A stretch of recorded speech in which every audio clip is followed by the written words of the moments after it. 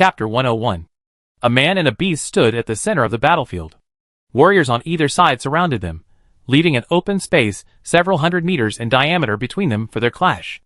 Standing before Harper, the 2-meter-tall Yi Zhan looked exceptionally small, but Harper's expression was solemn, without a trace of disdain. Having weathered countless battles, Harper possessed an acute sense of danger. He could clearly sense the terrifying power contained within the diminutive frame of this human before him. After the two were ready, Su Xingyu flicked his finger, and a miraculous wave of energy instantly spread throughout the surroundings. Ouch! With a roar, Harper struck first, stomping his hind legs into the ground. His body vanished like a phantom, and in an instant, he had leaped over 10 meters to reach Yi Zhan's front. His right arm, shrouded in crimson blood, reached out and grabbed Yi Zhan. Swish! Yi Zhan, already at the peak of the 6th level, had further strengthened himself after delivering the transcendental strike a few days ago, with Su Xingyu's help. He was practically halfway to the 7th level, waiting only for a moment of enlightenment before breaking through. Although he hadn't yet reached the 7th level, his strength had improved significantly. Faced with this lightning-fast attack, Yi Zhan shifted his body slightly, easily dodging it. A blood-red aura swept past, carving a meter-deep scar on the ground. Harper lacked weapons. His body was his greatest weapon. Claws struck, tails swept, maws bit. Harper's attacks were relentless and incredibly swift, like a frenzied tiger, relentless until its opponent was defeated. The dog demon's fighting style resembled that of a wild beast, relying entirely on its physical strength. In close combat, its advantage was infinitely magnified. However, facing this incredibly swift attack, Yi Zhan was incredibly agile, easily dodging and making Harper's attacks miss.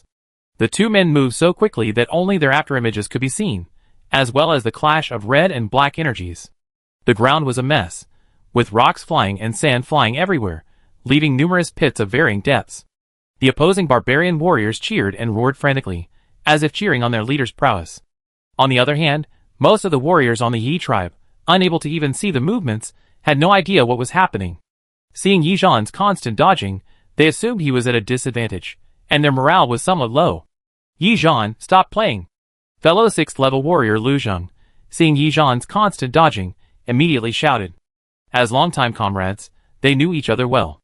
They knew Yi Zhan's strength perfectly well. Haha. I finally found a suitable opponent. Perfect for testing my strength. These past few days, I've grown so fast that even I'm frightened. Yi Zhan grinned. Facing another attack from the tail whip, he didn't dodge. With his hands, enveloped in black dou qi, he grabbed Harper's tail. Before Harper could bite, Yi Zhan suddenly retreated, his arms exerting force. Harper felt a surge of force, and then his body was dragged along involuntarily. Spinning, Harper's body lifted off the ground. Amidst Yi Zhan's furious roar, the enormous dog demon was flung skyward. Stomping his feet, Yi Zhan swung his right arm and delivered a powerful punch. Dou qi surged out, transforming into a black shockwave that struck Harper's chest. Crack, crack, crack. Hard scales shattered, his chest caved in, bones fractured, and Harper plummeted to the ground. Bang! The entire ground trembled. Dust flew up. Roar! Before the dust settled, a scarlet figure rushed out, heading straight for Yi Zhan. His eyes flashed red, and Harper, completely excited, leaped high, clenched his right fist, and struck Yi Zhan's forehead. Yi Zhan, undeterred, also threw a punch. The large and small fists collided. Two terrifying forces collided, a wave of air radiating from the center. With a crisp sound, Harper, the larger of his body, was sent flying backwards. Yi Zhan stomped his feet onto the ground and flew out, chasing Harper. Harper landed, leaving 2 shallow ravines. He screamed, swung his right arm, and charged at Yi Zhan again. The two sides engaged in another clash, but this time the roles were reversed, and Harper took the beating almost the entire time. The two monsters fought like this for a full half hour. Yi Zhan, covered in blood, grabbed Harper's neck with his right hand and pinned him to the ground. His eyes, bloodshot, glared at Harper and hissed, "You lose." Harper's body was covered in wounds, his flesh a bloody mess, and most of the scales that once resembled armor had fallen off, making him look utterly miserable. At this moment, Harper didn't even have the strength to speak. He could only nod slightly, then close his eyes, as if ready to accept his fate. Seeing Harper concede defeat, Yi Zhan released his right hand and sat down on the ground, panting.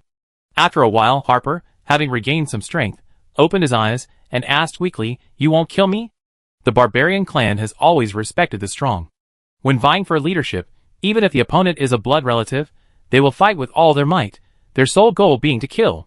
In the ring, only one dog demon can survive, without exception. In Harper's view, this was a battle for the leadership position, and if he lost, his only hope would be death. "Why should I kill you?" Yizhan smiled. "You are very powerful. 3 days ago, we could have fought each other. With bare hands, the odds of victory would be evenly matched." In the previous battle, Yizhan had not used any weapons, relying solely on his body. After years of training, Yizhan's physical attributes have been developed to their full potential. In other words, his current state is at the peak of the realm below the 7th level. Even without the improvement he made 3 days ago, he would still be confident of defeating Harper.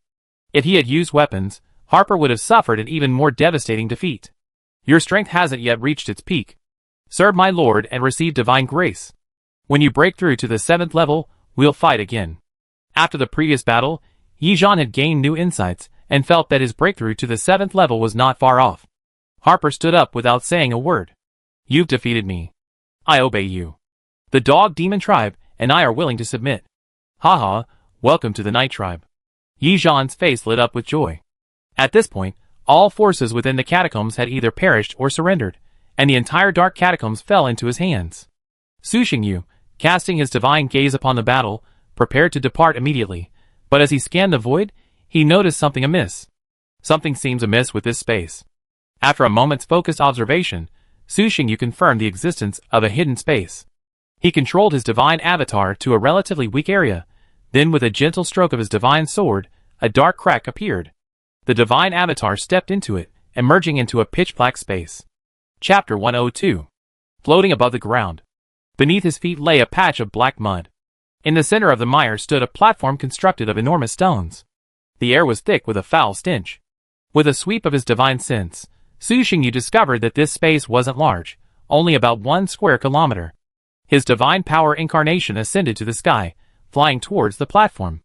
Just as he approached, the black mire beneath him suddenly began to churn. An immense figure burst forth, its maw open wide, and bit towards Su Xingyu, seemingly intent on swallowing him whole. Ouch! A closer look revealed a transcendental rank 6 dark dragon beast, nearly 20 meters long and as massive as a mountain. Its scales were arranged in an orderly pattern, like a body armor, gleaming with a metallic sheen. Its aura was fierce, exuding the aura of an apex predator, its physique no less formidable than that of a typical rank 7. Su Xingyu, having not explored the mire, had not anticipated the presence of such a ferocious beast beneath, and was caught off guard. However, he reacted quickly, casually waving his staff. A massive dark shield materialized beneath him, blocking the dragon beast's path. The dark dragon beast, reckless, charged headfirst. Bang! A dull thud echoed throughout the space. The dark shield cracked, but before the dragon beast could continue its attack, Su Xingyu, already retreating dozens of meters, waved his staff again.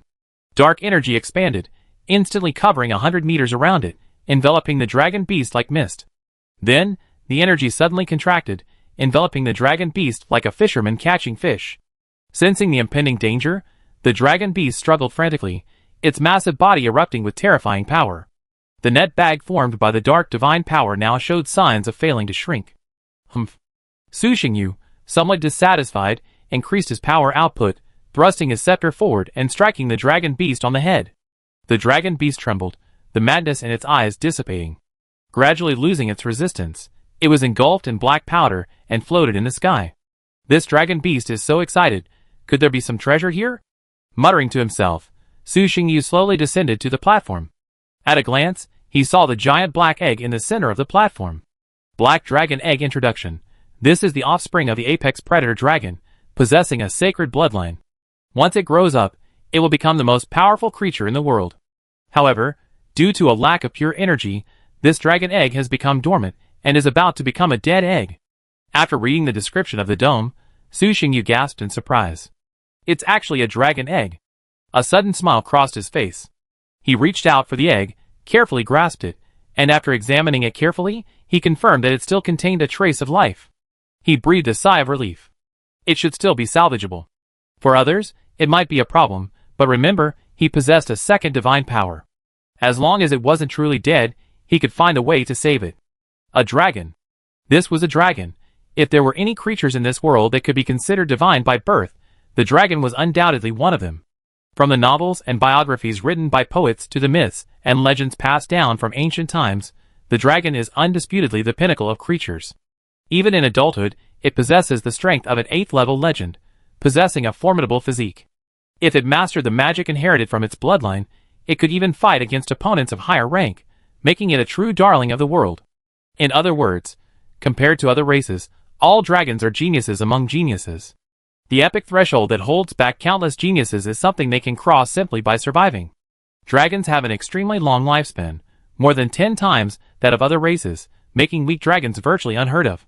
Aside from the difficulty of breeding pure-blooded dragons, they have few other drawbacks. Looking at the black dragon egg before him, Su Xingyu began to feel a surge of anticipation. I wonder how high this dragon will reach after his strengthening. 9th rank is definitely a no-brainer. Demigod shouldn't be a problem, and true god. TSK, my luck is truly amazing. To make sure he hadn't missed anything, Su Xingyu used his spiritual sense to carefully scan the entire space, inside and out, above and below.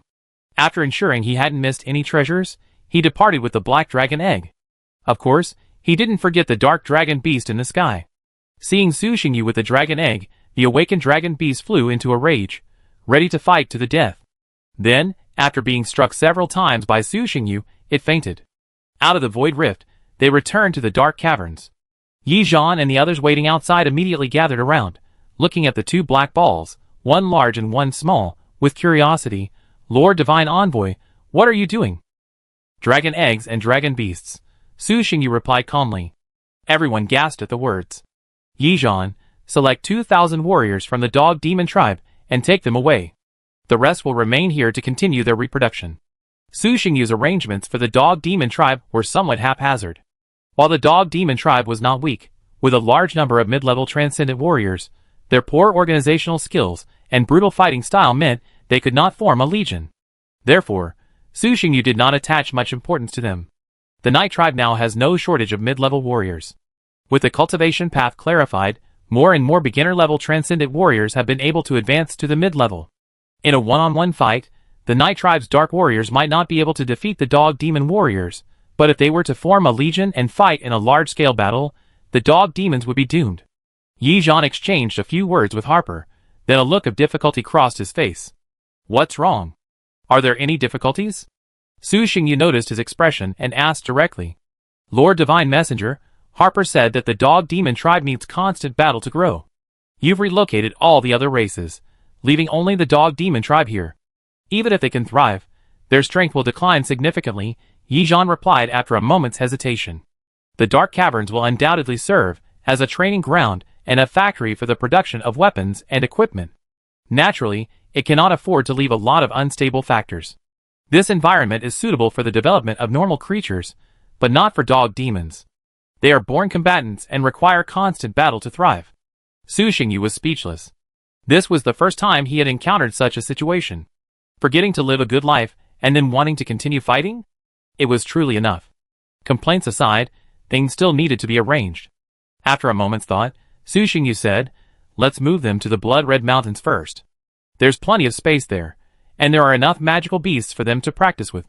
Suppressing his inner anxiety, Su Xingyu stayed in the dwarf city for another 7 days, finally finalizing the personnel relocation and management changes. Then he immediately returned to Eternal Night City, alone with the dragon eggs and dragon beasts. As for Yi Zhan and the others, they had already returned 5 days ago. Chapter 103. After returning to Eternal Night City, Su Xingyu used the divine source of creation to fully revive the dormant black dragon egg. As expected, this creation energy, capable of altering even bloodlines, proved extremely effective in restoring the black dragon egg. After just one use, the dragon egg was revived, its vitality intensifying. However, the energy consumption caused Su Xingyu some concern. Even with his considerable strength, the production rate of the silver divine power remained woefully slow. During this time, a strange phenomenon occurred. After the life within the black dragon egg showed signs of revival, the dark dragon beast unexpectedly quieted down and ceased its restlessness. The dark dragon beast's daily presence around the black dragon egg piqued Su Xingyu's curiosity, leading him to observe it closely, and discover that the two were actually connected by blood. Simply put, the dragon beast and the black dragon egg were likely half-brothers. The birth rate of pure-blooded dragons is low, but there are numerous sub-dragon species that embody dragon blood. Especially after adulthood, when dragons possess the ability to transform, without the physical limitations of size, they can interact with almost any species. Even more bizarrely, some creatures that ingest dragon blood can also be transformed into sub-dragon species. It can be said that the existence of dragons constantly strives for the diversity of the world's species. The parents of this dragon beast are unknown, but under normal circumstances, it shouldn't have treated this dragon egg with such care. To be honest, even if it devoured the dragon egg, Su Xingyu wouldn't be surprised. After all, its intelligence is not high, and it is more like a beast. Although he didn't understand why the dragon beast behaved so strangely, to prevent any accidents, Su Xingyu placed the black dragon egg directly into the divine realm, under the direct supervision of the divine spirit. The environment of the dark divine realm was also ideal for hatching black dragon eggs. Under the watchful eyes of the divine spirit, there was no need to worry about the dragon beast harming the dragon egg. After that, apart from periodic visits to the divine realm to strengthen the dragon egg, Su Xingyu paid no further attention. Soon after Yizhan returned to Eternal Night City, he entered a state of seclusion, officially beginning his breakthrough to the 7th level. After receiving the divine spirit's favor, strengthened by the rule instrument, and referring to the cultivation method compiled by the Night Tribe, the dog demon leader Harper quickly gained understanding. After swallowing a 7th level dark crystal core, this unusual dog demon, lying on a blood crystal vein, fell into a deep sleep and began his transformation. Besides this, there was the semi-metal giant leader, Agu. Having already reached the peak of rank 6, and after being overtaken by countless younger generations, he had finally accumulated enough foundation to break through to rank 7. After devouring a precious piece of legendary metal ore, Agu fell into a deep sleep within the metal vein. Su Xingyu gradually slowed down his invasions of other planes, until he finally abandoned them entirely and began to consolidate the tribe's strength. In his ongoing conquests, Su Xingyu had obtained many valuable items from other players, in addition to resources and population, which greatly strengthened the Night Tribe's foundation. But this also created a problem. The sheer complexity of these items made their utilization extremely inefficient before they were consolidated. This wasn't because Su Xingyu was lazy, but rather because there was simply too much. The speed of sorting out his gains was far slower than his own. So, during this final period, Su Xingyu planned to sort out all his gains. This was also a good opportunity to give the Night Tribe's warriors a break. After years of continuous battle, even the Night Tribe's warriors were inevitably a little tired. He wanted to take this opportunity to give them a long vacation. After a good rest, they would be better prepared to face the unknown ranked battles. Time flew by in the blink of an eye. As the ranked battles drew closer, the elementary realm fell into a strange calm. Players stopped attacking each other, and stayed in their own planes, either digesting their gains or continuing to farm. In short, they were all making the most of the final moments to strengthen themselves to the utmost. Eternal Night City. The 3 Night Warriors broke through the barriers one after another, reaching the 7th epic realm, truly becoming transcendent beings. After reorganizing the tribe, Su Xingyu had a rough idea of the Night Tribe's current strength. Indeed, earlier, due to various confusing reasons, even with the system's assistance, Su Xingyu had no clear idea of the Night Tribe's strength. Now, after some review, he can finally see it clearly. Deity interface name, Su Xingyu. God name, Lord of Darkness, King of Eternal Night. Godhood, Darkness. Authority, Corruption, Eternal Night. Divine Fire, Unignited. Divine Domain, Dark Realm. Divine Body, Uncondensed. Divinity, 3+1+1, 2 points of authority, supernatural ability, Darkness's favor, greatly enhances night vision, granting a bless to one's abilities in darkness. The strength of the bless.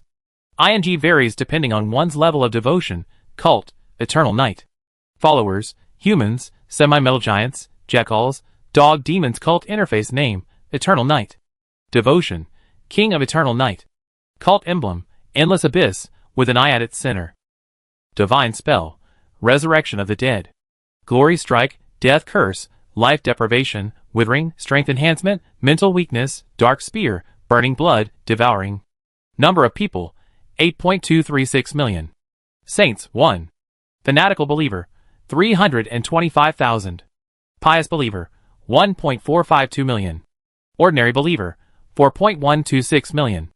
Paranormal believer, 1.561 million. Pseudo-believer, 772,000. Tier 7, 3. Tier 6, 134. Tier 5, 2,372. Tier 4, 13,623. Tier 3, 295,252.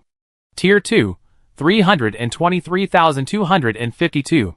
Tier 1, 2,254,562. Faith, 1.56 billion units. 10,000 units of faith equals 1 unit of divine source. Divine source.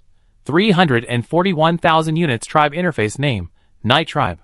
Number of personnel, 4,721,000. Special buildings, Basic Barracks, Dark Knight Barracks, Dark Warrior Barracks, Heavy Cavalry Battalion, Heavy Infantry Battalion, Explosive Archer Barracks. Supernatural Power Tier 7, 1. Tier 6, 78. Tier 5, 1,458. Tier 4, 8,253. Tier 3, 182,437.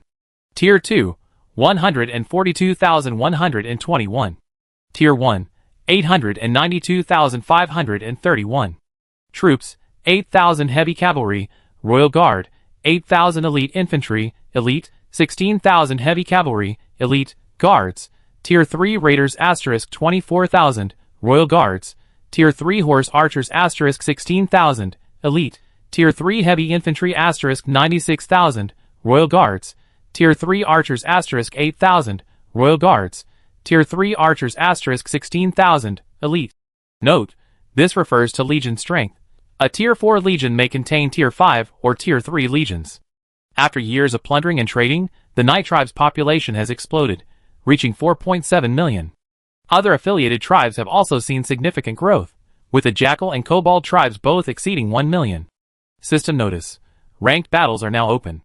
Players can sign up to participate. Countdown, 1 hour, Appendix, Ranked Battle Rules. Chapter 104. With the system announcement, the entire elementary realm erupted in excitement. Players, who had been preparing for a long time, immediately joined after reading the competition rules. The rules of the qualifying round were simple. First, the scope of the competition within a community. The system divides the elementary realm into 4 major regions: East, South, West, and North. Each major region is further divided into 100 communities. Each community has at least 1 million players, but this data is from a month ago, in the main world. In that month, new players have entered and veteran players have fallen. Therefore, no one except the system knows the exact number of players in a community. The competition is divided into 2 rounds. The first round is a real battle. The system will connect the planes of the 2 players, leaving a blank area in the middle as the battlefield. There will be 10 strongholds on this area. Over 10 days, the player with the most strongholds will win. Players who feel they are outmatched can also choose to surrender. After 10 rounds of competition, the system will rank the players based on their performance. The top 10,000 players advance to the second round. The second round will feature projection battles. The system will project the entire tribes of both competitors into another world, allowing them to battle. The criteria for victory remain the same as in the first round. Higher-ranked players cannot refuse a challenge from a lower-ranked player, otherwise they will be considered defeated. Low-ranked players cannot challenge players whose ranking is significantly different from their own. World Exchange Channel East District 36. Fly together. It's a competition within the community. Our community is District 36, and since we're ranked relatively low, there shouldn't be many big names, right? Invincible Man, I'm sorry to tell you, the numbers in this neighborhood are probably randomly assigned, so no one knows if there are any big shots. Bear King, this random player selection is a bit unfair. What if I'm unlucky and the opponent is always a master? Wouldn't I even be able to break into the top 10,000? Brother Chom, come on, not directly giving a ranking is already good enough. I'd rather not have a first or second round, just give an initial ranking, and those who think they're stronger can challenge higher. Now they're having a single round of selection, which is like real combat, and they're wasting manpower. Carnivore Big Bear, if you encounter me, big shots, please remember to show mercy, and don't destroy my hard-earned fortune. Super Invincible Violence Dragon Beast, ha ha, after all this wait, the ranked matches are finally here. I'm going to crush you all, and get the best rewards. Village Chief who loves farming, damn it. My house was robbed while I was fighting some time ago, and I haven't recovered yet. How come the ranked matches are here? Can't I wait a little longer? Damn it! Eagle Strike the Sky, come on, Let the storm come even harder. Mozhan, I can't wait to smash your heads in with my hammer, he Su Xingxing, eating several Soul Hall elders in one meal, and you can actually make such a sinister noise. Tianwei, please pray that I don't face too strong opponents. I'm not asking too much, just make it to the second round. Amidst the excitement, the registration deadline soon arrived. System notice. Ranked matches have begun. Your opponent has been randomly assigned to Jasmine. Do you want to enter the battlefield? Countdown, 60 seconds, yes. Su Xingyu, already prepared, chose to enter the battlefield without hesitation. The opponent on the other side also chose to enter at the right time. System prompt. The two planes have been merged, and ranked battles can begin. With Su Xingyu's strength, he didn't notice any movement as the system completed the battlefield fusion. A map appeared in his mind, with 10 red dots on both sides of the battlefield. These were the battlefield strongholds. To the north of the Black Earth Plain, beyond the border city, lay a plain. And now, a piece of land had appeared out of thin air on this plain. This was the venue for the two sides' competition. The battlefield stretched for hundreds of kilometers, a vast expanse. On the other side of the battlefield, a city brimming with greenery and nature was in sight. A large number of elven warriors gathered and moved towards this border city. A stunningly beautiful elf, clad in a magnificent robe and crown, stood atop the city wall, gazing at the battlefield in the distance. She muttered to herself, "Eternal Night? Sounds like a dark-type player. I wonder if my preparations will be of any use. Your Majesty, the elven army is ready, and ready to march at any moment." A handsome male elf stepped forward and respectfully reported his work. "Okay, let's go and capture the strongholds." Jasmine nodded and immediately issued the order to march, preparing to seize the closest strongholds first. After all, defending a city is always much easier than attacking it. As long as she captured 5 strongholds and then held them, she would be inherently invincible. Due to time constraints and difficulties in mobilizing troops, Jasmine set out with only 70,000 elven warriors. Soon, they arrived at their first stronghold, a small city capable of accommodating tens of thousands of people. Leading a few thousand men to guard it, Jasmine followed the map's instructions and reached the second small city. It was still deserted, so she sent several thousand more from the main army and continued on her way. However, less than halfway through their journey, something unexpected happened. A swift eagle, a scouting monster, was overtaken and torn to pieces by a sky-splitting eagle. Above, a force of over 20,000 black-armored cavalrymen surged towards the elven army like a black wave. Enemy attack. Treant Legion, prepare for the cavalry charge. Elven archers, switched to light arrows. Facing the cavalry attack, Jasmine remained calm and methodically formulated her strategy. She had not included any cavalry in this expedition. The force would primarily consist of infantry. The elves had cavalry, and they were extremely powerful unicorn cavalry. Unlike the half-baked equine horses of the human race, unicorns were excellent mounts, perfectly suited to elven warriors.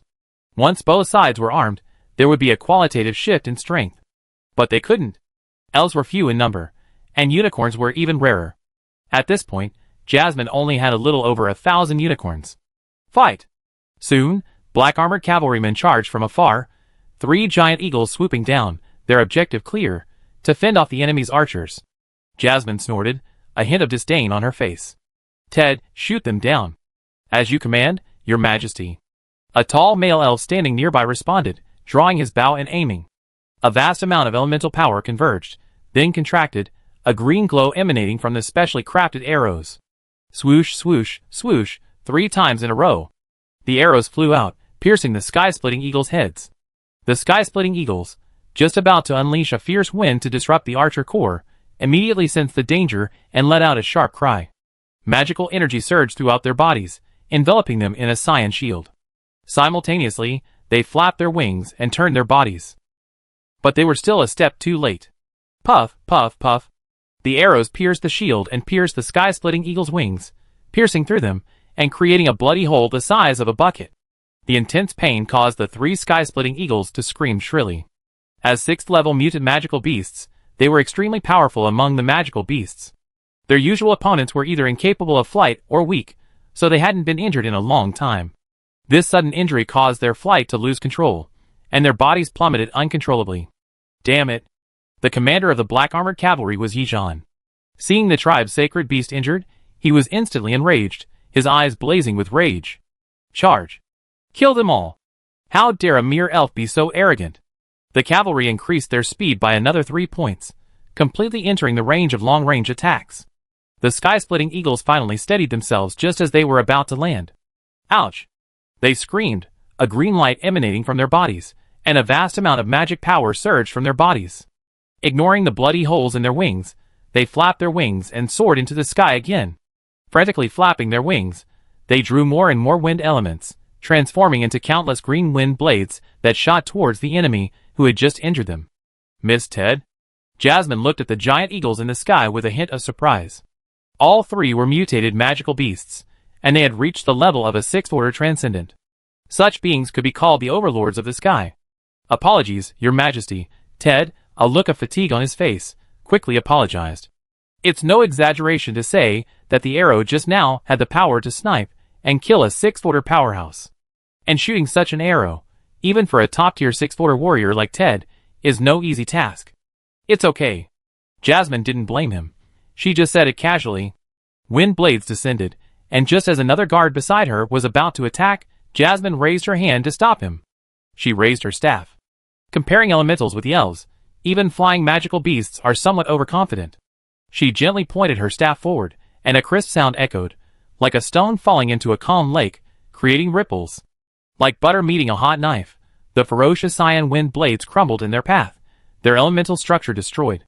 From a powerful wind blade, they reverted to a lithe wind element. Then, under Jasmine's control, these wind elements transformed into countless elemental arrows, which hurled back at the 3 sky-splitting eagles. Swoosh, swoosh, swoosh. The sky-splitting eagles were shocked and furious, completely bewildered by what was happening. Facing the incoming arrows, they mobilized their entire magical power, flapping their wings forward, unleashing a terrifying blast of air. The terrifying elements collided, like 2 airplanes colliding, erupting with a terrifying roar. At the same time, the elven archer released his fingers, unleashing a golden arrow, a hail of arrows covering the entire sky and pelting the black-armored cavalry. Light, what a disgusting power.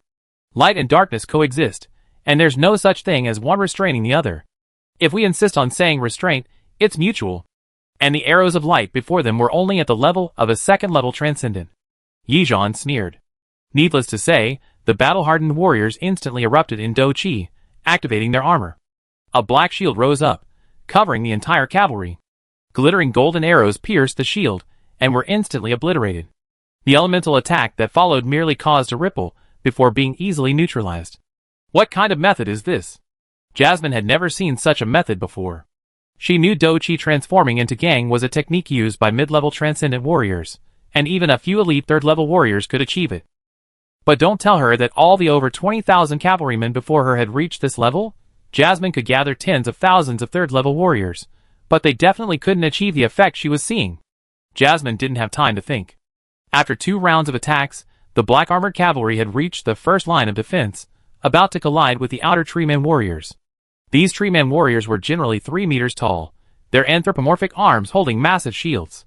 Their roots had sunk into the ground, and with their shields raised, they stood before the black-armored cavalry like an iron wall.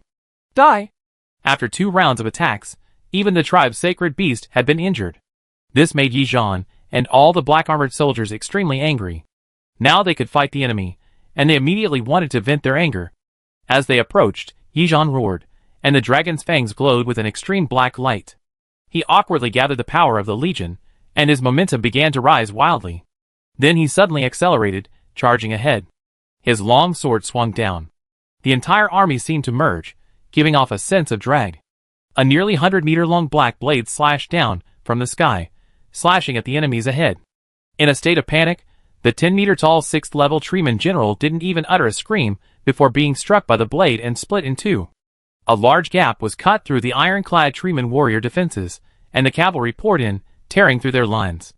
The tightly knit military structure ensured that this cavalry corps was not lacking in strong men. Led by each mid-level warrior, the elven army presented a one-sided victory. F***K. Jasmine had a lot to say. What was that blade mang just now? And what about these soldiers? How could there be so many mid-level warriors in a single legion? Was the guy on the other side cheating? Without hesitation, Jasmine immediately surrendered. I give up. System notice. Player Jasmine has chosen to surrender in the first round of ranked matches. Please confirm again? Confirmed, confirmed. If I don't hurry, all my soldiers will be killed. Jasmine was resolute in her decision. The opposing cavalry was so strong, she had to fight them head-on.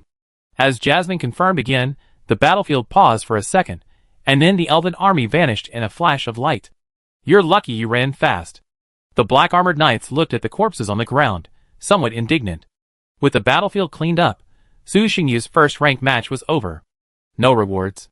At this moment, the information channel outside was also buzzing. Chapter 105. Xiongwenxing. Can someone explain why, given the same development time, my tribe's warriors are a full level behind the enemy? What the hell is this? Thousands of transcendent warriors have died for nothing, and I'm heartbroken. Love candy, what's that? Damn it!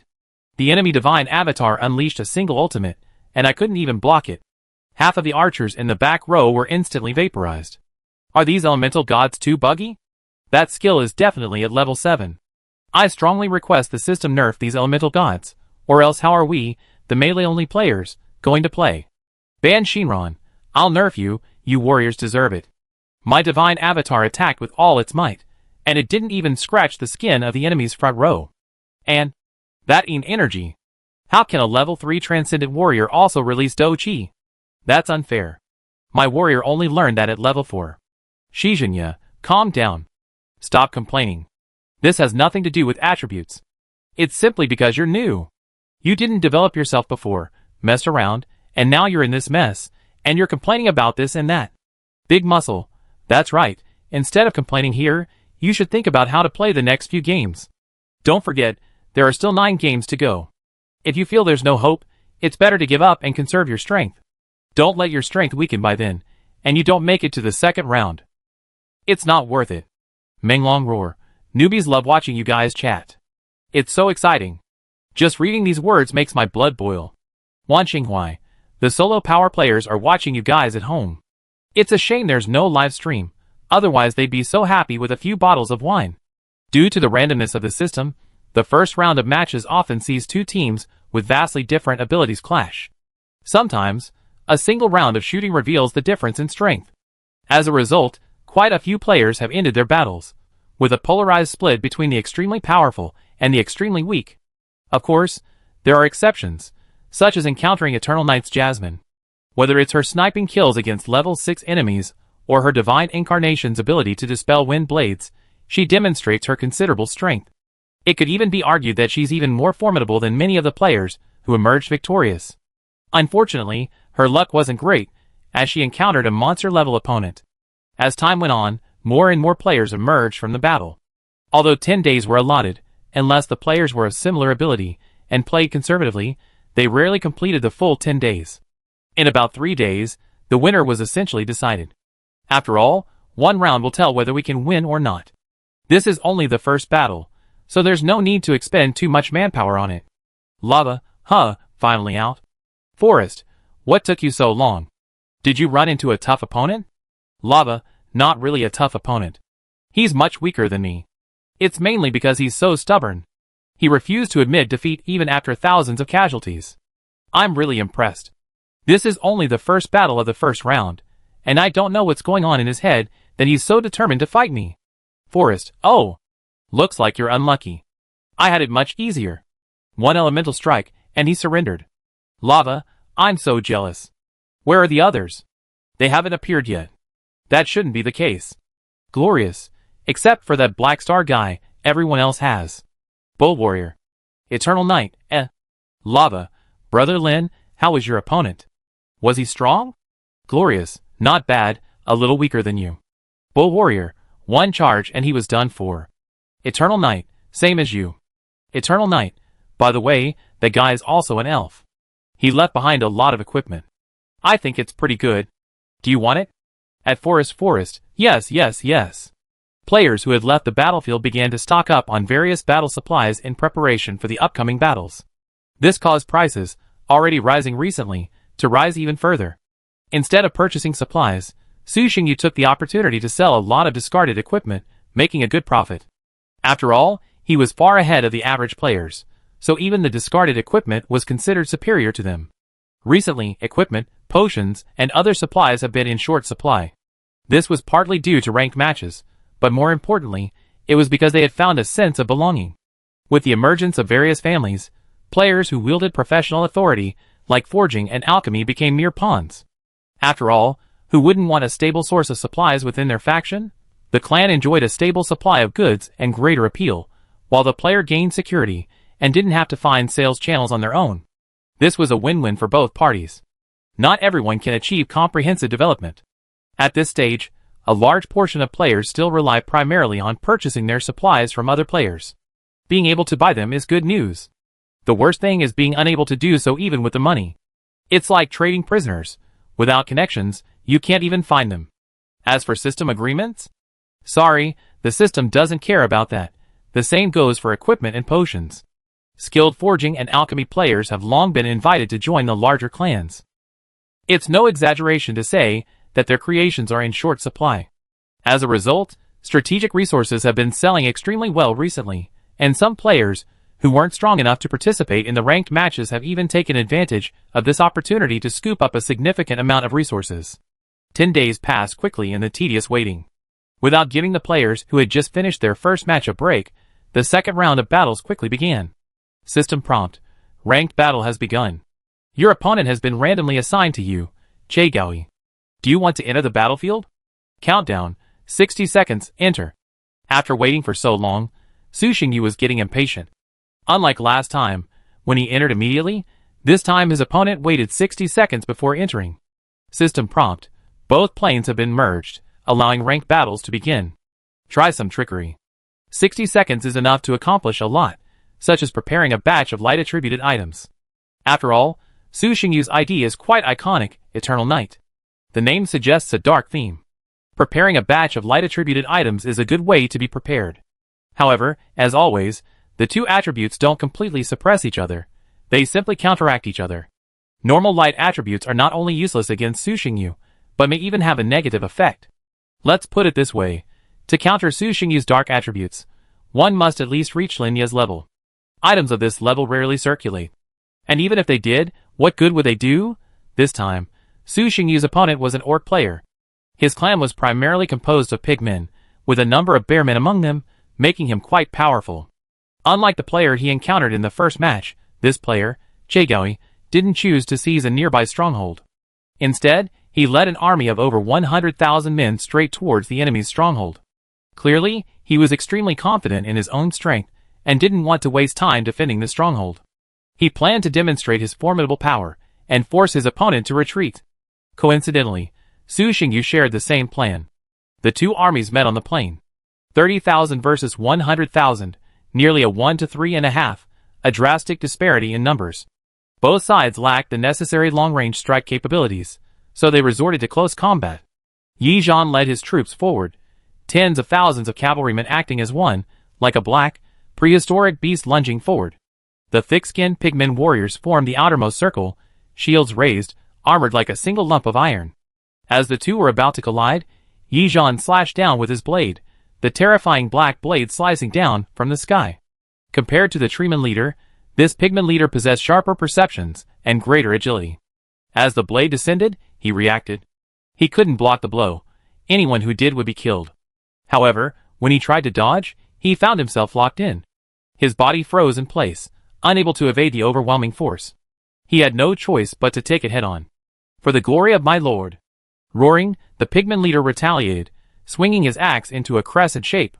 Dochi surged through his body, transforming into a shockwave that slashed at the black blade. And then, as expected, the shockwave collapsed upon impact. The blade descended, and the 6th-level transcendent pigman leader, along with all the orc warriors within its reach, fell. He could react and keep pace, but he simply couldn't dodge. The same move, but still effective. The 7th level is a threshold. Once crossed, everything undergoes a qualitative change. The power that previously required Su Xingyu's assistance, now, after ascending to the epic realm, Yi Zhan could mobilize independently. Even though the demands on a soldier were high, and the burden placed on him was considerable, being able to do it, and being unable to do it were two different things. The same scenario played out again, leading the army through the breach, slashing with their long swords, and the orc warriors who surged forward fell one after another. Compared to the elves, the orc warriors were even more courageous. Even if a hole was opened in the battle line, Even if the enemy was extremely powerful, as long as the orc god was watching them, they would never give up the fight. What a strong fellow! The orc player's divine avatar rushed forward, blocking Yijan's way. He stomped his feet on the ground, and his body jumped high, rushing towards Yijan, swinging the battle axe in his hand. Yijan showed a wild smile on his face, and his body rose into the air, sweeping the long sword forward, and the sharp sword light flew out. The pigman's divine power incarnation shattered the sword light, and the battle axe and the long sword collided with each other. The collision of two terrifying forces erupted with an astonishing momentum, which suppressed the soldiers below so that they could not raise their heads. Even on a battlefield filled with tens of thousands of people, the two's battle was still dazzling. However, after only a few dozen rounds, the orc player began to strain. If the battle continued, this incarnation of divine power would likely be killed here. Surrender? Seeing no chance of victory and unwilling to incur unnecessary casualties, he immediately submitted a surrender request to the system. Soon, leaving behind nearly 1,000 corpses, the orc army vanished in a flash of light. It's like this again. They always run away before they're satisfied. Falling from the sky, Yijan's face showed a hint of dissatisfaction. It had taken him half a day to travel, but the battle lasted only a moment, a real letdown. The second ranked match concluded with this. For some reason, Su Xingyu faced strong opponents in both matches. However, the impact on Su Xingyu was limited. He could defeat any opponent. During the ranked matches, the entire realm seemed much more lively, with the message channels filled with players' complaints. And the ranked matches continued to advance. In the third battle, Su Xingyu finally encountered a legitimate opponent. It was a human player. They didn't even engage in a formal exchange. Seeing the terrifying momentum of the tens of thousands of cavalry charging towards them, he was frightened and immediately surrendered. In the fourth battle, Su Xingyu encountered a goblin player. While not particularly strong, he possessed a wealth of tricks, possessing a constant stream of strange items. They spent some time at the central stronghold, but these tactics proved futile against the overwhelming strength, and he ultimately surrendered. In the fifth battle, he faced a Null player, easily defeating them with over 1,000 kills. In the sixth battle, he faced a Snakeman player. In the seventh battle. In the eighth battle. In the ninth battle. As time passed, the first round of qualifying quickly drew to a close. In the 10th battle, the opponent was a formidable dwarf player. He had assembled an armored army, their heavy armor a sight to behold. Even someone as formidable as Su Xingyu, with his limited forces at the border, was unable to defeat them. Finally, after receiving reinforcements of 50,000 Terran infantry and 100,000 retainers, and another day of fierce fighting, the enemy surrendered. This ranked match lasted 7 days, with the Night Tribe losing over 3,000 men, while the enemy left behind nearly 10,000 bodies. There was no way around it. Facing such heavy armor and immense strength, only the most elite warriors could defeat the enemy. The Jackal warriors were numb, unable to strike. Casualties on both sides appeared considerable, but casualties among the tribe's warriors were relatively low, around 500 Terran and around 3,000 dwarf. With the conclusion of the first round of ranked matches, the initial rankings within the community were revealed. At the top of the list was Su Xingyu. Rankings East District 36, first place, Eternal Night. Second place, Mad Lion. Third place, Fallen Feather. Fourth place, Volcano. Fifth place, Devouring Star. Sixth place, Shiwenwen. 10,000th place, Doesn't Eat Spicy Noodles. The rankings from 1 to 10,000 are very clear, but aside from the names, there's not much information available. System notice. The second round of qualifying is about to begin. Countdown, midnight. Chapter 106. With the announcement of the initial rankings, the entire elementary realm erupted in excitement, with heated discussions taking place on the information channel. Romance on the Mo River. I was wondering why I couldn't win. I took a look. In the 10 battles of the first round, I faced 3 opponents ranked in the top 100, and one even made it into the top 10. The system is overkill. Withered Rose. Brother, I just checked, and your ranking isn't low either, even in the top 1,000. Isn't it normal to encounter them? I can't just assign you weak opponents and let you bully them. Hidden Dragon in the Abyss. Don't brag about the 2 above. You're all about the same. One is worth 320, the other is worth 580. Eagle Soaring. I was hoping for some fun, but tears started falling. All the big guys are just being so rude. So I'm the only one getting the fun, right? Orcs will never be slaves, fuck I. Our orc players are so strong, making up almost a third of the top 100. Sad koala, that's normal. With their formidable physique and resilience, paired with the right divine attributes, the orcs shouldn't be too far behind. It's surprising they're so few in number. But they're only strong in the early stages. Once everyone develops, that advantage will diminish. Arrogant Sky, our clan leader, is in 7th place. Awesome. With a big boss protecting me, I wonder who dares to bully me anymore. Hee. Hidden dragon in the abyss, wake up. This is your boss, not your father. I don't have the time to bother you. Fragmented, fuck, why? I won 6 games, so why can't I even make it to the second round? It's unfair. There's something fishy going on. There's definitely something fishy going on. Drunk and unfading flower, what the hell? I won 7 games, and I'm still only ranked around 9000. Withered Rose, I lost 3 games, and I thought I wouldn't even make it to the second round. But then? Zhu Yangyun, maybe it's all about battlefield performance. Winning or losing is only part of the equation. After all, there's always the possibility of a clash of titans.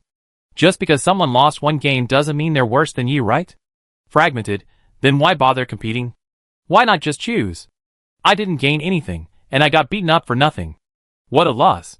Yuhua, whether we compete or not is up to you. You can't just look at the stats, right? So I'll just keep stacking up the troops. A fragment of a void plane. Originally, this was a large plane fragment, captured by a group of players, and then transformed into a clan settlement. A clan settlement called the Brotherhood Alliance. Clan members of the Brotherhood Alliance often gather here, communicate, and conduct various trades. As the system's functionality matured and players gained the necessary strength to support plane exploration, most players avoided the City of the Gods unless absolutely necessary. It wasn't that they couldn't afford the small amount of divine energy, but rather that the time cost there was too high.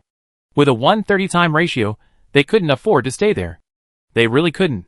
Sometimes, a simple transaction could take a whole day, which, converted into plane time, would be a month. Besides safety, players hadn't yet seen any other advantages of the City of the Gods. So, as they gained strength, they all moved their discussions to the plane fragments. Amazing, boss! You actually made it straight to 2nd place.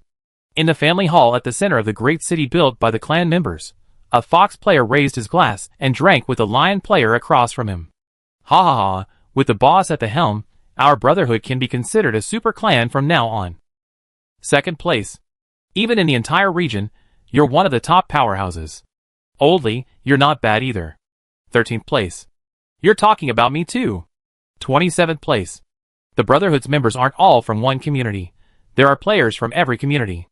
It's just that the clan leader's region has more members.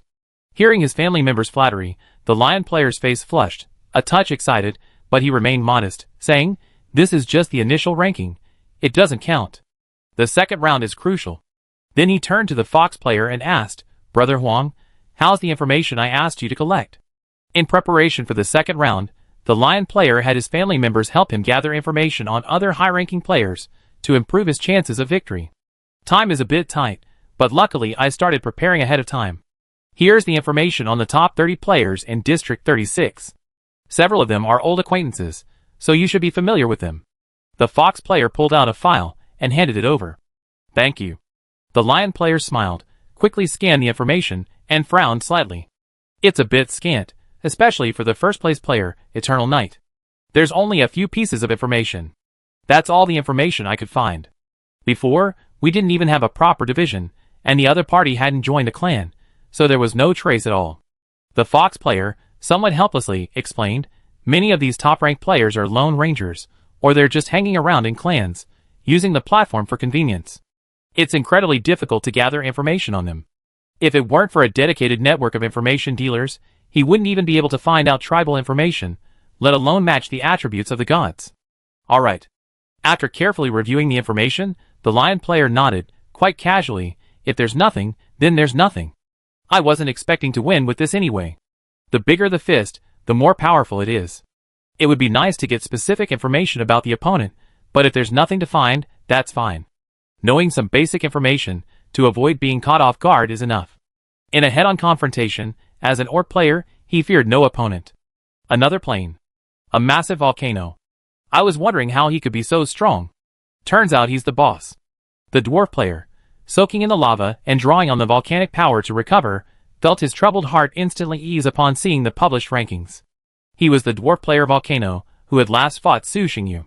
In the last 2 battles, he encountered strong opponents, especially the last one, where he was pinned to the ground the entire time, which completely destroyed his confidence. Now he knew that those 2 guys were ranked 13th and 1st respectively. This made sense, then, as he struggled so hard. It wasn't that he wasn't strong, but rather that his opponents were indeed quite tough. Many players shared Huishan's sentiments. Those who had initially been somewhat unsure gradually calmed down after seeing the opponents they had faced along the way. A day passed quickly. System notice. Second round of ranked battles begins. With the system notification, all players entering the second round were drawn into a mysterious space by a force. From a trance, his vision brightened again, revealing a magnificent hall. Its exterior walls were constructed of golden stone shaped like dragon scales, shimmering with a dazzling and moving light. Inside, massive stone pillars imbued with an ancient aura rose tall, supporting the structure. Carved upon them were various powerful creatures, dragons, angels, titans, behemoths, elven dragons, and so on. Their eyes, filled with majesty, gazed upon the entrance, as if they would burst forth from the stone pillars at any moment. Numerous carvings were also carved on both sides of the walls. They depicted the birth of all living things, ignorant and naive, unable even to wield fire. Gods descended, incarnated, bestowed divine grace upon them, and guided them to form civilizations.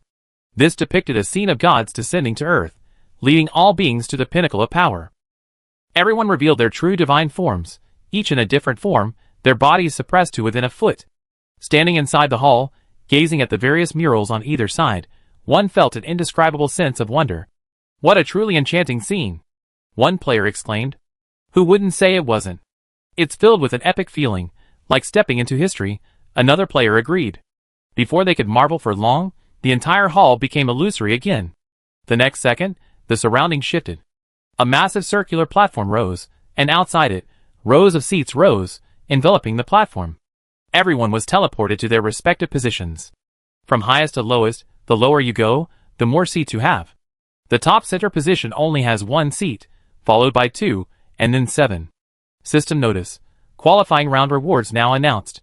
First place, World Origin *150, 000, Divine Origin *1, 000, Growth Rule Instrument, of your choice, only reward. Special Divine Domain Building, of your choice, only reward. 3 Tier 4 Divine Domain Building Blueprints, 100 entries to the life pool, 1 extremely large mineral core, only reward. 1 dark gold treasure chest. World Blessing Colorful, only reward increases spiritual energy concentration by 200%, increases comprehension by 30%, increases new generation qualification by 15%. Second place, World Origin *100, 000, Divine Origin *500, 000, Growth Rule Instrument, only reward. Sacred Artifact of Faith, only reward. 2 Tier 4 Divine Domain Building Blueprints, entrance to the life pool. 70 spots. 1 extremely large mineral core, only reward. 3 golden chests. World Blessing 5 colors, only reward increases spiritual energy concentration by 150%, increases comprehension by 20%, and increases new generation aptitude by 10%. Third place, World Origin *100, 000, Divine Origin *500, 000, Growth Rule Instrument, only reward. 1 Level 4 Divine Domain Building Blueprint, 45, 1 extremely large mineral core, only reward. 2 golden chests. World Blessing 3 colors, only reward increases spiritual energy concentration by 120%, increases comprehension by 15%, and increases new generation aptitude by 7%. 4th to 10th place, World Origin *100, 000, Divine Origin *500, 000. Rule Artifact, Unique, Tier 4 Divine Domain Building Blueprint, 25, Large Mineral Core *2, Unique, Golden Treasure Chest, World Blessing, Unique Reward increases spiritual energy concentration by 100%, increases comprehension by 6%, increases new generation qualities by 5%. 11th to 100th, World Origin *20, 000, Divine Origin *200, 000, Growth Type Faith Artifact, Unique, Tier 3 Divine Domain Building Blueprint *3, 10, Large Mineral Core *1, Unique, Orange treasure chest *1, world blessing, unique reward increases spiritual energy concentration by 80%, increases comprehension by 4%, increases new generation qualities by 3%. 101st to 1000th, world origin *10, 000, divine origin *100, 000. Sacred artifact of faith, unique 2, 5 tier 3 divine domain building blueprints, 1 medium mineral core, unique, 1 purple treasure chest. 1001 to 2000, 5000 world origin, 50,000 divine origin, tier 3 divine domain building blueprint, 1 small mineral core, 1 yellow treasure chest.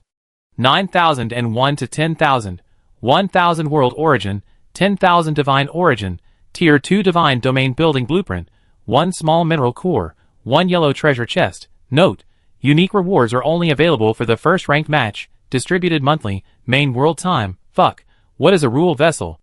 I've never heard of it. Such generous rewards. But why are there so many things I've never even heard of? What's a mineral core? What's a rule artifact? Any experts out there know the effects? Tell me. This first place reward is so mouthwatering.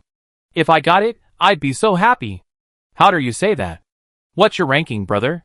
3,200. The rewards announced in advance by the system set all the players into a frenzy. Although some of them were completely unheard of, just the ones they could already see were enough to make their mouths water. It was truly lavish. Rule artifact. This time, there's actually a rule artifact in the rewards. Ordinary players didn't understand, but those in the upper seats knew just how precious the rule artifact was. Their expressions instantly grew excited, their eyes burning with excitement, practically igniting flames. Hey bro, what is a rule artifact? Can you tell me about it? A player in the fourth row, seeing his friend so excited, immediately asked. The guy, eager to speak, coughed twice, clearing his throat before speaking. It's a good thing, more precious than a divine artifact. It's said that there are 2 types of rule artifacts. One is a growth type that directly increases innate attributes. Before he could finish, someone nearby exclaimed, "Holy crap, innate attributes can actually be increased." Ahem. Sorry, I lost my composure. Please continue. The man rubbed the back of his head, a look of apology on his face. Anyone who has signed a contract has a chance to increase their innate attributes. As the level of this rule artifact increases, the chance increases. I heard it's 20% at the beginning, and 20% more with each subsequent level. No wonder those guys' followers are so outrageous. I'm afraid they all have rule artifacts. Someone muttered, suddenly realizing. What about the other type? Another person asked. The other type is the utilitarian type, possessing all sorts of incredible abilities. However, I'm not very familiar with this. No one will casually reveal the specific information about the rule instrument. The player stroked his chin and added, of course, I heard this from the elders in my family. I'm not sure if it's true, and I don't own a rule instrument. Chapter 107. System prompt. The second round of ranked matches begins. Players can choose their own opponents to challenge. Victory will determine the opponent's ranking, while failure will maintain their ranking. The second round of ranked matches will last 10 days, main world time. Note, this is a phantom world, everything is illusory. Note, the time ratio has been adjusted to 1 to 150. Note, each player has 10 opportunities to initiate a challenge. The first challenge will bypass the ranking limit. With the official start of the ranked matches, the chattering crowd below finally stopped. The players in the top rows didn't initiate the challenge, seemingly waiting for something. Crazy Lion, you want to compete for first place, right? Let's start the fight. Show off. A werewolf player in the third row turned and looked at the imposing figure above, smiling. Hearing this, Su Xingyu, who was sitting at the top, his right hand resting on the side of his face, lost in thought, tilted his head slightly to look at the lion player below. Whether I win the first level or not is none of your business. How about we practice first? Crazy Lion retorted somewhat unhappily. The werewolf player chuckled, no rush. I'll challenge you later if there's still time. Crazy Lion snorted, glared at him, and said nothing more. Meanwhile, the players below were also becoming increasingly impatient and began selecting their opponents. Some of them hadn't even collected any information on their opponents.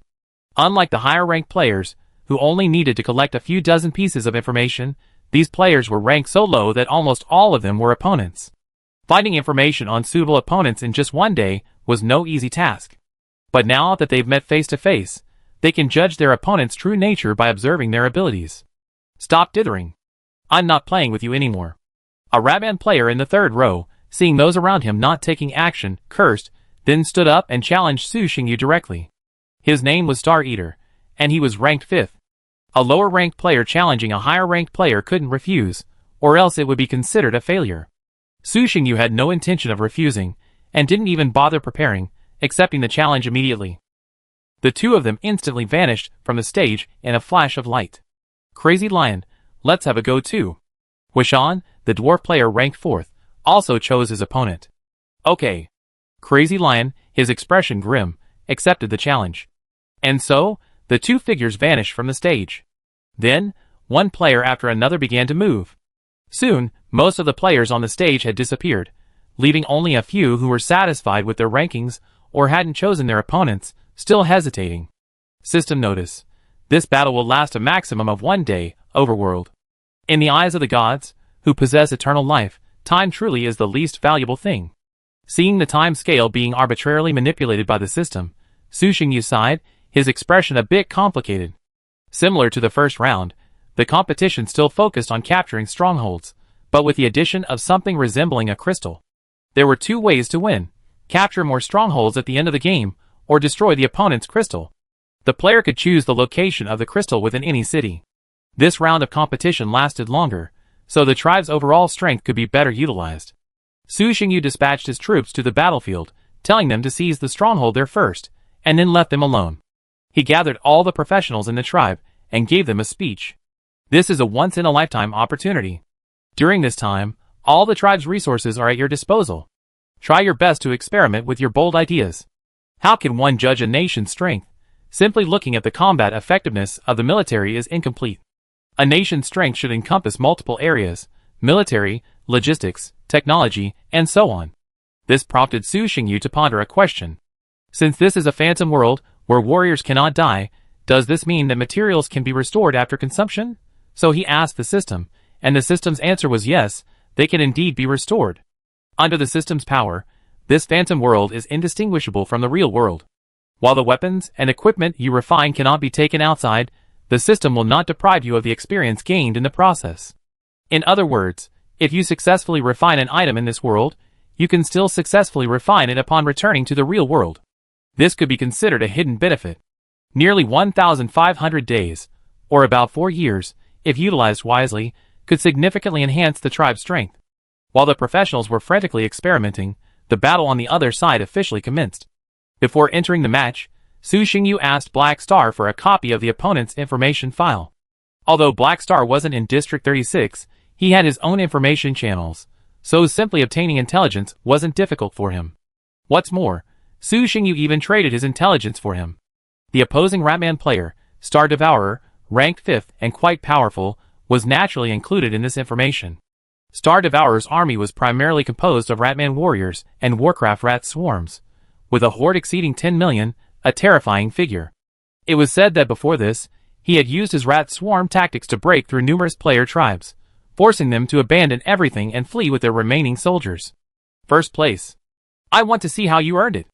The Ratman player's divine incarnation commanded the tribe's army, charging directly into the battlefield. 200,000 Warcraft rat swarms, and nearly 100,000 Ratman warriors made for a formidable force from the outset. Ignoring his stronghold, Star Devourer headed straight for the Night Tribe's border city. However, before the Ratman army could enter the other half of the battlefield, nearly 50,000 black armored cavalry charged in. Devour them. Roaring, the Warcraft rat swarms charged forward, colliding with the cavalry. Flying everywhere. The front row of demonic rats, nearly 3 meters long, were sent flying by the charge of the black armored cavalry. Or else, they were trampled down by the horses' hooves, turning into a pool of mud. The warriors on horseback swung their long swords, slicing the leaping giant rats in half, their foul-smelling blood splattering on them. But gradually, under the rats' fearless resistance, the cavalry slowed. Behind the rat army, the rat priests continuously cast magic, blessing the front troops. The giant rats, their eyes crimson, were consumed by a frenzy. They knew no pain, no fear of death, but only a simple and unvarnished desire to kill the enemy before them and devour their flesh and blood. Chirp, chirp. Giant rats continued to fall, but more would rush up to fill the gaps in the battle line. This is what we call battle. Yizhan, brimming with excitement, casually swung his blade. In a flash of light, he instantly killed a 6th-level giant rat leader in front of him. Blood quickly dyed the ground red, and the corpses of giant rats were scattered all over the ground. Star Eater cared nothing for his fallen followers. Not only did this seem like a fantasy world, but even the real world wouldn't concern him. The followers' powerful reproductive capacity made him powerful, but also caused him great distress. There were too many of them, and they couldn't afford to support them. This was the reason for his constant wars, because his race relied on war to achieve maximum effectiveness. Aside from the elite troops selected from the vast number of followers, he didn't care how many of the other warriors died. After all, they would be reborn in a few days. But Star Eater was also surprised to see the black armored cavalry still charging the formation. These warriors on the opposite side are quite formidable. As a player with a high incursion frequency, Star Eater has encountered more races than Su Xingyu, including quite a few human players. However, most of these players are relatively weak. Their armies include warriors and mages, but ultimately, neither of them master their tactics. Faced with the Skaven army's tidal wave tactics, they essentially collapse mid-fight. The human player before him, however, gave him the feeling of facing a lone, powerful player. No matter how many warriors you have, no matter how fierce they are, I will always stand firm. If the Skaven army is the tidal wave, then the opposing cavalry is the warships riding the wind and waves. No matter how many waves lay before them, they will continue to advance. The battle lasted from noon to dusk. The warriors' armor was stained red and black, their bodies drenched in blood, both enemy and personal. They looked terrifying, like a demonic knight returned from hell, a sight to behold. Seizing the opportunity, Yi Zhan led his cavalry, breaking through a weak front. Trying to escape, Shirshing frowned, quickly deploying his spare elite troops to the breakout point, blocking the cavalry. Then, Yi Zhan and the troops behind him erupted in a sudden flurry of sword strikes, slashing through the newly assembled Ratman defenses in front. Without waiting for the Ratman to close the gap, Yi Zhan and his cavalry charged forward. Seeing this, Shirshing had no choice but to withdraw his Ratman forces. Watching the retreating black armored cavalry, Shirshing counted the casualties on both sides, his expression suddenly darkening. The enemy's black armored cavalry had suffered nearly 1,000 casualties, while his own side had suffered nearly 40,000. 140. Even though Star Eater had been mentally prepared when he saw the black armored cavalry's combat effectiveness, this death ratio still nearly made him curse. Through hundreds of battles, large and small, his Skaven army had never once held an advantage in casualty ratios. Even against armies of monsters, from the planar fragment, the ratio was roughly 1 to 3. Facing players, the ratio was often closer to 1:10. The most outrageous one was against an orc player, at 1:15, and he lost that battle. But 140 was outrageous. This ratio meant that in that previous battle, if the enemy had been willing to take the losses, they could have even slaughtered him. Headache. Even though this army didn't include many elite troops, the fact that 300,000 warriors couldn't defeat 50,000 made Star Eater realize the reality. He probably couldn't win this battle. Forget it, let's talk about it after the battle. I'll just consider it a chance to hone my skills. Soon, Star Eater cast his worries aside. After having his men clean up the battlefield, he dispersed the army to his 5 strongholds. At the same time, he began frantically deploying troops from the tribe, ready to use this opportunity to make his warriors see blood. The fruits of cultivation cannot be carried abroad, but combat experience can be, as can the insights gained from breakthroughs. Even though the Ratman's cultivation differs radically from that of normal creatures, they have their own path, and a few more steps can still be useful. After this clash, both sides virtually abandoned production and began frantically deploying troops towards the border. Until one day, a major battle broke out across the battlefield. Like a meat grinder, tens of thousands of soldiers perished daily.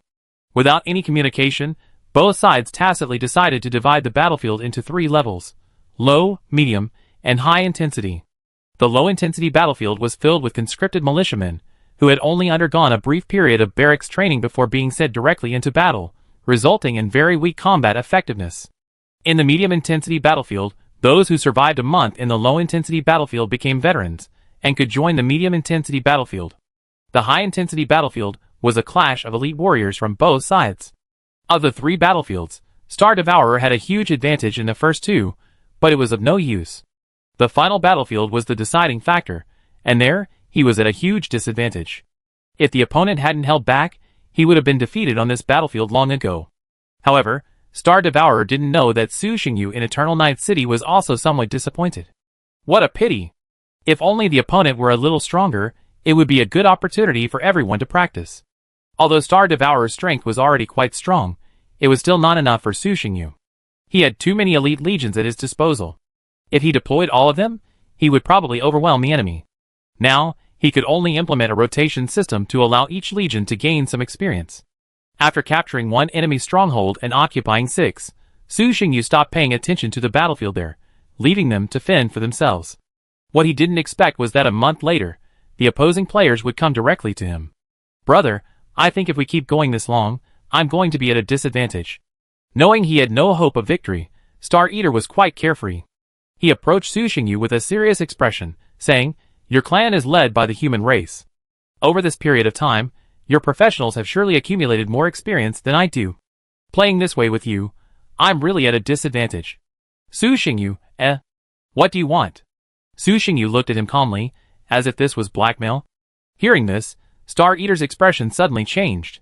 He rubbed his hands together and said with a playful smile, "I have some professionals in my tribe too. How about you help me train them?" His tribe contained many other races, all of whom had been recruited to develop professional skills. But without any foundation, and with the tribe's main population being rat men, these professionals simply couldn't thrive. So, realizing he had already lost, he approached Su Xingyu. His lack of foundation didn't matter. As long as the other side did, it would be fine. Su Xingyu looked at him, his lips twitching. He'd always been the one taking advantage of others, but today, he was the one being taken advantage of. But on second thought, he couldn't refuse, so he nodded and agreed. "Okay, but how much they can learn is up to them." "Haha, of course. If they can learn, that's great, but if they can't, that's fine too." Star Eater nodded and smiled. "Then let's do it. Just send someone over." Chapter 108. Amidst the extremes of chaos and calm, time passed quickly. The system began calculating. System prompt. Yongya won this ranking battle, his ranking remains unchanged. Having failed the low sequence challenge, their rankings remained unchanged. When they left the battlefield and returned to the competition stage, they noticed that many seats remained vacant.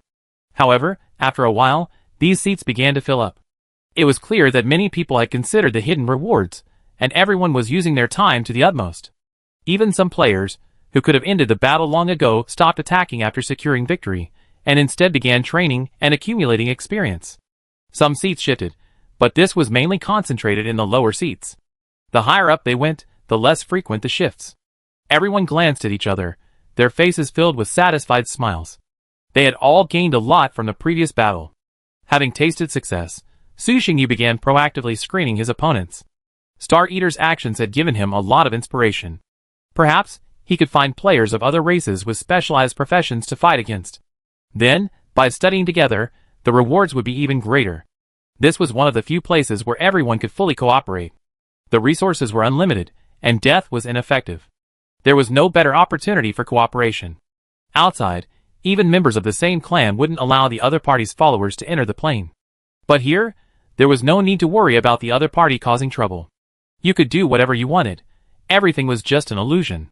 When it came to professions, the first thing that came to mind was definitely forging. So, Su Xingyu turned his gaze to the dwarf player, Huishan, and invited him. "You must have been very upset about your previous loss. Want to try again?" The top 10 players remained unchanged. Everyone was surprised to hear Su Xingyu's words. They hadn't expected the two to have fought before. This was especially true for the second-place Crazy Lion. Having just battled Huishan, he knew Huishan's strength well. He was incredibly powerful, on his own level.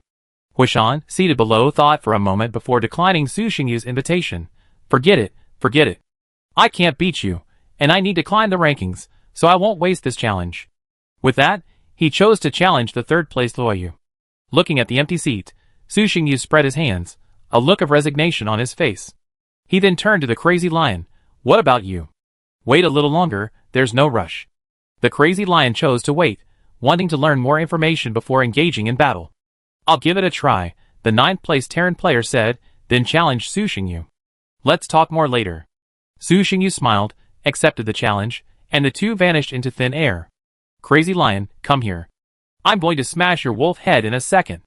Not long after, a large number of players entered the second battle, and the seat became vacant again. The 9th-place player, named Yu, was a female deity. She was one of the few human players Su Xingyu had encountered, a relatively strong one. Even compared to her previous opponent, Star Eater, she wasn't much behind. Like Su Xingyu and the others, her tribe consisted of multiple races, but the human race was the leader, numbering nearly 2 million, with the other races totaling over 1 million. Both sides launched an exploratory attack, with a combined force of 300,000 troops, engaging in fierce battle on the central battlefield. The Night Tribe's army, outnumbered, gained a significant advantage. Although the exchange ratio was only 1 to 3, it made the opposing players realize they were completely outmatched. So the next move was simple. Since defeat was inevitable, they had to exploit it to gain more benefits. After the Night Tribe captured their 6th stronghold, both sides tacitly divided the battlefield into 3 levels of intensity and began training again. This time, the results were significantly better than the first. Because both sides were human, the training was more effective. When Su Xingyu proposed studying professional development together, Yu agreed. The two even exchanged some insights on the paths of warrior and magic training. In this regard, Su Xingyu was at a disadvantage. After all, he had advanced further in this path, but he didn't mind. The strong always get stronger. Compared to preventing the enemy from growing stronger, improving oneself was clearly easier. The Night Tribe possessed a larger scale, and the same equipment would have a greater impact on them. If they could still be caught up, then it meant their doom. This was Su Xingyu's confidence, or perhaps even arrogance. Time passed quickly, and amidst a mixture of calm and chaos, the second battle came to a close. Thank you, I got the upper hand this time. If there's anything I can help you with in the future, feel free to come to me, the stunningly beautiful Terran player said with a serious expression. We're just helping each other, don't worry. Su Xingyu accepted the friend request and waved his hand, signaling the other party not to take it too seriously. Back to the competition stage. The 3rd, 4th, and 5th rounds soon began. Su Xingyu battled almost every player in the top 10, but no one was a match for him. He remained firmly in first place, unchallenged. All the players who had fought him held him in an unfathomable regard. When fighting against others, they could at least sense the gap, but against Su Xingyu, they felt as if he was constantly holding back, as if afraid that a full-force attack would crush them. As the battles continued, the effectiveness of the training gradually diminished. After all, their cultivation levels were reset after each battle, and through hundreds of life-or-death battles, their organizational abilities and combat skills had already reached the limits expected of their realm. However, while the effectiveness of the training was diminished, it remained unaffected for the professionals. Once they mastered the refining of one item, they could move on to refining others, even developing new items on their own. There was always plenty to do. Reaching the limit? No, there was no limit for professionals. If a single profession seemed too challenging, then learn multiple professions and forge new paths. In this way, the Night Tribe's foundation rapidly grew, waiting only to return to the real world and transform these ethereal things into reality. After several rounds of battle, the top 10 players saw some slight changes.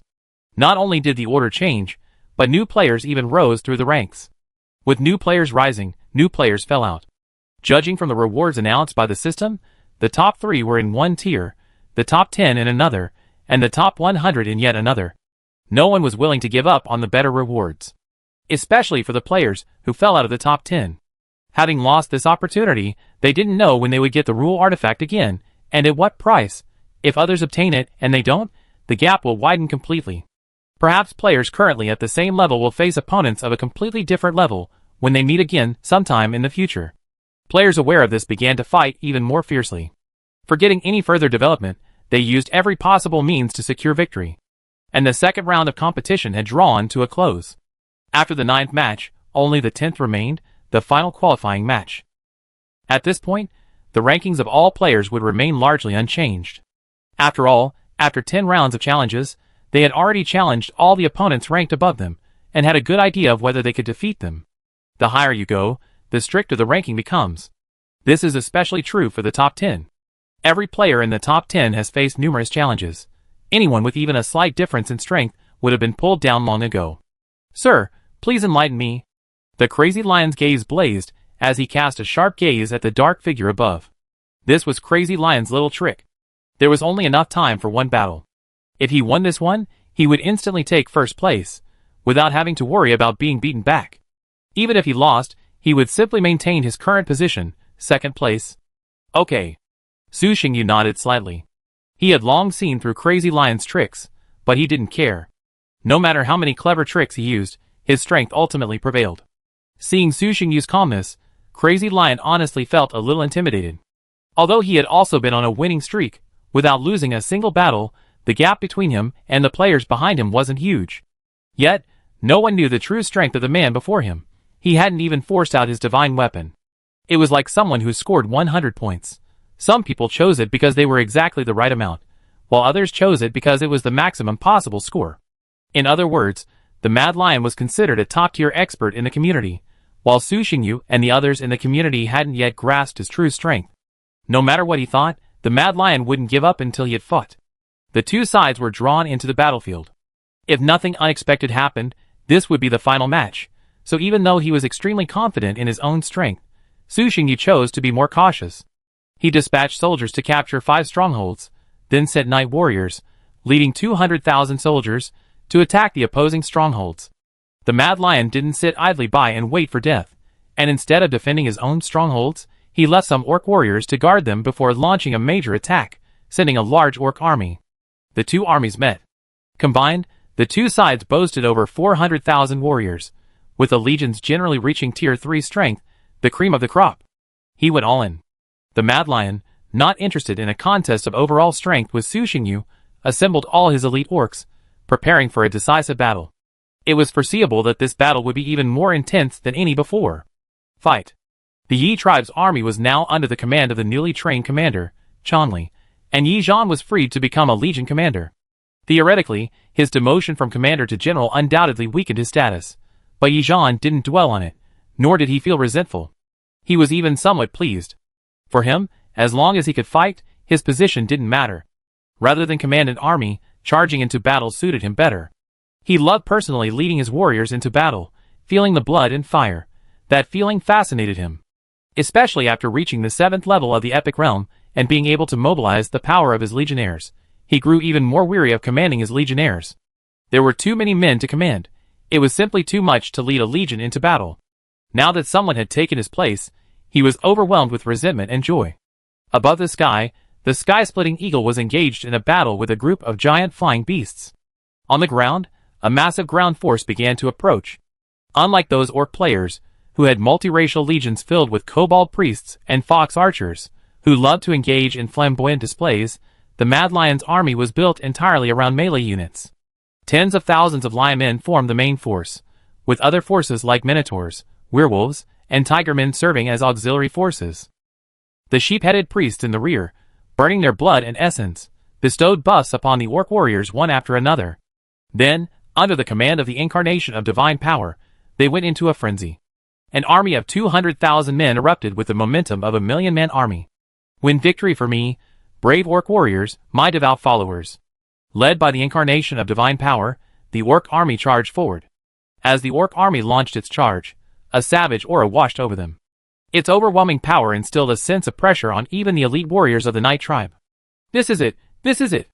The enemy I've been waiting for so long is truly this powerful. Come and fight! Ha ha ha. But then, they became excited. That was right. Those guys before were just trash, none of them capable of fighting. The one before them was the real deal. Su Xingyu didn't need a command, they were fired up on their own. Yi Zhan led the charge, leading nearly 30,000 cavalrymen, charging head-on. Ouch! Roar! A dozen rhinoceros beasts, accompanied by heavily armored rhinoceros warriors, collided with them. Die! His mount began to accelerate. Yi Zhan gathered his strength and slashed with his blade, instantly cleaving 2 level 6 rhinoceros beasts. Blood gushed out like a fountain. The 1,000-man leader, Yi Hu, roared as well, leaped towards the charging rhinoceros beasts, blade in hand, and slashed fiercely. The long blade, shrouded in black light, slashed through the rhinoceros beast's head, nearly severing its body from head to tail. With an average strength of level 4, the heavy cavalry corps was in no shortage of strong men. The other rhino beasts, each only at level 5, were quickly slaughtered. The charge went unchecked, and the heavily armored cavalry slammed into the defensive line of the heavily armored rhino warriors. Renowned for their strength and defense, the rhino warriors, combined with their heavy armor, resembled a massive armored Gundam. Bang, bang, bang. The terrifying impact knocked the first rhino warriors to the ground. Before they could rise, a flash of black light appeared, a bloody streak appeared on their necks, and their heads tumbled off. Under the Rhino warrior's fearless resistance, the heavy cavalry's speed rapidly slowed. A powerful Rhino warrior roared, slamming his shield against the charging horse. With a thud, the horse's head practically flattened, its eyes bulging, and it collapsed to the ground, dead on the spot. The warrior above him fell to the ground, his vision blacking out. He immediately rolled over, avoiding the incoming footsteps. With a thud, a deep footprint sank into the ground. Chapter 109. The Rhino warrior swung his hammer, and slammed it down on the human warrior. A resounding thud echoed, and the terrifying force dented the human's armor. Shoo! What a damn powerful force! The human warrior stumbled back several steps, gasping as pain ripped through his chest. The Rhino warrior's furious blow reminded him of the time he was hit by a horse. Absurd power! He was astonished, and the Rhino warrior on the other side was even more astonished. Seeing the black-armored warrior's armor dented, yet he remained perfectly fine, his eyes nearly popped out, and he couldn't help but wonder, is this a human? After all, they were a race renowned for their strength, and with the blessing of orc priests and their berserk state activated, even an elite lion warrior would have been left lying flat on the ground after that blow. As for the armor, it didn't matter at all. A single blow from the hammer dented the armor. How could the flesh beneath it possibly withstand such force? And yet, the enemy's armor dented, yet the man remained unharmed. The Rhino warriors, veterans of hundreds of battles, were now truly enlightened. The strongest opponents they had previously faced were the dwarf legions and the werewolf legions. The former's armor was thicker than their own, practically a shell of iron. The latter were ferocious and fought with complete recklessness. But even the dwarf's elite warriors would be rendered incapable of combat if struck by their hammers. As for those wolf cubs, they simply didn't dare take the blow head-on. Go to hell! The human warrior spat out a mouthful of blood foam, picked up his long sword, and slashed forward. Bang! Sparks flew. Even with 4-tier combat power, his claws were numb at the moment. He seemed unable to strike his opponent. What tough orc warriors! This is the first time I've encountered one so tough that even the heavy cavalry can't handle it. The commander's adjutant sighed as he watched the stalemate. That's just a handful. There are 8,000 heavy cavalry. How many of these elite Rhino warriors are there? 1,000? 2,000? Chonli smiled unconcernedly, his eyes narrowing slightly. Besides, they haven't even used their full strength yet. Don't forget, General Yizhan still has a trump card. The two armies engaged in full-scale battle. The orc army, engaged in a short-range burst, displayed an extremely terrifying fighting power. Even the elite warriors of the Night Tribe were unable to suppress their momentum for a moment. What a monster! The Mad Lion sighed, his eyes gleaming with emotion. But I still want to challenge you. At least to see how big the gap is between you and me. As he finished speaking, he pulled out a simple wooden staff and infused it with terrifying divine energy. The staff shone with a blood-red glow, call of the ancients. The blood-red glow enveloped the entire battlefield, and all the orc warriors' bodies were covered in blood-red veins. The blood inherited from the ancients now shone once again in their extraordinary splendor. Ah! Roar! The orc warriors' aura began to rise, their eyes turning crimson. For the glory of the orc god! Fight for my lord! Dedicate victory to my god! Roaring furiously, the orc warriors launched a counterattack. That's quite a lot of buffs. Su Xingyu, who was observing the battlefield, was speechless. If he remembered correctly, the opponent had already used 3 buffs. This was the first time he had encountered a player with such formidable direct combat capabilities. But even so, Su Xingyu remained unfazed. This is quite interesting. With the buffs from the orc artifacts, the warriors of the Night Tribe also felt considerable pressure. Then, under Chon Li's command, they began to fight steadily. The heavy infantry corps, thrown to the front, was like a steel wall, impenetrable no matter how hard the enemy attacked. The other 2 cavalry units charged in from the flanks, tearing through the orc army's defenses. The Night Tribe's most elite warriors, led by Yizhan, had already charged into the orc army, and now displayed an exceptionally terrifying fighting power. Bloody battle. Yizhan roared, and the soldiers of the legion behind him lit up with a red light, representing blood and fire. Blood battle. Increases attack by 10%, defense by 10%. This is the heroic aura awakened by Yizhan after breaking through to rank 7. Kill them all! Roaring furiously, led by Yizhan, all the cavalry continued to advance, slashing with their long swords with all their might, slaying the orc warriors before them. The orc warriors continued to gather before them, attacking with frenzied expressions, but their attacks, which would have been enough to damage a normal rank 4 warrior, only sent sparks flying and left a white mark on the black armored warriors. The Mad Lion's orc army was ultimately primarily composed of normal infantry. Those rhino warriors, with exceptionally strong defense, were only a minority. The Yi tribe's heavy cavalry, on the other hand, faced two types of opponents that posed the greatest challenges: those with high burst attacks and those with exceptionally strong defense. The former could injure them, but the latter were difficult to kill. Compared to their almost unrivaled defense, their lethality could only be described as excellent. Even against normal infantry, or even heavy infantry, they could still kill them with the aid of their doqi. The real concern was encountering a regiment with exceptionally strong defenses, such as the other 4th-tier heavy armored regiment belonging to the Night tribe. They were like ironclad warriors, and even long swords imbued with doqi would have difficulty impressing them. The rhino warriors they had just encountered were in a similar situation. While their overall strength was slightly inferior, their defense was exceptional, and they were unable to defeat them in a short period of time. However, the other orc warriors did not possess the rhino warriors' defense, even though theirs was already formidable compared to other races. But for the Night tribe warriors, this level of defense was still within their capabilities. While the orc warriors' attacks were powerful, they seemed somewhat powerless against the black armored warriors. When the enemy's attacks are ineffective, it means you can focus more energy on them. The result is faster breaking through the formation. When this elite Night tribe cavalry regiment got serious, the strength it displayed drew the attention of all the other regiments present. A 4th-tier regiment, and cavalry at that. Where did they find so many 4th-tier warriors? Crazy Lion, taking in the cavalry regiment's situation at a glance, expressed a grimace. The battlefield situation was not optimistic. Even with the use of multiple buffs, the orc army still had no advantage. Forget about using burst attacks to quickly break through the enemy formation and sweep them aside. Even the battle lines were now stalemated. No matter how hard the orc warriors charged, they couldn't break through the heavily armored legion in front of them, and 2 cavalry legions had already charged into their own battle lines. The individual soldier's quality is too strong. The average number of level 3 warriors was already intimidating, but their organizational skills were so absurd. Crazy Lion felt truly powerless. This was his forte. The orc army burst out at full force, and the opposing players did nothing, relying solely on their followers to stop them. To put it simply, after maxing out all the buffs, and taking a few health potions, they were as powerful as the enemy in their normal state.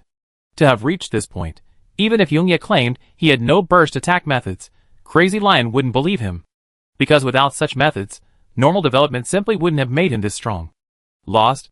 After adapting to the intensity of the attack, the Night tribe warriors gradually began to counterattack. Relying on their organizational prowess and increasingly refined combat techniques, they pushed the orcs back. The orcs were indeed powerful, and even the warriors of powerful races like the Lion Men and Tiger Men displayed a strength that had a devastating effect on the Night tribe warriors. But their numbers were too small.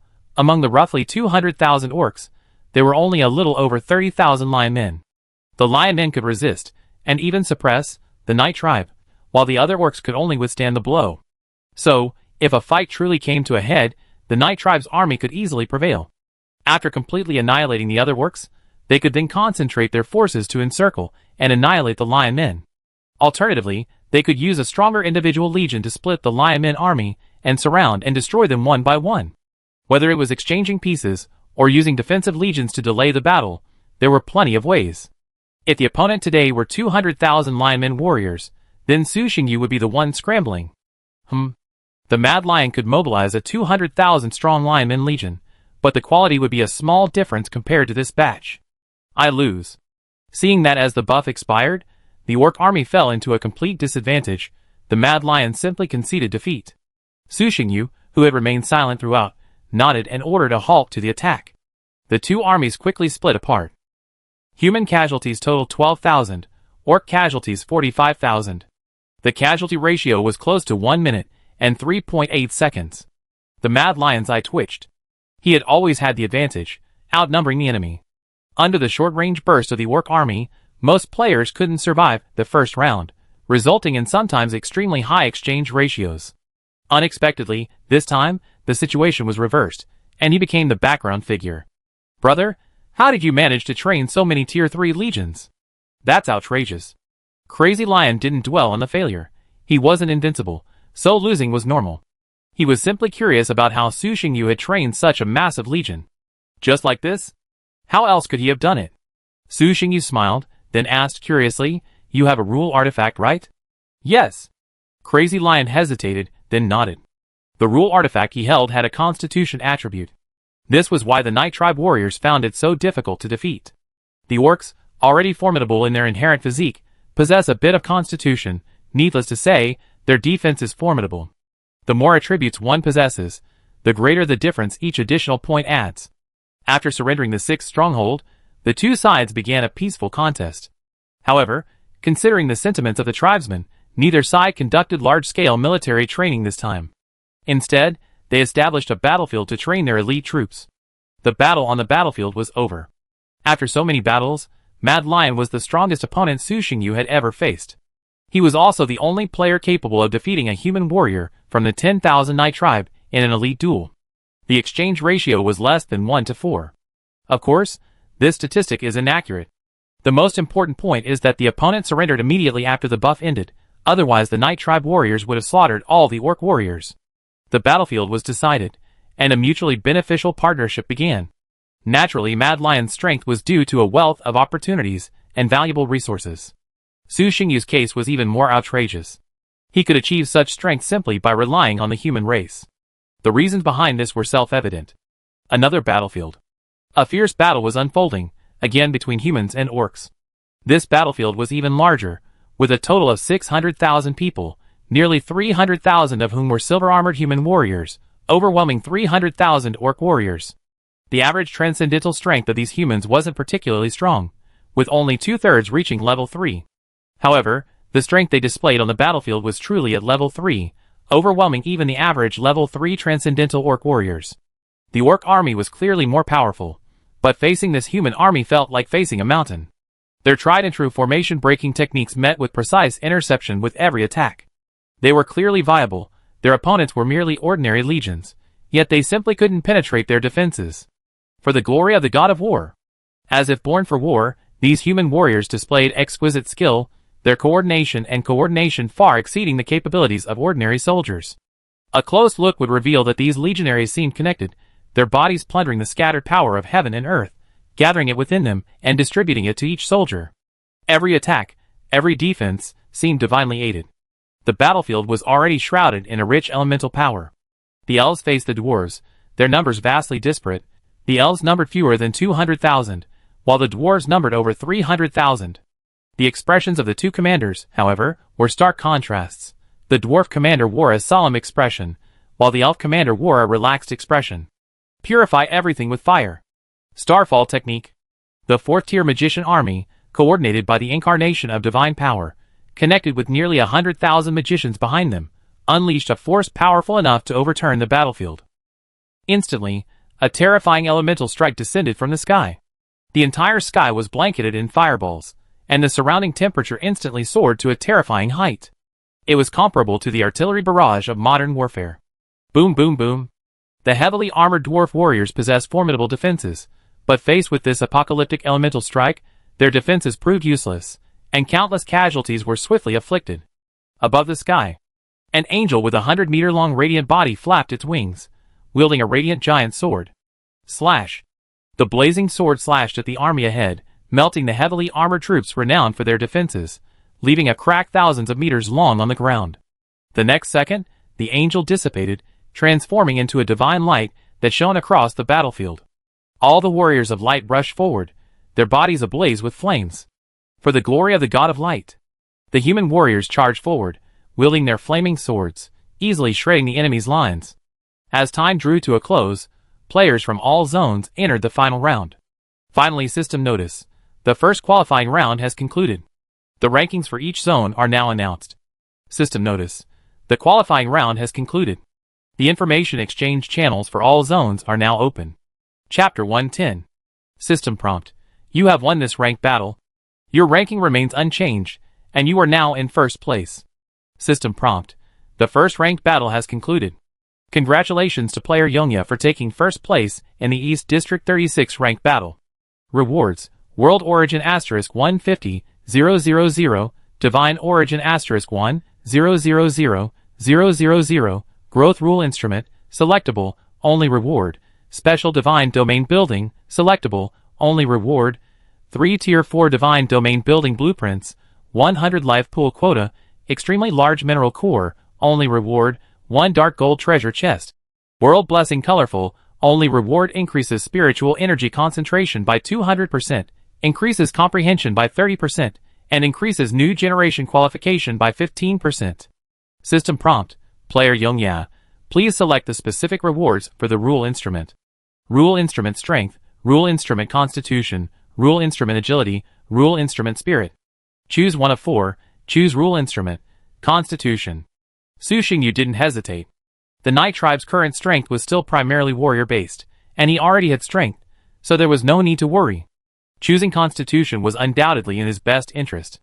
System prompt, obtain rule instrument, constitution. System prompt, please select the specific rewards for the special divine domain building. The following options are available. Holy Spirit Reincarnation Pool description. After a believer dies, eligible souls can be reborn through the reincarnation pool and transformed into holy spirits. Soul Trial Tower description. Those who pass the trial will see their souls elevated, transcending their own will. Blood Spirit Baptism Pool description. Invest certain materials to open the baptism pool, strengthening the body, removing impurities, and potentially increasing physical strength. Death Temple description. Those who enter the temple will receive a guaranteed increase in agility, either by running or by eating. Star Tower description. Gather the power of the void stars. Choose one of 10. Su Xingyu had 10 special buildings in the divine realm to choose from.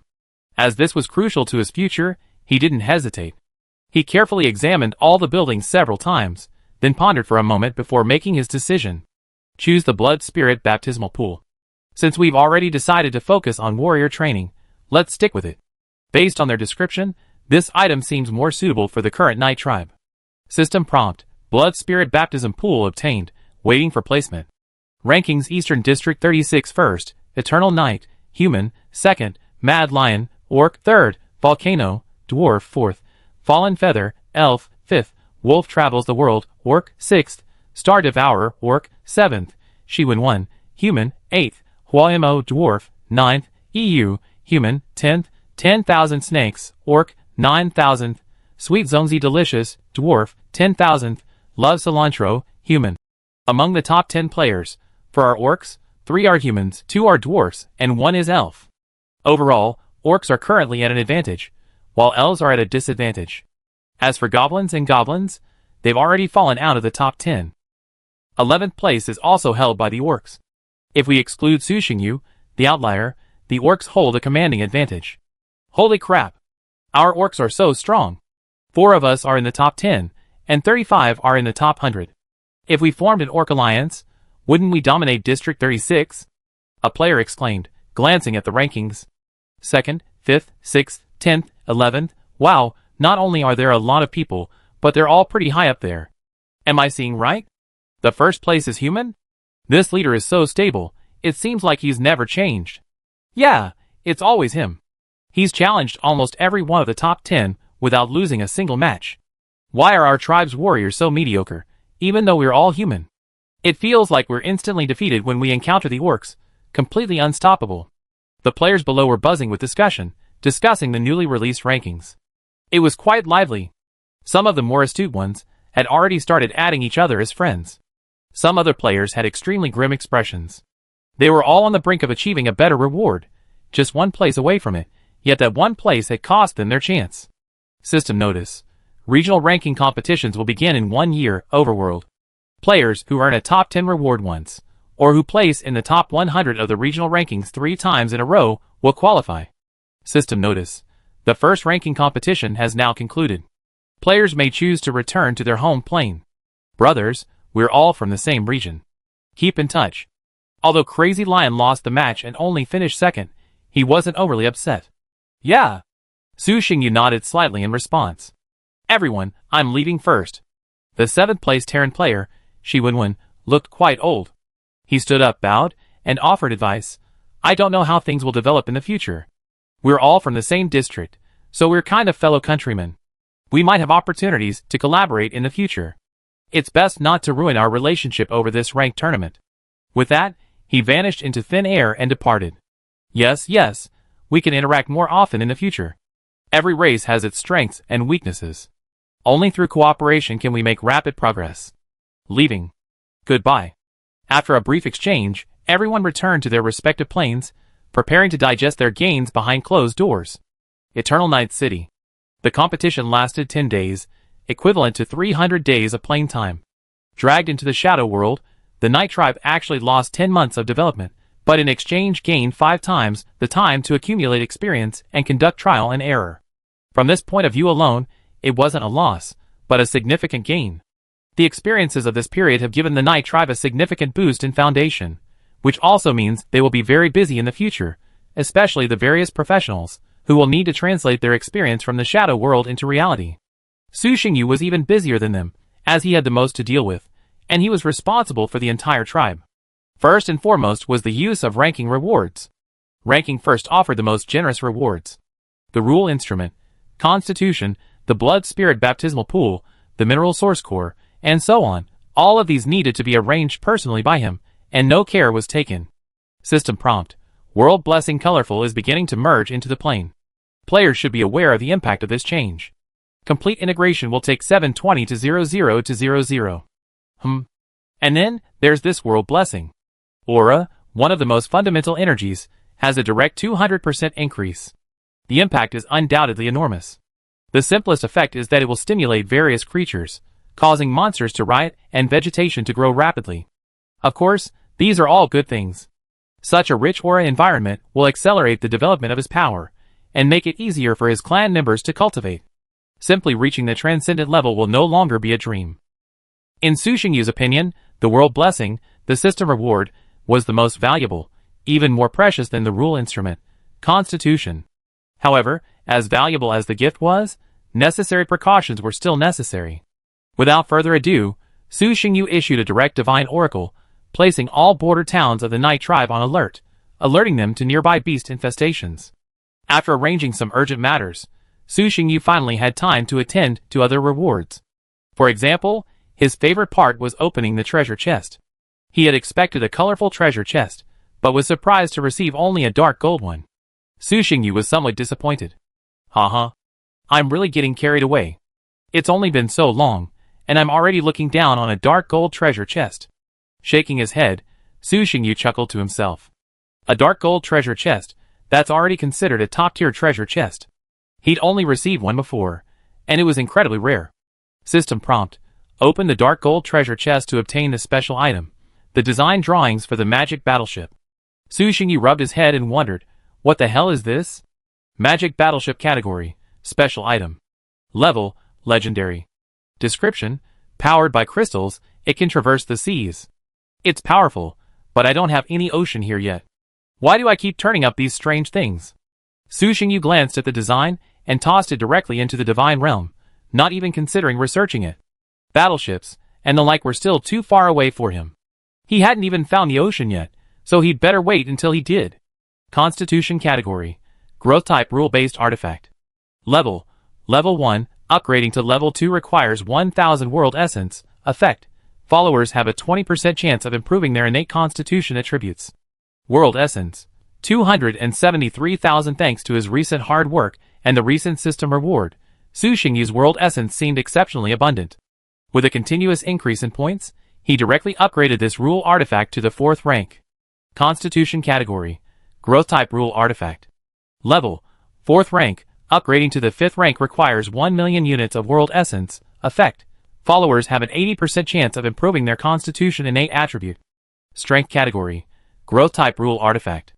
Level, 4th rank, upgrading to the 4th rank requires 1 million units of world essence, effect.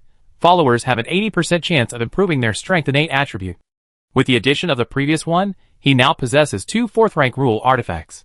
Upgrading to the 5th rank requires 1 million. Even accounting for the plane's own growth, it will take at least 5 ranking calculations. Rankings are calculated every month, which is 2.5 years. 5 calculations equal 12.5 years. Of course, this assumes he consistently ranks first, but Su Xingyu doesn't believe there are other players in District 36 who can challenge him. They couldn't defeat them before, and they'll be even more unable to do so now. The gap will only widen. After a quick calculation, Su Xingyu hesitated, unsure whether to wait or connect them first. An 80% probability is already quite high, but if they encounter the 20% chance, the loss would be huge. Especially for those with inherently high attributes, it would be a huge loss. During the previous power contract, several unlucky individuals happened to encounter that 20% chance. Forget it, let's connect the others first. They can wait. 12.5 years is a long time for ordinary people, but for Su Xingyu, who now has a near-eternal time, it's not that long. He could definitely wait, and so could those who had reached the 6th level. What? You said you can't reach the 6th level. If you can't even break through the 6th level, then you're clearly not a genius. Better to sign a contract sooner rather than later. Even so, Su Xingyu wasn't in a rush to use the clan contract, the governing instrument. He planned to wait a little longer, at least until the world's blessing was fully integrated. Su Xingyu chose a location inside the temple for the blood spirit baptismal pool. The temple was already spacious, so a pool would easily fit. Extremely large mineral source core description can upgrade a large crystal vein to an extremely large one. Trouble. The Night Tribe does have large crystal veins today, but within the dark caverns lies a large dark crystal vein. Su Xingyu preferred blood crystal veins to magic crystal veins, but the Night Tribe didn't have any large blood crystal veins. One had been discovered in the Blood Red Mountains, but it hadn't yet been taken, and the area wasn't suitable for mining. With the rapid increase in the number of extraordinary warriors within the tribe, the supply of blood crystals has become somewhat difficult. If it weren't for the various spiritual materials that help to alleviate the pressure, the supply of cultivation resources would have been cut. After some thought, Su Xingyu still felt that Eternal Night City was the best place to relocate. It was his base camp, and the place where he made his fortune. Then the problem became how to upgrade the medium-sized underground blood crystal vein to a large one. The simplest method was to simply buy one. But that wasn't realistic. Not to mention whether they could afford the price. Even if they could, no one would likely sell it. No one could ever have too many blood crystal veins. Why not just kill a few more guys and turn their veins into fragments? He hadn't forgotten where he'd gotten those fragments. After a long, unsuccessful thought, the idea came to his mind. But it only lasted a moment before he shook his head and dismissed the dangerous thought. The Night Tribe needed peaceful development. If it were plunged into war over a single object, it would be somewhat unworthy. The blood crystal could hold out for a while. It wasn't time for that. Besides, players these days weren't so easy to kill. They were all quite clever. Looks like I'll have to trade with the Libra. I hope I can. With a deep sigh, Su Xingyu finally realized the only solution was to use the rule instrument. If possible, he didn't want to use the rule instrument. The overvaluation was a bit steep. But right now, besides using the rule instrument, he couldn't think of any other solution. At this point, with the exception of the life pool slot, all the rewards for the ranked battles had been arranged. Life pool introduction, a pool filled with life force. Soaking in it has the effect of cleansing life and healing hidden injuries. The system provides slots, which are distributed in the form of jade tokens. Crushing the tokens will transport you to the life pool. After years of battle, even with healing potions, most warriors will have some hidden injuries. Excessive hidden injuries will affect the body's foundation, making cultivation difficult or even terminating further practice. Thus, these slots are quite important. Su Xingyu gave a jade token to each of the 3 7th level disciples. He then selected a group from the 6th level warriors, and then the 5th level warriors. The slots were soon all allocated. But don't worry, there will be more available soon. The life pool slots are also a regular reward, awarded with each ranking. Chapter 111. 1 month later. With the final spiritual energy rain, the world's blessing fully integrated into this plane, bringing many effects, the most notable of which was a much increase in cultivation speed. The extremely rich spiritual energy benefited all living things. Compared to before, every breath they took was now a form of cultivation. The same was true for vegetation. Not only did its growth speed increase, but its quality also improved. While it hadn't yet reached the point where spiritual materials were everywhere, signs of this were already showing. Additionally, there were mountains and rivers. Spiritual energy fell into the mountains, and rivers with the rain, merging into the rivers, and thus began a new cycle of evolution. This evolution was slow, but it was the foundation of change. If this state could be maintained, after hundreds of years, under the transformation of spiritual energy, it might even be possible for beings to be born transcendental, and ordinary creatures would no longer exist in the entire plane. It could barely be considered a victory at birth. Su Xingyu suddenly understood some of those fantasy level-up novels he'd read before. Why did the protagonist's strength drop to the lowest level every time he changed maps? Even the restaurant waiter was stronger than him. A blade of grass growing anywhere in the upper realm would be a priceless treasure. If dropped down to the lower realms, the living conditions were drastically different. In that environment, the weak simply couldn't exist, as they wouldn't even be able to defeat a roadside insect. Under such circumstances, their bloodline couldn't possibly survive. In short, everything was evolving towards the mythical era. But with that came even more intense competition. When predators begin to advance, their prey, already struggling, are forced to follow suit or face elimination. Chief, the riot at the horse ranch has been suppressed, and the escaped beast horses have been recaptured. Standing beneath a lush, 40-meter-tall tree, Su Xingyu was lost in thought when a tribe member ran over and interrupted his thoughts. Okay. Glancing at the young man, who looked a little uneasy, Su Xingyu nodded slowly. Have the fence at the ranch reinforced. These beast horses might become even stronger in the future, and I don't want to see this happen again. Yes, Chief, I'll tell Elder Yu, the young tribe member replied loudly, straightening his back. Go about your business. Su Xingyu waved him off. Looking at the spiritual mist surrounding the spirit-gathering tree, he couldn't help but marvel. It's almost turning into water. This concentration is ridiculous. Thanks to his occasional help, the spirit-gathering tree had long since separated from its original species and become a mutated giant. Its growth rate was astonishing. In just a few years, it had become a behemoth tens of meters tall. Its sphere of influence had expanded from a few dozen meters to encompass the entirety of Eternal Night City. The spiritual energy concentration in the outskirts of Eternal Night City was 1.5 times that of other normal areas. In the core area, it reached a staggering 3 times, practically turning the spiritual energy into water. This figure continued to increase as the spirit-gathering tree grew. Perhaps one day, it would directly affect the entire plane. Chief, I'm here. Did you call me here to arrange something?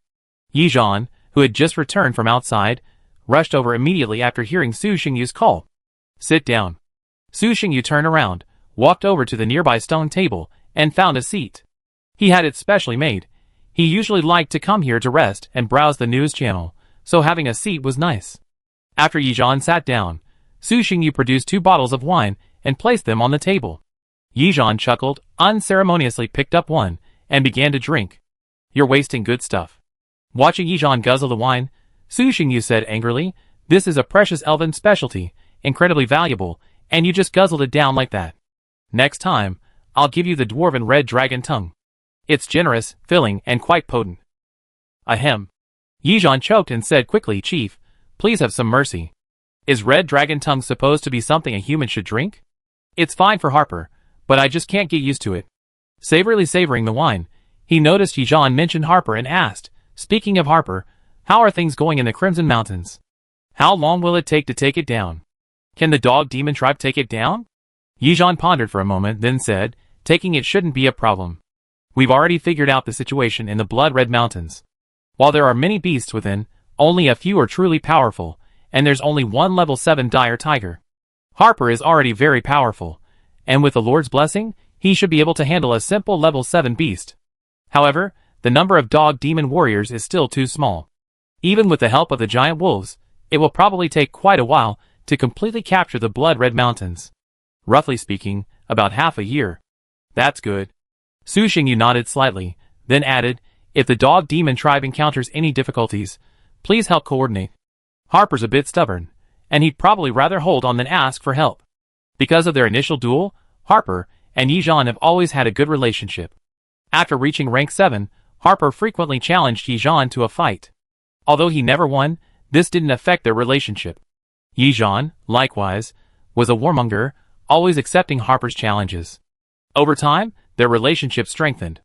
To call them close friends is no exaggeration. Good, Chief. Yi Zhan, knowing Harper's character, wholeheartedly agreed with Su Xingyu's words. After chatting about family matters for a while, Su Xingyu finally got to the point.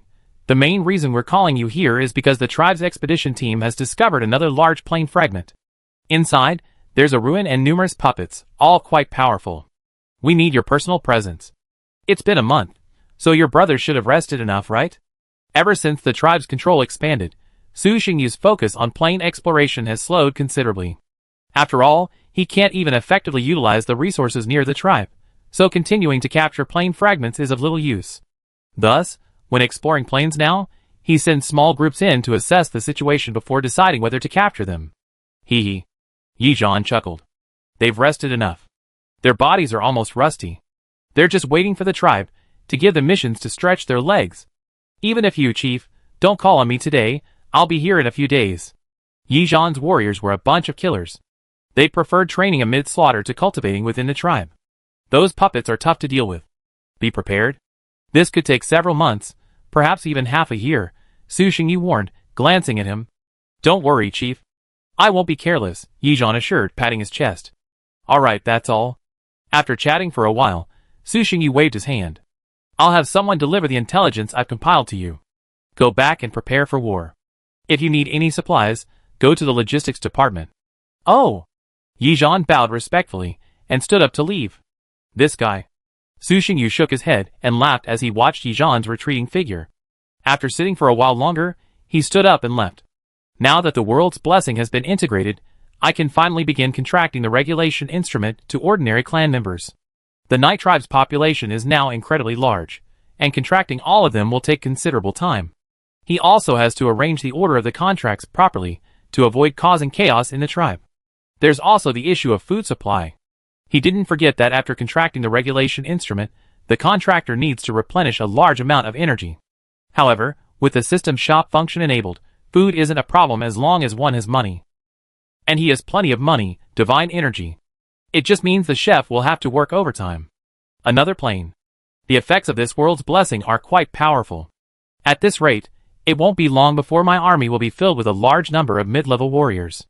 Lin Yi sighed, sensing the shifting spiritual energy of the entire environment. I've also collected 2 instruments of regulation, constitution and strength. Now, my clan's combined innate attributes should be no less than those of higher races. After checking the attribute panels of several newly born clan members, Lin Yi's face flickered with a smile. Like Su Xingyu, he had also won first place in the community ranking competition, receiving an extremely generous reward. Once the cooldown on exploration of all things is over, we can start looking for large blood crystal veins. The tribe's crystal supply is already quite tight.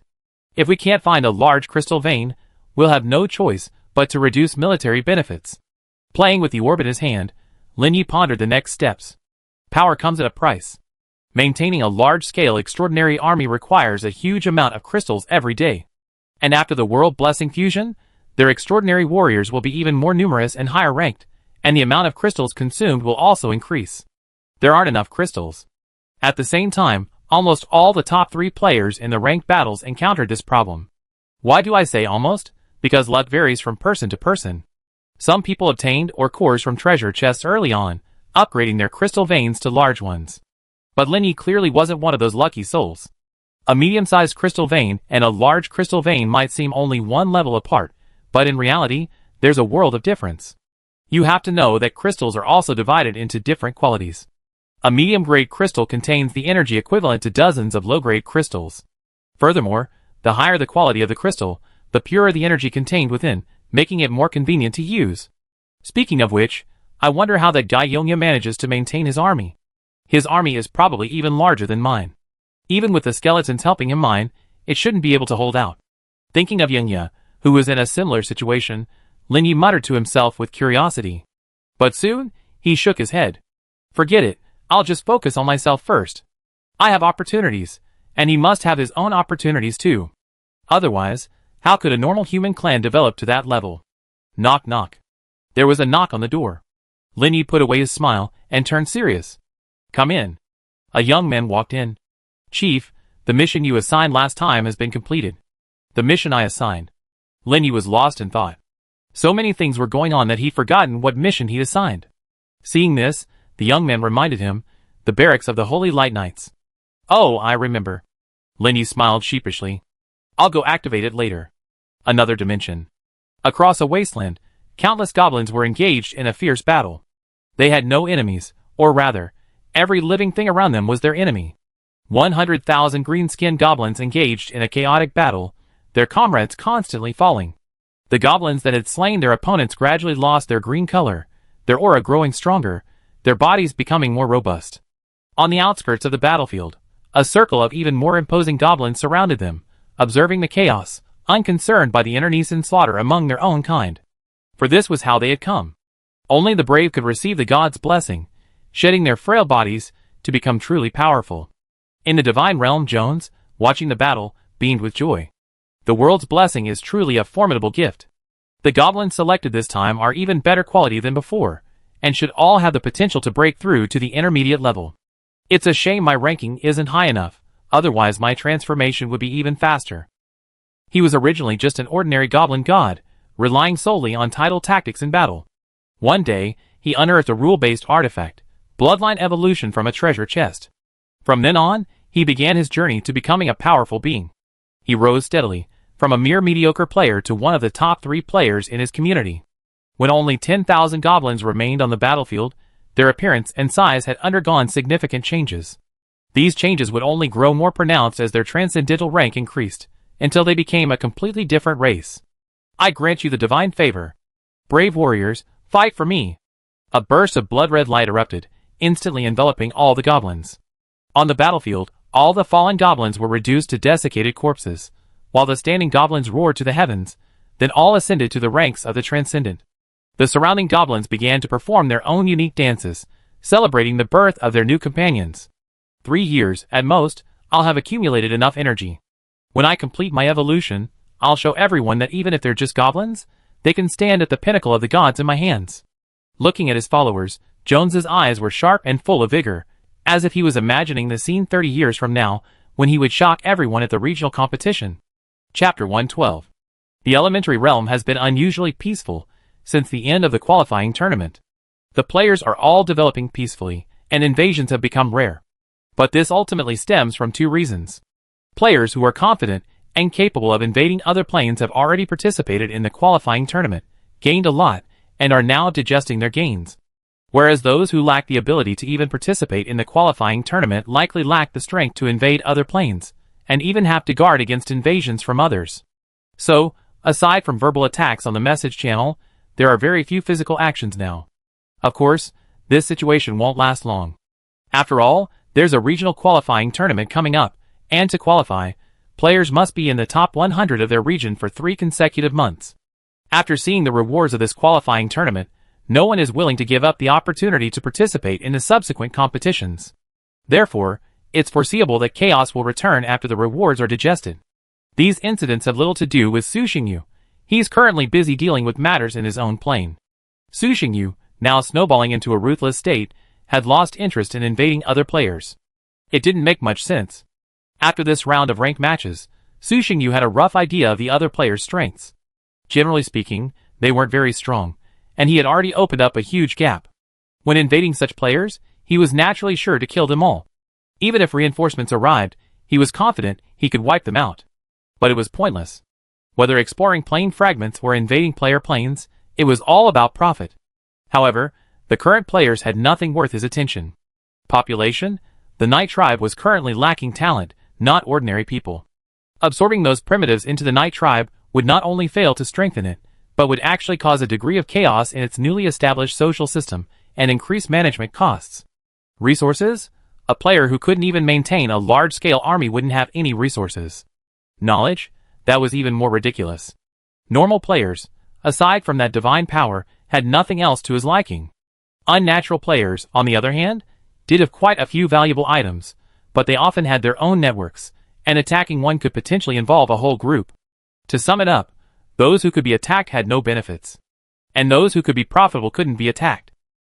So he simply focused his main efforts on developing his own plane. After all, the initial accumulation had been completed, and the next step was to snowball. Expansion. In preparation for the qualifying tournament, even though the Night Tribe had gained sufficient strength, Su Xingyu still deliberately suppressed them, preventing them from expanding too rapidly, lest their territory become too large for him to manage. Now that the qualifying tournament was over, he naturally no longer had this concern. After a period of rest, he began to expand in all directions, centered on the Black Earth Plains. Crimson Mountains, core area. Thanks to the increased spiritual energy, the monsters here had recently been somewhat rebellious, with frequent fights and slaughter, forcing some weaker monsters to flee to the outside world. However, the situation has improved significantly recently. A new monster tribe, the Dog Demon Tribe, has begun to fully enter the core area, clashing with the existing forces in the Blood Red Mountains. The main issue is the Dog Demon Tribe, which is incredibly ferocious, killing any magical beast on sight. Communication is impossible. However, these dog demons are quite powerful, forcing the other magical beasts to put aside their prejudices and unite against them. In the core area of the Blood Red Mountains, there is a large blood crystal vein, which is the main source of energy for the magical beasts. This crystal vein is controlled by 3 factions: a ferocious 7th level Tiger King, a pack of multiple 6th level magical wolves, a peak level 6th level mutant red flame python. As for the other magical beast groups, they can only feed on the leftovers of the 3 factions. Kaka. After reaching the 7th level, Harper's size has grown significantly, now reaching a stature of 4 feet. His body is incredibly sturdy, and his ferocious dog head looks terrifying. Alone, Harper arrived at a lake. The scenery was beautiful, the spiritual energy rich, and many rare spiritual plants grew there. The fish in the lake looked exceptionally plump, swimming freely in the clear water, completely oblivious to prey. There were no demonic beasts nearby, and the tranquility was unimaginable. This was the territory of the Blood Red Mountains, teeming with ferocious beasts. This was the territory of the Blood Red Mountains' sole overlord, the ferocious Tiger King, a 7th level epic realm. In Harper's view, the 3 major factions identified by the jackals were sheer nonsense. The Blood Red Mountains had only one overlord, the 7th level ferocious tiger. There was a world of difference between the 6th and 7th levels. While a peak 6th level cultivator could be crushed by a massive army, a 7th level cultivator possessed the power to single-handedly destroy an entire army. Trying to defeat a 7th level cultivator with multiple 6th level cultivators was simply impossible. A newly broken 7th level cultivator possessed approximately 5 times the energy of a 6th level cultivator, but that didn't mean 5 6th level cultivators could defeat a single 7th level cultivator. Because of the difference in attack limits, the short burst of power a 7th level warrior can unleash is far greater than that of a 6th level warrior. Therefore, if the 2 sides clash, it's very likely that a 7th level warrior will defeat a 6th level warrior in 2 blows. No matter how much energy you possess, you must be able to utilize it. Just like an incarnation of divine power, with the support of the divine essence and the replenishment of a vast amount of divine energy, theoretically, your energy is nearly infinite. But it's useless. The opponent simply needs to kill you before their own energy is depleted. Thus, Harper believed that if they could capture this epic level ferocious tiger, they would also have the Blood Red Mountains within their grasp. Dog demon, what are you doing here? On a small island in the center of the lake, a ferocious tiger stood up, its majestic eyes fixed on the uninvited guest, questioning him with discontent. Harper hadn't concealed his presence, so the ferocious Tiger King sensed it as it approached. "Fight," Harper said bluntly. "You die, or I do." "Are you crazy?" The ferocious tiger questioned his hearing. As a magical beast, the dire tiger didn't dislike fighting, but it wasn't particularly interested in meaningless battles that threatened its own safety. Especially after reaching the 7th level, and its wisdom was elevated, its dislike became even more pronounced. Otherwise, with its strength, it could easily have driven out the other entities, and monopolized the blood crystal mines. Roar! Harper leaped up and pounced on the dire Tiger King. Without further explanation, its orders were to capture the Blood Red Mountains, not necessarily to kill the magical beasts within. However, as a warmongerer, Harper longed for a true battle with a being of the same level, a fight to the death. The meaning of life lies in battle. Without battle, its existence has no purpose. Looking for death. Seeing Harper's disrespect, the ferocious tiger grew angry. It simply didn't want to suffer pointless injuries. Invading its territory was one thing, but now it dared to initiate the attack. It truly thought it was a formidable opponent. Instantly, the 2 7th-tier epic realm beings engaged in a fierce battle. There was no dazzling elemental energy like that of a magician, only the brutal clash of fists and the splattering of blood. Harper swept a claw across the ferocious tiger's body, instantly ripping off a chunk of flesh. Undeterred, the ferocious tiger struck Harper with its own palm. With a muffled thud, Harper's body caved in, sending him flying hundreds of meters. "I'm going to rip your skin off, then devour your flesh and blood, bit by bit, to teach you that there are some beings you can't afford to offend." The ferocious tiger quickly pursued, furious. It had heard about the dog demons entering the Blood Red Mountains long before, but it had dismissed them as merely a pack of demonic beasts. Who knew, then, that they'd come to its territory and challenge it so soon? This is truly bullying. Without waiting for the ferocious tiger to catch up, Harper rose again and charged, engaging the ferocious tiger in a fierce battle. The fight between the two was devoid of skill. It was simply a simple fight between ferocious beasts. If someone had thrown a 6th-level demonic beast into the fray at this moment, it would have been torn to pieces in an instant. The roars echoed throughout the ferocious tiger's territory, shaking every being within. They understood nothing. They only knew that the king of this territory, the overlord of the blood-red mountains, had become enraged. All creatures fled, away from the few remaining havens within the blood-red mountains. Harper and the ferocious tiger engaged in a primal battle, a test of physical strength, a test of who could outlast them. Mighty jaws bit, claws lashed, tails lashed. In a short while, the surrounding landscape was completely ravaged. Trees as thick as round tables fell, leaves spun, boulders shattered, dust billowed, and the ground was covered in their blood. The two monsters were covered in wounds, their eyes bloodshot, their bloodshot eyes utterly ravaged. A good deal of flesh was missing from their immensely powerful bodies, and the faintest traces of bone were visible. Yet the two monsters showed no sign of stopping. Their terrifying fighting spirit transformed them into blood-red beasts. Every collision produced a thunderous, awe-inspiring roar. Meanwhile, on the other side of the blood-red mountains, in the territory of the Warcraft Wolf Pack, 2,000 Barghest warriors, led by several 6th-level Barghests, arrived. Barghests, what exactly do you want? This place can accommodate our entire tribe, and we're willing to share our crystal veins with you. Why are you killing us all? The sturdy, silver-haired Wolf King, far more powerful than his kind, stared at the Barghest warriors before him, suppressing his rage and questioning them in confusion. Fight. The leading Barghest, while not as powerful as Harper, had also reached the peak of the 6th level. It didn't bother to explain itself to the Wolf King. With a roar, it charged forward with its Barghest warriors. Damn lunatics. Everyone, attack and stop them. The silver-haired Wolf King, enraged, howled to the heavens, and charged forward with his pack. Ah! The silver-haired Wolf King dodged, landing beside a 5th-level barbarian. With a sweep of his claws, a flash of cold light emanated. The barbarian had no time to react, its head flying back, gushing out a scalding spray of blood. Hiss! A 6th-level barbarian pressed its hands against the barbarian's gaping maw. Then, with a twist of its arms, and a sudden burst of force, it tore the barbarian apart. In a short while, the scene devolved into a bloody battle, with warriors falling on both sides. The barbarian warriors were fewer in number, but far more powerful. The barbarian pack, led by the silver-haired Wolf King, was also ferocious, but the disparity in hard power meant the pack was steadily losing ground. After the Wolf King had killed several of his companions, the leading barbarian approached the Wolf King and engaged him in a fierce battle. If you're waiting for support from other magical beast tribes, then you don't have to wait. They can't come.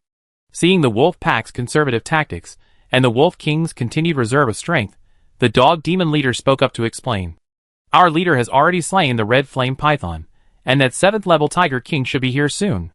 My tribesmen are also keeping an eye on the other 6th-level magical beasts. They can't get through. What? The silver-haired Wolf King's voice trembled. That Red Flame Python possesses the bloodline of a sacred beast. Even at only the 6th level, its combat power rivals that of a 7th. How could it be killed without a sound? Don't try to trick me. My final advice to you, cease fighting immediately. There's still room for negotiation. Otherwise, once the other tribes arrive, your Dog Demon tribe will be annihilated. The entire Blood-Red Mountains boast nearly 100 6th-level magical beasts. Uniting, they represent an immensely powerful force. The barbarian leader fell silent, fighting with all his might. 2 hours later, the number of demon wolves dwindled, and the ground was strewn with corpses. Despite being outnumbered, the barbarian warrior still achieved a crushing victory. The surrounded demon wolves had nowhere to escape. The silver-haired Wolf King, besieged by 3 6th-level barbarian demons, was in an extremely difficult situation. Even though its strength had recently increased significantly, benefiting from the changes in the plane's spiritual energy, and now it was considered a semi-7th-level barbarian, it was still overwhelmed by the siege of 3 6th-level barbarian demons. Its body was covered with bite wounds, and it looked extremely pitiful. With his tribe dwindling, and a large number of barbarian demons surrounding the battlefield, the silver-haired Wolf King, outnumbered, finally collapsed to the ground. He was a formidable opponent. If the leader were here, he would be very happy. Looking at the fallen Wolf King, the barbarian leader praised him. Small island in the lake. The once pleasant environment was now utterly devastated, as if it had been ravaged by artillery fire. Pits and craters littered the landscape, leaving nothing intact. Who? Harper lay panting on the ground, tilting his head to gaze at the dead ferocious Tiger King, letting out an excited roar. I really underestimated it. He had thought he could easily defeat the ferocious Tiger King, but to his surprise, the ferocious tiger, though cowardly, was not weak at all. After killing it, Harper himself had also suffered a severe injury. After a while, having regained some strength, Harper stood up and approached the ferocious tiger's corpse. He leaned over and began to devour it, replenishing his energy and blood. With sufficient energy, Harper's wounds healed at a visible rate. Flesh and blood began to wriggle, quickly replacing the lost flesh. Chapter 113. In the endless void, within a large plain fragment. The core area of the plain is an incredibly desolate desert, devoid of any signs of life, akin to a dead place. Deep within the desert, a massive iron tower hundreds of meters tall stands. Countless puppet remains are piled haphazardly near the tower. They once served as its guardians, but now they've become useless. Oh, so boring. When will this ever end? If I'd known it was so boring here, I wouldn't have been so active. I've been fighting a bunch of idiots for half a month, getting beaten every day, and it's not satisfying, and now I'm eating sand. Wait, maybe in a few days, the boss will clear the level, and we can go back straight away. If he could, the boss would have already done it. The black-armored warrior guarding the tower gazed out at the desert and chatted with his companions. He couldn't help but sigh at the thought of having to stay here for several more months. As they chatted, a sharp-eyed warrior suddenly frowned, stood up, and looked off into the distance. Old Chun, what's wrong? His companion, seeing this, grabbed the long sword at his feet and asked, Look over there, is there something flying over there?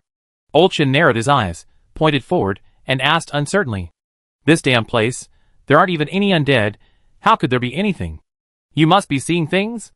Another companion laughed upon hearing this. This large plain fragment, devoid of any living creatures, how could anything fly over here? That's right, that's right.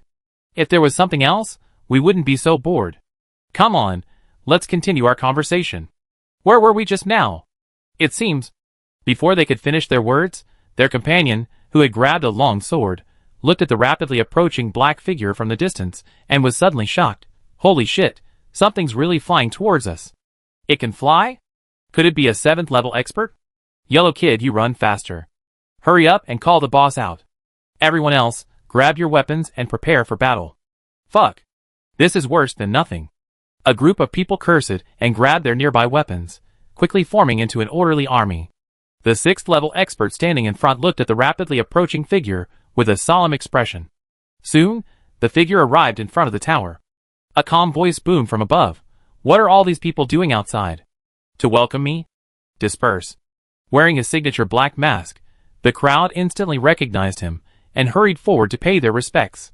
Lord Divine Envoy. Yes. Su Xingyu nodded slowly, descending from the air. Looking at the 6th level warrior in front of him, he asked, Where's Yi Zhan? General Yi Zhan is currently attacking the tower.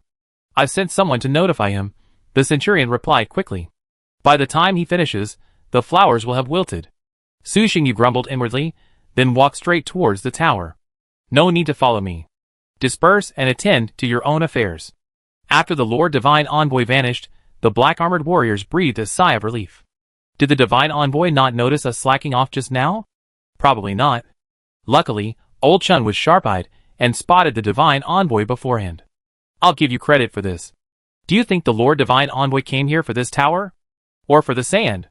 The only thing of value here, worth pursuing, is this tower. Since even the Lord Divine Envoy has come personally, taking the tower should be easy, right? Then, can we return to the tribe soon? Everyone was talking excitedly, and the captain, seeing this, quickly shouted, What are you arguing about? Stop gathering here and go back to your posts. After their leader gave the order, everyone dispersed, forming into teams of 5 and beginning patrols. The tower holds a secret. As Su Xingyu entered, the view suddenly widened. The space inside was far greater than what appeared from the outside. The interior of the tower was also a desert, clearly abandoned for a long time and devoid of resources. The ground was littered with the remains of various puppets, left behind by the Night Tribe's army during the attack. Knowing this, Su Xingyu wasn't surprised. Before this, he had already seen the general outline of the tower through his followers. The entire large plain fragment was devoid of any living creatures, only a tower and the puppets guarding it, so it could be called a relic. He swiftly passed through the entrance guarded by black-armored warriors, and made his way to the 6th floor. As soon as he stepped inside, he saw Yi Zhan approaching. Lord Divine Envoy, what brings you here?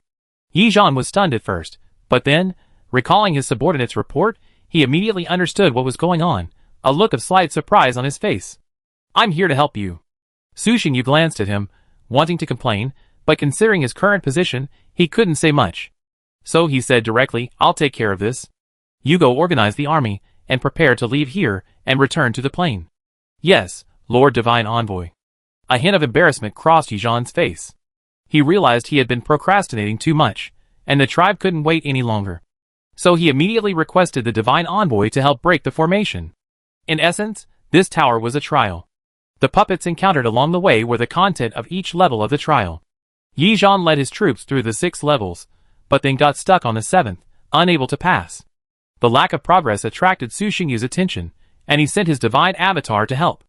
Waving a hand, telling Yizhan to retreat, Su Xingyu stepped directly into the entrance to the 7th level.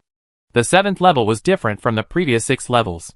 There was a limit on the number of people allowed in at a time. "Challenger, defeat the puppets before you to enter the 8th level." A voice echoed from all directions, as if speaking from the tower itself. The trial on the 7th level contained only 4 puppets. For 7th level epic puppets. They are the Strength Puppet, the Constitution Puppet, the Agility Puppet, and the Spirit Puppet. Compared to normal 7th level warriors, they each possess unique strengths, specializing in the 4 fundamental attributes of the body, almost reaching the brink of 8th level. Furthermore, their coordination is excellent, and when combined, they can even defeat normal 8th level beings. This is why the night battle was so difficult to defeat, and several times they were severely injured. Sensing the approach of a challenger, the 4 puppets quickly attacked, varying in size and form. The Spirit Puppet's eyes flashed red, and it launched the first attack, sending a spiritual shockwave that struck Su Xingyu's head directly. The incredibly swift Agile Puppet followed closely behind him, closing in like a phantom shadow. It reached behind him, its sharp claws piercing his heart, as if ready to rip him out. Su Xingyu ignored the shockwave, allowing it to surge into his mind. This mental shock, powerful enough to severely injure a 7th level expert, created no ripples, no effect. Su Xingyu snorted softly, and a pitch-black wall appeared between him and the Agile Puppet. A slender arm with sharp claws pierced the black wall, seemingly striking air and igniting. Without waiting for the Agile Puppet to retreat, Su Xingyu waved his hand, and the black wall instantly expanded, enveloping it like a yawning abyss, devouring it. Dark divine power transformed into chains, binding it tightly, preventing it from moving. The 2 puppets still charging saw this, and let out a loud roar, increasing their speed by 3 times. However, Su Xingyu gave them no chance. With a casual wave of his hand, 2 terrifying dark shockwaves blasted towards the Spirit Puppet, denying it a chance to interfere. Su Xingyu then reached forward. The bound Agile Puppet before him struggled mightily, but to no avail.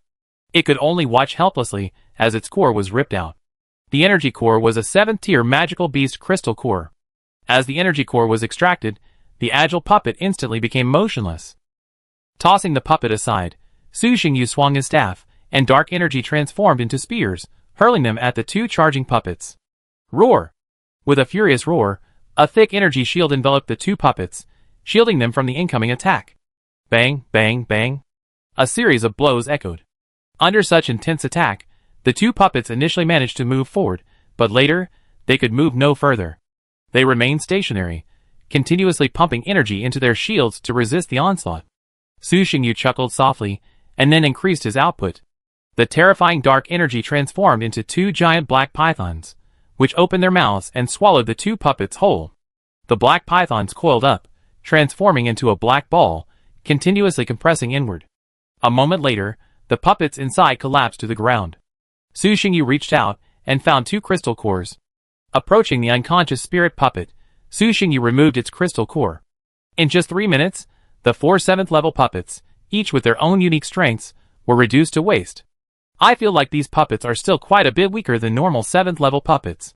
Although all 4 puppets had reached the 7th level, Su Xingyu felt that individually, they wouldn't be able to defeat a single 7th level puppet. But if they worked together, their effectiveness would be far greater than 4 normal 7th level puppets.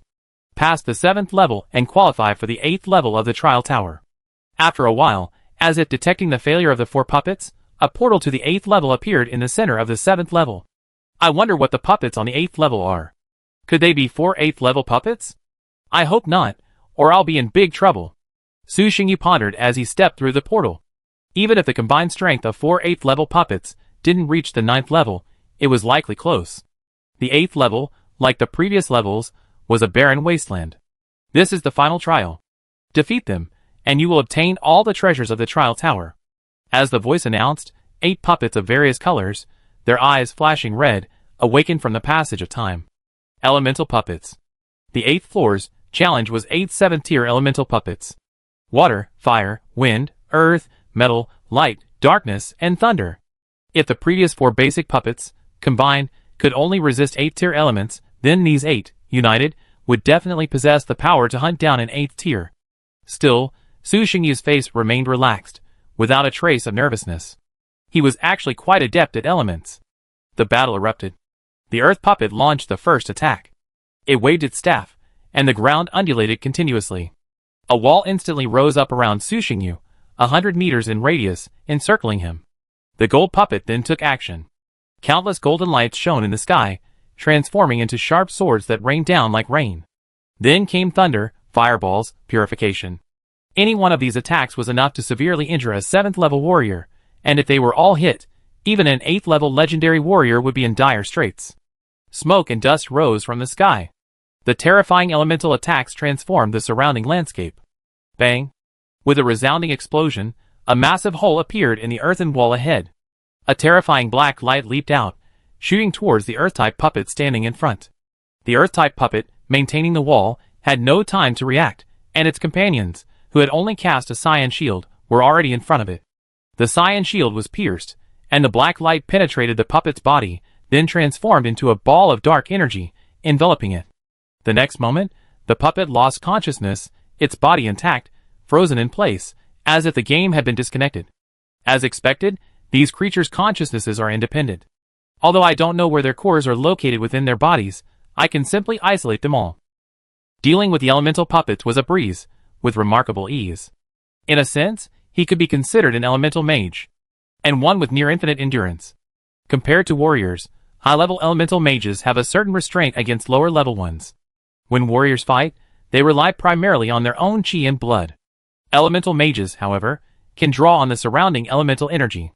The essence of magic is that the elemental mage creates a core, constructs the magic framework, and then uses the surrounding elemental energy to fill this framework, forming a powerful spell. This situation is easily disrupted, as was the case right now, when Su Xingyu used his vast mental consciousness to directly disrupt the surrounding elements. Everyone, do not rely on external energy, fight solely with your own. Comparing the endurance of a divine avatar, powered by a divine spirit, and possessing a vast reservoir of divine energy within its body. The result is self-evident. 20 minutes later, 8 intact, yet immobile, elemental puppets appeared on the ground.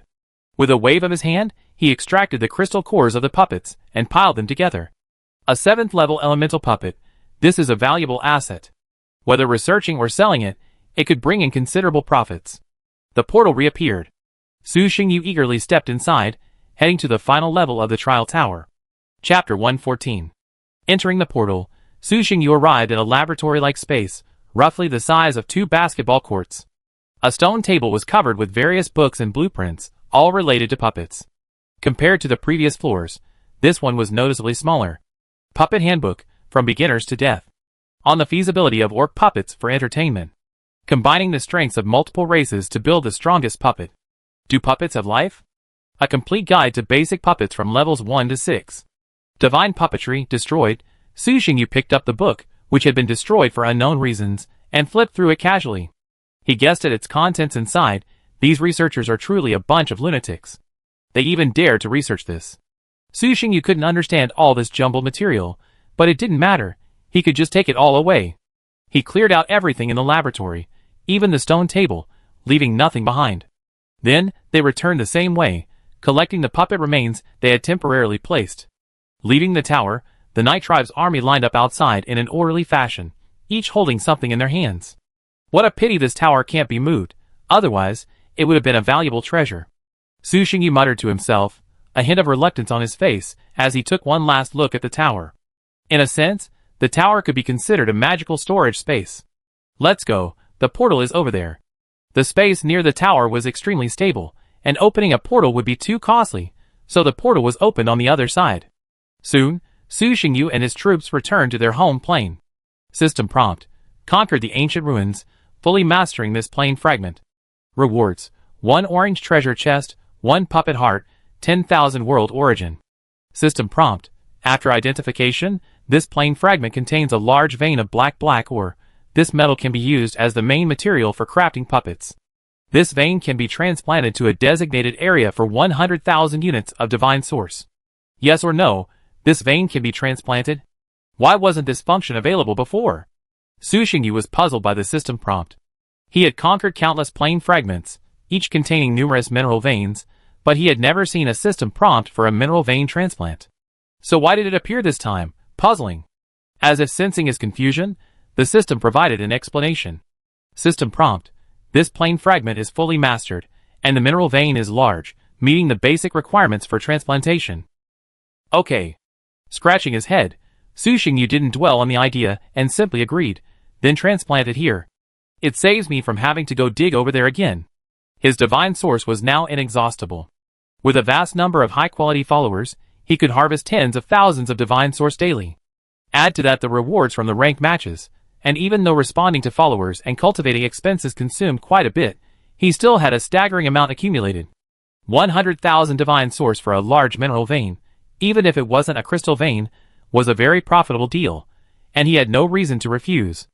As the divine source was consumed, the shadow of a small mineral vein quickly emerged from Su Xingyu's divine spirit body. Where should I put it? The cave, or near the tribe? Sitting on the throne, Su Xingyu supported his cheek and pondered for a moment. After a moment he said, never mind. Let's just put it in the cave, and give it to those dwarves to forge. As he made up his mind. Hundreds of kilometers away, in the dark caves, outside a dwarven city, a metal vein suddenly appeared out of nowhere. Boom, boom, boom. The noise was so deafening that all the creatures in the caves noticed the situation. Seeing this scene, which seemed like divine power, all creatures knelt and prayed, extremely panicked. Su Xingyu frowned slightly, then spoke divinely. This is my gift. There is no need to panic. Use this vein to enjoy the joy of forging. As that calm voice echoed in his mind, all the dwarves fell silent, then burst into a frenzy of voices. Praise the mighty and holy King of eternal night. Our Lord is merciful.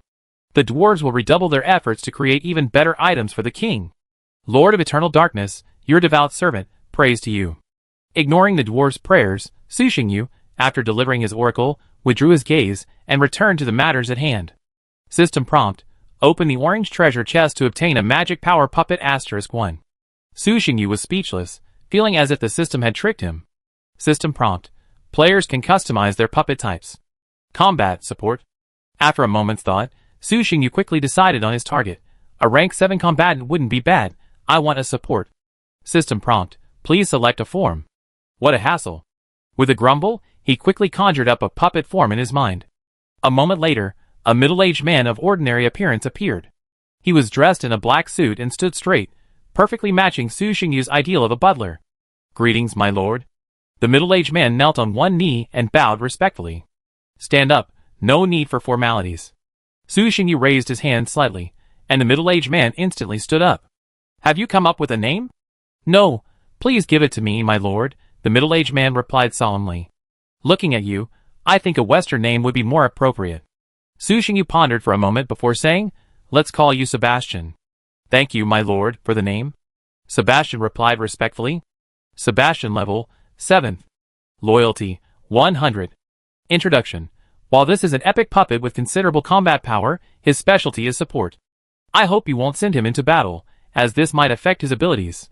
Materials can be used for further upgrades. After examining Sebastian, Su Xingyu turned his gaze to the ball of light in his hand. Puppet heart level, legend. Description. This item can grant a puppet emotions and full consciousness. However, this is a lengthy process, and may have unforeseen consequences. Please use it with caution. To transform puppets into a completely new species is the dream of every puppeteer. Interesting. Su Xingyu smiled and flicked his finger. The ball of light flew towards Sebastian. The puppet heart collided with it, and instantly merged with it. After merging with the puppet heart, Sebastian felt no change and felt a sense of doubt. However, his absolute loyalty prevented him from questioning the existence before him. Finish reading these books first, and then you should know how to be a butler. Su Xingyu tossed a pile of books to Sebastian, including but not limited to how to become a butler's duties, and a butler's improvement guide, all newly purchased. As you command, my lord. Sebastian didn't question it. He took the pile of books, walked to the side, and began to read attentively. The puppet's brain should be quite effective. I wonder how long it will take him to finish reading these books. Looking at Sebastian squatting and studying, Su Xingyu couldn't help but feel curious. If Sebastian could become a qualified butler, his daily life would be much easier. Human nature is lazy. If it weren't for the pressure of reality, no one would find work for themselves. Counting his haul, Su Xingyu found quite a lot, especially the magical beast cores. There were 37 7th-level magical beast cores alone, 3 8th-level legendary level cores, and countless other 6th-level cores. He also brought back a wealth of puppet-making materials. However, the tribe likely won't see any significant development in puppet making in the short term. Puppet making requires the coordination of multiple professions, and aside from those pursuing a technological career, other players likely aren't currently capable of it. The Night Tribe's professions primarily focus on forgers, pharmacists, and tailors, with little expertise in other areas. Therefore, even with the necessary skills and instructional materials, creating a puppet isn't easy. Of course, these were minor factors. The most crucial point was that the tribe's master, Su Xingyu, had no intention of developing puppets. Cultivating and strengthening oneself was the true path. Puppets were merely a minor endeavor with no future. Maybe they could be developed in the future, but it was absolutely impossible now. As for what to do with these materials, who says that materials used to refine puppets can only be used to refine puppets? Crystal cores can be used to forge high-level weapons and armor, inscription technology can be used to develop cannons and magic items, and even basic materials can be used to forge items. They all had other uses anyway, and even if they couldn't be used, they could be traded. In short, no puppet development. After taking inventory, Su Xingyu restocked the various supplies into the warehouse, leaving only a single stone of unknown purpose. This stone was placed in the very heart of the research room. The puppeteer seemed to have devoted considerable effort to studying it, using various experimental methods: fire, water forging, lightning strikes, and space slicing. Mysterious stone introduction. A stone accidentally found by a puppeteer possesses the property of being incredibly hard. Incredibly hard? Su Xingyu placed the stone aside, then with a casual gesture, summoned his divine sword, and slashed it down. Bang! A resounding sound shook the surrounding space. He lifted the stone and examined it, finding nothing. It's indeed quite hard. After absorbing the divine weapon, the divine sword Midnight had ascended to the 2nd level. Combined with his power, even legendary armor would have cracked, yet it failed to leave a single mark on this stone. It must be said that it was incredibly hard. After experimenting for a while, Su Xingyu realized he had no choice but to toss the stone into the junk pile in the divine realm for later disposal. The system suddenly began to beep. Su Xingyu looked and saw it was a private message from Lin Yi. Glorious, Yongyi, are you free now? What does this guy want to talk to me about? Su Xingyu's eyes flashed with confusion, but he still replied. Yongyi, what's up? Lin Yi, far away in another dimension, hadn't expected Su Xingyu to be so free. He had just sent a message and received an immediate reply. So, he sent the message he had prepared in advance. Glorious, I've created an organization with someone and would like to invite you to join. It was straightforward, but also in line with his personality. Eternal Night, organization, clan? I'm not interested in clans, so I won't join. Glorious, it's not a clan, it's an organization, similar to the ones we had in our previous exploration team. There are no restrictions, just a communication platform. Members are all players from other communities, all ranked high. If anything goes wrong, we can help each other. Su Xingyu frowned slightly. After the ranked matches, many players actually approached him, inviting him to join their clans, some even offering to give up the position of clan leader. However, Su Xingyu didn't like the feeling of being constrained, so he declined all of them. A clan wouldn't work, but an organization would be something he could consider. A platform is important, and a high-end platform is even more important. You can gain many things that ordinary players can't, including but not limited to information and resources. Eternal Night, besides you, who else? Glorious, Lao Mo, and Wang Dong. You know Lao Mo's strength. He's not weak. This time, he even finished 2nd in the district qualifying round. As for Wang Dong, while his strength may be a little weaker, he's indispensable in other areas. Early after the qualifying round ended, everyone had been exchanging information about their respective districts. In addition to information about the top players in their districts, it also included their specific rankings. District 36, first place, Su Xingyu. District 3, first place, Lin Yi. District 9, second place, Mo Kan Wu. District 18, seventh place, Fang Xingchen. District 46, 32nd place, Zhang Kersen. District 78, 873rd place, Wang Dong. Eternal Night, okay, then count me in too. Su Xingyu didn't ask why the other two didn't join, and Lin Yi didn't say much. They had a tacit understanding. After all, those who understand will understand, and those who don't understand needn't explain. Player Guangwei invites you to join Blood Dawn. Blood Dawn, 8 members, Blood God, Guangwei, Martial Master, Eternal Knight, Storm, Elephant Lord, Black Merchant, Pharmacist, Blood God, welcome. Martial Master, welcome. Black Merchant, welcome. Guangwei, I've finished looking here. At Blood God. Blood God, 2 more to go, wait a minute, I'm communicating. Guangwei, at all members' bases have been taken down. Once everyone is gathered, let's meet in person and have a meeting. Storm, okay. Elephant Lord, no problem, remember to arrange a time in advance, I'm fighting here. Martial Master, no problem. This group chat was very quiet, with almost no one talking. According to Lin Yi, these members were all quite strong, and they were probably all busy with their own affairs. Seeing that no one was talking, Su Xingyu immediately closed the group chat and checked the information channel for a while to understand the current trends of the players. I have to say that these players active in the information channel are all talented and can always come up with something wonderful. Chapter 115. Inside the Dark Divine Realm. Ah! A childish yet tinged with dominance suddenly echoed from the tranquil space. Under Su Xingyu's slightly agitated gaze, cracks appeared on the giant black egg, and a tiny head, shattered by the shell, emerged. Covered in slime, its eyes held a hint of doubt, as if sensing a difference between its surroundings and those of its inherited memories. A massive head poked forward. The dark dragon beast, having ascended to the 7th rank, carefully surveyed its brethren before it, then let out an excited roar. Ah! The distant roar echoed throughout the divine realm. Fuck! Su Xingyu's face darkened, and he immediately kicked out. With a bang, the massive dark dragon beast flew hundreds of meters away. What the hell are you yelling for? The newly born dragon was so frightened that it practically shrank its head back. But soon, hunger forced it to poke its head out again. It cautiously eyed the massive black shadow overhead, then quietly devoured the only nearby food, which had been its house not long ago. Eggshell. Crack. In a matter of moments, the giant eggshell was completely devoured. However, even after devouring the eggshell, the young dragon felt no sign of fullness. Instead, it felt even hungrier. Without a solution, it turned its gaze to the leader of the group. Su Xingyu smiled gently. Little one, what's your name? Ah! As if sensing a familiar presence, the young dragon responded with a roar, undeterred. This one seems a bit too long. You can keep it for yourself. I'll get you a shorter one. Su Xingyu smiled and said, Nidhogger, how are you feeling? That's a rather impressive name, isn't it? Ah. Stop talking. Hurry and bring the food up. The young dragon didn't understand the meaning of his words, nor did it want to. Right now, it just wanted to eat. Ha ha ha, don't worry. The meat will be here soon. I can't let you starve. After a while, Su Xingyu waved his hand, and a black hole appeared. A bloody, but still warm, large fish fell out. Eat it.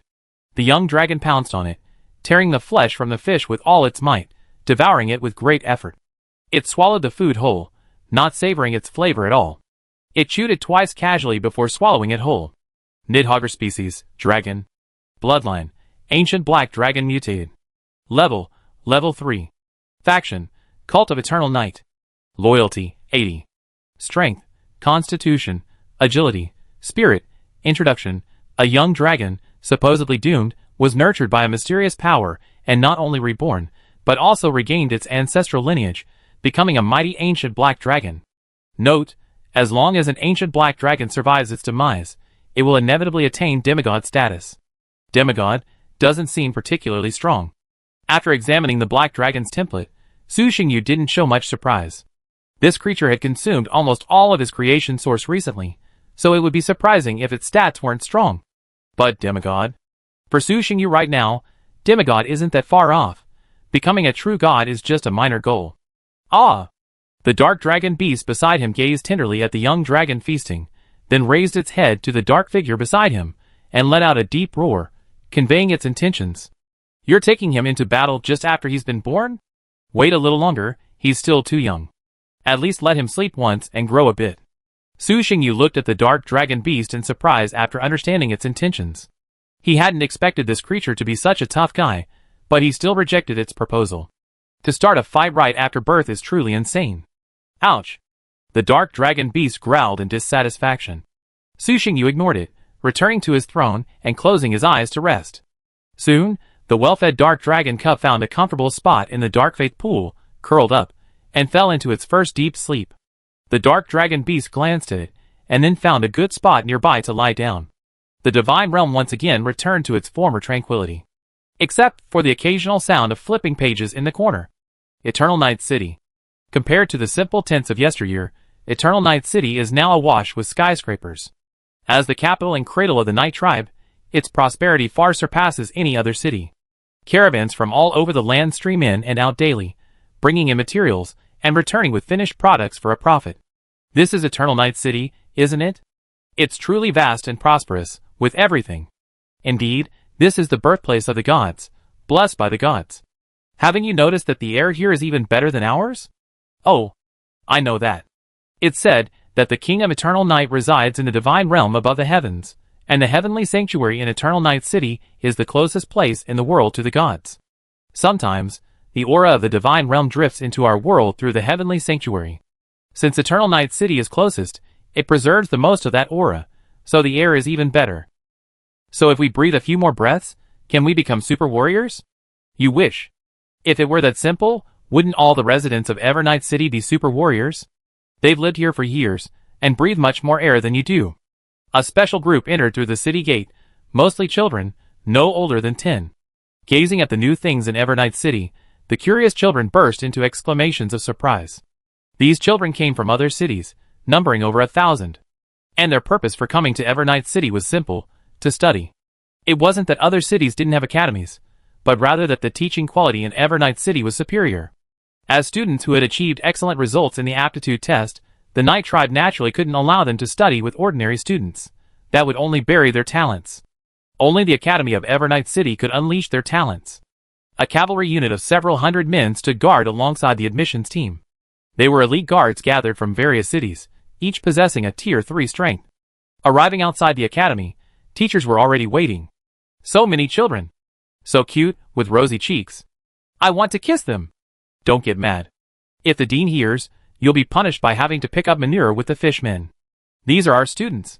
I'm so worried I can't teach them well. Looking at the children in the carriage, their future students, whose faces still looked a bit childish, the recently graduated teachers were filled with curiosity and chattered.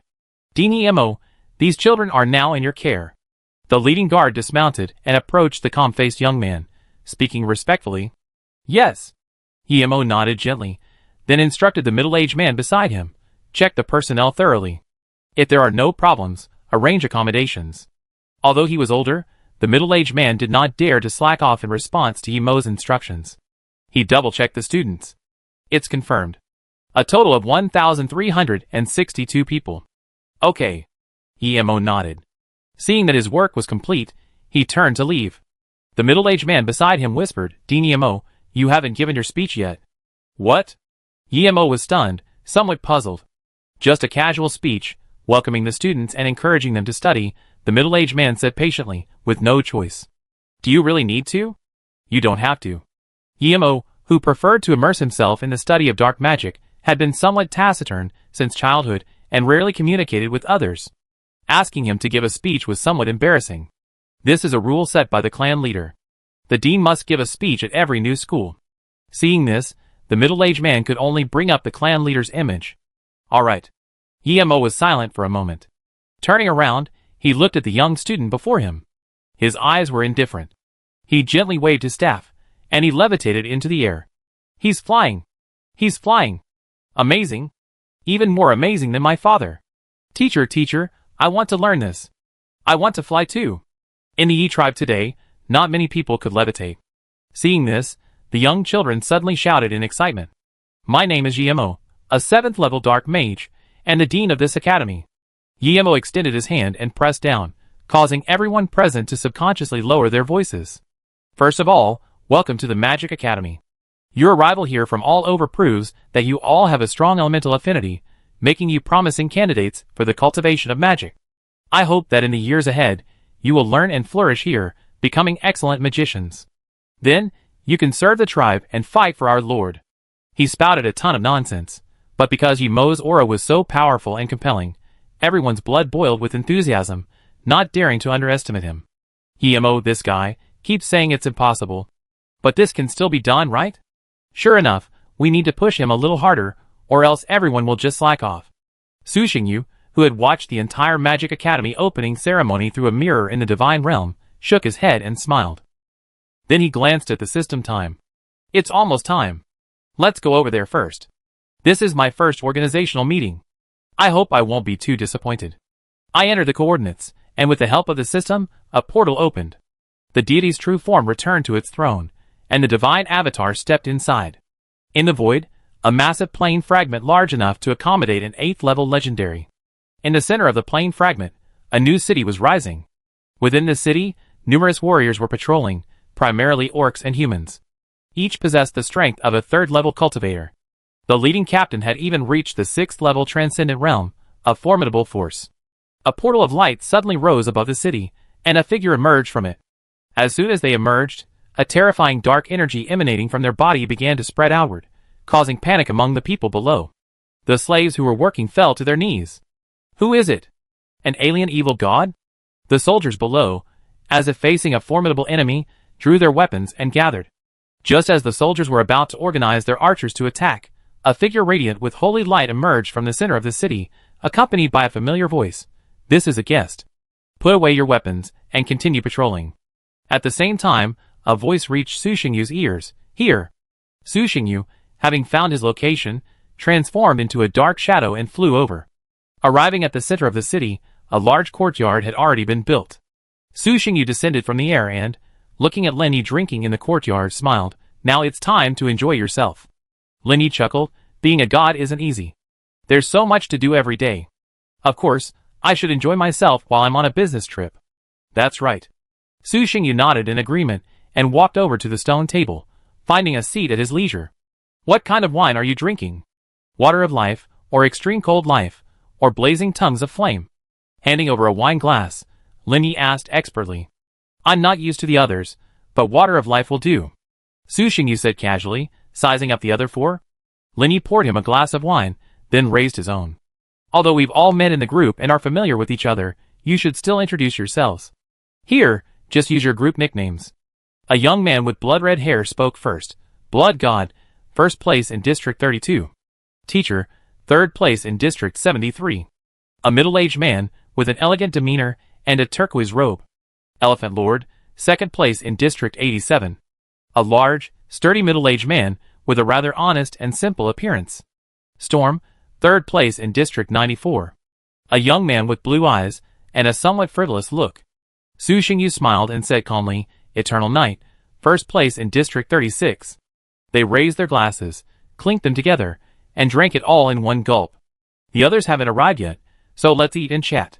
Lin Yi continued to eat the fruit on the table, and invited everyone to join him. He had originally planned to have a fox-like beauty dance to relax, but that was ultimately rejected. It was truly embarrassing. Su Xingyu glanced at the fruit on the table, but didn't touch it. Lin Yi was puzzled. You're not going to eat it? It tastes pretty good. It's all natural and pollution-free. It used to be so expensive. After a moment's silence, Su Xingyu slowly said, Are you going to have barbecue? Lin Yi was stunned, then looked at the red-haired young man. Old Shui, are you going to have barbecue? Either call me by my full name or my real name. What the hell is Old Shui? The red-haired young man's eye twitched, and he glared at him. Then he waved his hand, sending a group of orc servants down to prepare the barbecue. They'll be up soon. Alas, you don't even have barbecue. Your preparations aren't good enough, Lin Yi sighed. The red-haired young man's brows knitted together, then he took a deep breath and endured it. The others chatted while eating. Soon, the other members arrived through the portal. Soon, all 10 of them were present. The first gathering of Bloody Dawn officially began. Chapter 116. Blood God, Glory, Eternal Night, Sea God, Storm, Elephant Lord, Martial Master, Teacher, Pharmacist, Black Marketer. 10 in total, either ranked in the top 5 in their respective communities, or possessing special authority and abilities beyond the reach of ordinary humans. Their general divine attributes can also be discerned from their names. After briefly introducing themselves, everyone quickly got down to business. The meeting took place in the living room of the city lord's mansion. Gathered around the large round table, the acquaintances gathered. Everyone, feel free to speak freely. Don't be too restrained. Guangwei and I established this organization so that everyone can help each other, achieve win-win cooperation, and progress together. The two organizers, Blood God and Guangwei, sat at the main seats. The red-haired young man spoke first. Among us, some are lone rangers, some are leaders of large families, and some hold special authority. To be frank, the players we invited here all have special talents. Sipping his drink, Su Xingyu listened quietly to the red-haired young man's speech. He was just like that. He didn't like to be in the spotlight. The others were like that, waiting quietly for the blood god to finish. Since no one else wants to start, I'll go first. Seeing the silence, Guangwei said, first, let's talk about benefits. Our organization does offer some benefits. Here are the Warrior Training Manual, levels 1 to 7, Magician Training Manual, levels 1 to 7, and Priest Training Manual, levels 1 to 6, I've compiled. If you need them, you can print them yourself. Also, here are the exchange resources I can offer. If you like anything, feel free to discuss it. I'll give you a relatively reasonable price. He pulled out several thin books and pushed them to the center of the table. He then pulled out a sheet of paper filled with a list of various items.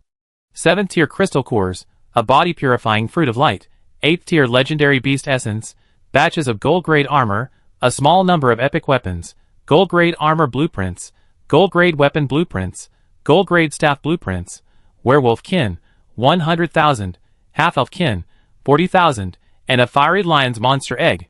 The items on the paper are all hard-to-find items on the market, the kind that are incredibly rare and priceless. Here are my needs. You can all take a look. He then produced another sheet of paper, filled with various requests, such as blueprints for a 4th-tier barracks and above, 8th-tier light-type monster cores, and a large number of spiritual plant seeds. My race is quite unique, and my cultivation methods differ slightly from yours, so I won't be taking them out. Seeing Guangwei bring out so many things and even offer organizational benefits, the blood god grew restless and immediately produced 9 bright red apple-shaped objects. These are blood fruits, barely a specialty of our group.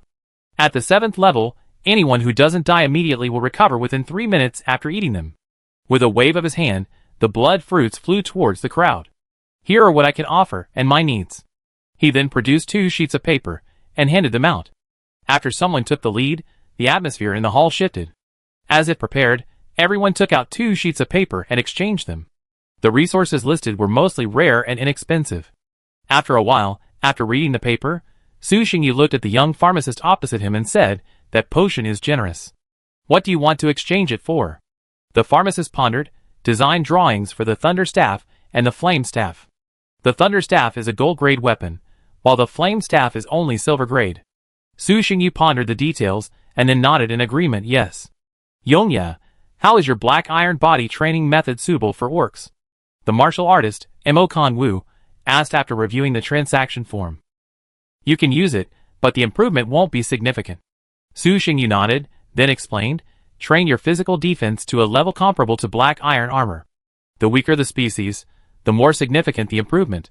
If you're already physically strong, like minotaurs and elephants, their physical defense is inherently strong, comparable to, or even stronger than, black iron equipment. In that case, there won't be much improvement. I see. The martial artist nodded, then dismissed the idea. His clan was already physically strong, and once they became transcendent warriors, their defense would be only slightly weaker than black iron. In that case, the exchange wouldn't be very meaningful. Upon hearing this, everyone present fell into deep thought, their interest waning. One of the teachers even muttered, if it's just black iron, the effect will be greatly reduced. But there are black iron, silver, and gold. There should be silver and gold bodies later. I wonder if there's an epic body. Su Xingyu glanced at him and casually said, there's a silver body, but to refine a silver body, you have to refine a black iron body first. That's true. Everyone's interest piqued, and the teacher, also a human, asked directly, black iron and silver body, what do you want to exchange? The black iron body isn't very effective, but the silver body is far more powerful. This is physical defense, and it doesn't affect the body's load-bearing capacity. Mastering it is equivalent to wearing an extra layer of armor. The weapons and armor of today's mainstream players' followers are still primarily silver grade. Well, not just the mainstream players, even a considerable number of their followers currently use silver grade equipment. Silver grade armor still has significant benefits even after reaching the mid-level transcendent level. And then, there's the gold body. If they can obtain the method to refine it in the future, their Legion soldiers will experience a qualitative leap. 2 layers of gold grade defense. It's like a complete iron shell. At this moment, even the Elephant Lord, whose followers are known for their defense, felt a little tempted. Educational divine domain buildings, or man-made wonders. The teacher hesitated, but after a moment, he made a decision. Yes. His tribe had already completed the construction of its educational system, and the divine domain building blueprints were originally intended for future use. But for now, it was better to exchange them for combat power. The two sides quickly reached a deal. Neither the silver body nor the divine domain building blueprints were included in the transaction. The black iron body and the silver body were barely considered the Knight tribe's most valuable treasures, and the teacher's divine domain building blueprints, while not as impressive, were still beneficial to the entire faction. Based on value alone, Su Xingyu suffered a slight loss, but in reality, that wasn't the case. After all, his items could be traded multiple times, while the blueprints would be lost once incorporated. Aside from Blood God, Glory, and Storm, Su Xingyu and 7 others completed a trade, earning a significant profit. The trade lasted a full 5 hours, and during that time, they had accumulated a plethora of items, many of which were the kind they would lose money on if they sold them, but had no use for. The items were valuable, and exchanging them for divine source would be a huge loss, but keeping them was useless, so they would just sit there gathering dust in the divine realm. Su Xingyu also took this opportunity to exchange some seemingly useless, but actually highly valuable items for relatively reasonable prices. For example, the rather useless special item, Goblin Mech Design. This epic design was extremely valuable to Goblin players. However, the consumables and technical requirements were ridiculously high, making it extremely cost-effective.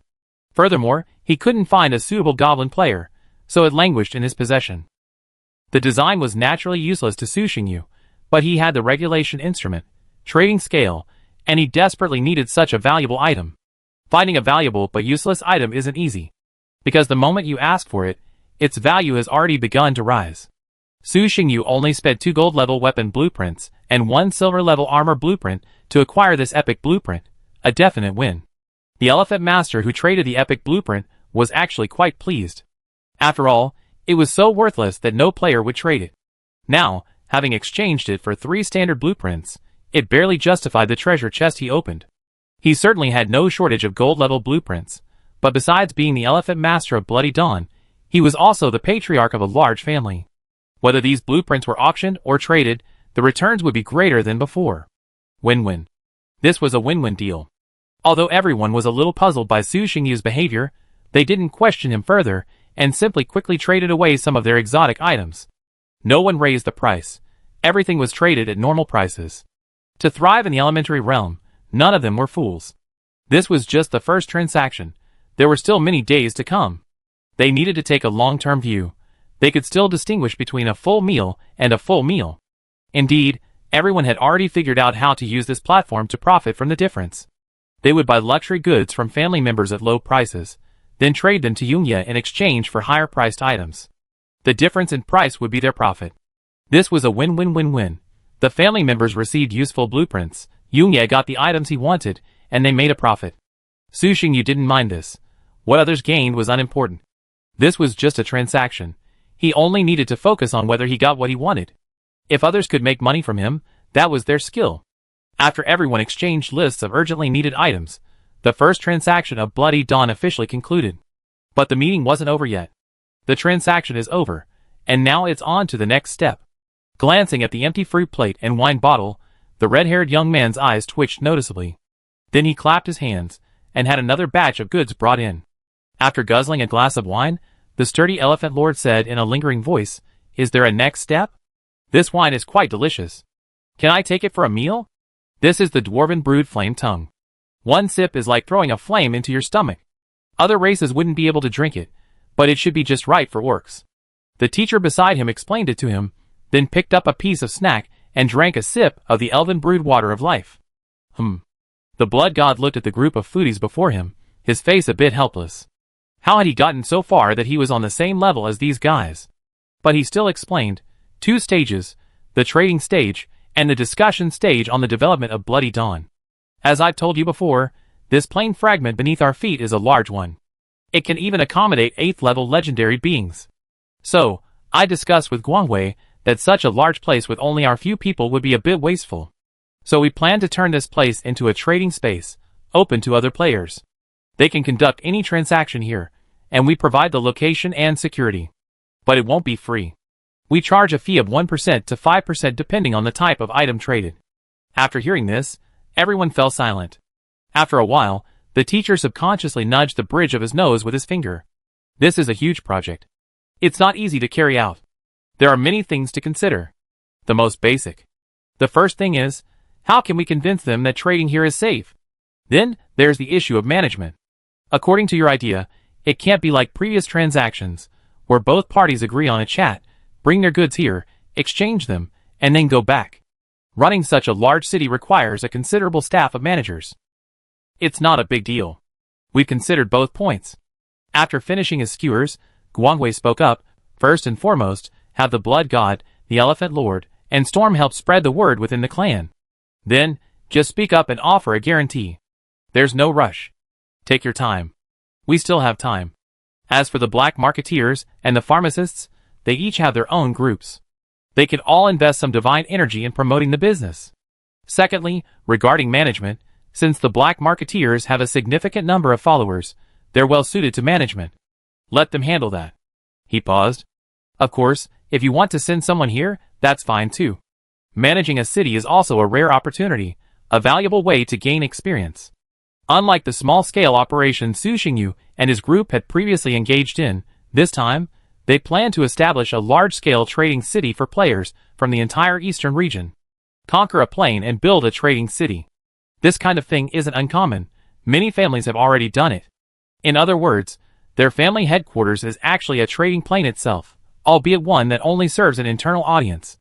Chapter 117. The idea of occupying void plane fragments as trading points was first conceived long before the City of God's shortcomings were discovered after entering the elementary realm. But having the idea is one thing, being able to pull it off is another. After all, while it may seem simple, it's actually quite difficult. First, you have to capture a plane fragment, then you have to find customers, and finally, you have to ensure that the business can continue and be profitable. What's most important in a trading market? Reputation, and most importantly, strength. Without strength, this business can't survive. At the very least, you have to convince both parties that you possess the power to easily crush them if they default. Otherwise, why would I pay for it? I can just take it away for free. How much better? Previously, Lin Yi and others had run a relatively small trading market. The transaction rate in that market was actually quite slow, and all transactions were conducted after prior agreement was reached on the online chat. Black Star and the others weren't worried about problems at the trading market at the time because Su Xingyu and Lin Yi couldn't monitor the market constantly, nor would they send too many soldiers to maintain order. But if anyone dared to break the contract, then, sorry, everything in your plane will be mine. Previously, Lin Yi and Su Xingyu had teamed up to beat 3 fools into a deep sleep, denying them even the chance to transform into divine beings, and then seized everything from their tribe. Since then, the trading market has continued smoothly. Every time Black Star led his men there for a trade, he would bring up this incident as a warning. This time, everyone wants to establish a large-scale trading market, which will be much more difficult. How to ensure these players don't cause trouble is a major challenge. First, a garrison is essential, and second, an incarnation of divine power must be present to oversee it. Otherwise, who knows what kind of chaos will ensue? Everyone discussed the relevant matters of the large-scale trading market for a long time, expressing their opinions. From the establishment of the city and the division of areas, to the rules and regulations, the rotation order, and finally the profit sharing, everything was discussed in detail, striving to make this trading market as good as possible. Don't underestimate this trading market. If it can be stabilized, the taxes collected alone will be enough to feed everyone. Not to mention, there are some hidden benefits. For example, if a player auctions items here, and they happen to find something they need, they can take the initiative to act. Of course, they don't have to rob them. But they can communicate with the seller first and negotiate a deal with them. Those with money contribute money, those with strength contribute strength, and those with people contribute people. Everyone has devoted their heart and soul to this trading market. After a day of negotiation, they finally came up with a rough outline of the rules and regulations. Looking at the compiled regulations, even the physically strong ones felt a wave of exhaustion. Let's leave it like this for now. If there are any issues later, we'll make adjustments. Let's stick with this for a while. Rubbing his eyes, Guangwei said, "This month, the black marketeer and I will be in charge, and then we'll take over." Okay. No problem. Everyone agreed, nodding in agreement. Then, another portal opened, beaming a group of warriors in, placing them under the command of 2 people. The number of warriors on this plane quickly exceeded 100,000, and their quality was incredibly high, all at least transcendent level 3. Although their races varied and coordination wasn't ideal, even left to their own devices, their combat power was likely no less than that of some of the top 10 players. After resolving this matter, everyone returned to their respective planes and began promoting the market. Directly using the messaging channel was somewhat outdated, and the crowd might be mixed, making it easy for things to go wrong. So, Su Xingyu privately messaged several players ranked below him, and sent a brief invitation. To increase their appeal, they decided to gather some valuable items from their inventory, and hold an auction to build their reputation. Time passed slowly. The emergence of a trading market didn't attract much attention. There were simply too many players, with countless clans alone, let alone a trading market. It might stir up a stir among some player groups, but if it were spread across the entire eastern region, no, even District 36, it would be instantly drowned out. People don't pay attention to things that are too far away from them. This plane. The residents of Evernight City have clearly noticed that the military presence there has been significantly reduced in recent times. More and more elite soldiers are leaving Evernight City for other regions. And the city's newspapers have begun to publicize this. In the name of the god, the Night Tribe will embark on a journey of conquest. Spread the glory of the gods far and wide, and let all races submit to the glory of our Lord. Only by diligently cultivating can one keep pace with the eternal Night King and serve our Lord. As advertised, the Night Tribe began to mobilize its forces. The purpose of this war was conquest. From the Black Earth Plains, the campaign would expand in all directions. All tribes, all races, faced only 2 paths, surrender or extinction. To the west of the Black Earth Plains lay the Blood Red Mountains, now conquered by the Dog Demon tribe. However, it would take considerable time to fully control them, and transform them into the Night Tribe's backyard. The gods showed no mercy to the magical beasts within the Blood Red Mountains, ordering the expulsion and extermination of all mid-level beasts. The Blood Red Mountains possessed complex terrain and covered a vast area. Once conquered, they could be used as a natural barrier. As for continuing westward, forget it. It was too much trouble to get through. This left the Night Tribe with 3 possible directions for expansion: east, south, and north. Su Xingyu, who had been observing the outside world for a long time, had already gathered intelligence on the forces in those areas. About 200 kilometers to the east lay a hilly area, home to numerous tribes, large and small, though none of them were particularly powerful, having recently been absorbed by the Night Tribe. Beyond the hills, one reached a basin. In its center lay a vast freshwater lake, named Tianyun Lake, meaning a lake formed by a meteorite's impact. Near Tianyun Lake lay a powerful force, Giant Tree City, a city primarily populated by tree men. Giant Tree City boasted over 1 million blood-red tree men, including a mighty blood-red giant tree that had reached the 8th-level legendary realm. Leveraging the vast spirit stone mine beneath the city, coupled with the unique characteristics of the tree people, Giant Tree City conquered all surrounding factions, becoming the most powerful force within a radius of hundreds of miles. South of the Black Earth Plain, following the Red River further downstream, it eventually merges into a vast river, the Kanglan River. The land surrounding the Kanglan River is incredibly fertile, a heaven-sent treasure where sowing a handful of seeds will yield crops in a matter of moments. Here lie 3 powerful factions: the Lion and Tiger Alliance, the Bone City, and the Serpent People Settlement. While these 3 factions may not rival Giant Tree City, each boasts numerous 7th-level Epic Realm warriors, and boasts nearly 1 million members, making them formidable. North of the Black Earth Plain, the situation is even more bizarre. There, too, lie 3 factions: the Human Inkstone Dynasty, the Dwarven Volcano Dynasty, and the monster-like Green Dragon's Lair. Of these regions, the north boasts a relatively high level of civilization, and is also the most formidable. The Knight tribe is now formidable, especially after absorbing the rewards from the qualifying matches, which have seen the emergence of numerous mid-level warriors. However, even so, conquering these three regions will be no easy task. Su Xingyu has put the northern region last, intending to wait until it has developed and gained sufficient strength before conquering it. Thus, the current main attack targets two main areas, Giant Tree City and Kanglan River. Su Xingyu has made a different arrangement. Rather than concentrating all his forces on a single conquest, he has divided his army into two parts, the main force and the vassal army. Changli will lead the Knight tribe's most elite main force to capture Giant Tree City. The three relatively weaker factions of Kanglan River were under the charge of Jackal Chief Harvey.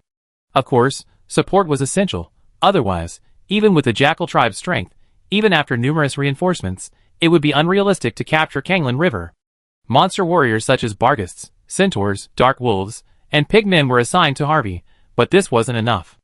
After all, a powerful warrior at the 7th level of Epic Realm could truly destroy an entire army single-handedly. So, in addition to a large number of monster warriors, there were also high-end combatants, Barghist Chief Harper, Dark Dragon Beast Kelly, and two dark demonic pythons, who had fallen into a deep sleep and awakened to the 7th level. For the Knight tribe today, the 7th level of Epic Realm was considered high in combat, while the 6th level was only considered an elite squad leader. However, even with this much support, it would be impossible to capture Kanglan River in a short period of time.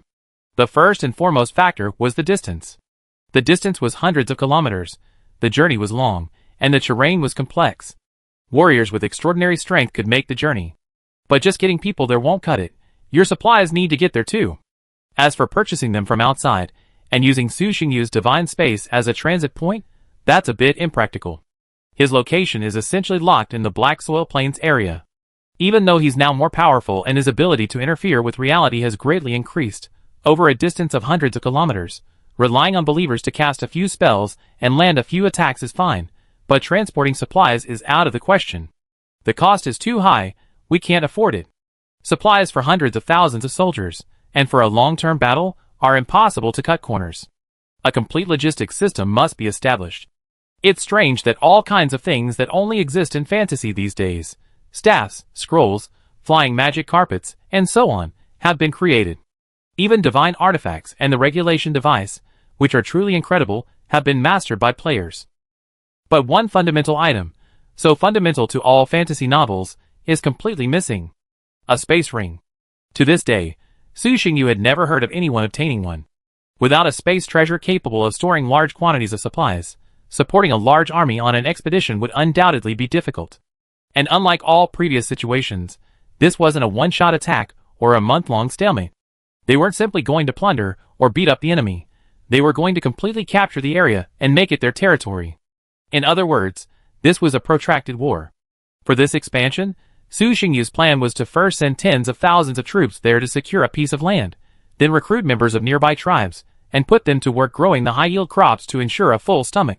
Also, they would establish transit stations along the way to facilitate the transportation of supplies. It was like playing a game. First, secure a piece of land at the target point, then build from their base camp all the way to the target. While this method was a bit clumsy and took a bit longer, it was stable. Otherwise, if hundreds of thousands of troops charged forward without adequate logistics, a single defeat could lead to the complete collapse of the entire army.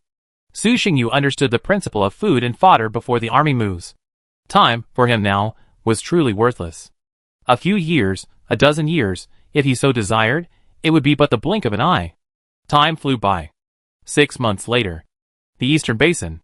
Dozens of kilometers from Giant Tree City, after months of construction and various methods, the Knight tribe's first military outpost was finally completed. It's finally done. Looking at the makeshift camp before him, Yizhan was overwhelmed with emotion. After all this time, it was finally done. General Yizhan, General Changli would like you to come to the headquarters for a discussion. A personal guard came running over. Okay, I understand. Yizhan responded, putting down his work and heading to the headquarters. As soon as he walked in, he saw familiar generals already seated, seemingly having been there for some time. Yizhan looked at the young commander in the main seat, puzzled. Changli pointed to his seat. General Yizhan, please take a seat. We'll discuss matters once everyone is gathered. Not long after, the remaining generals arrived and took their seats. I called you all here today to tell you that our military outpost is complete and supplies have arrived. Everyone knew what was coming next, and anticipation lit up their faces. Under their gaze, Chonli slowly spoke. The second round of our strategy has officially begun. In 3 days, we will assemble our forces and attack Giant Tree City. Let's discuss and formulate a battle plan for dealing with those tree people. General Yi Zhan, you've had a brief encounter with them before, so you'll explain the situation to everyone. Okay. Yi Zhan was stunned at first, then nodded and cleared his throat. The tree people of Giant Tree City are primarily divided into 4 types: Blood Red Tree Warriors, Blood Red Giant Tree Warriors, Blood Red Spear Throwers, and Blood Red Giant Tree Slingers. Ordinary tree people warriors are not very strong, with overall strength between level 1 and level 2. Blood Red Giant Tree Warriors are more powerful overall, generally reaching level 4. These 2 types of tree people warriors are relatively mobile, and are Giant Tree City's mainstay Blood Red Spear Throwers, possessing ultra-long-range strike capabilities. Chapter 118. Giant Tree City. A towering tree rose from the ground in the city center, soaring into the clouds, its branches and leaves lush, like a blood-red tower. The entire city was enveloped by its shadow, blotting out the sun and sky, hence the name Giant Tree City. Near the tree's trunk stood an altar. A grand sacrifice was underway. A vast amount of magical beast essence and blood was poured onto the tree, rendering its crimson hue even more vibrant. Blood-soaked magical beast carcasses were dug and buried within. A treeman elder, with a somewhat aged face and a crown of thorns on his head, performed an ancient dance in tribute to the ruler of this city. Great Tree Spirit, your devout servant comes to report that we have discovered a new human force not far west of Great Tree City. We need your guidance on conquering this force. This human force is naturally the Night Tribe. With such a large-scale city-building effort, coupled with the reckless conquest of nearby tribal forces, even if the tree people of Great Tree City were somewhat slow to react, they were not blind and would inevitably have noticed the new force. In fact, Yi Zhan's troops had already engaged them a month ago. Although it was only a small force, the fact that they had only just discovered it now is quite remarkable. This, however, is related to their racial characteristics. As a unique species of monsters, the tree people possess a long lifespan and a relatively simple mindset, resulting in a slow pace of life. It can be said that without the guidance of the Great Tree, they would probably never have formed a complete force, let alone the army and hierarchy they are currently forming. But this also led to a bad habit. The treemen preferred to consult the blood-red giant tree, rather than using their brains. The blood-red giant tree swayed, its vast consciousness awakening from its slumber. A steady, slow voice entered the treeman elder's consciousness. Conquer them. All forces in Giant Tree City are at your disposal. All matters are your responsibility. Thank you for your guidance. Upon receiving the instructions, the treeman elder raised his hands and knelt in obeisance. The treemen behind him quickly followed suit, kneeling in gratitude. After a moment, the treeman elder rose and turned to face the towering treemen. With his back to the towering tree, he raised his scepter and spoke solemnly. The Great Tree Spirit has given us revelation. Mighty treemen warriors, conquer that foreign force. Bring them under the embrace of the Tree Spirit. This is the gift the Tree Spirit bestows upon them. At these words, the treemen shouted in joy. Conquer! Conquer! Conquer! Although the tree people were lazy, under the nourishing of the Giant Tree Spirit, they inevitably became bloodthirsty and transformed into blood-red tree people. Thus, they were not averse to war, which meant they could enjoy a delicious meal. Yes, delicious food. As a special monster race, despite having the word human in their name, they actually did not need to eat like humans and other normal races. They could obtain their nutrients from the soil and air. And because the Giant Tree City was built on a large spiritual stone vein, they could even survive by consuming air, except for water once in a while. Simply put, 3 meals a day are regular and nutritious, but the flavor isn't great. How can I put it? This kind of life is perfectly suited to a race like the Traians. But that assumes they haven't been transformed or indoctrinated. Karu, I bestow upon you the scepter of conquest, commanding you to lead the Traiant warriors in conquering the new foreign power. As a Traiant elder, it holds a high position, but having entered its senile years, its strength has long diminished, so it can only appoint other young and strong Traiant commanders to lead the troops. Following the guidance of the Giant Tree Spirit, I will conquer them. Victory belongs to Giant Tree City. The Traiant commander, a 40-foot tall and exceptionally burly figure, took the scepter with both hands and shouted loudly. This was a 7th-level blood-red Traiant. May the Giant Tree Spirit protect you, the Treant elder said with a solemn blessing.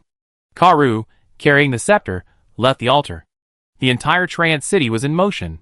Soon, a massive 150,000-strong Treant army left the city and headed straight for the Night Tribe's camp. With the sky-splitting eagle patrolling, the movements of the Treant city could not be concealed from the Night Tribe. It wasn't long before news arrived. What? The Treant army is heading our way. The men, who were mobilizing their forces, preparing to challenge the Treant city, were surprised upon hearing the news. Those slow-moving creatures would actually take the initiative to attack. It's truly incredible. Yizhan smiled, unconcerned about the approaching Treant army. So what do we do now? Do we continue our attack and meet them en route, or wait here for them to arrive? A general asked.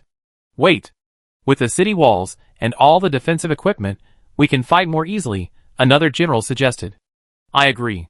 We don't fully understand the strength of those tree people. We've only fought them at night. A defensive battle is more reliable. I disagree. We are the Night Tribe's most powerful and elite troops. It might have been okay if we didn't know before, but now we know they're coming. How can we just sit there and wait for death? We should take the initiative and defeat them mid-stride. Everyone was discussing, expressing their opinions. The generals were divided, unable to convince one another, and in the end, nothing was discussed. Finally, everyone looked at the commander-in-chief, Chongli, who was at the main seat and the highest official in charge of the Western Expedition Army. Have you ever considered how long it would take the tree people to arrive? From what I understand, tree people are generally quite slow. Even though they lack logistics and are a relatively elite army, their movement speed probably wouldn't be very fast. If we wait here, it could take 10 days or even half a month. Are we just going to wait like that? Chongli spoke slowly.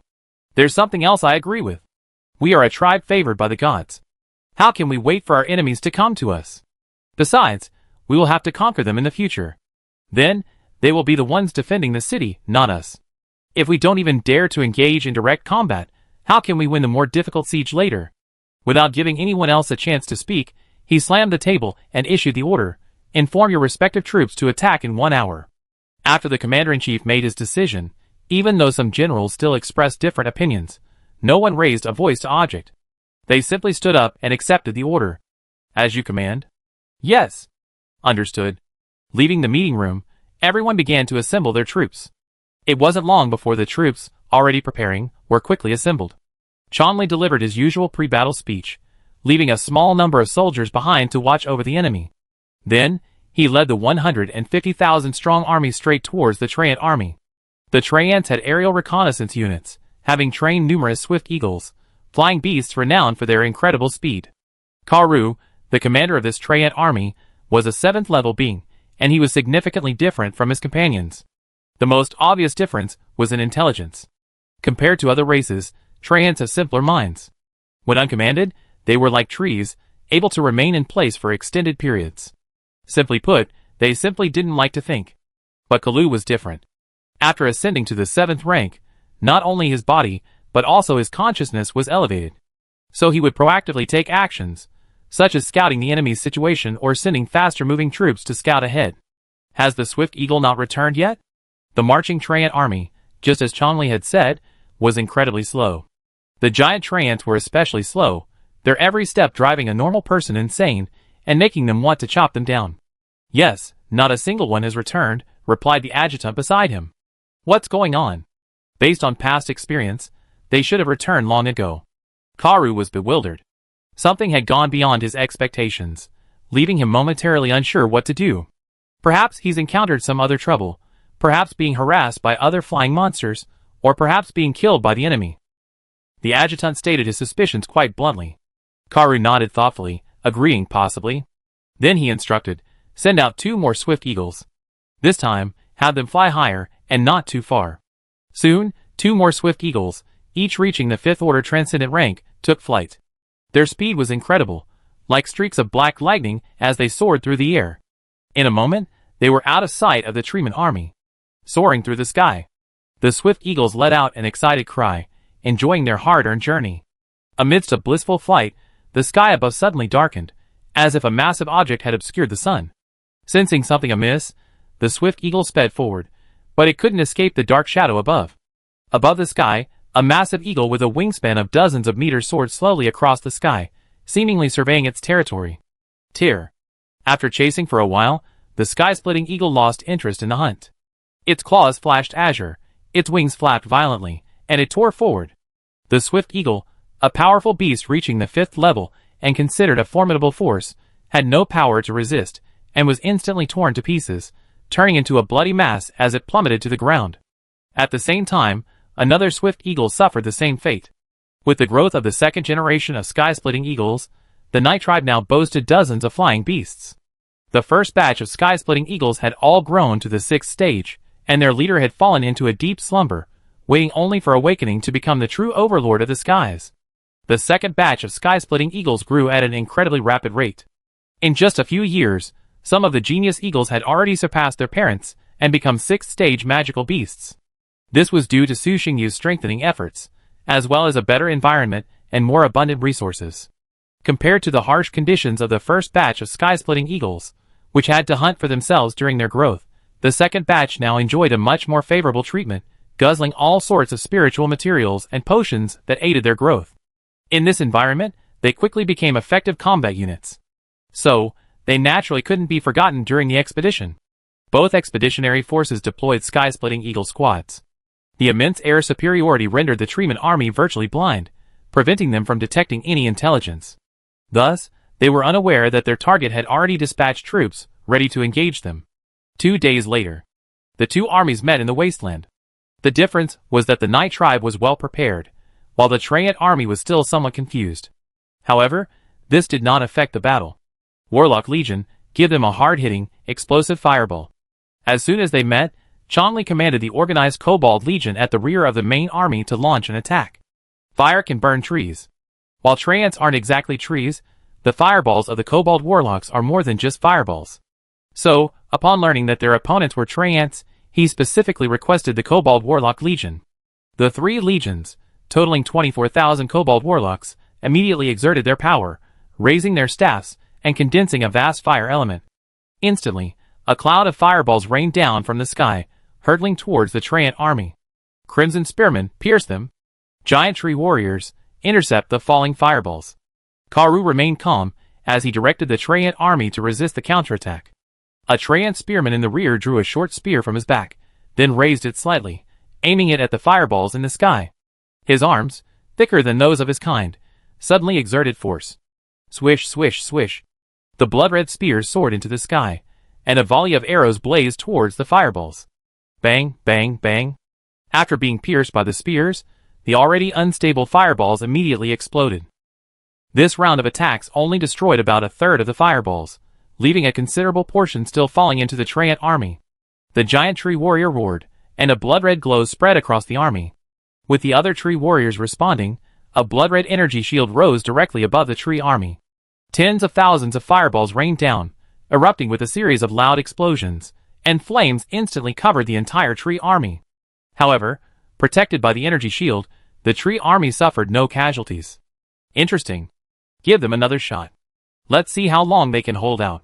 Looking at the red shield, Chongli was somewhat surprised, then ordered the warlocks to continue throwing fireballs. Exploding fireballs were just a routine attack on the Kobold Warlocks. Just a few wouldn't be a big drain. But maintaining this blood-red shield was probably not that easy. 3 waves of fireballs descended, and the blood-red shield was completely shattered. The fireballs exploded, sending the treemen flying. The blazing flame spread in all directions, causing panic among the tree army. At the same time, the melee troops below had also met. You like throwing fireballs, huh, Treant warrior? Crush them! Karu roared, and the front row of Treant warriors collided with the black-armored warriors, engaging in a fierce battle. Chapter 119. A sledgehammer swung down, striking the black-armored warrior's chest with a dull thud. The warrior's expression paled slightly, and he stumbled back several steps uncontrollably. Exhaling a long breath, he stepped forward and slashed his long sword, striking the treeman warrior directly in the flesh, breaking through the rough skin. A thin wound oozes bright red fluid from the wound. What a strong defense. As soon as the two sides made contact, the warriors on both sides launched a series of probing attacks, only to discover that the enemy was truly formidable. After a round of attacks, neither side suffered any losses. placing their strong defensive units at the forefront to counter the potentially overwhelming blows resulted in neither side being able to effectively inflict damage on the enemy. Of course, this was also due to the Night Tribe's failure to exert their full strength. The entire giant tree city controlled over 1 million treeman warriors, while their expeditionary force consisted of fewer than 200,000 elite soldiers. Even if they were truly skilled fighters, it would be unrealistic to conquer Giant Tree City with such a small force. So this was just an exploratory war, with a simple goal, to gather as much intelligence as possible on the Treant warriors. This wasn't their first encounter with Treants. They had previously encountered them in battles with other players. Treants are a unique troop type of the elves. However, that battle ended too quickly, and they didn't gather much intelligence. Furthermore, these Treants before them were clearly somewhat different from those of the elves.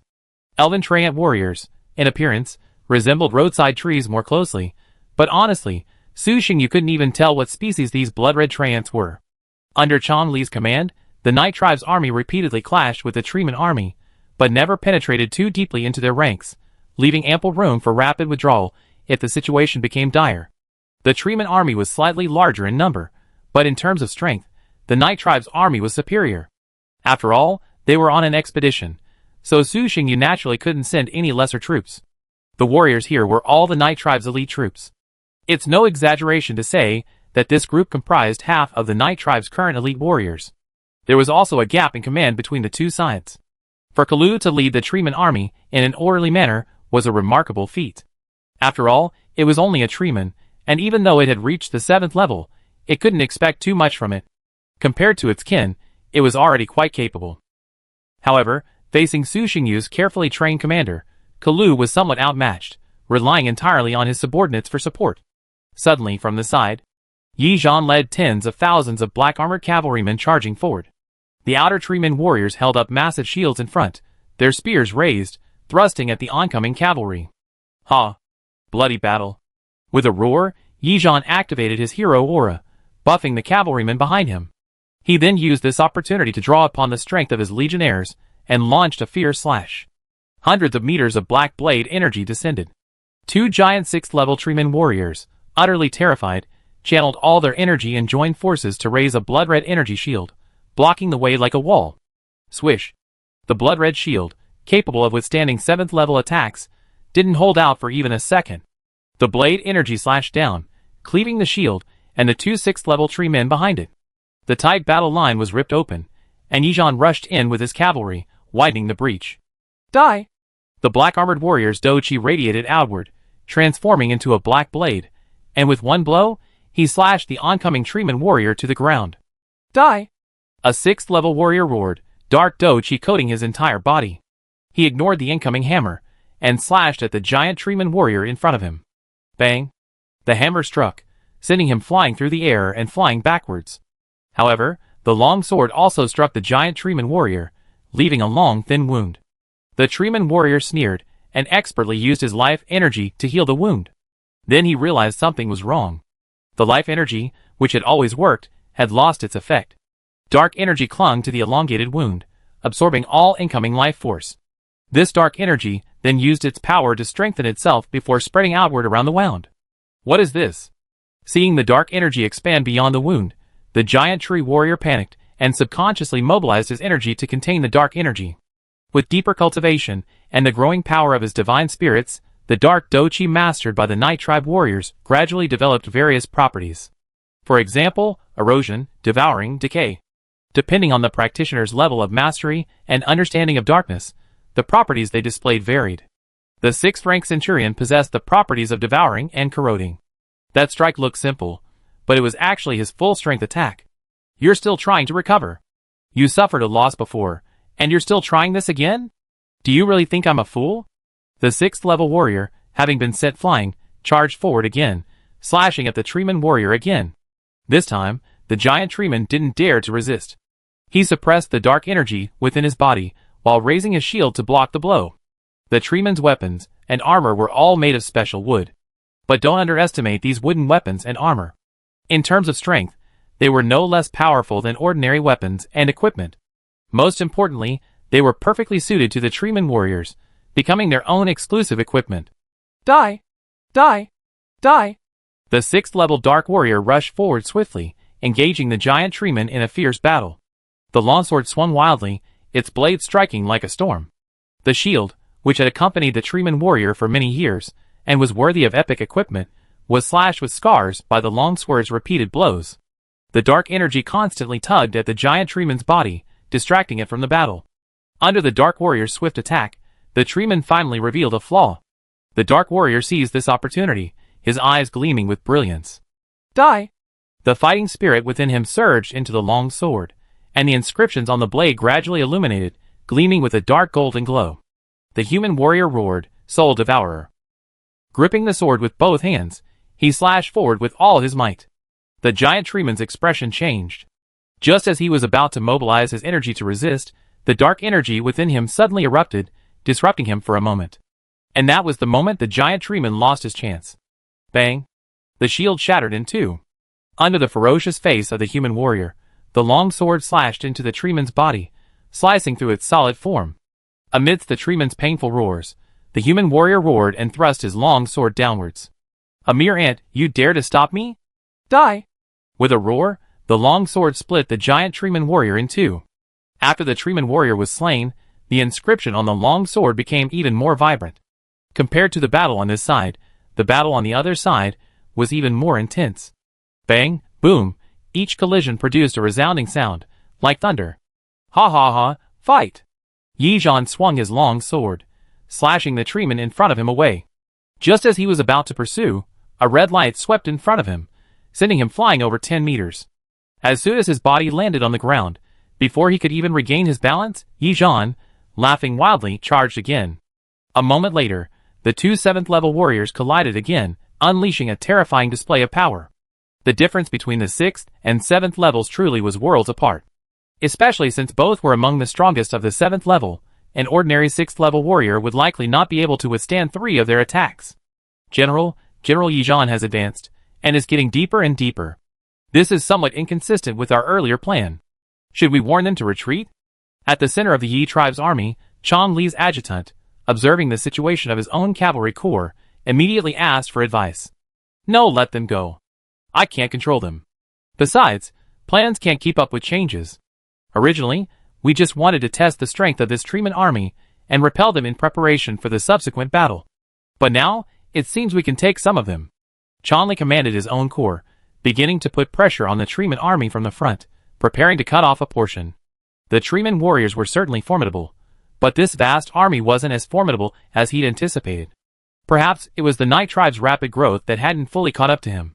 It was unrealistic to completely annihilate this entire army of treemen, given the sheer number of tough contenders, and the fact that the Night Tribe lacked an absolute military advantage. But Chong Li was confident he could defeat 20 or 30,000.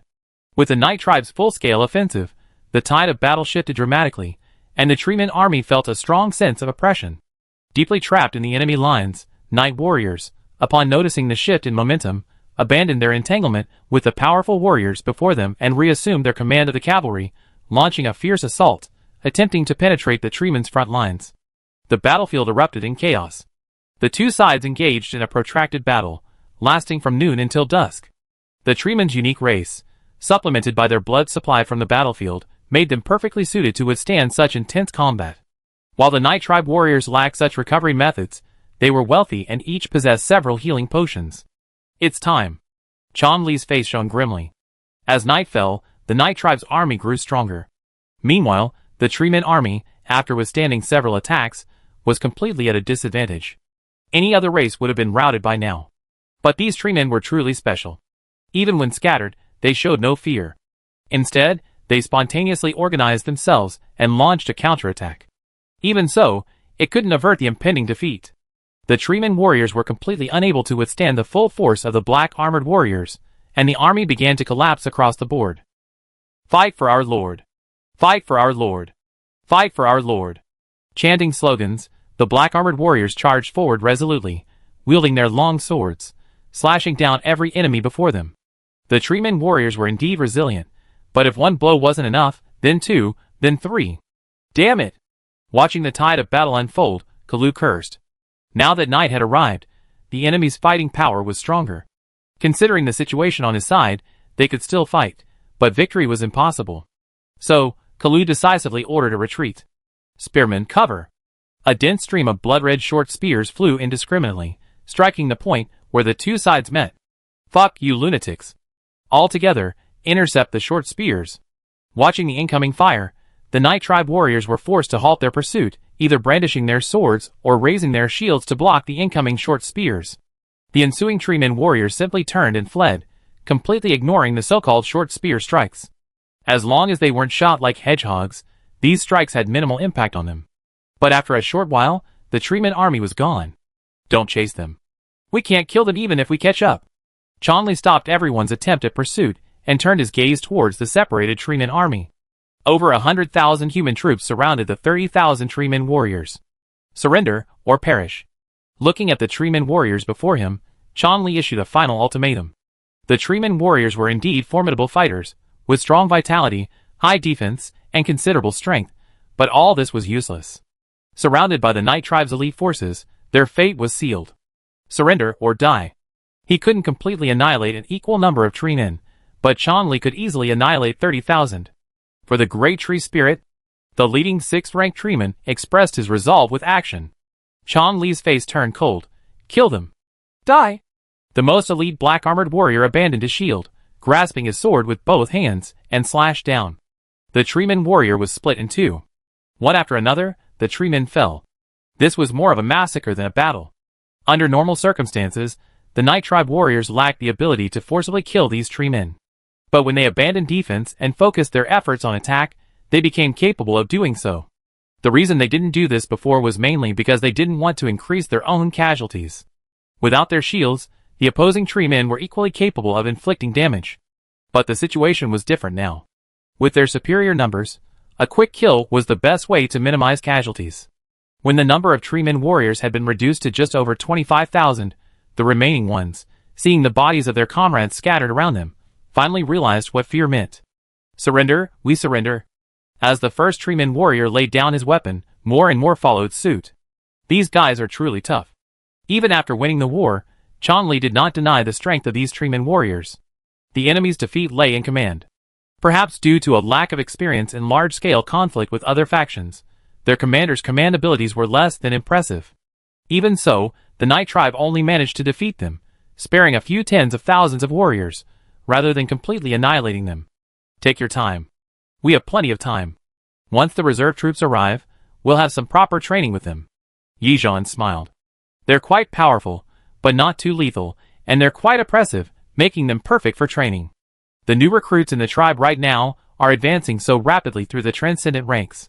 Some haven't even fought a single battle, but they've already reached the 2nd rank just by training in the barracks. Chapter 120. Those little guys are indeed treated much better now than we were back then. I remember back then, when the king first descended, the only members of the entire Night Tribe who were transcendent warriors, and only Big Brother Yizhan was at the 2nd level. Another general, upon hearing Yizhan's words, smiled empathetically.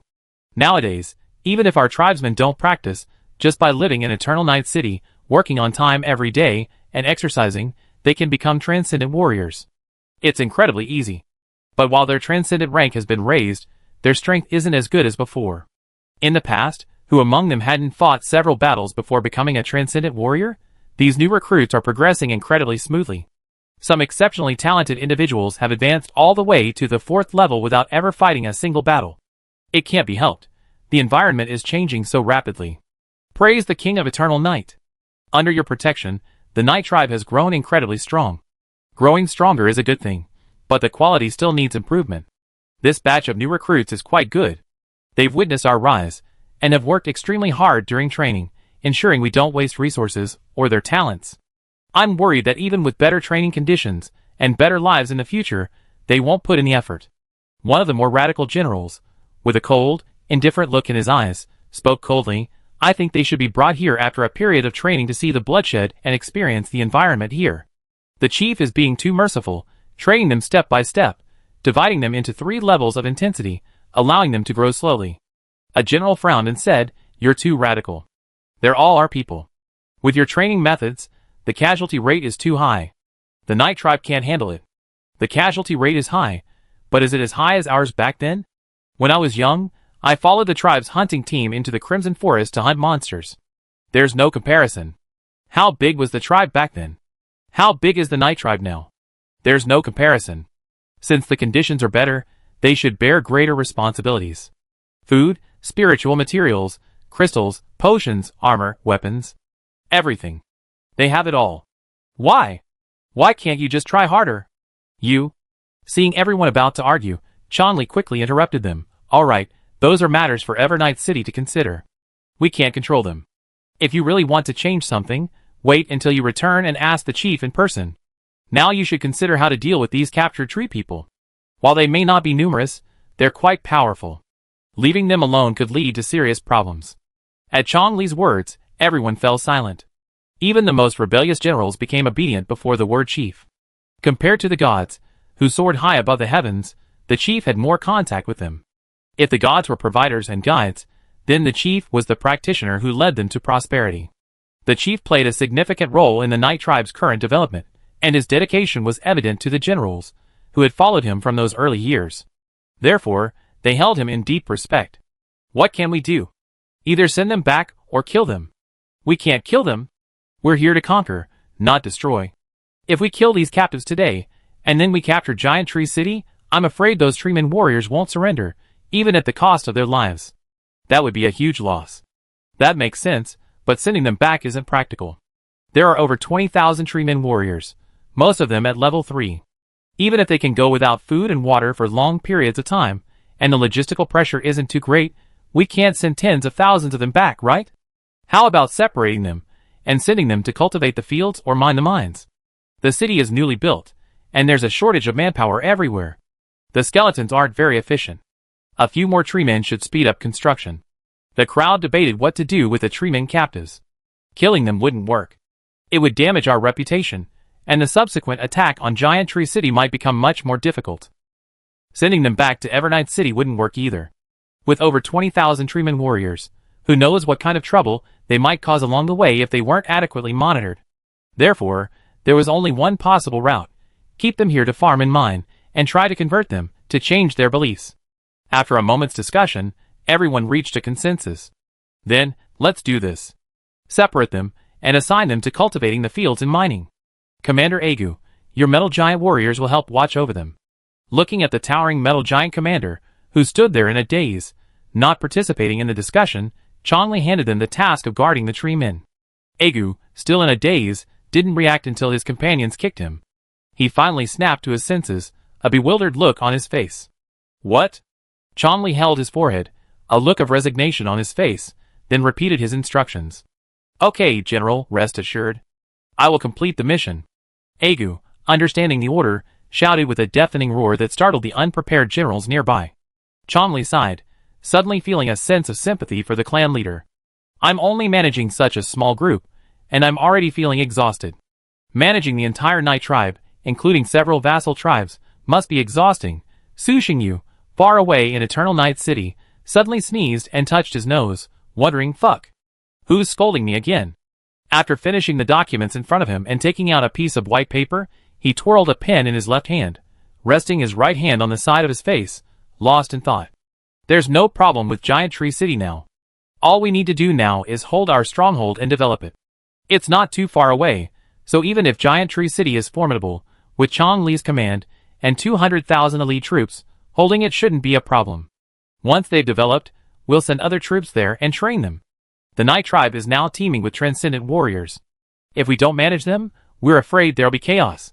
To be honest, Su Xingyu wasn't in any rush to conquer Giant Tree City. Compared to the gains from conquering Giant Tree City, the gains from the conquest process were the greatest. Infused with terrifying resources, the Night Tribe had once again swelled into a sturdy figure. This sturdy figure possessed immense strength, formidable defense, and a massive size, but this form couldn't unleash his full potential. Su Xingyu's current task was to transform this sturdy figure into a muscular hunk, and to ensure that his ever-growing flesh found its proper place. This requires an opponent, or rather, a whetstone. With the Night Tribe's current size, finding a suitable whetstone is difficult. Giant Tree City happens to be just such a whetstone. Through this whetstone, the Night Tribe can tighten its structure, essentially turning fat into muscle. As for why this has happened, the buffs bestowed by the world's blessing and the enhancements from the Instrument of Rule have led to an overflowing number of transcendent warriors in the Night Tribe. Any normal person, after 6 months of spiritual energy infusion, could become a transcendent warrior. Such a large number of transcendent warriors, gathered on the Black Earth Plains, has put a great deal of pressure on Su Xingyu. Dozens of fights have broken out in Eternal Night City alone this month. Immigrating, they must. The Black Earth Plains can easily support tens of millions of people, but it cannot accommodate millions of transcendent warriors. Simply put, the Night Tribe is now somewhat out of control. If it weren't for their faith binding them, Su Xingyu even suspected they would challenge the authority of the Night Tribe. But suppressing them like this wasn't a solution, so they had to relocate, throwing these violent elements out, leaving them to be ruled by even more violent individuals. Speaking of which, why have the people of the Night Tribe become like this? I remember them being quite docile back then. Compared to the current frenzy of conquering, annihilating, and killing, the Night Tribe back then was indeed considered docile. Contemplating the new system, Su Xingyu's thoughts wandered, and he began to think about the deception he'd used to encourage the Night Tribe's warriors to be more valiant. Those words influenced the original Night Tribe members, and then spread, changing the minds of subsequent members. Originally, there was no problem. Those words could have encouraged more members to join the army. However, Su Xingyu hadn't anticipated that within a few years, the Night Tribe's extraordinary warriors would no longer be valuable. Crimson Dawn Station, a newly established trading market.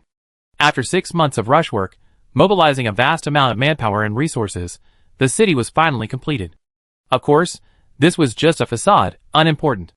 The trading market had opened long before everyone had agreed to it, and it began operating immediately. A portal opened not far from the city, and an ordinary-looking young player emerged, followed by 2 of his followers. This is the trading market guaranteed by the Savage Alliance, isn't it? This city looks truly magnificent. From the outside, it's not much different from my main city. And this plane fragment? They're actually using a large plane fragment that can accommodate an 8th-level legendary realm as a trading market. Wow, how generous. Surveying the surroundings, the player was somewhat surprised, astounded by the generosity of the person behind the scenes. A large plane fragment, especially one that can accommodate an 8th-level legendary realm, would be a treasure trove for ordinary players, yet it's being used as a trading market. Honestly, it's a huge waste. That's how the world of the big guys is. Things that seem precious to us are completely worthless to them. They're developing at an incredible pace, especially after receiving the rewards from the ranked matches. They're no longer on the same level as us. Upon hearing his words, a nearby player sighed. The young man turned to see a werewolf player. He bowed and smiled. What's your name, brother? This is my first time here. Is there anything I should be aware of? Fire Wolf. The werewolf player returned the greeting and headed towards the city. The young man quickly followed. He said, since this is your first time here, let me explain the zoning. It's divided into 3 main areas: the stall area, the auction area, and the entertainment area. That was the situation the last time I was here. I don't know if there have been any new areas added recently. The stall area is simple. You just take up a stall and sell your goods. Normal items are sold in the market. You can buy anything there, and if you're lucky, you can even buy a familiar. The auction area is a large-scale auction house, housing familiars, gold-level blueprints, divine domain building blueprints, epic-level weapons, and more, most of which are rare treasures found in the outside market. To put something in the auction house, it must be appraised and of high enough value. The werewolf player walked and introduced the young man. When he reached the last area, he suddenly smiled. The pleasure area, you know? Isn't that a bit bad? Those are familiars. The young man suddenly frowned and muttered. I can only say, you're too superficial. The werewolf player suddenly laughed. Wait a minute and you'll see. Those guys are even more extravagant than you are. Honestly, it's hard to say whether you're playing them, or they're playing you. Don't look at this with human eyes. Some races are very special, and their perspectives are completely different from ours. Is that so? The young man said, a bit confused. Yes. The werewolf player nodded, then his expression turned serious. As for the precautions you requested, they're simple. You only need to remember 2 things here. Don't force anything, and pay your taxes. Don't think you're strong enough to break the rules here. Did you see the list of names posted by the city gate when you came in? See? What happened to those people? The young man asked curiously. They've fallen into eternal sleep. The werewolf player sighed. One of them was ranked 7th in the community, and the head of a large family. He thought he was strong enough to just steal a fortune, and it wouldn't get him into trouble. But within a month, his family showed up at the auction house. I don't know if they'll ever wake up, but they're definitely ruined. She was so brutal. The young man gasped. They're just that brutal. The controller here certainly can't handle all the players who come here to trade, but if they get the first one to show up, they'll definitely kill him. Perhaps feeling a match for his personality, the werewolf player whispered, from what I've gathered, there are at least 4 players from the top 3 in the area, and there should be one in the top 3 as well. Actually, just look at the city guards. They're generally level 3 transcendents. 100,000 level 3 warriors, that's enough to crush many players. Alright, let's split up here. Since you're new here, I suggest you check out the stalls. Okay, thanks brother. Chapter 121. Inside the city. Like a fusion of ancient and modern times, the buildings here are somewhat strange. Stalls line the streets, and the stall owners display their goods on shelves. Some items, too numerous or too large to fit on shelves, are simply replaced with pieces of paper. The streets are bustling with people, some players alone, others with their families. Their appearances vary, and from time to time, well-equipped warriors patrol by. 3,000 beef cattle, don't miss out if you're passing by. Silver-grade weapons are on sale now, limited quantities available, first come, first served. Flying Warcraft Swift Eagle eggs, limited quantities available, come quickly if interested. Coordinates of the plane fragment, containing 3 medium-sized blood crystal veins, hurry up if you want. 2,000 native barbarians, uninitiated in faith, only accepting trade with orcs. The clamor of vendors rang out on both sides of the street, each stall owner hawking their wares. The dazzling array of goods was overwhelming. Buyers and stall owners engaged in heated price negotiations. Without the time constraints of the City of the Gods, both sides grew patient, even negotiating for an hour or two over a slight price fluctuation. The 3 zones are the stall area on the periphery, the entertainment area on the inner periphery, and the auction house in the core. Normal players typically frequent the periphery, where items are cheaper and more suitable for their current abilities. The items in the auction house are relatively high-end, so only powerful players go there. As for the entertainment area, there are generally 2 types of people who go there: those who are extremely relaxed, going there to drink and relax, or those who are a bit perverted. When this market was first established, it had only 2 areas, the stall area and the auction area. There was no intention of creating an entertainment area. As the number of players grew, and after gathering numerous opinions, a dedicated entertainment area was created. Since then, things have become increasingly perverse. This world has too many races. With such a large population, it's inevitable that some strange races will appear. Inside the auction house. The entire auction house is vast, accommodating tens of thousands of people. At the innermost part is the auction podium, and opposite it are half-moon-shaped terrace seating. The beautiful fox auctioneer, with a beautiful face, a captivating figure, and a captivating charm, stood at the podium, finalizing each auction in a delicate voice. The next item for auction is one of the auction house's most valuable items, a magic cannon. The fox auctioneer slowly described the item. Forged by dwarves, this cannon uses magic crystals as fuel. Under normal conditions, it can fire elemental attacks equivalent to those of a 5th-tier magician. Under overload, its power can be increased to a 6th tier. Whether used for defending or attacking a city, it's incredibly effective. Compared to training magicians, the magic cannon is undoubtedly the superior choice. For burly orcs laboriously carried the second modified magic cannon, its barrel a full 2 meters long. Bang, bang, bang. As they moved, a dull sound of footsteps echoed. This, far from scaring the audience, only fueled their excitement. Holy crap! A magic cannon! Someone's made something like this, and is selling it. This is incredible. Buy 2 and take them home. I'll see who dares to mess with me. I'll blast them all into dust. 6th level magician? TSK, I don't even have a 6th level magician right now. For cannons, weight is beauty, and size is power. Ordinary dwarven cannons aren't even as thick as an orc warrior's arm, so how could they possibly be powerful? This cannon before you, you don't even need to test it. Just looking at it, it's powerful. There are 12 magical cannons in total. Due to a client's special request, we won't be accepting divine energy in this auction. With that, the fox auctioneer announced loudly, the auction for the first magical cannon begins now. The starting price is 100 low-grade blood crystals. There were quite a few customers waiting below. After all, the auction wasn't held every day, so sometimes they had to make special arrangements to attend. Someone was about to bid when they heard the Fox auctioneer's words and were stunned. Fuck, these days, there are still people who don't want divine source. Big guys don't lack divine source. The natural growth is more than enough. Hurry up and change it to blood crystals. What a hassle. Some extremely wealthy players shouted out loud, 100,000 low-grade blood crystals. Someone nearby immediately held up a sign. It's not easy to get out here. Time is precious. Let's not waste everyone's time. One player muttered, uninterested in slowly raising the price, and simply brought the price down to the price range of a mana cannon, 100,000 mid-grade blood crystals. You're really rich. 120,000 mid-grade blood crystals. 130,000 mid-grade blood crystals. Everyone, that's enough. We still have 11 more to go, each costing 140,000 mid-grade blood crystals. Some players silently shut their mouths as they watched the number soar. What a wealth! Hundreds of thousands of mid-grade blood crystals, converted into tens of thousands of divine source, would be worth tens of thousands. Unlike divine source, which could be accumulated by believers, blood crystals had to be mined. Furthermore, mid-grade blood crystals couldn't be mined from small veins. Only medium-sized veins had a chance of being mined. They could still manage tens of thousands of divine sources with a bit of grit, but hundreds of thousands of mid-grade blood crystals would require real skill. 140,000 mid-grade blood crystals. 240,000 mid-grade blood crystals. 340,000 mid-grade blood crystals. Bang! The wooden hammer slammed down with a resounding sound.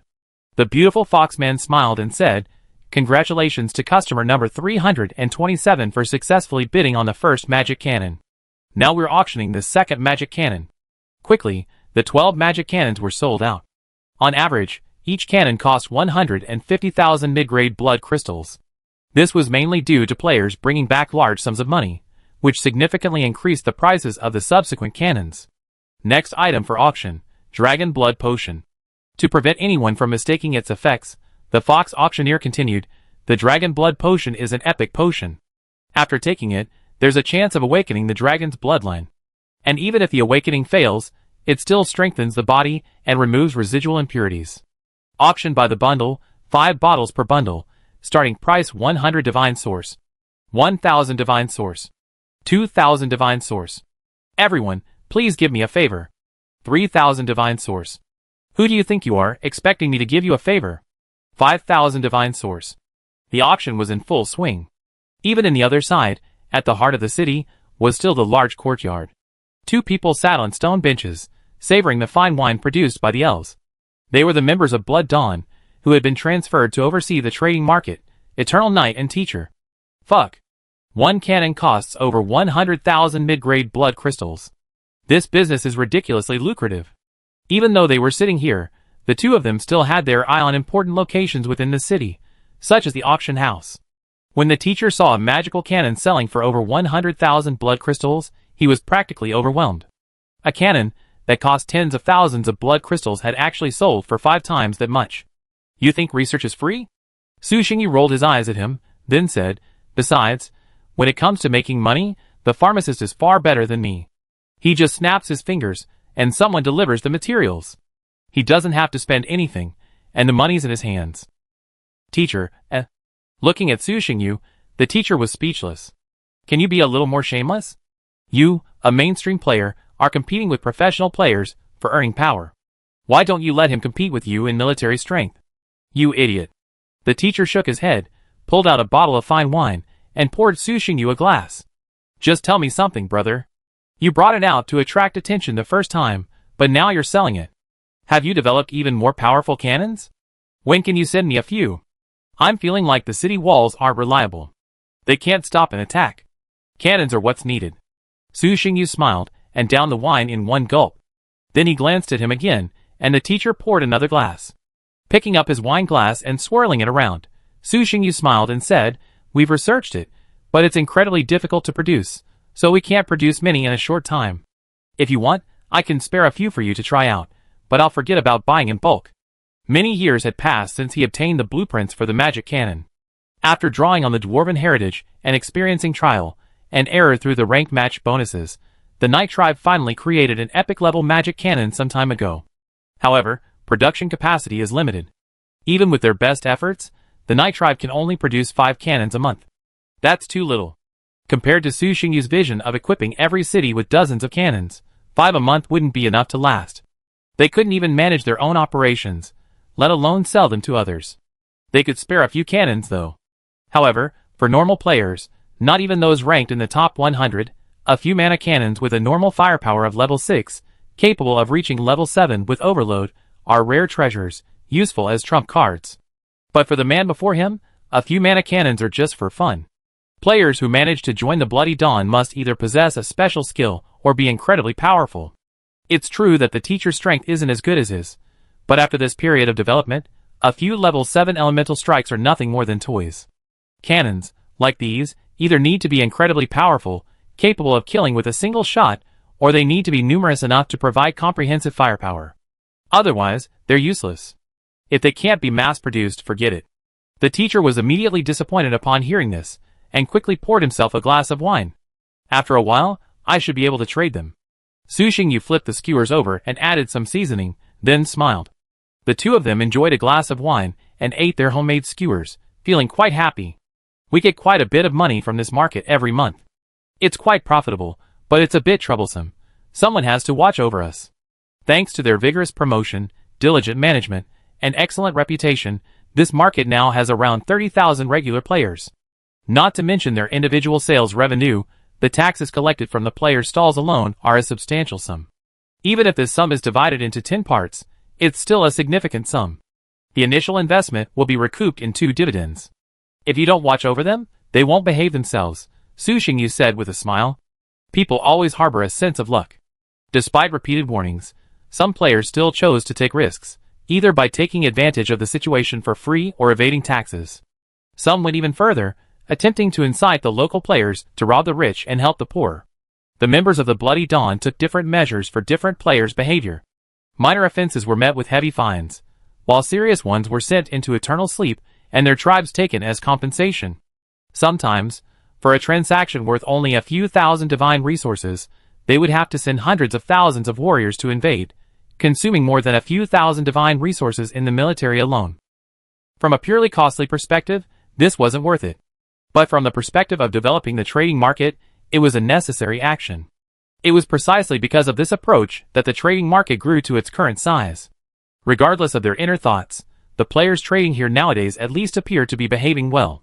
Because the bitter experiences of others have taught them that the people behind this trading market can't handle all the troublemakers, but they can definitely deal with the first few who step out. Of course, all this assumes someone is watching. Without someone watching, these reckless individuals will inevitably cause trouble. Ah, the teacher sighed. What are you sighing about? Drink, then you still have to work. Su Xingyu raised his glass, clinked it with the teacher's, and then stabbed him in the heart. That's right, even here, the two still need to work. After all, the divine incarnation has arrived, but the original body is still back at the tribe. There's no shortage of government affairs to attend to. As for why the divine incarnation needs to eat and drink, of course, it's because it's delicious. Just because they don't need to eat or drink doesn't mean they can't. Stop talking. The more you talk, the more uncomfortable I feel. The teacher's eyes suddenly darkened. You said I used to have to work, managing this and that was fine. But now, even after becoming a god, I still live the same life. And the workload has increased. Before, I was managing a few classes, now I have to manage millions. Su Xingyu was immediately silenced by these words. He had felt this way for a long time. Why, as a god, did he have to work every day, often working late into the night? The two exchanged glances, each sighing inwardly. The answer to this question was actually quite simple. They wanted to become stronger, to go faster and further than everyone else. Let's put it this way. Even if they simply laid down and developed within their own plane, becoming true gods would be a sure thing. But their pursuit wasn't true gods. After a few more drinks, the two returned to their respective rooms, leaving some of their attention to the market, while focusing their primary energy on their own planes. Chapter 122. In the blink of an eye, 3 years had passed since the first qualifying tournament.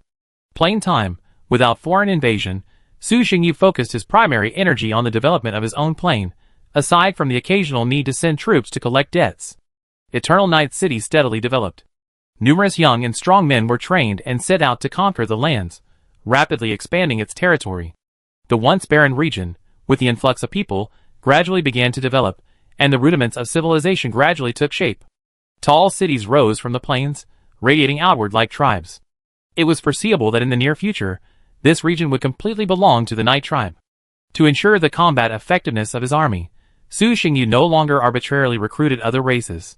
Even if they performed well, he would simply send them to the Kanglan River region and place them under Harvey's management. Of course, most of the conquered were directly traded. This practice was somewhat inhumane, but fundamentally, it was a good choice for all three parties. Players generally don't take meticulous care of their families, but at least providing them with food and clothing is no problem. This may not be a good thing to say, but judging by everyone's behavior, they don't consider their families their own. In their eyes, only players from the same planet are part of the same tribe. This is also why players tend to be more active when they meet. We all come from the same place, so everyone knows each other. Don't act like you're pretending. To some players, families are nothing more than commodities. And as long as they're commodities, they have value. From the current perspective, keeping these goods alive better demonstrates their value. So, the clans have secured a stable life. The buyers have gained a large number of clansmen. The sellers have gained a wealth of resources. It can be said that it's a win-win for all three parties. Of course, if the Night Tribe were willing to accept them, their treatment would be even better. But the Night Tribe has long since passed the stage of relying on plunder to increase its population.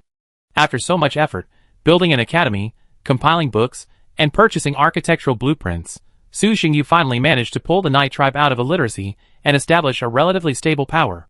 If a sudden influx of barbaric clansmen were to occur, it would have a significant impact on the structure of this power. In game terms, your city has accepted a group of barbarians, and order, security, and civilization have declined.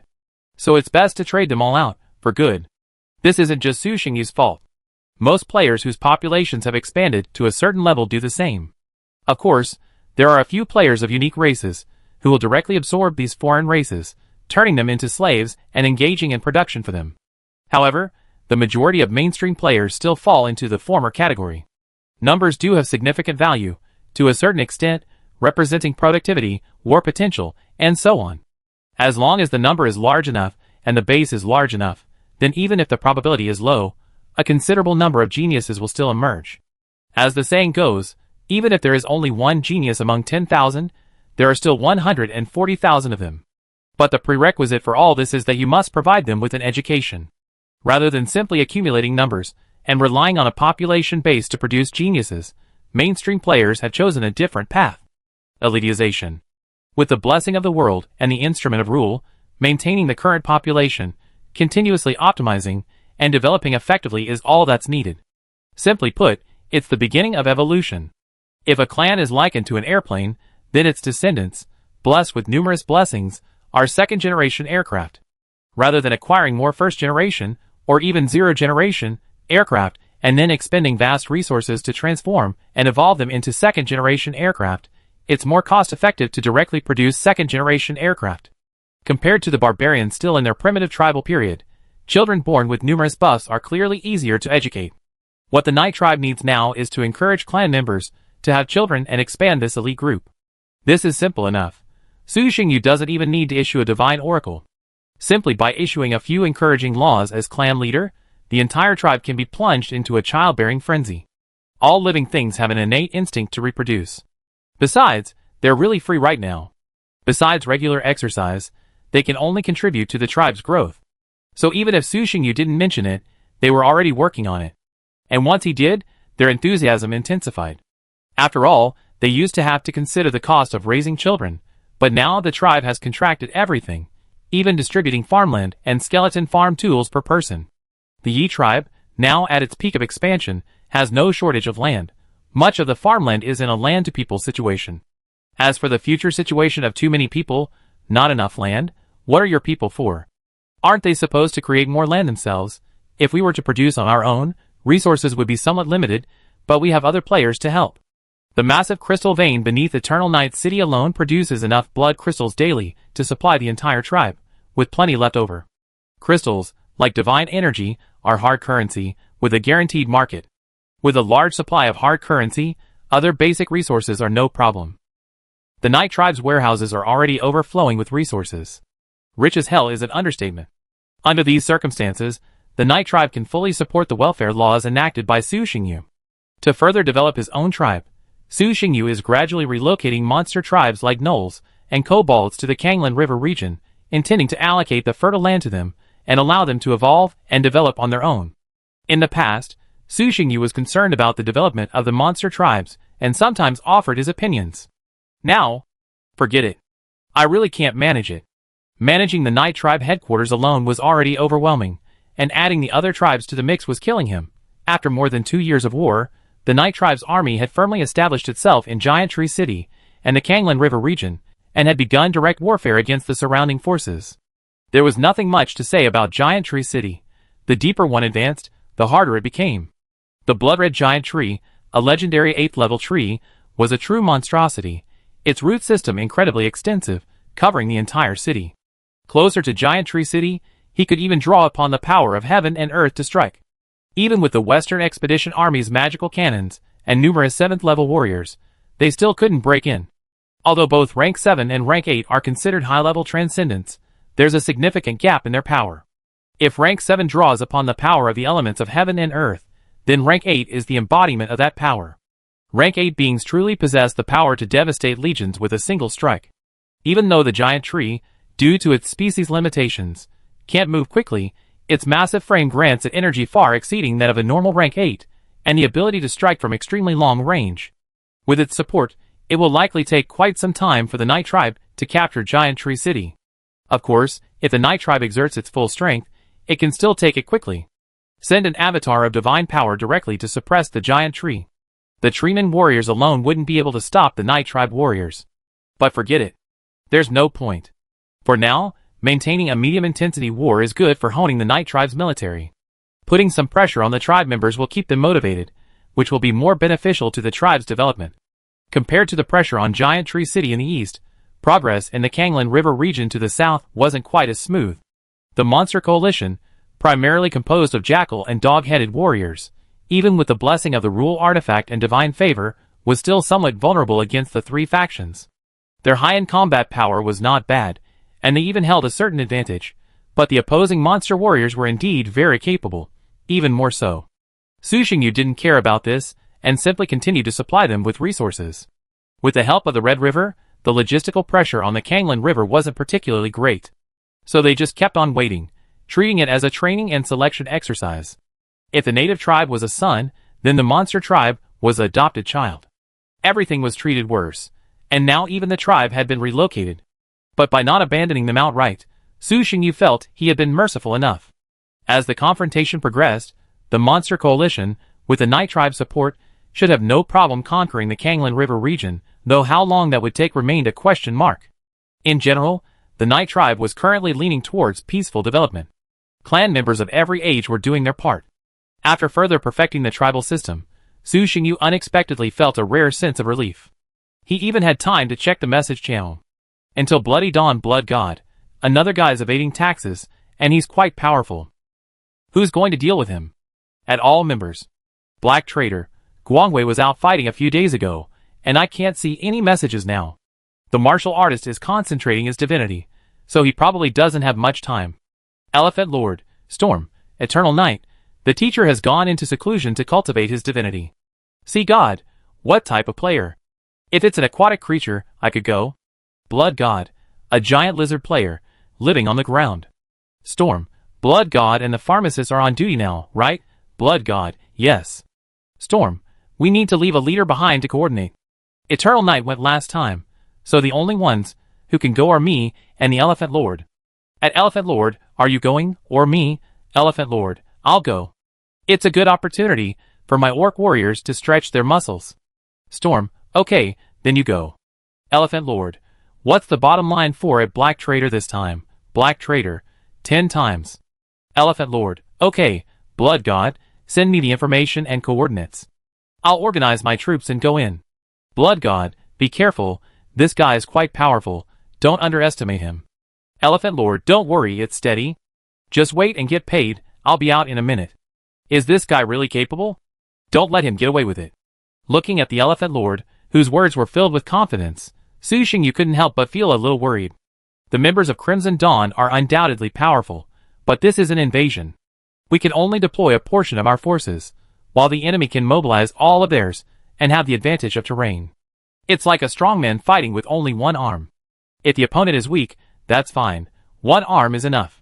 But if the opponent is also strong, even if their overall strength is slightly weaker, they can still hold their own. And as the invaded, they can call for backup in advance.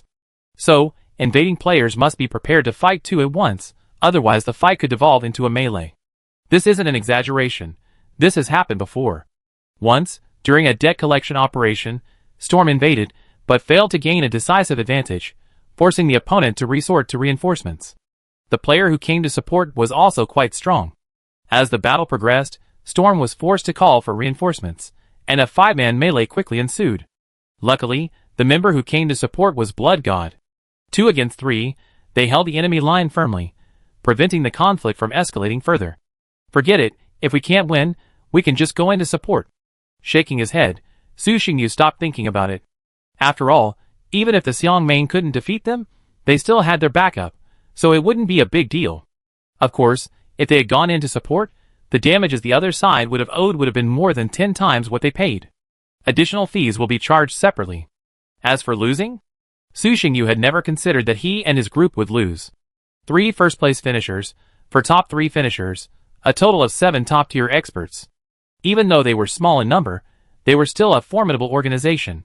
Furthermore, under the current system rules, neither side could engage in large-scale joint combat. They could only support one another. They were invincible. Otherwise, how could 10 of them suppress the tens of thousands of players in the trading market on the other side? The Elephant Lord's Plane. As his name suggested, this was a player whose primary followers were elephants. 12th in District 49, you're certainly quite capable, but if you dare to provoke us, you're doomed. After reviewing the intelligence, the massive Elephant Lord sneered. A mere 12th place, truly a foolish fellow. He then began to organize his forces. Not long after, the Orc army assembled. There were a total of 20,000 elephant warriors, generally standing over 6 meters tall and clad in heavy armor. When they stood in a row, they resembled a wall of steel. In addition to the elephant warriors, there were also Minotaur warriors, tiger warriors, pig warriors, werewolf warriors, and others. Totaling over 200,000, their strength generally reaching the 3rd level, making them the elite of the elite and extremely powerful. Additionally, there was a troop of giant beasts. Kaguru, this expedition is now yours. Handing his scepter to the elephant warrior before him, the elephant master spoke solemnly. Rest assured, Chief. Kaguru will bring victory back to the tribe and offer it to the great gods. The 7th level elephant leader shouted back. Very well, proceed. Soon, after delivering a pre-battle speech, Kagura vanished into light, leading his army, including the elephant master's divine incarnation. Chapter 123. System prompt. Player Savage Elephant is invading your plane. Haha, they've finally arrived. What a stingy bunch. They're just borrowing a piece of land to sell some goods, yet they're charging me tens of thousands of divine source. Really mean. A 3-meter-tall incarnation of divine power, with a dark green complexion and densely scaled skin, felt the distant fluctuations, and sneered with disdain. I'd like to see just how powerful the so-called Bloody Dawn is. If not, this invading force will remain with me as compensation. This giant lizard player, named Zheng Tung, had previously sold a batch of followers at the Bloody Dawn market. After receiving the final payment, he realized the taxes were too high, so he fled back to his plane. It's that simple. Planetary fragments don't actually restrict players. Once they know the coordinates, they can come and go freely. Even with a top player like Su Xingyu present, it would be extremely difficult to intercept them. Therefore, they generally didn't intercept them, but instead invaded by following the coordinates to collect the payment. Zheng Tung was deeply disdainful of this. He had known about Bloody Dawn's reputation before his arrival, and he had naturally read the lists posted by the city gates. But who was he? The 12th-ranked strongest individual in District 49. And he had a powerful family behind him, whose patriarch was the most powerful individual in District 49. Even if Bloody Dawn was truly powerful, so what? Unless the enemy invaded with all their might, with the advantage of the city walls, he would be fearless of any enemy. Zheng Tung quickly located the invader's exact location. While issuing Divine Oracle to repel the enemy, he mobilized troops from nearby cities. Simultaneously, his divine avatar quickly rushed to the border city closest to the enemy. This is that guy's plane, isn't it? It's quite desolate, similar to mine. The Elephant Lord surveyed the surroundings, then dispatched his flying units to begin scouting the surroundings, searching for the enemy's border cities. It wasn't long before he located the nearest one. Not too far. The Elephant Lord estimated the distance, then, acting as a divine messenger, ordered the Orc army to march toward the border city. The enemy should be prepared by now. There's no point rushing over. Let's proceed normally. The Orc army advanced slowly, their footsteps shaking the ground. The impact of these massive figures was truly astonishing. Half a day later, the Orc army approached the city walls. Gazing at the reinforced and renovated walls, now 20 meters high, the Orc commander, Kaguru, sneered and waved his scepter. Brave warriors, attack! For the glory of the Orc god! Crush them! At Kaguru's command, the pigmen heavy infantry in the front row roared and charged forward. Crush them! Crush them! Crush them! The formation was somewhat disorganized, but there was nothing to be done about it. The very fact that they could form it was the result of the Elephant Lord's diligent training. Regardless of the disorder, the imposing presence of the formation was immense. The giant lizard warriors on the city walls, their eyes trembling as they gazed upon the vast Orc army below. These Orc warriors are incredibly strong. Attack! Attack! Aim your crossbows at them, and fire them hard. The commander guarding the city walls looked on, with a stern expression, as he gazed upon the incoming Orc army. He knew more, and therefore understood even more clearly the sheer magnitude of the Orc army before him. The super crossbow, enhanced with inscriptions, instantly unleashed a torrent of arrows, their tips illuminating with a dazzling red light. The arrows pierced the raised shields of the heavily armored pigmen, instantly emitting a burst of red light. The shields melted a hole, and the arrows penetrated them, piercing through the shields and armor, finally piercing the pigmen's bodies. The heavily armored pigmen warriors at the forefront fell in droves, their lives unknown. Heavy gunners, what are you waiting for? Bomb their walls, and destroy all their defenses. With the furious roar of the Orc commander, a tall elephant warrior, who had already run forward for some distance, swept up a dwarven cannonball in his trunk and hurled it forward. Tens of thousands of cannonballs flew towards the city walls. Instantly. Boom, boom, boom. The sound of explosions intertwined with the flash of fire. The giant lizard warriors on the walls, before they could even grasp the situation, were instantly blown to pieces by the incoming cannonballs. However, this did not cause them much damage. These exceptionally strong creatures were most afraid of area of effect, AoE, attacks, as they meant their damage wasn't concentrated. A large portion of the city's defense equipment was destroyed, but for the defending commander, this was barely acceptable. Then, a second later, he witnessed a terrifying scene. Hundreds of red lights suddenly lit up behind the Orc army. They were energy cannons fired from the magical cannons. The energy cannons were incredibly fast, reaching the city walls in the blink of an eye. Boom, boom, boom. More violent explosions echoed, reducing countless lizard warriors to smithereens. The lizard commander, who had been the focus of special attention, was reduced to ashes by the bombardment of two epic cannons. Even the city walls, strong enough to withstand epic blows, shattered under this level of firepower. The full force of hundreds of mana cannons plunged the entire battlefield into a dead silence. Ha ha, cannons are still awesome. That Yongye guy has so many great things. It's a shame epic mana cannons can't be mass-produced yet, otherwise I'd build dozens and blast the city walls, the gates, into smithereens. Seeing the cannons he'd spent so much money on display so effectively, the Elephant Lord couldn't help but burst into laughter. What the hell is this, a cannon? How can it have such outrageous firepower? Zheng Ting's face twitched, his eyes awestruck, having just arrived at the border city and witnessed a barrage of mana cannon fire. He was horrified.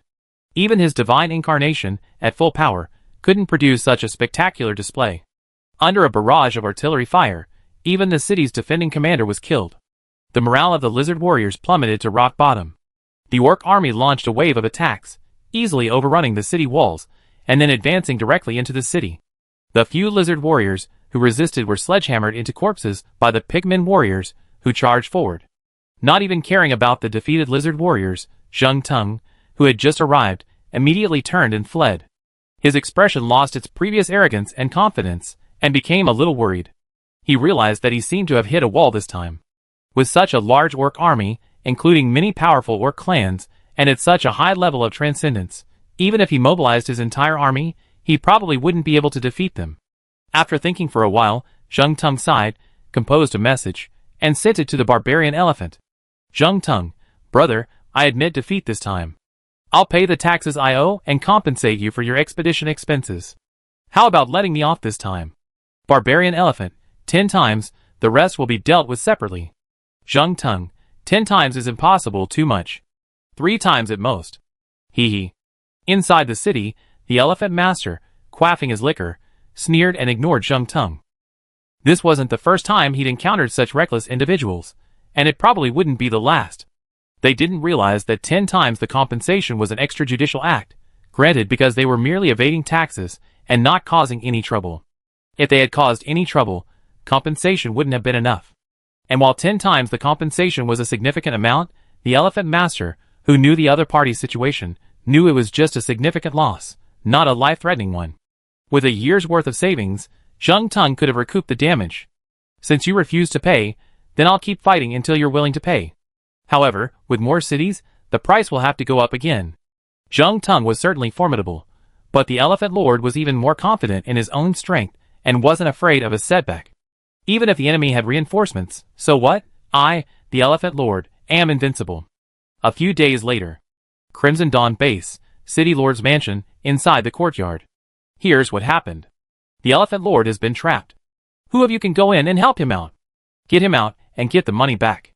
The Blood God, sipping his tea, a look of silence on his face, recounted the situation to everyone. The general situation was that the Elephant Lord single-handedly defeated the enemy, completely thwarting them, and captured several cities in a row. Then, unjustly, the enemy requested reinforcements. The reinforcements that arrived were also quite powerful. 2 against 1, on the enemy's home turf, the Elephant Lord was struggling to hold his own. Of course, according to the Elephant Lord, it wasn't that he couldn't win, it just took too long. So he requested reinforcements, hoping the organization could send in a member to quickly eliminate the enemy.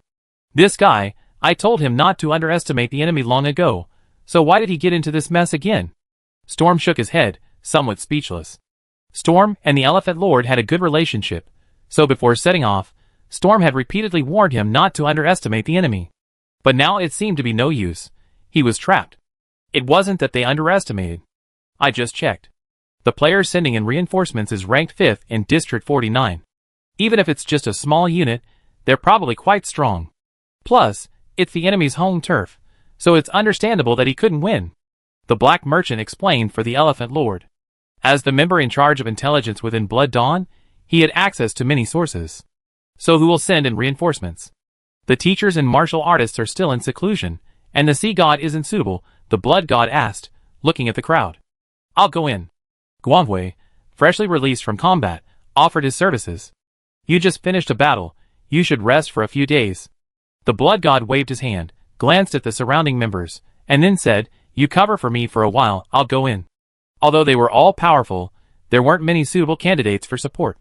Subtracting the 2 in seclusion, there were only 3 suitable candidates left. The Blood God, Guanghui, and Yongye. Well, even if the martial artist and teacher were present, these 3 would still be the most suitable. It wasn't that they were afraid of losing. After all, even in the same ranking, players in different communities had varying strengths. The third player in one community wasn't necessarily worse than the first player in another, especially since he was only 5th. But they weren't going to engage in a full-scale brawl. They were invading simply to collect a debt. So the members entering this time had to be strong enough, ideally strong enough to still be victorious even with 1 more reinforcement from the opposing team. Clearly, they were the only 3 in the tribe with such strength. Before he could finish, Su Xingyu put down his glass and said calmly, I'll do it. The Blood God glanced at Su Xingyu with some surprise, as if he hadn't expected him to volunteer for reinforcements. Guanghui, who knew Su Xingyu better, also found it a little strange. After all, he usually hated trouble, so it was incredible that he would take the initiative this time. It's a good opportunity to stretch the tribe's warriors, Su Xingyu explained with a smile. All right, whatever you want. The Blood God waved his hand. It didn't matter who went, as long as the problem was solved. He then warned, remember to read the intelligence. Don't get bogged down, or it'll be even more troublesome.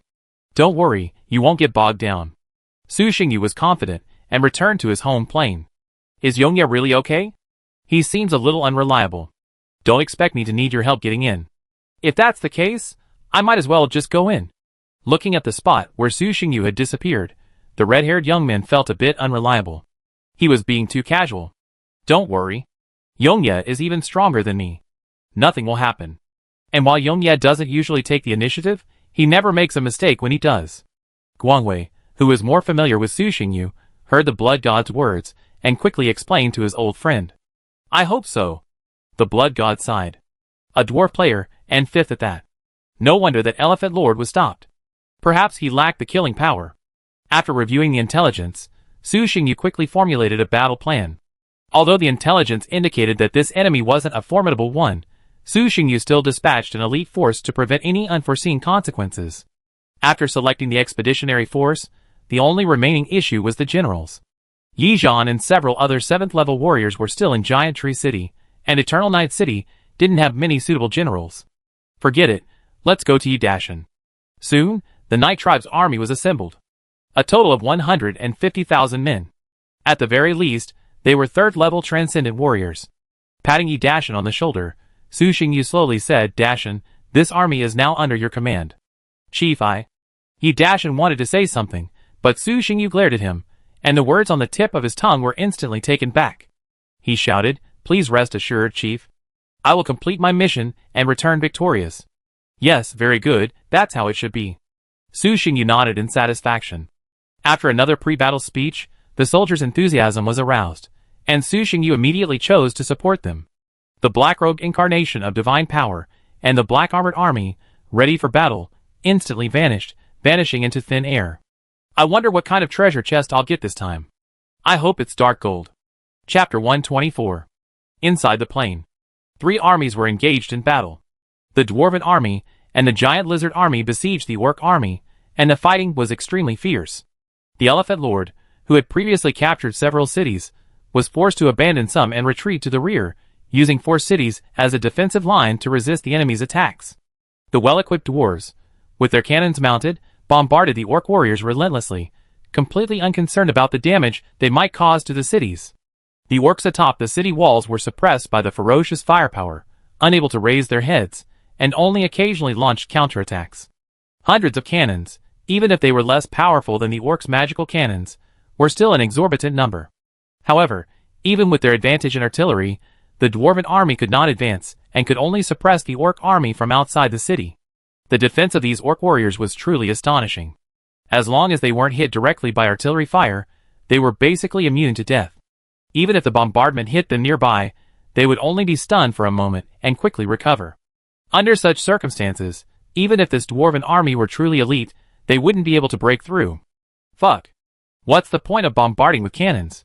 If you're capable, just fight head-on. The Orc general behind the city wall felt frustrated, feeling powerless. Wait a little longer. Reinforcements will be here soon. Once they arrive, we'll go out and crush them, the Orc general next to him consoled. Iron Hammer, brother, you can't win. How about just withdrawing? The same terms as before. Not a penny less. Iron Hammer was a dwarf player who had come in to support. Although his side currently held the advantage, he remained humble, and even offered Zheng Tung further compensation for the losses.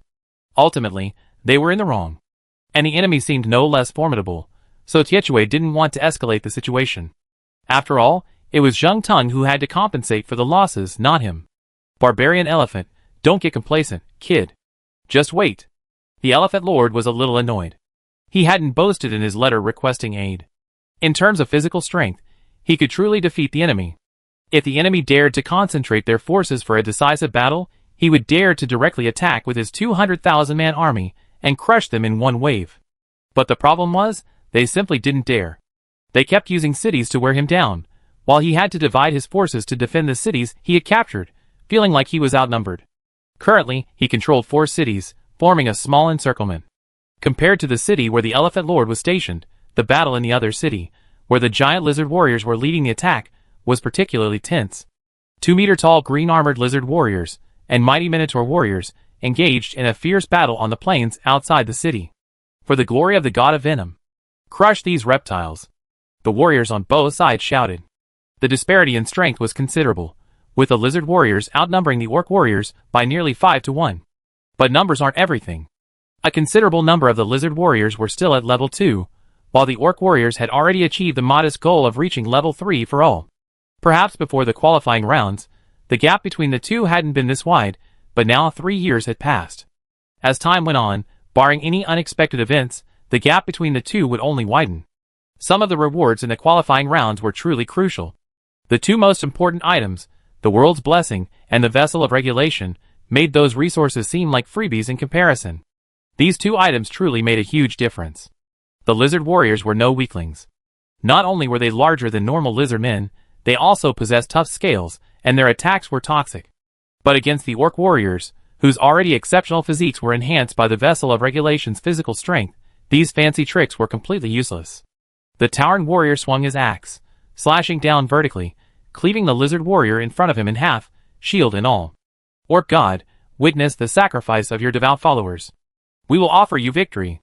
The pig warrior rushed forward, intercepting the lizard warrior's axe with his shield, and then sweeping across, severing his opponent in half. Despite outnumbering the enemy by several times, the lizard army was completely overwhelmed and unable to fight back. Our attacks couldn't penetrate the orc warriors' defenses, and their vaunted poison had little effect. The orc warriors' physiques were too fragile, and even the giant lizard's potent poison wouldn't take effect in a short period of time.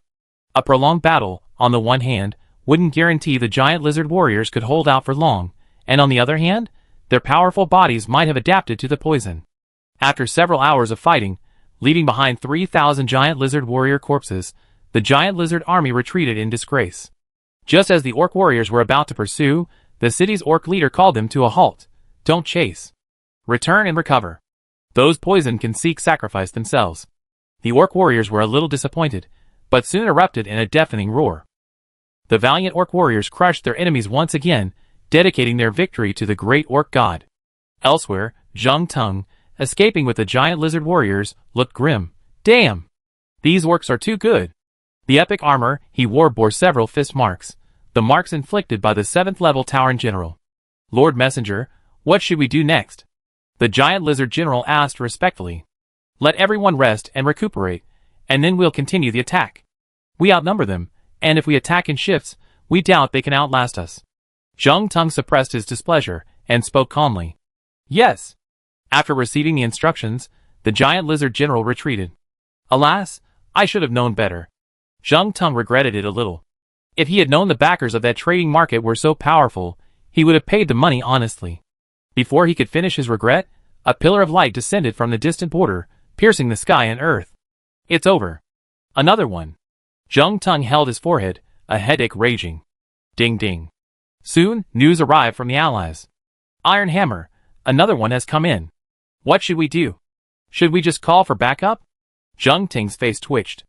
It seems you're not paying for it, so you don't feel bad, right? Although everyone knows each other, we're not so familiar with each other that it's free. So there's definitely a price to pay, and the more powerful the person you call, the higher the price. Why would anyone help you, just because you're from the same family? Zhang Tung, wait a minute, test the waters. If it doesn't work, I'll just surrender. Iron Hammer, how should we test it? You go or me? Zhang Tung, you go. Lend me those cannons. Iron Hammer, okay. Go investigate the surrounding area.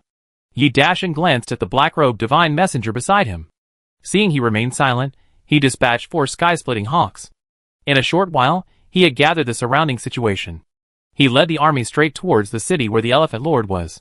Less than halfway through their advance, they encountered a large dwarven army.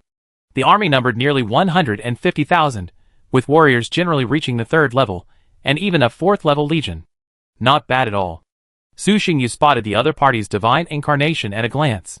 Its strength was roughly equivalent to the late 7th level, still some distance from the 8th level. But even so, it wasn't bad. The two exchanged glances, and Su Xingyu chuckled and nodded slightly. Tietue was startled, sensing something was amiss. The two armies didn't pause for the exchange of glances, and soon engaged in battle. Shoot! Standing in the front were the heavily armored dwarven warriors, followed by the dwarven archers. Seeing the approaching black-armored enemy, the dwarven archers raised their crossbows, aimed at the black-armored warriors in front of them, and pulled the triggers. Swish, swish, swish. Thousands of arrows blasted out, pouring down, like a tide towards the charging black-armored cavalry. The powerful arrows, powerful enough to injure a 3rd-level warrior, almost all struck the charging black-armored cavalry.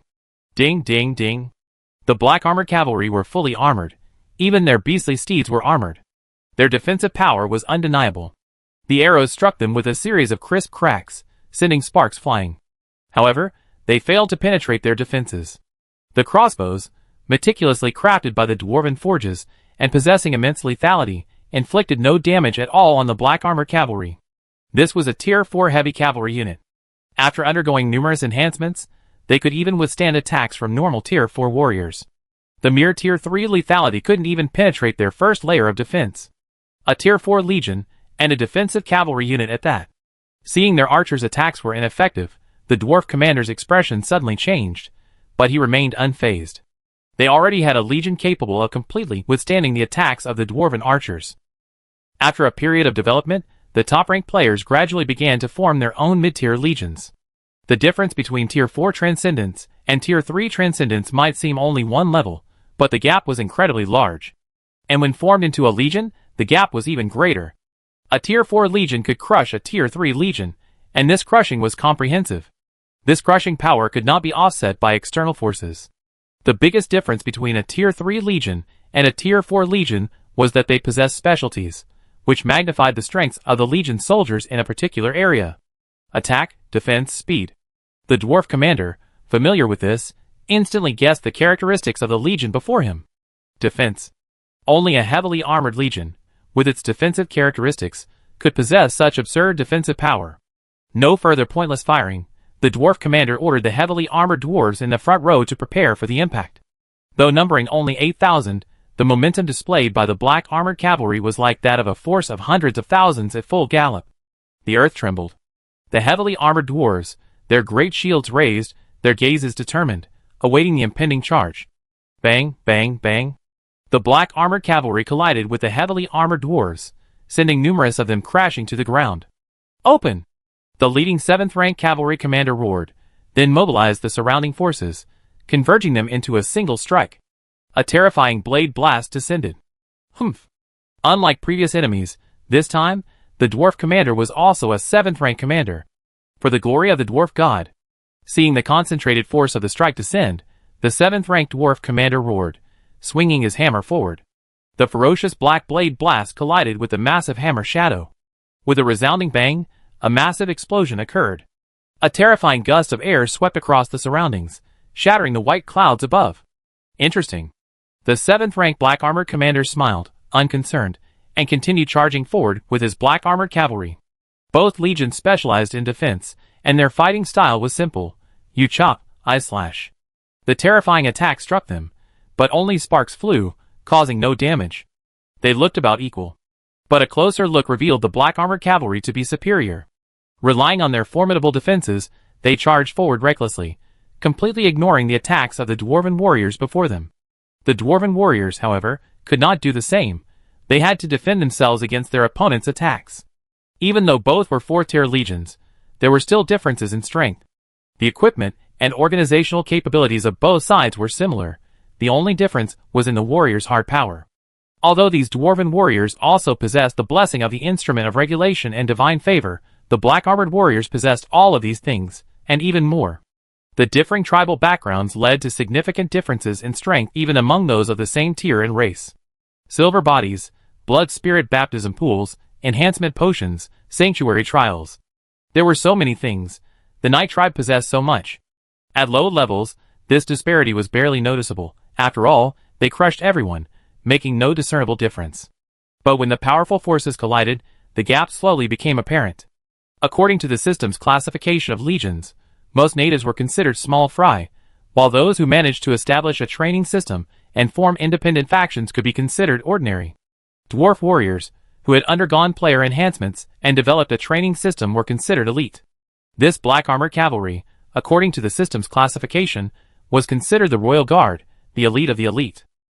If both sides were not defensive units, with their respective weaknesses and lethality, this black armored cavalry would have easily crushed the legion before them. As the heavily armored dwarves struggled to intercept the black armored cavalry, soldiers from both armies came into contact with one another. This contact immediately revealed the disparity. The dwarven army suffered a complete setback, facing immense pressure and being pushed back along the battle line. Fuck, what kind of monster is this guy? Tiehammer looked at the crushed dwarven army with a look of astonishment. They were all tier 3 warriors, well equipped, and even better organized. Why couldn't they be defeated? The soldiers in the army Su Xingyu had selected were all at least tier 3, though there weren't many truly elite warriors. A considerable number had fought only a few low-intensity battles before being promoted to tier 3. As a result, there was a slight gap in organizational ability compared to the veteran dwarven army. But it wasn't a major issue. The gap wasn't irreversible. They were all on the same level, the difference between good and extraordinary at best. Chapter 125. Riding on porcupine-like armored beasts, tens of thousands of dwarf knights charged forward, slamming into the flank of the Night Tribe's army. They then encountered the same dilemma as the black armored cavalry. Lack of lethality, unable to penetrate their opponents. Their strength, normally enough to inflict damage on a tier 3 legion, didn't offer much of an advantage at this point. Furthermore, compared to the black armored cavalry, their physical strength was inferior. While the black armored cavalry could rely on their formidable defenses and even more ferocious fighting power to charge forward, these dwarf knights couldn't. Relying solely on the momentum of their charge, they advanced for a short distance before being intercepted again, trapped in a siege by the black armored infantry, a difficult situation. Thankfully, their defenses were strong, otherwise they would have been surrounded and annihilated. So strong. Iron Hammer's face darkened as he drew out his sledgehammer and shouted, "For the glory of the dwarf god, slay the enemies before you." Although the situation was grim, Iron Hammer remained unfazed. After all, from his perspective, the lethality of both sides was relatively modest, or rather insufficient compared to their superior defensive capabilities. Take these dwarven warriors, for example. Even they themselves couldn't penetrate their own defenses. So while they were severely suppressed, it was true, but to say they were defeated or unable to defeat them was premature. As the dwarven divine power incarnate unsheathed its hammer and offered a blessing, the dwarven warriors roared, their strength significantly enhanced, and their battered morale revived considerably. "Fight! I will sacrifice everything for my lord, even if I die with no regrets." The situation, which had been severely suppressed, was gradually being reversed. Yi Dashan, the commander of the black armored army, looked at the black-robed divine envoy with hope, hoping he too could offer something. For no other reason than improving their combat effectiveness, they wanted to experience the glory of their king. To the disappointment of Yi Dashan and his fellow generals, the black-robed divine envoy didn't react at all. He simply glanced at them with a hint of doubt, as if to say, "Fight well, don't be distracted." Everyone sighed inwardly. Yi Dashan suppressed the disappointment on his face and roared, "Fight for the eternal night." Without any vision, a single word instantly ignited the hearts of the black-armored soldiers. "Fight! Fight! Fight! Under the watchful eyes of my lord, I grant you death. Weak dwarves, sink into darkness." Amidst roars, the black-armored army continued to advance, repeatedly breaking through the dwarven army's defenses. Whatever they're trying to do, they can't penetrate the dwarven army's defenses. Under these circumstances, a chaotic engagement will only lead to greater losses. The dwarven commander was somewhat bewildered. The enemy kept charging forward, infiltrating the dwarven army. This would only lead to a chaotic battle, which would be disastrous for both sides. Then, not long after, it's time. Sensing the moment had arrived, Yi Dashan, without hesitation, immediately played his trump card. Scimitar Raiders, attack! Extreme Swordsmen, attack! The two regiments, who had been hiding, disguised as ordinary black-armored warriors, without displaying any special features, immediately moved upon receiving the order. The black-armored warrior, who was engaged in a fierce exchange with the dwarven warrior, switched to a defensive strategy. He seized the coldly gleaming scimitar blade from his horse's back, and struck the dwarven warrior before him. The dwarf warrior confidently raised his shield to block, simultaneously preparing to counterattack. Swish! The shield cracked, a flash of cold light flashed, and the dwarf's vision went black, the world spun, and a bloody streak appeared on his neck. The armored head tumbled to the ground. The same thing happened in many other places. Caught off guard, all the dwarf warriors who confronted them were struck hard. Kill! The black light clung to the scimitars, like an enchantment, terrifying. The scimitar cavalry displayed their terrifying lethality. The so-called defensive properties of the dwarven heavy armor were completely useless against them. The scimitar cavalry regiment, a 4th-tier regiment, also possessed a special trait, and it was an extremely lethal offensive trait. Trait 1. Sharp Blade, increases weapon sharpness by 50%, and increases attack power by 30 to 70% after experiencing several battles with insufficient lethality. Su Xingyu was no fool, and naturally would not continue to focus on defense. He was usually the one who took the initiative, his goal often being to defeat the enemy rather than defend himself, so having such strong defenses was of little use. For example, just now, despite being significantly stronger than the opposing dwarven army and able to hold them down, he achieved little. Based on that situation, the combined casualties on both sides in this battle would likely be no more than 3,000. How could such a small loss intimidate the enemy? To intimidate your enemy, you must inflict heavy losses on them. Besides the scimitar cavalry, the other side's extreme swordsman corps also demonstrated their terrifying lethality. The longsword in his hand shone with an intense black light, and with a light sweep, the dwarven warrior before him fell in two. In an instant, the dwarven warriors around them were wiped out. Hiss! Everyone gasped. Even their own comrades looked in horror. With such devastating lethality, if they were unprepared, they would likely be cut in two. What kind of legion is this?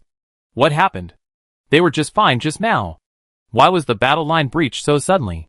Following the path opened by the two high-kill legions, the black-armored army filed in, directly breaking through the dwarven defenses. The dwarven commander was furious, completely bewildered. How could the dwarven heavy infantry, renowned for their defenses and capable of withstanding a normal 4th-tier legion, be so utterly decimated in such a short time? Trait 1. Sword Edge. Increases the sharpness of sword-type weapons by 30% to 70%, and increases attack power by 20% to 80% compared to the scimitar riders. The extreme swordsman's traits are even more extreme.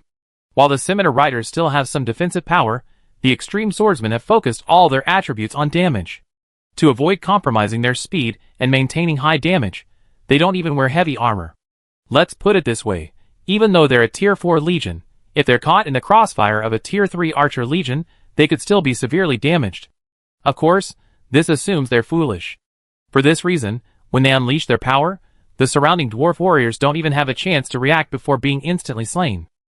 The black-armored warriors charged forward, tearing the entire dwarf army's defenses to shreds in an instant. Damn! I didn't expect this guy had this trick up his sleeve.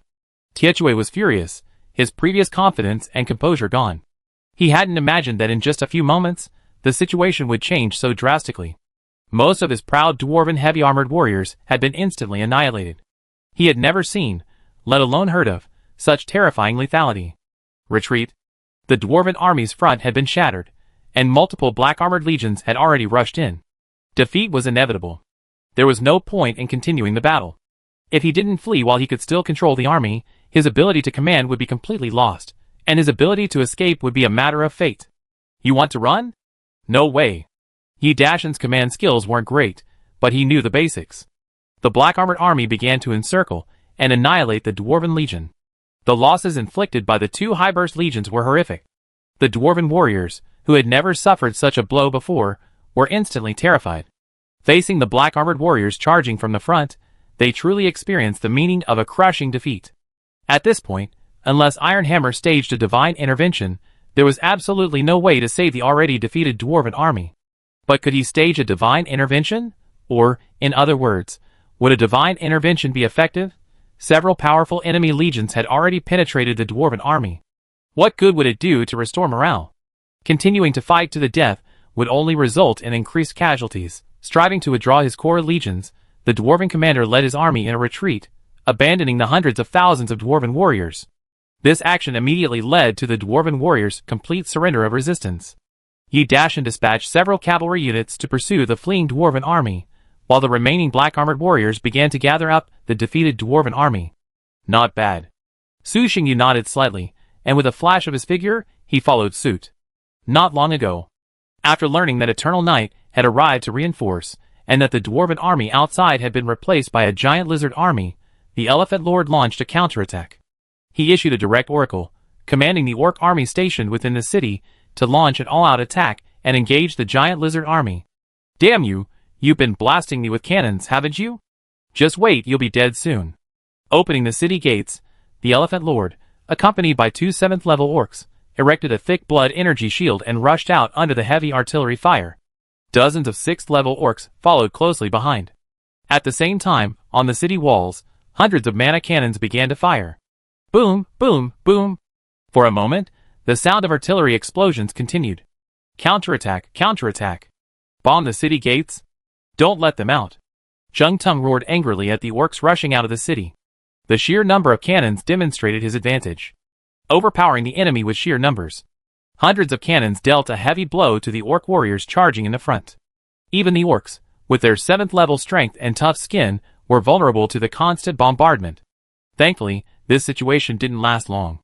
The magical cannons on the city walls forced the dwarves manning them to turn their guns and launch a counterattack. Damn it! Zheng Tung was a little annoyed, but he couldn't say anything. After all, these were his allies' clan. Lending them to him was a sign of loyalty. You couldn't just let them take a beating and not allow them to fight back. Lizard warriors, follow me and defeat these despicable invaders.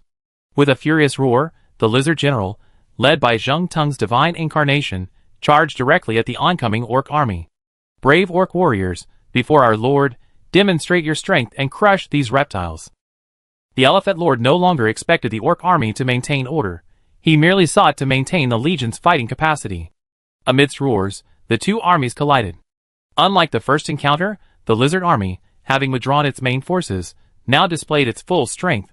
Even though their individual strength was slightly inferior to that of the orc warriors, they could still hold their own, and their numbers far outnumbered them. Though it wasn't a life-or-death struggle yet, Zheng Tung already felt immense pressure.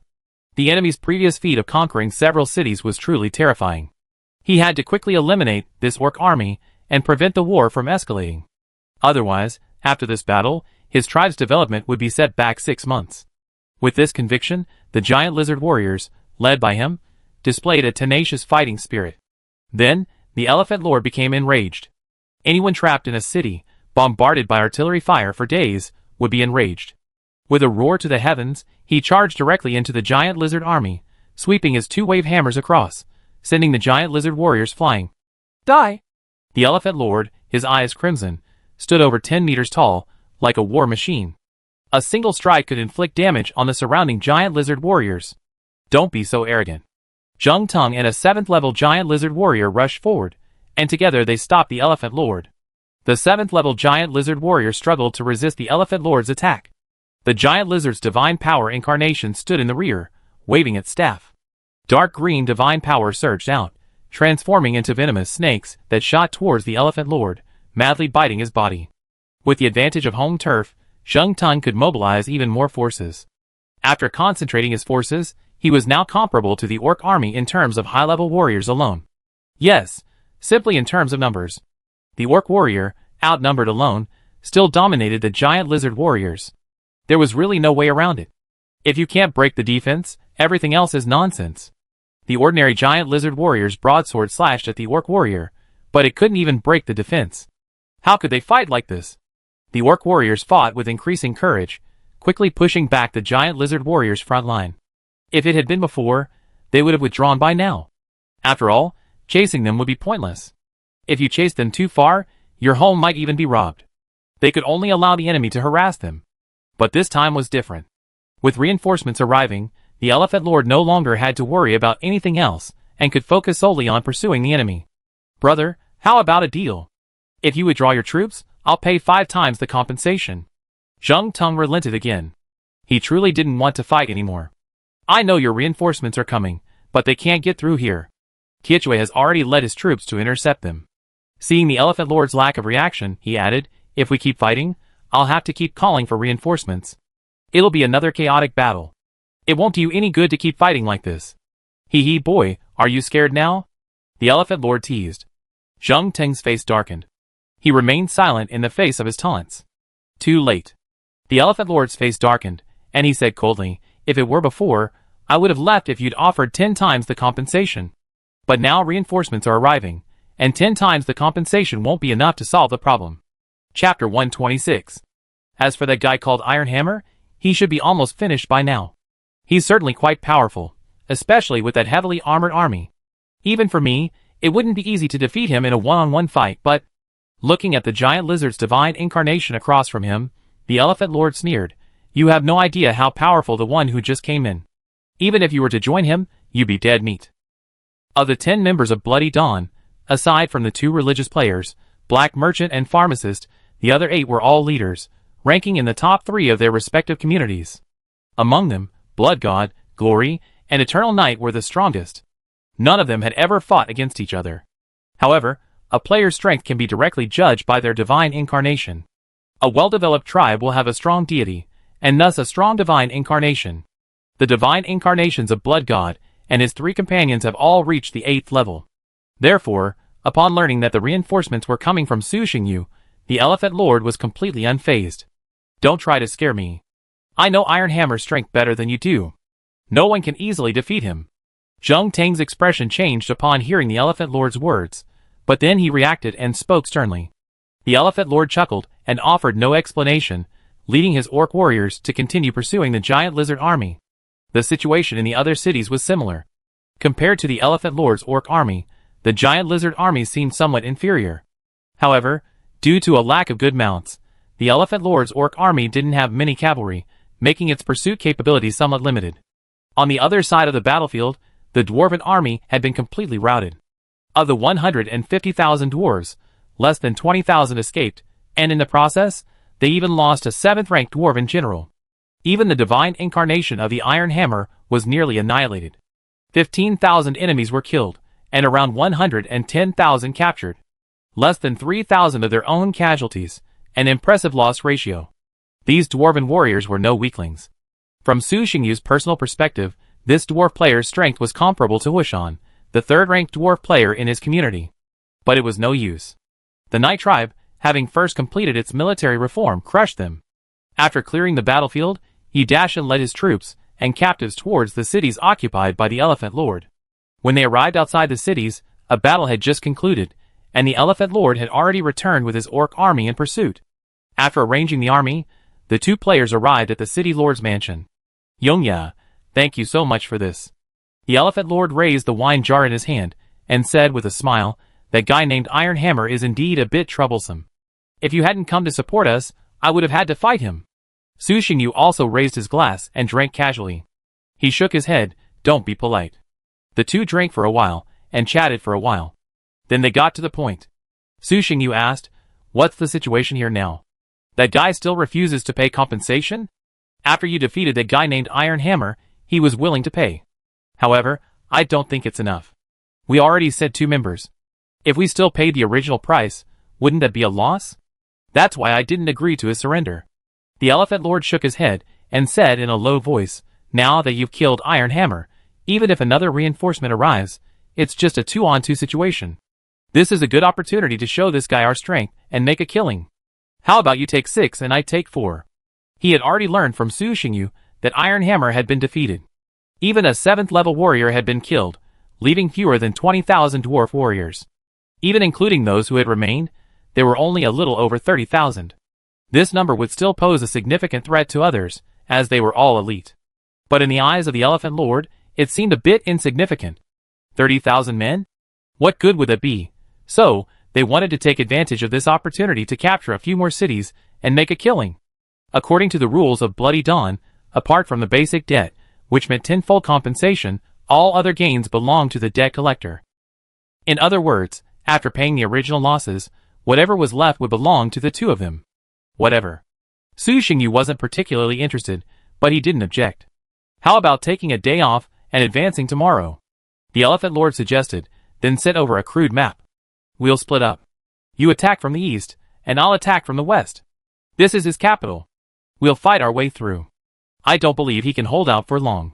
A glint of ruthlessness flashed in his eyes, clearly intent on a major victory. Orc players are often hot-tempered and irritable. After being surrounded and attacked for several days, it's natural for them to want to fight back. But we also have to be wary of any reinforcements coming in. If more come, they should be quite powerful. Then, of course, he hadn't lost his mind. He knew his purpose this time was still to collect debts, not to invade. If he's strong enough, let him pay a price and consider it a lesson, Su Xingyu said casually, unconcerned. Neither of them took their opponent seriously. A few words seemed to have sealed his fate. After a brief day's rest, the army set out, splitting into 2 groups. The 2 of them each led one, attacking Zhengtung City from the east and west. Today's players are no longer the small lords, who once controlled only a few cities. Build cities, expand. This is the option almost every player uses to grow their power. It's like planting radishes. First build a city in a chosen location, then expand outward from that city. This also led to a result. They had a truly enormous number of cities. To attack their main base, the only way was to push forward and destroy every city in their path. In less than 4 days, Zheng Tung had lost 5 of his cities. These unfortified cities couldn't even compare to the dwarven cities in the dark grottos of Su Xingyu's plain. Add to that the fact that he brought 20 epic mana cannons with him this time, so capturing these cities would be a piece of cake. The human and orc armies marched directly towards the capital. Damn you! I only lost a few tens of thousands of divine sources. I'm willing to compensate them for their losses, so why are you doing this? Damn it, damn it, damn it. Bang, bang, bang. The capital of the giant lizard tribe, Venom City. In the city lord's mansion, upon learning that another city had fallen, Zheng Tung was furious, pushing over bottles and jars on the table, his rage threatening to set the room ablaze. The giant lizard warriors stationed outside were terrified. They had never seen their leader so furious. Enough. What's the point of getting mad here? If you're capable, just go and take out those 2 guys. Tai Chui, who was sitting on a bench, sipping his wine, was also a little annoyed by this. He had suffered an unexpected disaster this time. He had thought it was just a simple support mission, but it ended up costing him over 100,000 dwarf warriors, even a 7th level general, and even his divine incarnation was nearly killed. Even for someone like him with millions of clansmen, a few 100,000 dwarf warriors was a huge loss. You have to understand, these weren't just ordinary dwarf warriors. They were elite warriors with at least 3rd level combat power, and they were incredibly difficult to train. Of course, his losses weren't as great as Zheng Tang's, but this wasn't his business in the first place. After a while, Zheng Tung calmed down and rubbed his cheek. He looked at Tai Chui and asked calmly, "What did the boss say? When will the reinforcements arrive?" No response. Even I'm trapped. Do you think he'll come easily? Tai Chui glanced at him and replied, "But don't worry too much. I've already given him the basic intelligence, as well as information about the organization. They might be negotiating outside. If they can reach an agreement, perhaps this war can be ended immediately." "And? How?" Zheng Tung's face darkened. Tai Chui wasn't going to give him any slack. He snorted coldly, "What do you think? Pay what you owe. If you can't afford it, then die. Who told you to provoke them for no reason?" "I provoked them? I only escaped a few tens of thousands of divine sources, and they sent people in to attack me. Then I said I was willing to compensate 3 times the damage, but they insisted on 10 times. They're clearly going too far." Zheng Tung became extremely annoyed at the mention of this. He had already given in before. It was clearly the other party's aggressiveness, determined to drive him to his doom. "Now, do you think 10 times is too much?" Tai Chui asked. Zheng Tung was silent. Compared to the damage the other party had already inflicted, 10 times was far too little. Strength is the key. Without strength, don't challenge the rules set by others. If you challenge the rules, the rulemakers will come out to punish you. Looking at Zheng Tung, Tai Chui sneered, "Have you been blinded by the power of faith and truly believe you're an omnipotent deity? You'd better pray that the boss can reach an agreement with them, otherwise you'll be transformed into a divine creature. By the way, I heard that transformation into a divine creature requires advanced preparation, and you can start preparing now." Tai Chui no longer wanted to maintain a friendly attitude towards Zheng Tung. This idiot had caused him to suffer heavy losses for no reason. He was already forgiving enough not to turn against him outright. "You?" Zheng Tung's eyes seemed to be blazing with fire. Suddenly, a spatial fluctuation echoed from far away. Ding! A system notification chimed in Tai Chui's ears. "Ling Feng, explain the situation clearly. What's the current situation?" And a long string of messages came into view. "The boss is coming in." Tai Chui's face lit up with joy, while Zheng Tung became even more excited. The tension in his heart finally settled. They're saved. After taking the city, Su Xingyu, resting, naturally sensed the fluctuation and new reinforcements were arriving. Unfortunately, the enemy was quite far from his current position, otherwise he would have led his troops directly over to confront them. "Barbarian Elephant, Eternal Night, someone's actually coming from the other side. What should we do? Should we keep calling for help?" "Eternal Night, no need. We'll go fight them later. If they're strong enough, we'll leave it at that. If not, we'll take them all together and demand compensation later." Barbarian Elephant, all right. Although the two had captured many cities, they hadn't damaged them, nor the residents. These residents were also additional income. If Zheng Tung could afford the price, they'd return it to him. If not, they'd take them all back. Not long after, the enemy's new reinforcements contacted Su Xingyu. "Ling Feng, brother, we were wrong on this matter, but it's enough now. Tens of thousands of divine sources. There's no need to exterminate them all. Yongyi, I'll just organize a group and follow the rules. I'll do whatever the boss says. This guy, on our territory, isn't following our rules. It's hard not to punish him. Ling Feng, I've talked to your boss. He said you'll be responsible. Those who should be punished have been punished. How about we call it a day?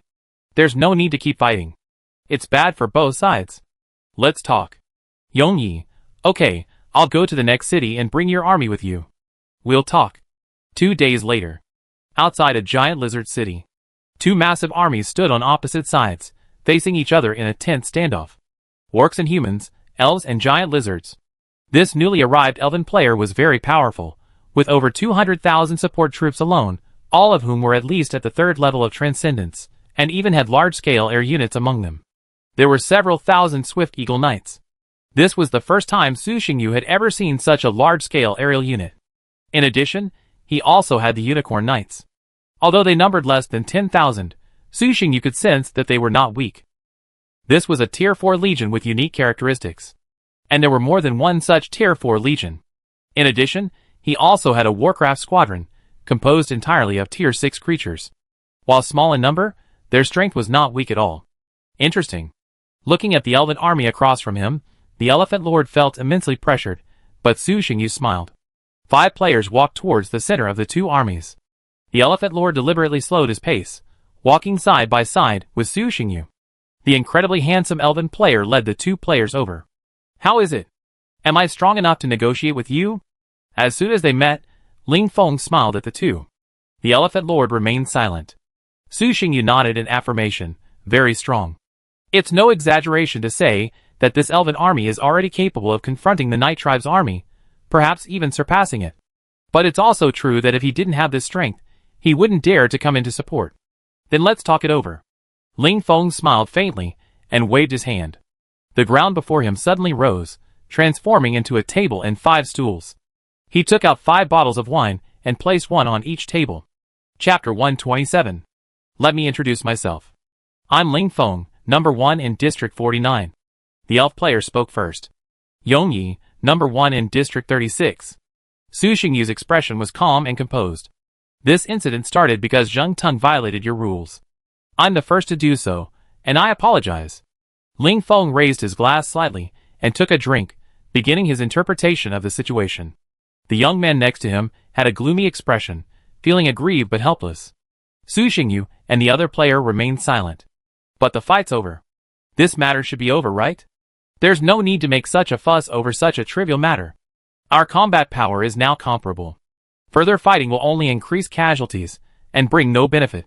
Ling Feng put down his glass and spoke slowly. Only the guy before him was strong enough. If it were any other player. Talk. Let's fight first, then we'll talk. Show me your strength, and I'll decide whether you're qualified to negotiate with me. The Elephant Lord remained silent, handing the floor to Su Xingyu.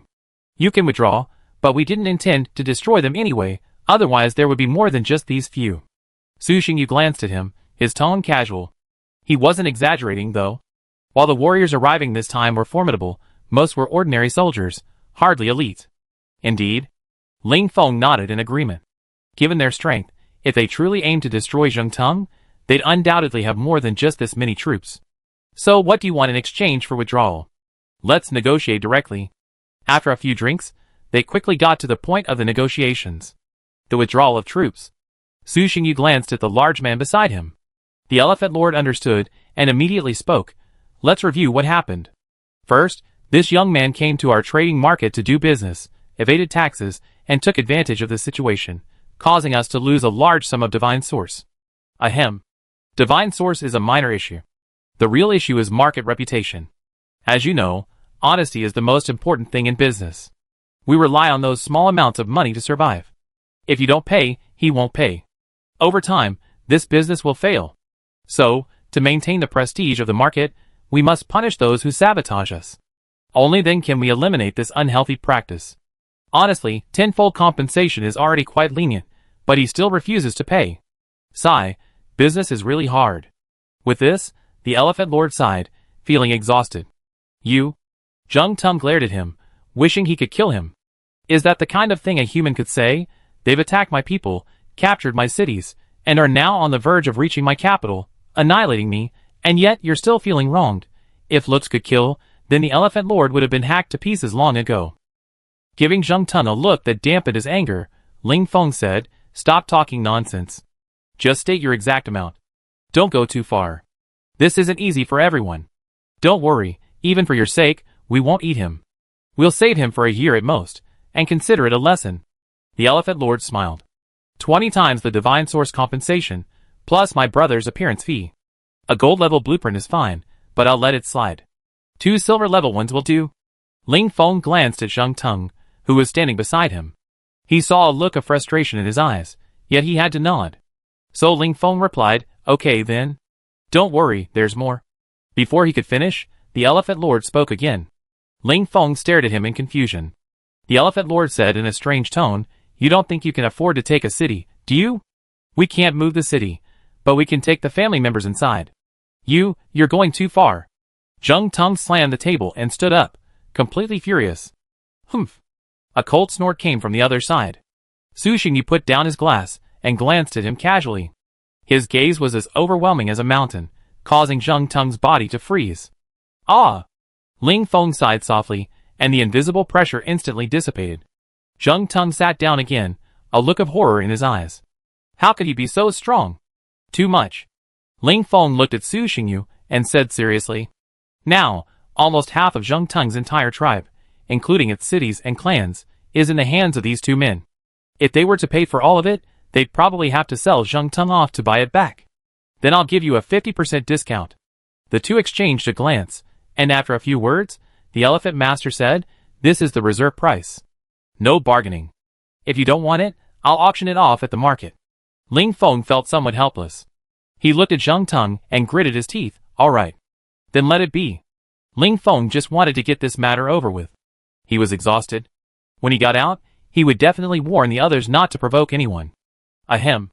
Seeing that the boss had forgotten him, the dwarf beside him coughed twice. Ling Feng slapped his head.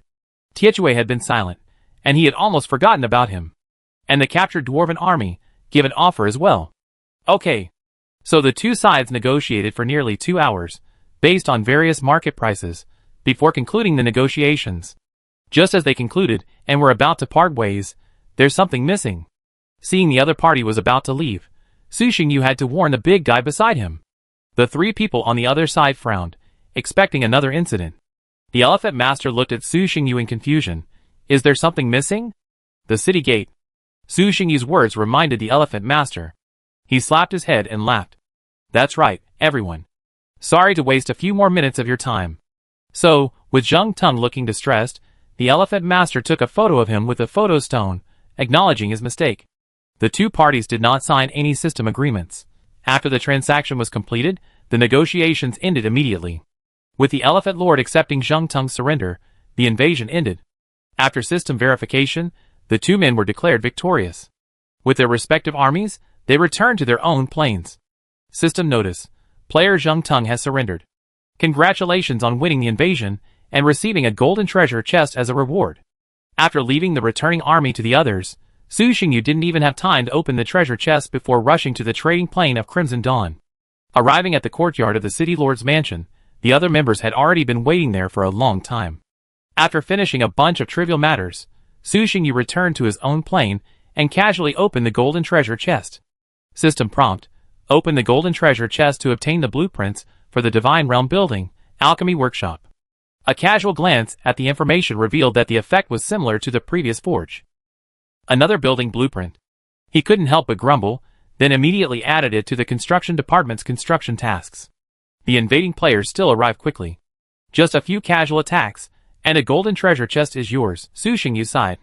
This time, the support mission yielded quite a lot. There were several blueprints alone, 2 gold-level equipment blueprints, 1 4th-tier barracks blueprint, as well as over 100,000 divine sources, and a bunch of other miscellaneous items. There was no other way. Normal players simply wouldn't have that much divine source stored. If divine source wasn't enough, then they'd have to use other items to pay off the debt. This wave had emptied Zheng Teng's entire fortune, and he was afraid he was going to have a hard time. But this was his own fault. If he hadn't caused trouble, even if the Blood Dawn was powerful enough, they wouldn't have had an excuse to invade him. The current elementary realm is no longer the chaotic, uncontrolled world of the past, where anyone could be assaulted at will. You really need a legitimate reason to assault someone.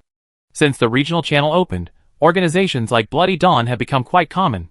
Top players are often connected to one another. For example, Sheng Tung belongs to the family founded by Ling Feng, the patriarch of this extended family, but he also belongs to another organization.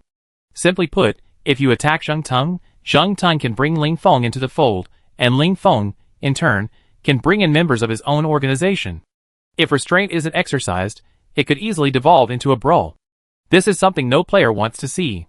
Thus, although no one explicitly states it, all the top players are maintaining that pitiful order. There's no explicit rule, but it's become a consensus not to easily invade top-ranked players. The prerequisite is to avoid provoking trouble. In a situation like Sheng Tung's, even Ling Feng wouldn't be able to do anything. If he's right, then he'll definitely support him to the end, but Sheng Tung started the fight first. Fight, and you'll lose face. This isn't an official organization matter, but his personal one. Calling for support from the organization requires payment. So negotiation is the only option. Even if you save face, you save your money.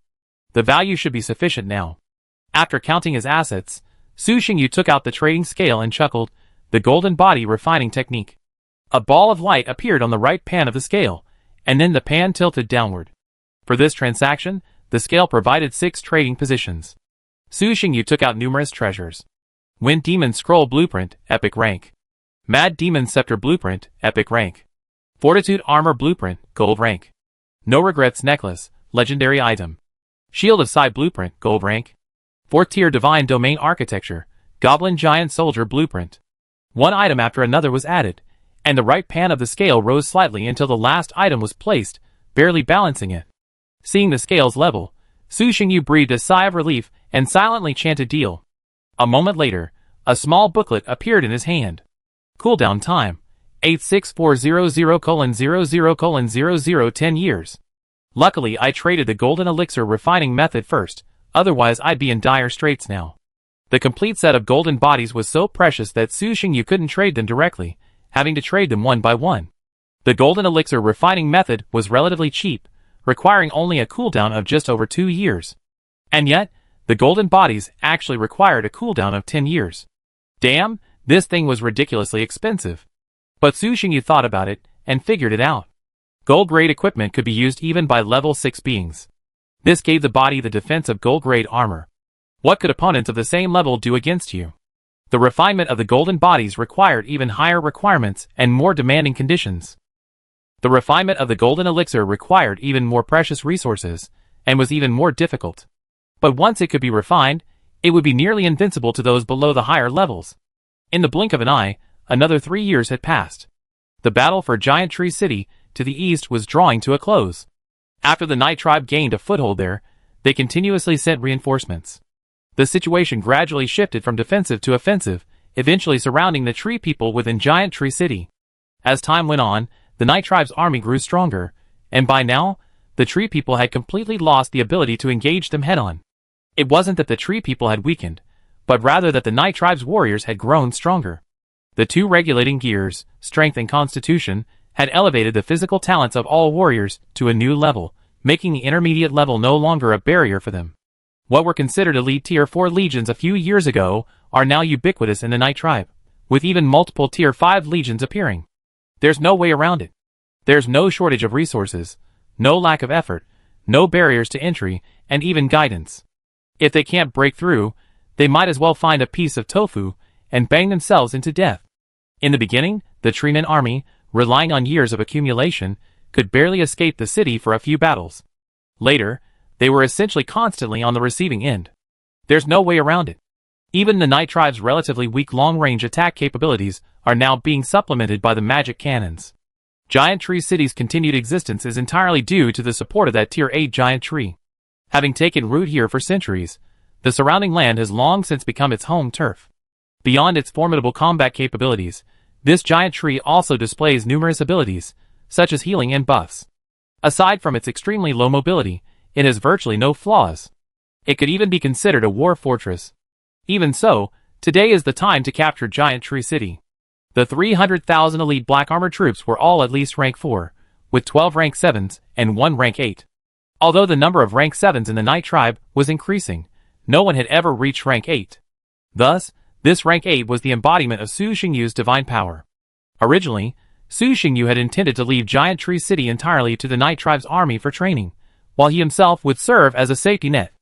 Who could have known that, within just a few years, the Night Tribe's Eastern Expeditionary Force would far surpass the Treeman army, and that rank 8 blood-red giant tree was so formidable. Relying solely on the giant tree for support, the treemen wouldn't even leave the city gates. This naturally negated the training effect. It was unknown how long it would take for the clan members to break through to rank 8, so he had to take action personally. It can only be said that plans cannot keep up with changes. The Night Tribe's power expanded so rapidly that the original whetstone was no longer suitable. Chapter 128. Boom boom boom. Dozens of epic-level magic cannons fired simultaneously, instantly unleashing devastating power. The terrifying energy cannons blasted towards the towering gates of Giant Tree City. Epic-level magic cannons, at full power, possessed the power of a 7th-level magician's full-strength attack. Even if they could only fire 3 rounds, the combined force of dozens of 7th-level elemental strikes would force even an 8th-level warrior to temporarily avoid the impact. The blood-red giant trees within the city shook wildly, their leaves scattering and the earth trembling. Then, a soul-shaking roar echoed. Puff puff puff. Thick tree roots burst from the earth, intertwining and transforming into massive, thick shields, blocking the energy cannons. Bang bang. With several resounding explosions, the several-meter-thick shields were pierced. The remaining energy cannons continued their attack, reaching the city gates. With a resounding boom, a massive hole was instantly blasted through the 10-meter-high gates. Chonli instructed the Kobold Warlocks to provide cover with fireballs, while reducing the power of the mana cannons to normal, using only normal level 6 attacks. At the same time, under the cover of artillery fire, Yi Zhan and several other level 7 warriors, along with their black armored troops, poured in from the city gate. The treemen warriors guarding the gate, spears and shields raised, advanced like a wall of iron spikes, attempting to drive the invaders out. However, they were unable to stop them. Several level 7 warriors exerted their combined strength, forcibly tearing a hole through the iron spike wall. Spirit of the Great Tree, your humble servant prays. Damn human. Some treemen fought with all their might, while others knelt in prayer. They prayed to the Great Tree Spirit, the master of this city, and the ruler of the Tree People, hoping it would, as before, display its boundless might and drive out these detestable invaders. But after a while of praying, something horrified the Tree People. The Great Tree Spirit didn't respond. They could clearly see the Great Tree if they turned around, but it remained motionless. The roots that had burst through the earth, the vines that stretched from the distance, had also stopped moving. Like a person frozen in place, they remained motionless. Conquer this city, and offer it to the Great Lord of Eternal Night. In the name of the Dark Spirit, conquer the Great Tree City. Tremble before the might of our Lord, weak Tree People.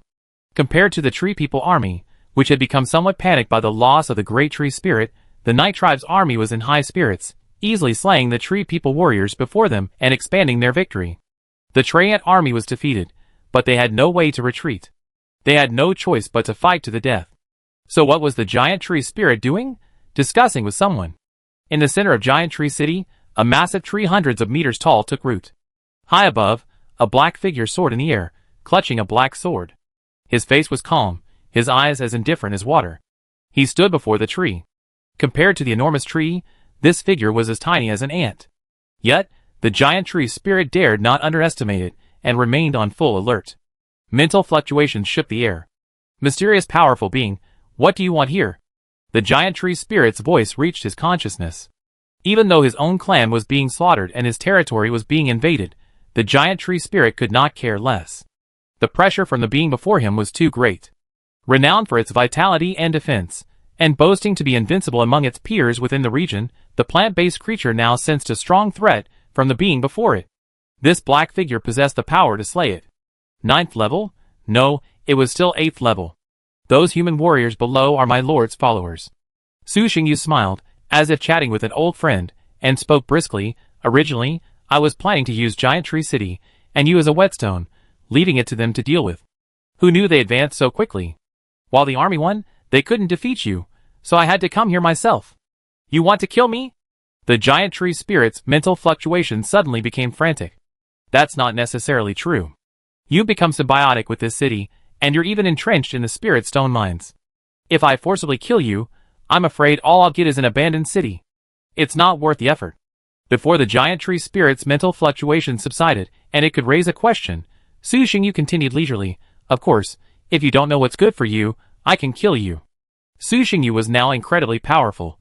Killing an 8th level creature wasn't a problem for him. What's more, the opponent was just a target, standing still and taking the beating. The giant tree spirit was silent for a moment. What do you want from me? Under the threat of death, the giant tree spirit, with its vast lifespan, finally yielded. Submit to my lord, Su Xingyu said. At this moment, the giant tree spirit, which had been slower to react, finally realized that the mysterious and powerful being before it was merely a follower of another being. Its mental fluctuations became even more intense. A being like you actually has a master? Can you tell me what kind of being is this master you follow?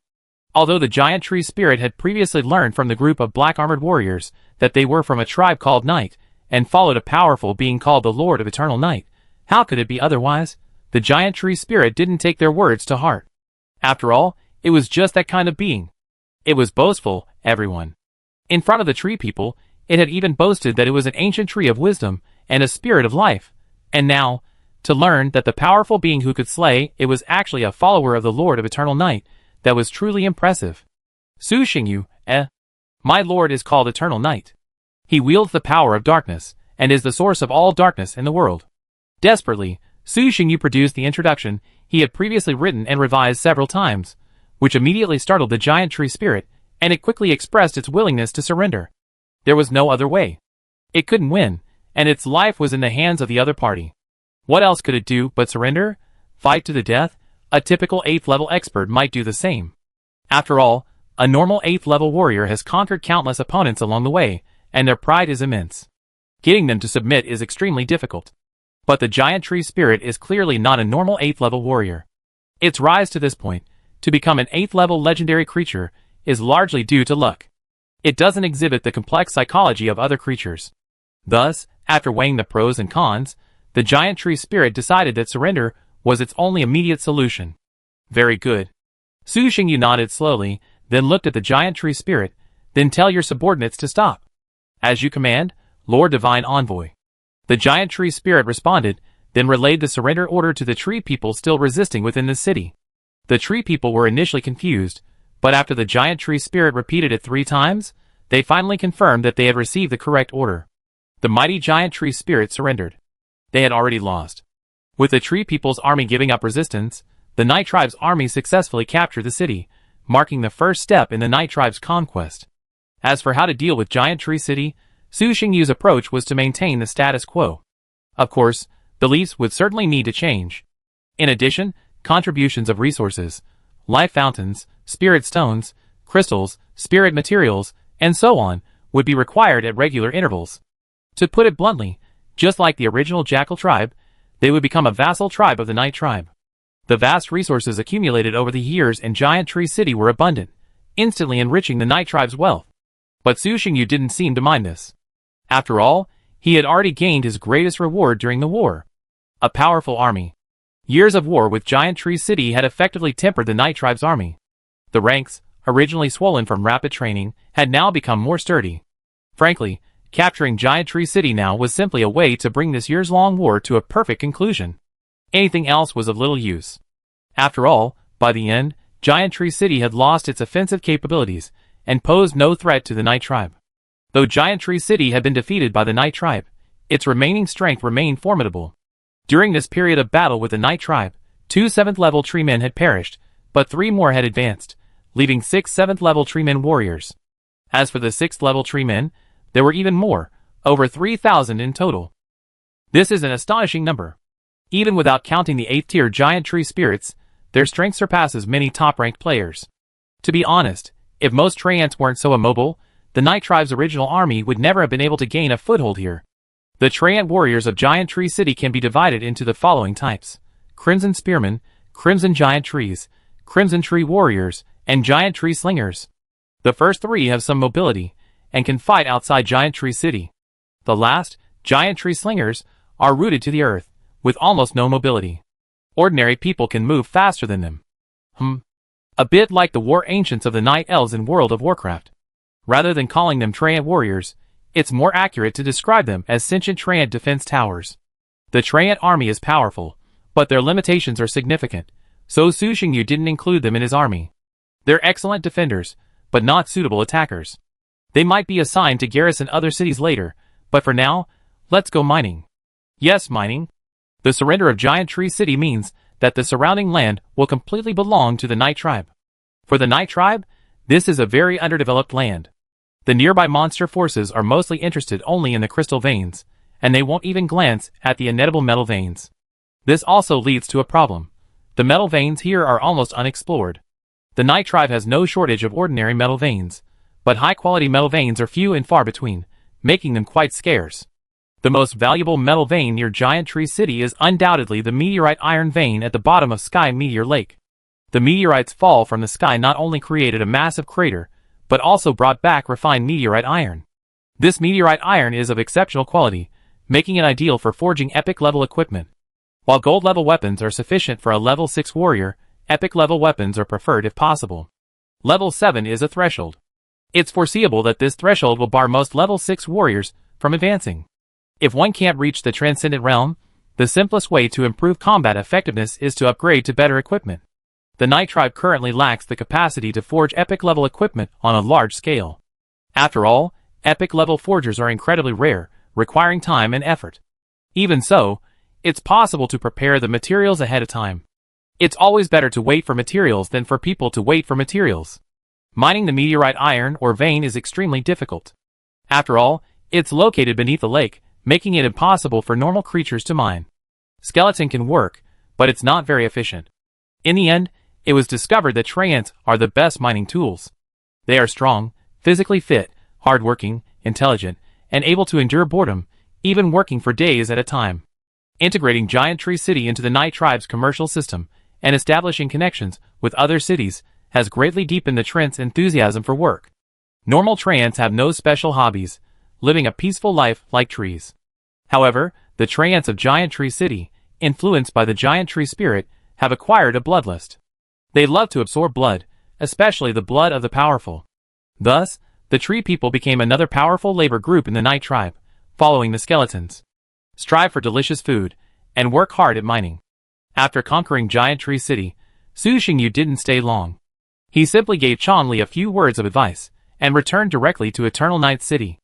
After years of development, the Night Tribe is no longer the force he once was, where he had to personally handle everything. They have established a framework that allows them to operate independently. And thanks to Su Xingyu's deliberate arrangements, this framework requires only a limited amount of his oversight. When something needs to be accomplished, he simply proposes the general direction and formulates the development strategy. The rest will naturally be completed by the other tribe members. This can also be said to be a division of power. But Su Xingyu didn't care. Theocracy is supreme. As long as he remains a god, all the power of interpretation remains in his hands. In the dark divine realm, a sudden glow emanated from the pile of debris, appearing especially dazzling in the pitch-black space.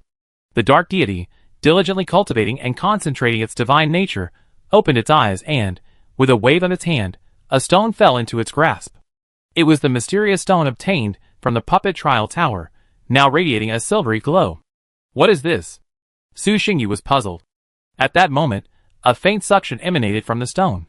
Chapter 129. This suction only affected the mind, not physical matter. Su Xingyu frowned slightly, lost in thought. The mind was quite important. If damaged, while not immediately serious, it would still take months to recover. He didn't have much time to think. After a while, the suction began to weaken. Forget it, let's take a gamble. Time was running out.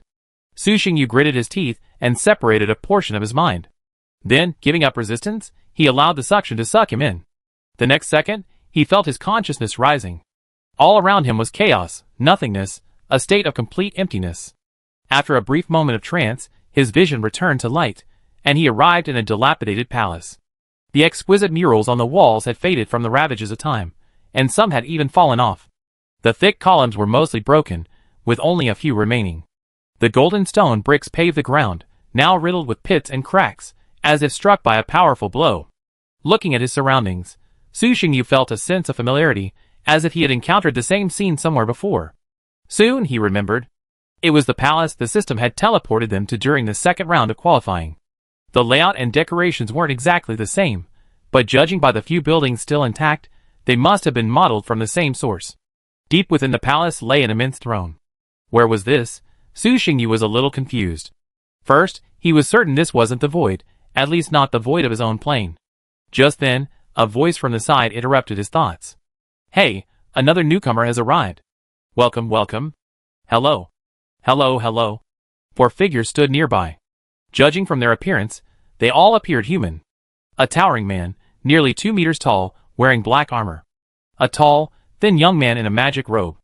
A tall, silver-haired woman with a cool demeanor. And a young man who stuttered and seemed unsure even when speaking. They all wore masks, concealing their appearance, but still allowing some basic information to be discerned.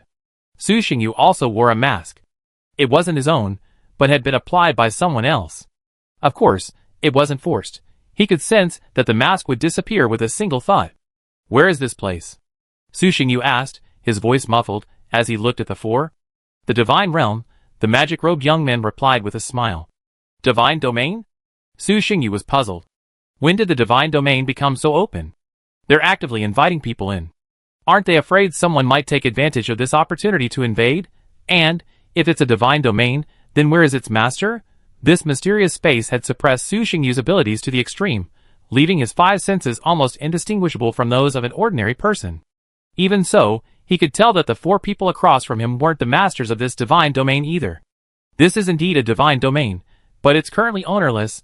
The tall man nodded in reply. Judging from your attire, you're also a player, right? The young man asked. Su Xingyu nodded slightly, a fact he couldn't hide. Then, puzzled, he asked, is there anyone here who isn't a player? He cast his gaze upon the last young man. If there truly was an outsider, no matter how one looked at it, it must be this young man. Good observation. Number 4 is indeed different from us. He's a native of this world. The young man smiled. Okay, let's get back to the point. Let me explain the situation here. After a short while, the young man explained the whole story. The space they were in was indeed a divine realm, the realm of a long-fallen old one. As for why, after so long, this divine realm remained intact, this might have something to do with its location. This old one's divine realm wasn't located in the void, but rather within another mysterious realm, inaccessible to ordinary beings. Like Su Xingyu, the other 4 had been drawn here by the mysterious stone. And that stone is the entrance ticket to this divine realm. Every month, in the main world, the stone exerts a suction force. If resistance is not achieved, consciousness will be transported here. The mechanism behind this is unknown. It could be the divine realm's own actions, or perhaps a program left behind by its master before his death. The first group to enter consisted of 3 people, a man in armor, a young man in a magic robe, and a woman with silver hair. This happened 3 months ago. Number 4 arrived a month earlier. The next member was Su Xingyu, making a total of 5 members, each from a different region. There's the Western region, the Northern region, the Eastern region, and even the world's indigenous peoples. Anyone who possesses the mysterious stone is eligible to enter here.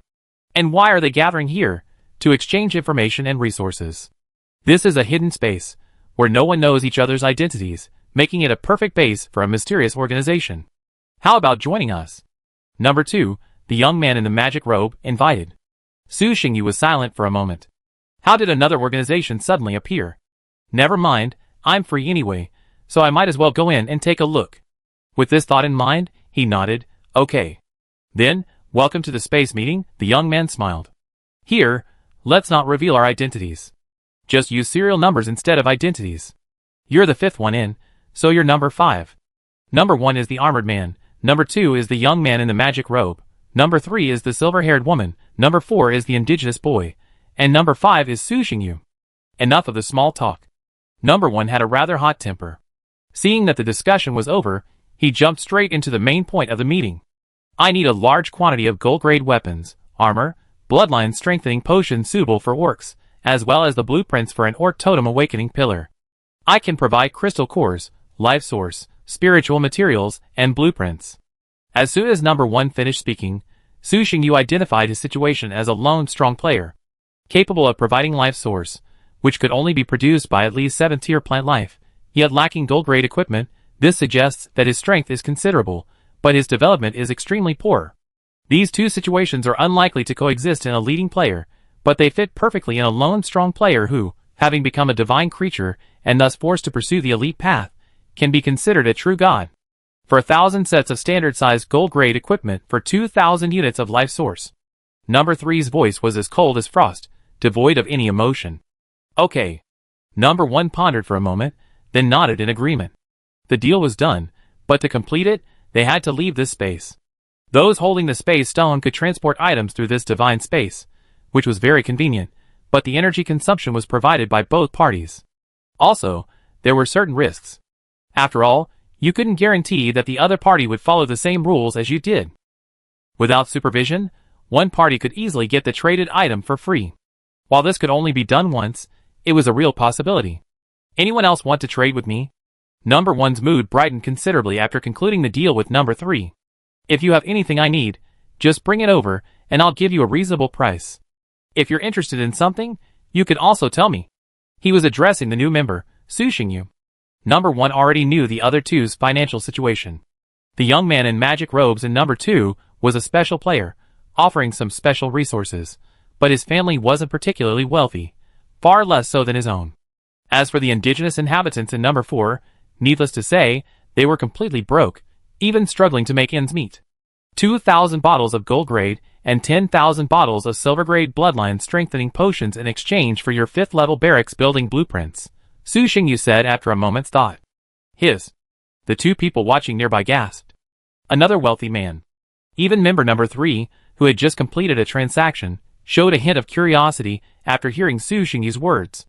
Taking out so many bloodline strengthening potions at once, even players who specialized in potion making wouldn't be able to do that. Player Number 1 was startled, his Adam's apple twitching slightly as he explained, so many bloodline potions, you can take them out all at once.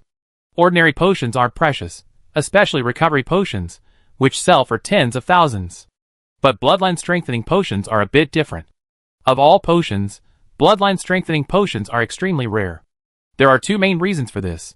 First, the difficulty of refining bloodline strengthening potions. They are significantly more difficult to refine than ordinary potions. Second, the materials required. The main ingredients for bloodline strengthening potions are difficult to find. Furthermore, bloodline strengthening potions are quite universal, applicable to almost all clans. This also means that bloodline potions are rarely available on the market. Even when they do appear, they only appear in a few hundred bottles. Tens of thousands of bottles. Of course, I can produce them. Otherwise, why would I bring them up? Su Xingyu glanced at him, curious why he'd ask such a question. I'd already proposed to trade, but if I can't produce the item, why would I bring it up? Am I just messing with you out of boredom? Number 1 swallowed, calming himself down a bit. I need to see the effects of the potion first. Okay. Su Xingyu agreed. It was a very reasonable request. He then telepathically transmitted the potion's information to the other party. It wasn't much information, but Number 1 quickly absorbed it. Satisfied, he said, I agree. We can just trade directly from now on. Su Xingyu replied, unconcerned. For him now, this was merely a small transaction. 12,000 bottles of bloodline potion were indeed a lot, but that was for a normal player. The mutated blood spirit flower, enhanced by the power of creation, possessed the effect of purifying blood. And with Su Xingyu controlling a large area of mutated blood spirit flower cultivation, refining bloodline potion was a piece of cake. The only factor limiting potion production was the number of pharmacists. Materials were never a problem. Life source? How much can you provide? Su Xingyu asked again. Life source, a treasure produced by condensed essences of heaven and earth by plant life above rank 7, possessed extremely powerful life energy. Whether consumed directly or used to refine life potion, it was an excellent choice. Previously, when conquering Giant Tree City, Su Xingyu had obtained a batch of life source from the Giant Tree Spirit, nearly 100,000 units. 100,000 units of life source would be an unimaginable fortune to others. But it wasn't actually that much, at least not in Su Xingyu's opinion. After all, it represented hundreds of years of accumulation by the Giant Tree Spirit. Even though he had expended considerable resources healing the Tree Warriors during the previous battle, he still felt it was too little. Except for the undead race, no one despised life source. Because potions crafted from life source could literally save your life in a crucial moment. 13,000 units, all epic quality, Number 1 replied, calculating in his mind. Weapons, armor, potions, Which one would you like to trade? Currently, only the enhanced soul-gathering trees and giant tree spirits in the Night Tribe can produce life source, at a production rate of approximately 4,000 units per month. This isn't a small amount, but compared to the vast number of followers in the Night Tribe, it's not enough, far from enough. Now that life source can be obtained from other sources, Su Xingyu naturally won't hesitate. Do you still have bloodline potions? Number 1 realized that the members who arrived this time were truly powerful. Yes, Su Xingyu said, but if you want to trade all of them for bloodline potions, you'll have to wait a while. No, I'm just asking, not all of them. Number 1 quickly shook his head in explanation, then thought for a moment and said, I need equipment, all gold level. Of course. If you can provide epic level equipment, that would be even better. Okay. Su Xingyu nodded readily. The two discussed for a while before finalizing this major transaction. While more prestigious and secretive, this so-called space conference is actually far inferior to the Bloody Dawn in terms of power. The information and intelligence are useless, and the resources are just SOSO. Until I have a batch of space rings. Who wants them? Member number 2, the young man in the magic robe, looked at the crowd and asked. I won't be participating this time. The last batch will last me for a while. Number 1 spoke first. How many are there this time? What specifications? Number 3 asked. 120, 10 by 10 by 10. Young man number 2 said, 5,000 divine source per ring, or an item of equivalent value. I want 70. 20 for divine source, and the other 50 for other items. I'll make a list for you to choose from, and then we'll calculate the value. Okay. Young man number 2 nodded, then looked at another major client. 50, all for divine source, Su Xingyu said. Okay. Chapter 130.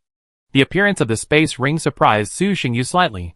He hadn't expected such a small organization to possess a space artifact. Of course, it was only a slight surprise. Aside from the space ring, the other items weren't rare. As for the so-called intelligence, for now, it wasn't of much use to anyone, or even completely useless. After all, they were too far apart, not from the same world, and couldn't influence each other at all. As such, the information naturally lost its value. Everyone, I'll be leaving now. See you next time. At the end of the meeting, youth number 2 bid the others farewell. Then, as if a thread had been severed, his figure gradually faded and vanished completely. The others nodded their goodbyes, and quickly vanished. In a dense forest, towering trees could be seen everywhere. Their trunks were incredibly thick, resembling the bodies of giants, and their dense canopies formed a green canopy. Walking through it felt like entering a green maze, the surrounding trees blocking out vision, making one feel transported to another world. From above, giant beasts occasionally soared past, and on the ground, massive beasts scurried towards the depths of the forest. In the heart of the forest, a colossal tree grew. Its trunk was thick, long, and broad, as if many trees had merged together. Its canopy was vast and dense, forming a canopy that blocked out the sun. Even in this forest of giant trees, its hundreds-meter-tall frame still seemed enormous. Standing beneath the tree, one could sense its majesty. It felt like the master of this forest. This time, a truly remarkable individual has arrived, capable of producing so many bloodline potions at once. After regaining consciousness, integrating and absorbing the information, Tian Emo opened his eyes. His dark golden eyes radiated an immense majesty, the mere sight of which moved one to submission. Reaching from the ground, he could finally see its form and appearance. When standing upright, it stood nearly 50 meters tall, exuding an awe-inspiring and majestic presence. Its body was strong and powerful, covered in thick scales that shone with a metallic sheen.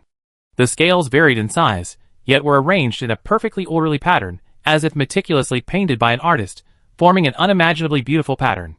Its back bore wings, its arms were thick and long, its neck slightly shorter than its peers, its head ferocious and crowned by twin horns. This was a giant dragon at the pinnacle of life.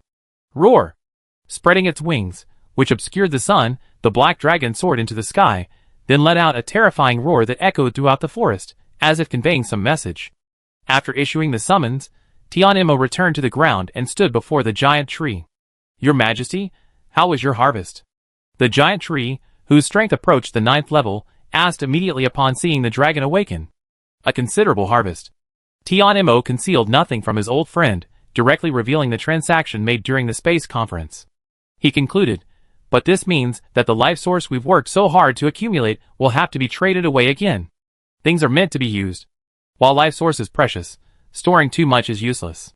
It's better to take some of it and convert it into something more useful to us now, the giant tree consoled. Of course I understand that, but I'm just a little heartbroken. All those resources I've saved for so long are gone in an instant. Tianmo understood this, but the feeling of having his wealth drained out was truly unbearable. Before the giant tree could continue, Tianmo shook his head. Forget it, let's not think about it. With this batch of supplies, my sub-dragon army should be able to improve its strength to a new level. Then, on the summit of a snowy mountain, a frost palace forged from ice crystals. Tall, fully armed frost giants, exuding a terrifying aura, patrolled the area, protecting it. Each frost giant possessed the strength of a 6th level rank, and there were over 2,000 guarding this area alone. Using such a powerful giant army to patrol the palace was a waste. The interior of the palace was utterly bare, its only decorations being the ice sculptures lining its sides. There were all sorts of races, dragons, angels, titans. In the deepest part of the palace, atop a long flight of stairs, stood a throne. A silver-haired woman with stunning beauty and a cool demeanor sat atop the throne, one hand supporting her fair face. Her azure eyes were a bit vacant, as if lost in thought. Number 5, Eastern District. Gazing at the icy pond beneath the stairs, which emanated a chilling aura, the silver-haired woman muttered to herself, I wonder if he's coming yet. If he is, he should be in the Eastern District. But with so many people in one district, and knowing only their names, finding them is incredibly difficult. After a moment, she regained her composure. Let's wait. Once I'm strong enough, finding people and anything else will be much easier. Besides, getting involved with me now might not be a good thing, it might even harm him. But with that guy's abilities, if he does come in, even without opportunities like mine, he shouldn't be faring too badly. Even as she muttered to herself, a guest arrived outside the palace. A middle-aged man, with a rugged appearance and a bold demeanor, he was allowed into the palace after being inspected by the frost giant guards. At the foot of the steps, he knelt on one knee and bowed respectfully. Anthony, I greet Her Majesty. Have you brought the items? The silver-haired woman on the throne nodded slightly, then asked. They're all here. Anthony handed over the 10 storage rings in his hand. The silver-haired woman waved her hand, and the rings flew up. Go out and wait. As you command, Your Majesty. After another bow, Anthony respectfully exited the main hall. The silver-haired woman removed the items from the rings, then grasped the space stone and, according to the predetermined spatial coordinates, channeled a vast amount of divine energy into it. The pile of items in the hall vanished, and the transaction was instantly completed. Soon, the hall was filled with a pile of bottles and 70 space rings. A super-large plane. The less empire, a border city, a slum. In a dilapidated house, a boy no older than 16 opened his eyes. As soon as he regained consciousness, he felt a sharp pain in his head, as if something were being stuffed into it, an extremely uncomfortable sensation. It hurts. His. Cole gasped, his eyes widening, his hands clutching his head, enduring the pain. After a few minutes, the pain eased slightly. He lay in bed for a while longer, easing the pressure of his headache. Then he stood up, grabbed the food prepared by his bedside, and devoured it. Unlike the others, who only had a portion of their consciousness transferred in, Cole's entire consciousness was transported in. His strength was too weak, and his consciousness hadn't yet reached the threshold for division. Regardless of whether there was a way to split it, even if there was, doing so would be tantamount to killing him. For this reason, every spatial meeting put immense pressure on him. Now was considered good. The first time he entered, Cole was unconscious for several days. If it weren't for his luck and tough life, he would have died. Luckily, I prepared ahead of time and my health is better than before, otherwise I might have been in a terrible situation. After replenishing his energy, Cole rubbed his head, still feeling a bit scared when he recalled the pain. Next time, it shouldn't hurt this much. Gripping the space stone tightly in his hand, Cole's eyes flashed with determination. This was the treasure that had changed his destiny. Back then, he was just a scoundrel who fought for food in the garbage dump. Now, not only had he solved his food problem, he had become the leader of the local street gangs, commanding over a dozen people. Just as he was thinking, the space stone vibrated, and a message entered Cole's mind, asking if he agreed to the other party's teleportation. Cole didn't dare hesitate, fearing that if he was a second late, the other party would cancel the teleportation. A flash of silver light appeared, and 4 potions and a set of equipment appeared before Cole. Dragon Blood Potion. Purification Potion. Life Potion. Spirit Potion. To prevent Cole from accidentally ingesting them, A piece of paper with a symbolic icon was attached to each potion. Mr. 5 is so generous, giving me such a large investment. Cole looked at the 4 potions in front of him, suddenly overjoyed. Dragon Blood Potion strengthens the body. Purification Potion purifies the blood and removes impurities from the body. Life Potion heals injuries and can save lives in critical moments. Spirit Potion enhances mental strength. Seal couldn't afford these things financially. He was just a poor kid after all. These were all investments from the newly hired Mr. Number 5. Of course, this was just Cole's wishful thinking. Su Xingyu didn't really care about them. The value of these 4 potions wasn't even worth the divine energy consumed during the teleportation. The story was simple. At the end of the transaction, Cole finally mustered up the courage to ask Su Xingyu for a strengthening potion to improve his physique and embark on the path of knighthood. Su Xingyu, in a good mood, gifted him 4 gold-grade potions and a set of silver-grade equipment. Why silver-grade potions instead of gold? Because even gold-grade potions wouldn't be enough for Cole. He casually tossed the space stone into the small pond, where a pile of stones resembling the space stone lay within. These were all disguises Cole had specially collected. After all, carrying a stone around with you looked strange no matter how you looked at it, and if you accidentally lost it, you'd be in for a real hardship. Leaving it alone at home wouldn't make much sense either. But if he created a small pond with a few small fish and some stone decorations, that would make perfect sense. The space conference, held every 2.5 years, might be just another channel for exchange for others, but for Cole, it was the only way to change his fate. If he didn't want to live a life of muddle and chaos, he had to seize this opportunity, so no matter how cautious he was, he couldn't be too cautious. Even if there was a 1 in 10,000 chance, he had to eliminate it. At the next space meeting, I must grow up and not let Mr. Number 5 down. Cole looked at the 4 bottles of potion before him with a sharp gaze, a surge of pride rising in his heart. Inside the spatial divine realm. With the departure of the crowd, this ownerless divine realm fell silent again. But not long after, a figure suddenly appeared. It was a young man in a magic robe. It seems a formidable individual has entered this time. We must be careful. We must not let him see our flaws. The young man approached the throne and sat down. In an instant, the divine realm began to transform, returning to its true form. The fog dissipated, revealing a dark void outside. The continent where the temple stood was at the top of the void. Below lay fragments of a massive, shattered continent. Within the continent, there were many powerful monsters. When the fog dissipated, they instantly sensed the situation, looking upwards toward the summit of the void and unleashing earth-shattering roars. Then, they erupted in a fury, transforming into streaks of light that shot towards the heavens, seemingly attempting to escape the continent's constraints and enter the temple atop the void. Boom! Lightning and thunder. Countless silver lightning bolts rose from the void, roaring like a thunder dragon, striking down any monsters that touched it. Hee hee. One day, I will annihilate you all, completely control this divine domain, and become the true god of space. His name was Zhang Tao, a player from the eastern region, the second in command of the divine realm of space, and the new god of space. At first, he was just an ordinary player in the domain class, until he obtained a special divine nature. Using the divine nature granted by the system as nourishment, Zhang Tao forcibly merged it with the divine nature of space, embarking on his own path to godhood. Gazing at the vast world outside, Zhang Tao's gaze drifted far away before he once again hid the temple. This was the divine domain of an old god, whose name was Space, one of the most powerful gods of the old era. After the fall of the god of space, his divine domain was completely sealed off, and the beings within were trapped there, corrupted and transformed into mindless monsters. If Zhang Tao wanted to merge with this divine domain, he had to first eliminate these monsters. They were like computer viruses, hindering the divine domain like disrupting system operations. But these monsters were extremely powerful, some even reaching the level of true gods. With Zhang Tao's strength, it was impossible to defeat them. So, he devised a plan, to use the space stone to establish an organization to aid his own development. As he gradually merged with the spatial godhood and unlocked more abilities, he could even enlist the help of other members to eliminate the monsters here. Contemplating the beautiful future, Zhang Tao felt even more motivated, and he hurried on, using the godhood to continue crafting the spatial ring. After giving up on developing the tribe, this was his current largest source of resources.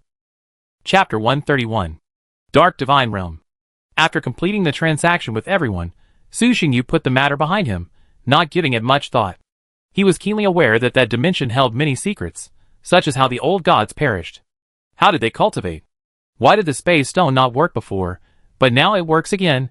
These were all things worth exploring. A remnant of the divine realm would undoubtedly yield a wealth of information. But there was no need. The clue was just a stone. There was no need to expend extensive effort exploring it. Just follow your own path. At this point, even if he did nothing, becoming a true god was a foregone conclusion. So why bother with further complications? An interesting experience. This was Su Xingyu's assessment of the trip. He distributed the space rings he had obtained from the transaction. 51,000 cubic meter space rings were already capable of many tasks, including normal material transportation. In the blink of an eye, another month passed. During this time, Su Xingyu lived a peaceful life, doing little besides cultivating within the dark divine realm and occasionally responding to his followers. In Eternal Night City, a fence had been erected around the spirit gathering tree, and dedicated members of the tribe were assigned to guard it to prevent any mischievous creatures from disturbing it. After ascending to the 7th rank, the spirit gathering tree also developed consciousness, though it hadn't yet fully developed, its awareness being vague, similar to that of a newborn child. After all, from the perspective of the tree species, a spirit gathering tree less than 20 years old couldn't even be considered an embryo. At its age, according to common sense, it was impossible for it to become a 7th level creature. But with Su Xingyu's help, and the changes in spiritual energy, it actually did. After the fusion of the world's blessings, the increased spiritual energy concentration greatly benefited the spirit gathering tree, indirectly accelerating its growth. Otherwise, even with the strengthening of the divine source of creation, it would have taken at least several decades for the spirit gathering tree to reach the 7th level. After reaching the 7th level, the spirit gathering tree's reach further expanded, and some minor changes occurred. It actually bloomed and began to bear fruit. Su Xingyu, who had taken another short break and was drinking tea beside the spirit gathering tree, was stunned when he heard Yi Zhan's request, his expression instantly becoming serious. Yi Zhan, this is no joke. Once the trial begins, even a king cannot reverse the process. If you can't withstand it, you might actually perish. Upon hearing Yi Zhan's thoughts, Su Xingyu offered a rare word of advice. We are not plants or trees. How can we be heartless? Yi Zhan had been by his side since the beginning of his career, fighting in countless battles, and boasting a distinguished record of military exploits. Now that Yi Zhan was courting death, Su Xingyu naturally couldn't just stand by and watch. Reaching the 8th level isn't something you can rush. It takes time. Even someone with exceptional talent can't break through without more than a decade of accumulation. Your cultivation speed is already fast enough, so don't worry too much. This isn't your problem. It's the same for all cultivators. A 7th level being, even if they do nothing, has a lifespan of 300 years.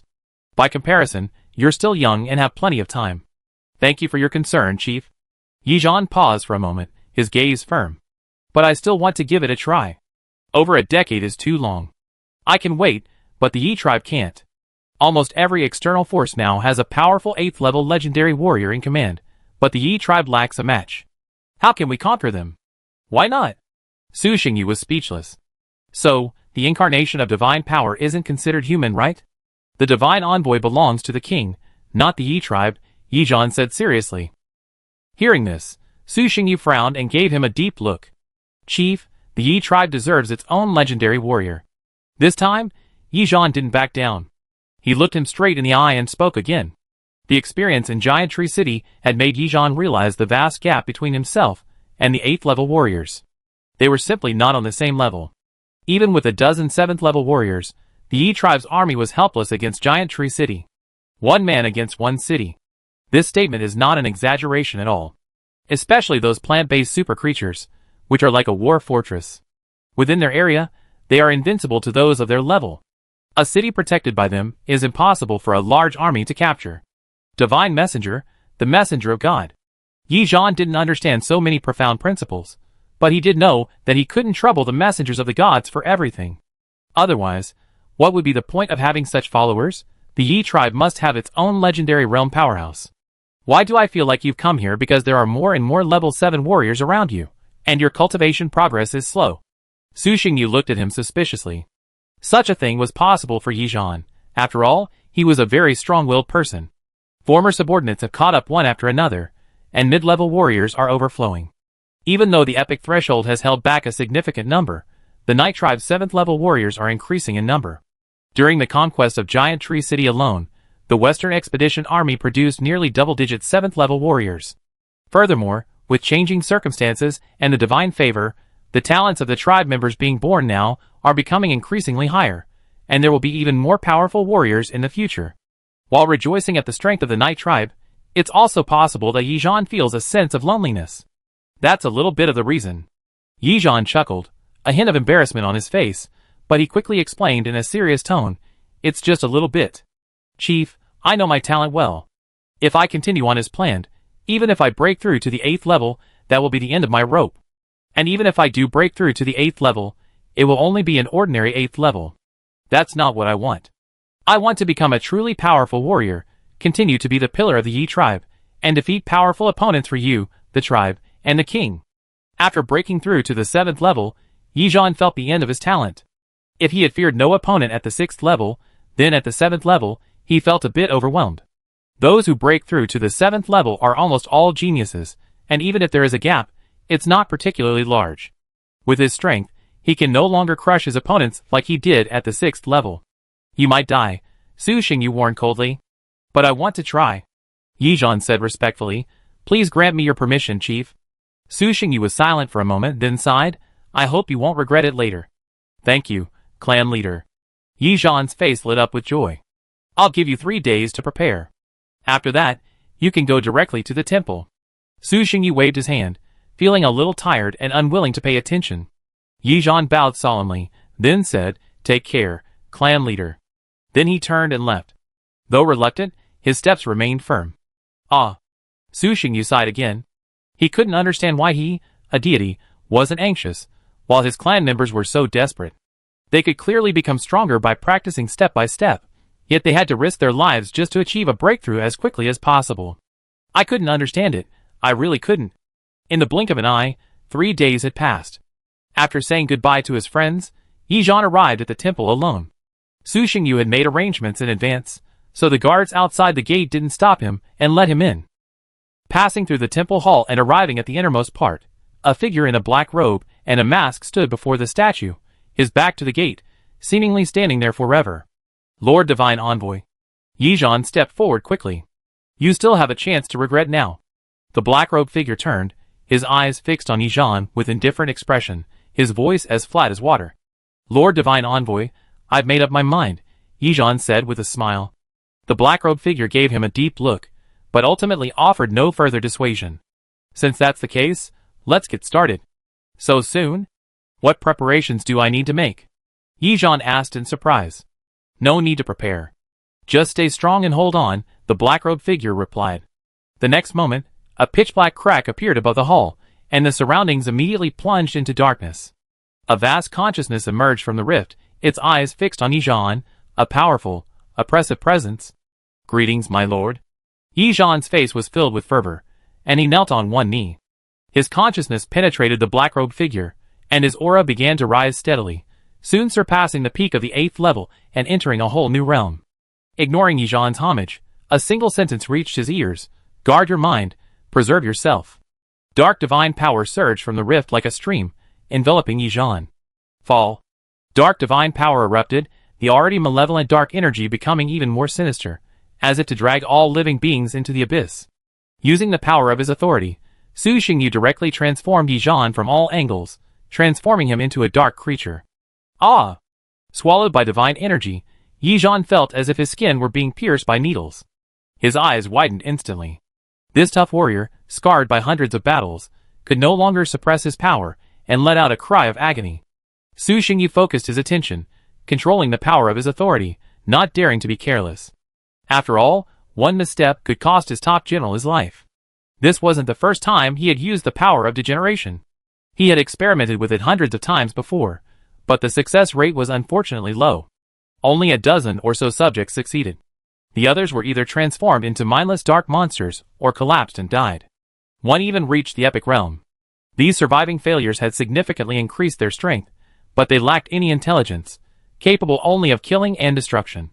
Even Su Xingyu, their creator, was unable to control them. As for those who succeeded, they were transformed into true dark creatures. If believers favored by darkness have an affinity for darkness of 80, then these dark creatures had an affinity of at least 95. Normal creatures, born within the world, possess an affinity for all elements, the difference being only in degree. Dark creatures, however, are different. They possess an affinity only for dark forces. This is somewhat similar to elemental life. The power of corruption is equivalent to recasting their bodies and consciousnesses. Those who survived became dark creatures. Those who failed either suffered physical collapse and immediate death, or their wills collapsed, following their hearts and becoming mindless monsters. This process was excruciating. After a quarter of an hour, just as Yijan was about to collapse, the pain subsided, replaced by a feeling of pleasure. Infinite desires instantly rose within him, tempting him to indulge. Beauty, strength, power. Yijan steadfastly maintained his resolve, his mind empty, only the thought of persevering to the end remained. Degeneration consists of two stages, physical and mental. Upon reaching the second stage, Su Xingyu breathed a sigh of relief. In his hundreds of attempts, over 85% of his subjects had failed at the first stage. The pain of rebuilding their bodies was far beyond the endurance of normal beings. Thus, surviving the first stage essentially meant success. This was especially true for those with simpler minds, who didn't have many thoughts and weren't tempted by desires. Soon, Yijan passed the test of willpower. But it wasn't over yet. Su Xingyu waved his hand again, and Yijan's willpower was extinguished, and he fell into a deep sleep. He took Yijan into the dark divine realm and dropped him into the vast pool of divine energy, where he would complete his transformation. This process would take approximately 2 months. Speaking of which, does this count as a rebirth? Looking at Yijan, now cocooned in a black cocoon within the divine source pool, Su Xingyu suddenly pondered this question. After a moment's reflection, he decided it should be. So, Su Xingyu's true form quickly entered. Since it's come this far, let's add a little more. Su Xingyu used all the creation divine source he had stored for a while on Yijan. The black cocoon, having absorbed the creation divine source, began frantically absorbing the dark divine source within the pool. Looking at the dwindling divine source, Su Xingyu's mouth twitched. A player plane. A massive melee was underway. Humans, orcs, elves, dwarves. Added to the battlefield of dozens of players, the assembled army now exceeded 2 million, and its size continued to grow. Wishan, don't go too far. Are you really going to fight us to the death? Crazy Lion, seeing the reinforcements arrive, looked grim, unable to conceal his anger, and shouted at the opposing dwarf player. We went too far? Crazy Lion, stop complaining. If you hadn't been so ruthless, we wouldn't bother fighting you now. Before the opposing dwarf player could say anything, the werewolf player next to him angrily retorted. Crazy Lion, this isn't how you do it. The spots are all yours. What should we do? The dwarf player, Huishan, was also a little annoyed. Either we split it evenly, or no one can enter. Why? Crazy Lion was furious. My Brotherhood members are stronger. Why should we share the spots with you? Why? Just because the two of us combined are stronger than you. The werewolf player sneered and retorted. You? Crazy Lion, hearing this, immediately started to attack. But when he thought about how this war had begun to affect the development of his tribe, he had to hold back. Chapter 132. A few days later. A large plane fragment. A trading city. A large, ornately decorated restaurant, 9 stories tall, constructed entirely of a special wood, with a rather retro architectural style. Entering the restaurant, there were already quite a few customers. As this trading city grew and attracted more and more players, business naturally grew. Su Xingyu entered the lobby, and was quickly greeted by a waitress, a beautiful fox-like woman with snow-white fur. Sir, here's our menu. What would you like? The restaurant's members were naturally native to the world, and none of them had any religious beliefs. No thanks, I already have an appointment. Su Xingyu waved his hand, declining. Okay, enjoy your meal, the fox-like waitress added, then smiled and approached the next customer. Sir, may I ask? Following the directions Wishan had given him, Su Xingyu headed straight to the 7th floor. This area was filled with private rooms, or, in modern parlance, VIP rooms. Finding the correct number, Su Xingyu knocked on the door, which was immediately opened by someone inside. It was a player who looked familiar, perhaps from the ranked matches. Su Xingyu entered the room. 13 players were already seated there. Some were familiar to him, including Crazy Lion, Wishan, Fallen Feather, and Wolf Traveler. Besides these familiar players, there were also some who looked familiar, but whose names he couldn't place. If they looked familiar to him, it was either because he had played against them before, or because they had sat close to each other during the ranked matches, meaning they were ranked higher. Including Su Xingyu, It could be said that all the top-ranked players in District 36 were gathered in this private room. Yongya, you're here. As Su Xingyu entered the room, everyone who was sitting there stood up. Huishan, the player who had invited him, even greeted him. Yes. Su Xingyu nodded, walked over to the empty main seat, and sat down naturally.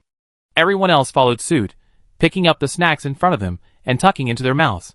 Su Xingyu looked at them and asked, "How did you guys discuss it? Also, isn't the number of people a bit off?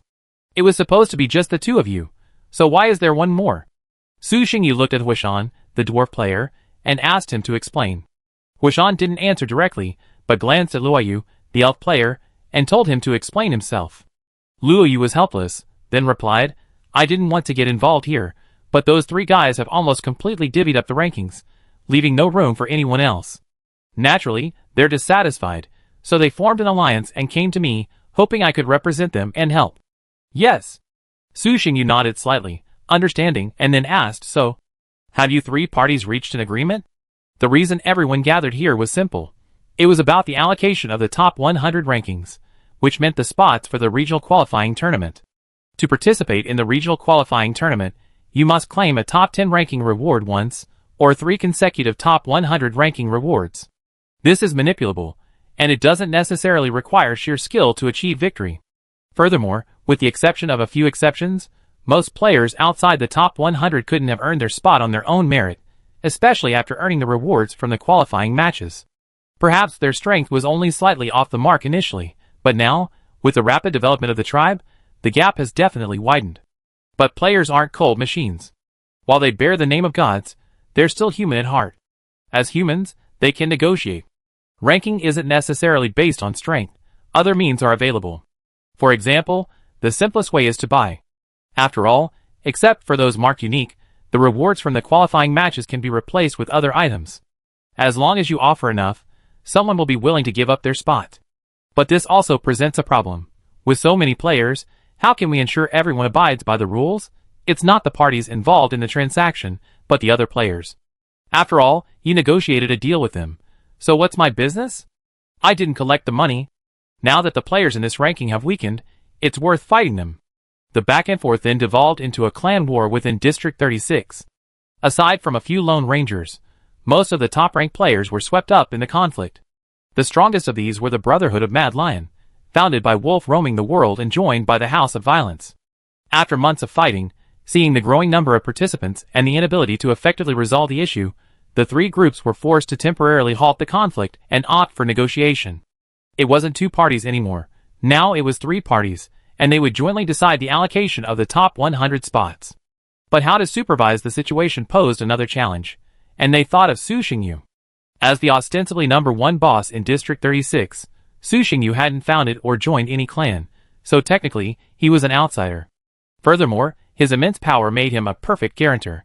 According to the three parties' plan, if one party breached the agreement, they would unite the other two parties, including the guarantor, and attack the defaulting party's boss.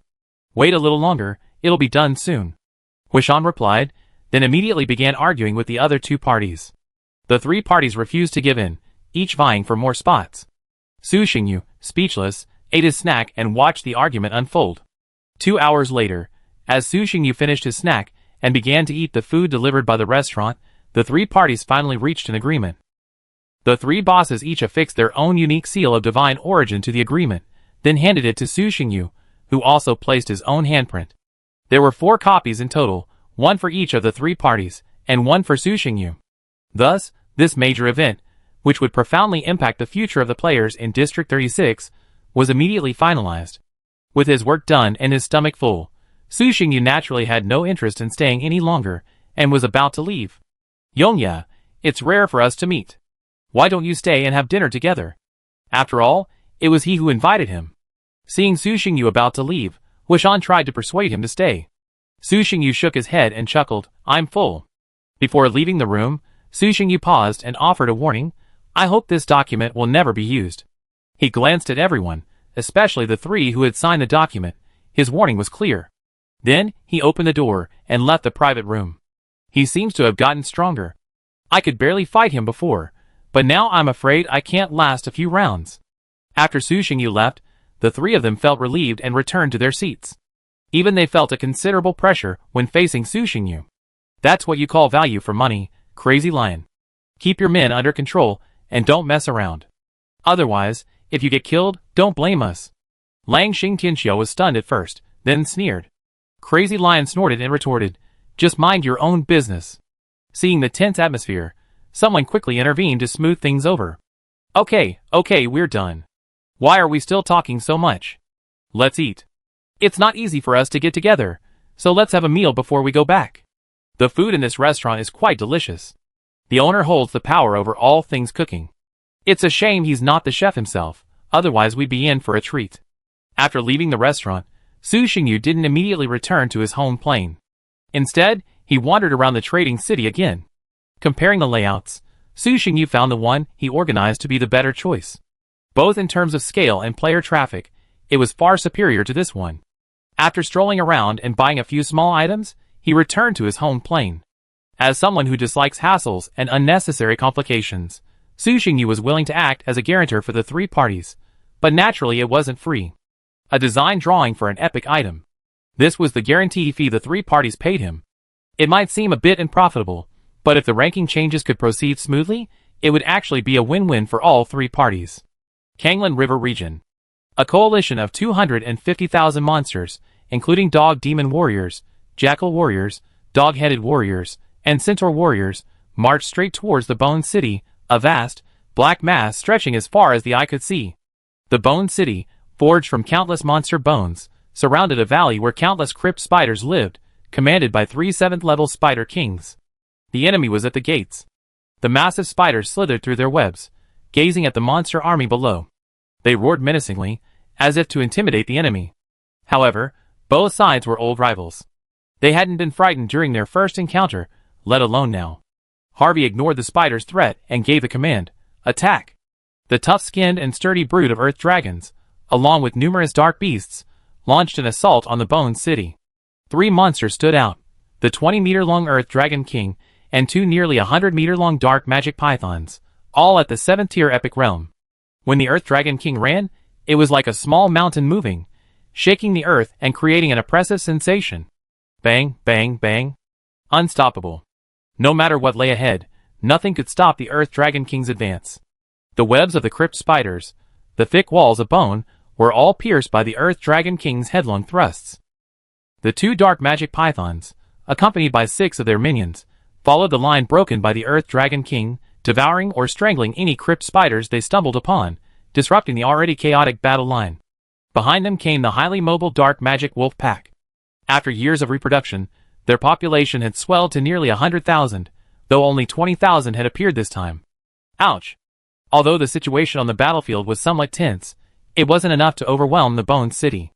Having stood here for a century, battling the other 2 factions to this day, their strength was no less than remarkable. Furthermore, this time, they were fighting on their home turf. The largest and most powerful of the 3-headed Spider Kings plunged its 2 forelimbs into the ground. With a fierce roar, a mountain of bones began to surge. Puff, puff, puff. Soon, 2 enormous beast-like skeletons burst from the ground. Their bones shimmered like white jade, their eye sockets ablaze with blue-green soul fire. Seeing this, the other crypt spiders also plunged their forelimbs into the ground. Necromancer energy surged in, and one by one, the skeletons rose to their feet. In a blink of an eye, the battlefield was filled with 100,000 skeleton warriors. Tear them apart. With a roar from the Crypt Spider King, the skeleton army rushed out, engaging the monster horde. Fight for eternal night. Under Harvey's strenuous manipulation, the Monster Alliance maintained only minimal organizational strength. There was no other way. Unlike the previous campaign, led by Dark Warriors, this time the Monster Alliance's main force was the Jackal Warriors, with no one else leading them. If the Monster Alliance consisted solely of Jackal Warriors, Harvey could still control them. But there were also Barghists, Centaurs, Kobolds. With warriors of all types mixed together, not even Harvey, not even Chonli, the headquarters commander of the Night Tribe, could command them. This had to do with Su Xingyu's positioning of them. Servants only needed to follow the elite troops of their headquarters, requiring no extensive organizational training. The result was their current predicament. However, the situation on the other side wasn't much better, even worse than the Monster Alliance. At least the Monster Alliance had trained for a period of time, while the Bone City was truly relying solely on sheer force. This fighting method is actually the norm in this world. Training to strengthen their organizational skills is actually abnormal. After all, a strong individual possesses the power to destroy an entire army. Compared to improving organizational skills, it is clearly more cost-effective to increase the transcendent rank. A legion of Tier 3 warriors, even with lower organizational skills, is far more effective than a Tier 2 legion. And the difference between Tier 4 and Tier 3 is already substantial. Thus, normal monster tribes often use legions as battlefield units, selecting the best warriors from among the vast number of monsters and incorporating them into their legions. For ordinary warriors, their only requirement is simply to charge forward. Roar! The barbarian warrior charged forward, then leaped up, extending his right claw and swiping directly into the crypt spider's head. With a sudden scoop, he tore the brain out, sending a stream of red and white fluid spurting out. The jackal warrior leaped high and slashed down with his blade. A black blade aura slashed out, instantly severing the crypt spider in two, killing it instantly. Kill! Harper roared, his body shooting out, charging 100 meters into the enemy formation, shredding every enemy in his path. The strongest crypt spider king roared and charged directly, engaging Harper in combat. His forelimbs slashed, flashes of cold light flashing. Several long, narrow wounds instantly appeared on Harper's chest, and bright red, scalding blood flowed out. The Spider King's limbs, tempered countless times, were sharper than epic weapons. However, as a species that relied entirely on physical combat, Harper's body had also become formidable after undergoing numerous transformations, surpassing even the Spider King's. He clenched his right fist and slammed it into the Spider King. With a resounding explosion, the Spider King was thrown back dozens of meters, plowing deep furrows into the hard ground. Even though the Spider King had been at the 7th level longer and possessed greater experience, he couldn't gain any advantage against Harper, and was even at a disadvantage. Elsewhere, a 7th-tier dark python swam swiftly across the battlefield, its head raised high, and its bloody maw wide open. A black, poisonous mist transformed into a wave of energy, sweeping out towards the crypt spider ahead. The crypt spider's body instantly stiffened upon contact with this black energy, and within 2 seconds, it collapsed to the ground, dissolving into a pool of blood.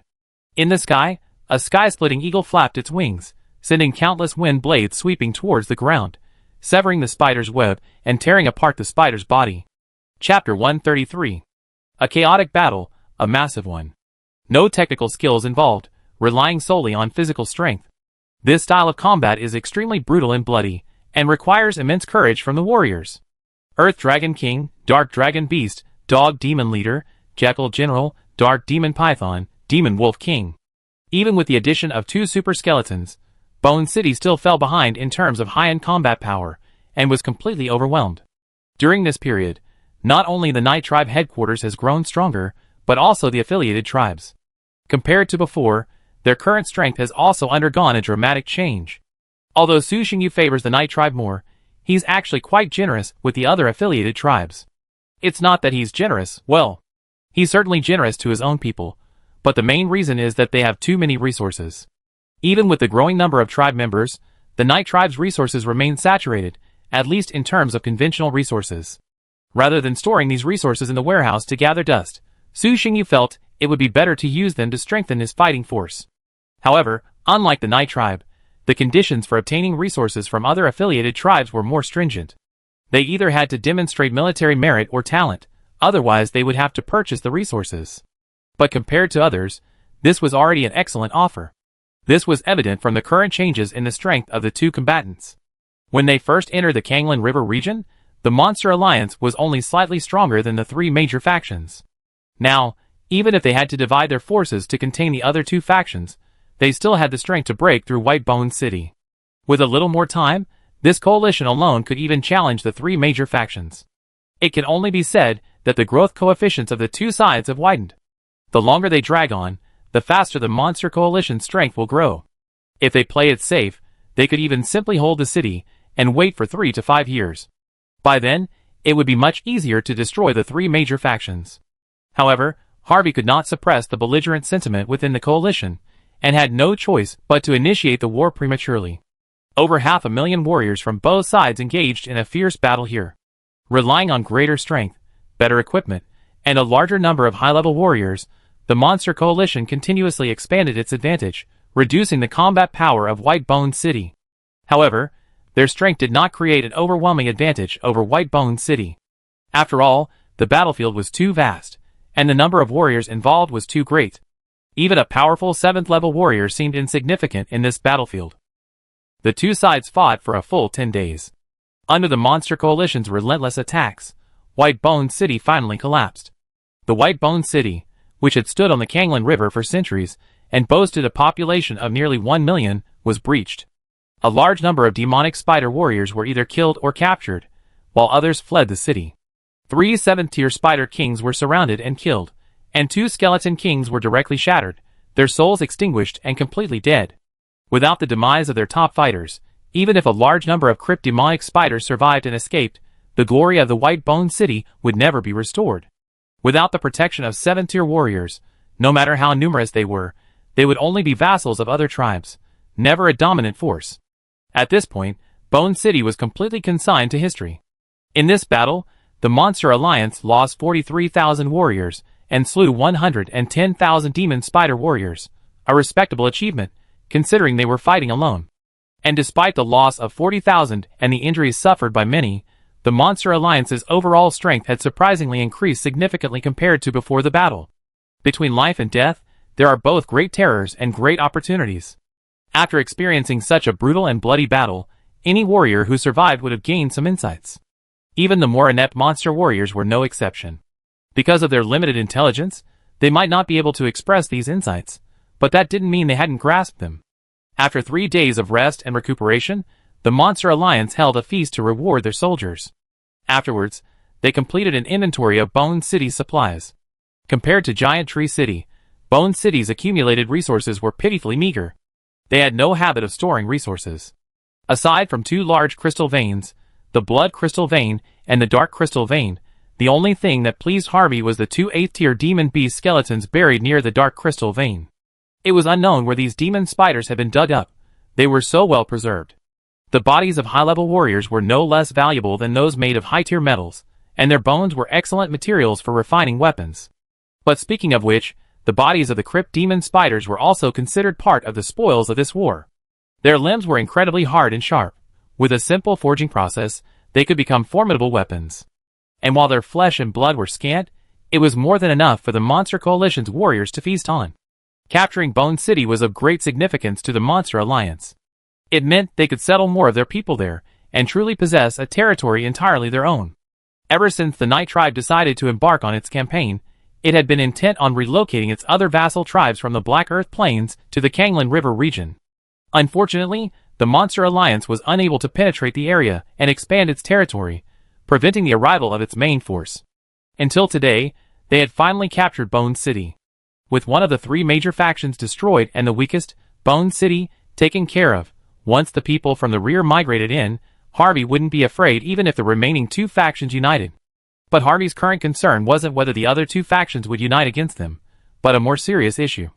The Jackal leader, the Centaur leader, the Kobold leader, the Dog Demon leader, the leaders of each tribe in the Monster Alliance gathered around a table. "Harvey, what did you call us here for?" the Centaur leader asked first. The others looked at Harvey with some confusion, awaiting his explanation. "We're planning for future development. Now that we've taken over Bone City, the only remaining of the 3 dominant factions are the Lion-Tiger Alliance and the Serpent Tribe. Defeating them is only a matter of time. We should also carefully consider how we will develop in the future," Harvey explained, looking at the others. The other leaders shook their heads, expressing their inability to do so. "Why plan this? Just keep it the same as before." "Yeah, with the Night Tribe helping us, why should we think so much? Can't we just follow their instructions? How could we possibly develop anything? We'd better just follow the Night Tribe's instructions. We'll do whatever they tell us to do." Neither their education nor the knowledge passed down from their ancestors taught them how to develop their tribe. The Dog Demon tribe, in particular, values strength above all else. The most capable member of the tribe becomes the chief, and they don't care about tribal development at all. Once the young cubs reach a certain age, they're no longer cared for, leaving them to fend for themselves. In other words, developing the tribe is beyond their capabilities. And with the Night Tribe backing them up, what's the point in developing their tribe? Instead of wasting time and effort developing the tribe, they'd be better off focusing on improving their warriors' combat effectiveness. Watching the leaders of the various tribes chattering at once, Harvey was somewhat speechless, but he had to patiently explain to them. Haven't you noticed that we're getting further and further away from the Night Tribe? Eternal Night City's supervision of us is also becoming less and less. After hearing this, some of the leaders finally realized. It seems to be the case. Why is it so? I haven't seen the tribe leader in years. And this time, there were no human warriors coming to the Kanglan River region. They were all our people. Now that you mention it, it makes sense. Several people were discussing, chatting with their companions. Could they have abandoned us? That shouldn't be the case. We are all followers of the king. It's so annoying. I don't like thinking about these things. Boss Harvey, just share your thoughts. You're the smartest among us. These guys might be fine fighting, but asking them to think is a bit of a stretch. So they turned their attention to the smartest one present. Harvey, the supreme commander of the Monster Coalition and leader of the Jackals. Even though Harvey hadn't yet broken through to the 7th level, the wisdom he displayed in previous battles had earned everyone's respect. He might not be as strong, but he was definitely smarter than them. Since you all say so, let me share some of my thoughts. Listen first. Feel free to raise any opinions. Harvey said, before I came to the Kanglan River region, I spoke with the tribe leader. The future Black Earth Plains will definitely belong to the Night Tribe, with at most a few dwarves. But it's not their fault. It's all our fault. The Monster Tribe civilization is too difficult to improve. The Jackals are considered relatively well off, but even they are considered too barbaric by the Night Tribe headquarters. They can survive together, but ultimately, it's better to separate them. Let them develop along their own paths, and recruit warriors when needed. Although the Night Tribe hasn't abandoned us, and will continue to provide us with supplies, we also need to develop our tribe, and can't always rely on them for support. The tribe leader told me that the land in the Kanglan River region is very fertile and perfect for farming. Whether it's growing spiritual materials or grains, it's a good choice. Putting everything else aside, we must at least solve the problem of food security for our tribe. As for crystals, the 3 major factions all possess large crystal mines within their territories. If we capture them, we can also source the crystals ourselves.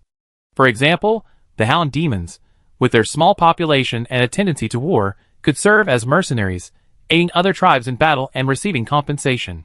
The same goes for the Centaurs. As for our Gnoll and Kobold tribes, while numerous, not every member is suited to combat. They could be engaged in production work. Harvey slowly outlined his future plans. The other commanders didn't understand, but they also felt their significance. Finally, Harvey said, in the future, the Kanglan River region will be our headquarters. We will become a unified entity. To develop this unity, we must establish a clear division of labor, with each tribe fulfilling its own responsibilities and performing the tasks for which it is best suited. Of course, Harvey couldn't have compiled all of this information at once. Even if he was truly intelligent, he was limited by his current understanding and could never have realized so many issues. This plan was the result of extensive discussions within Eternal Night City, ultimately finalized by Su Xingyu. Self-sufficiency was Su Xingyu's minimum requirement for them. He didn't expect them to provide resources, just stop constantly draining the Night Tribe. Even if the Night Tribe was wealthy, they wouldn't be able to withstand such a drain. All the commanders present agreed with Harvey's plan. After all, it sounded like a good idea. Of course, the main reason was that they couldn't come up with any other plan. So, let's try the smarter one's plan. No matter how bad things get, it can't get any worse than it is now. They're completely laissez-faire with the tribe right now. As tribal leaders, they don't even know how many people there are in the tribe. Seeing everyone agree with this plan, Harvey secretly breathed a sigh of relief. Harvey had no intention of undermining them. He simply wanted to make the Monster Tribe alliance stronger. Seeing the Night Tribe's rapid growth, Harvey became deeply worried. He worried that one day the Monster Tribe would fall behind the Night Tribe, and then the Eternal Night King would abandon these weak tribes. This wasn't nonsense. If the Monster Alliance could still rival the Night Tribe headquarters at the end of the qualifying rounds, then the Night Tribe headquarters would already be far stronger than the Monster Alliance. While Su Xingyu's preference for the human race certainly played a role, it was more because the human race's strength was beginning to show its strength. The establishment of civilized order, and the improvement of the social system. If the Monster Tribe relied solely on resources and talent to advance, then the Night Tribe has now established a relatively comprehensive cultivation system. The training methods for each transcendent level, including the martial arts and magic skills to learn, the potions to drink, and the path suited to each individual, have all been organized and categorized. Newcomers simply need to follow the procedures, and proceed according to their own circumstances. As long as one's aptitude is not too poor, they can generally reach the mid-level transcendent level. It may sound disrespectful to say this, but the Night Tribe is now like a factory producing transcendent warriors, churning out a steady stream of them, screening them, and moving on to the next stage of processing. Those who fail will be sent on to other tasks. With such a gap, it would be a miracle if the Monster Alliance could ever catch up with the Night Tribe. Chapter 134.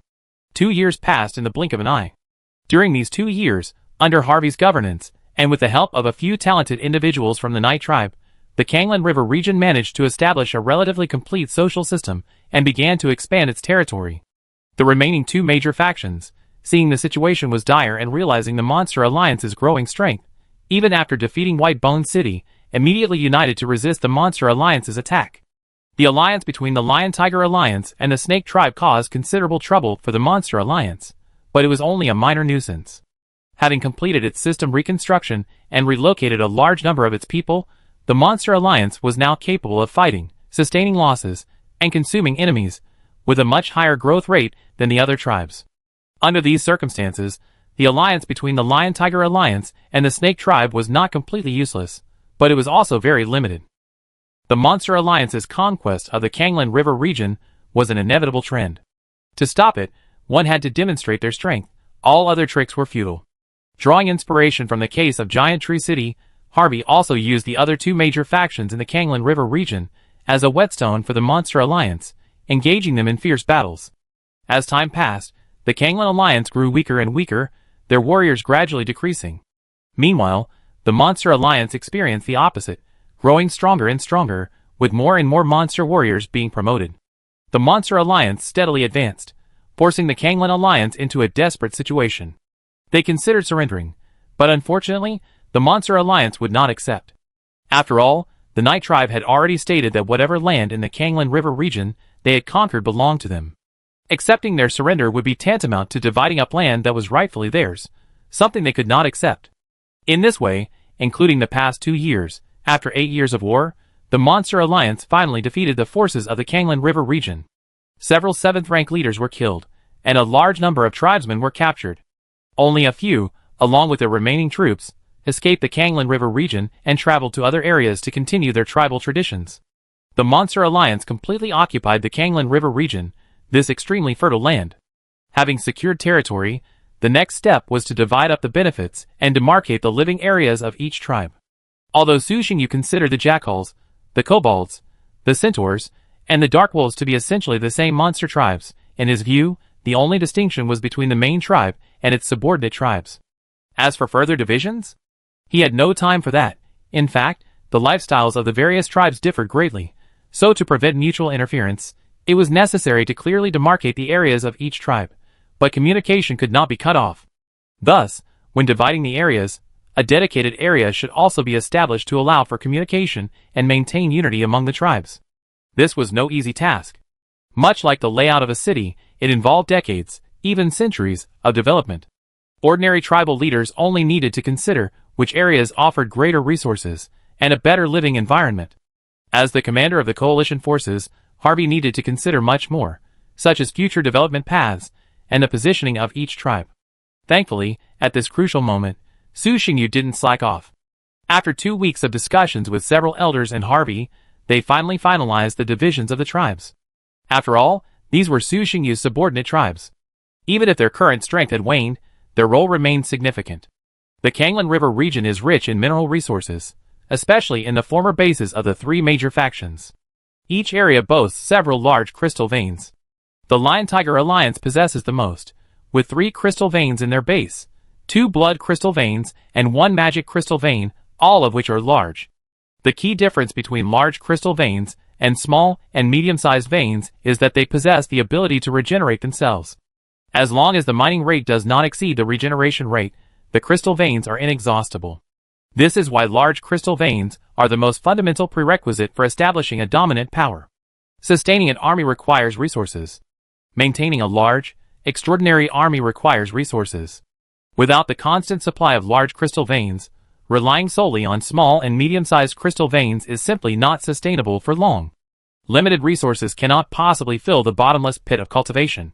One large crystal vein is more valuable than dozens of medium-sized ones. There's a fundamental difference between large and medium-sized forces.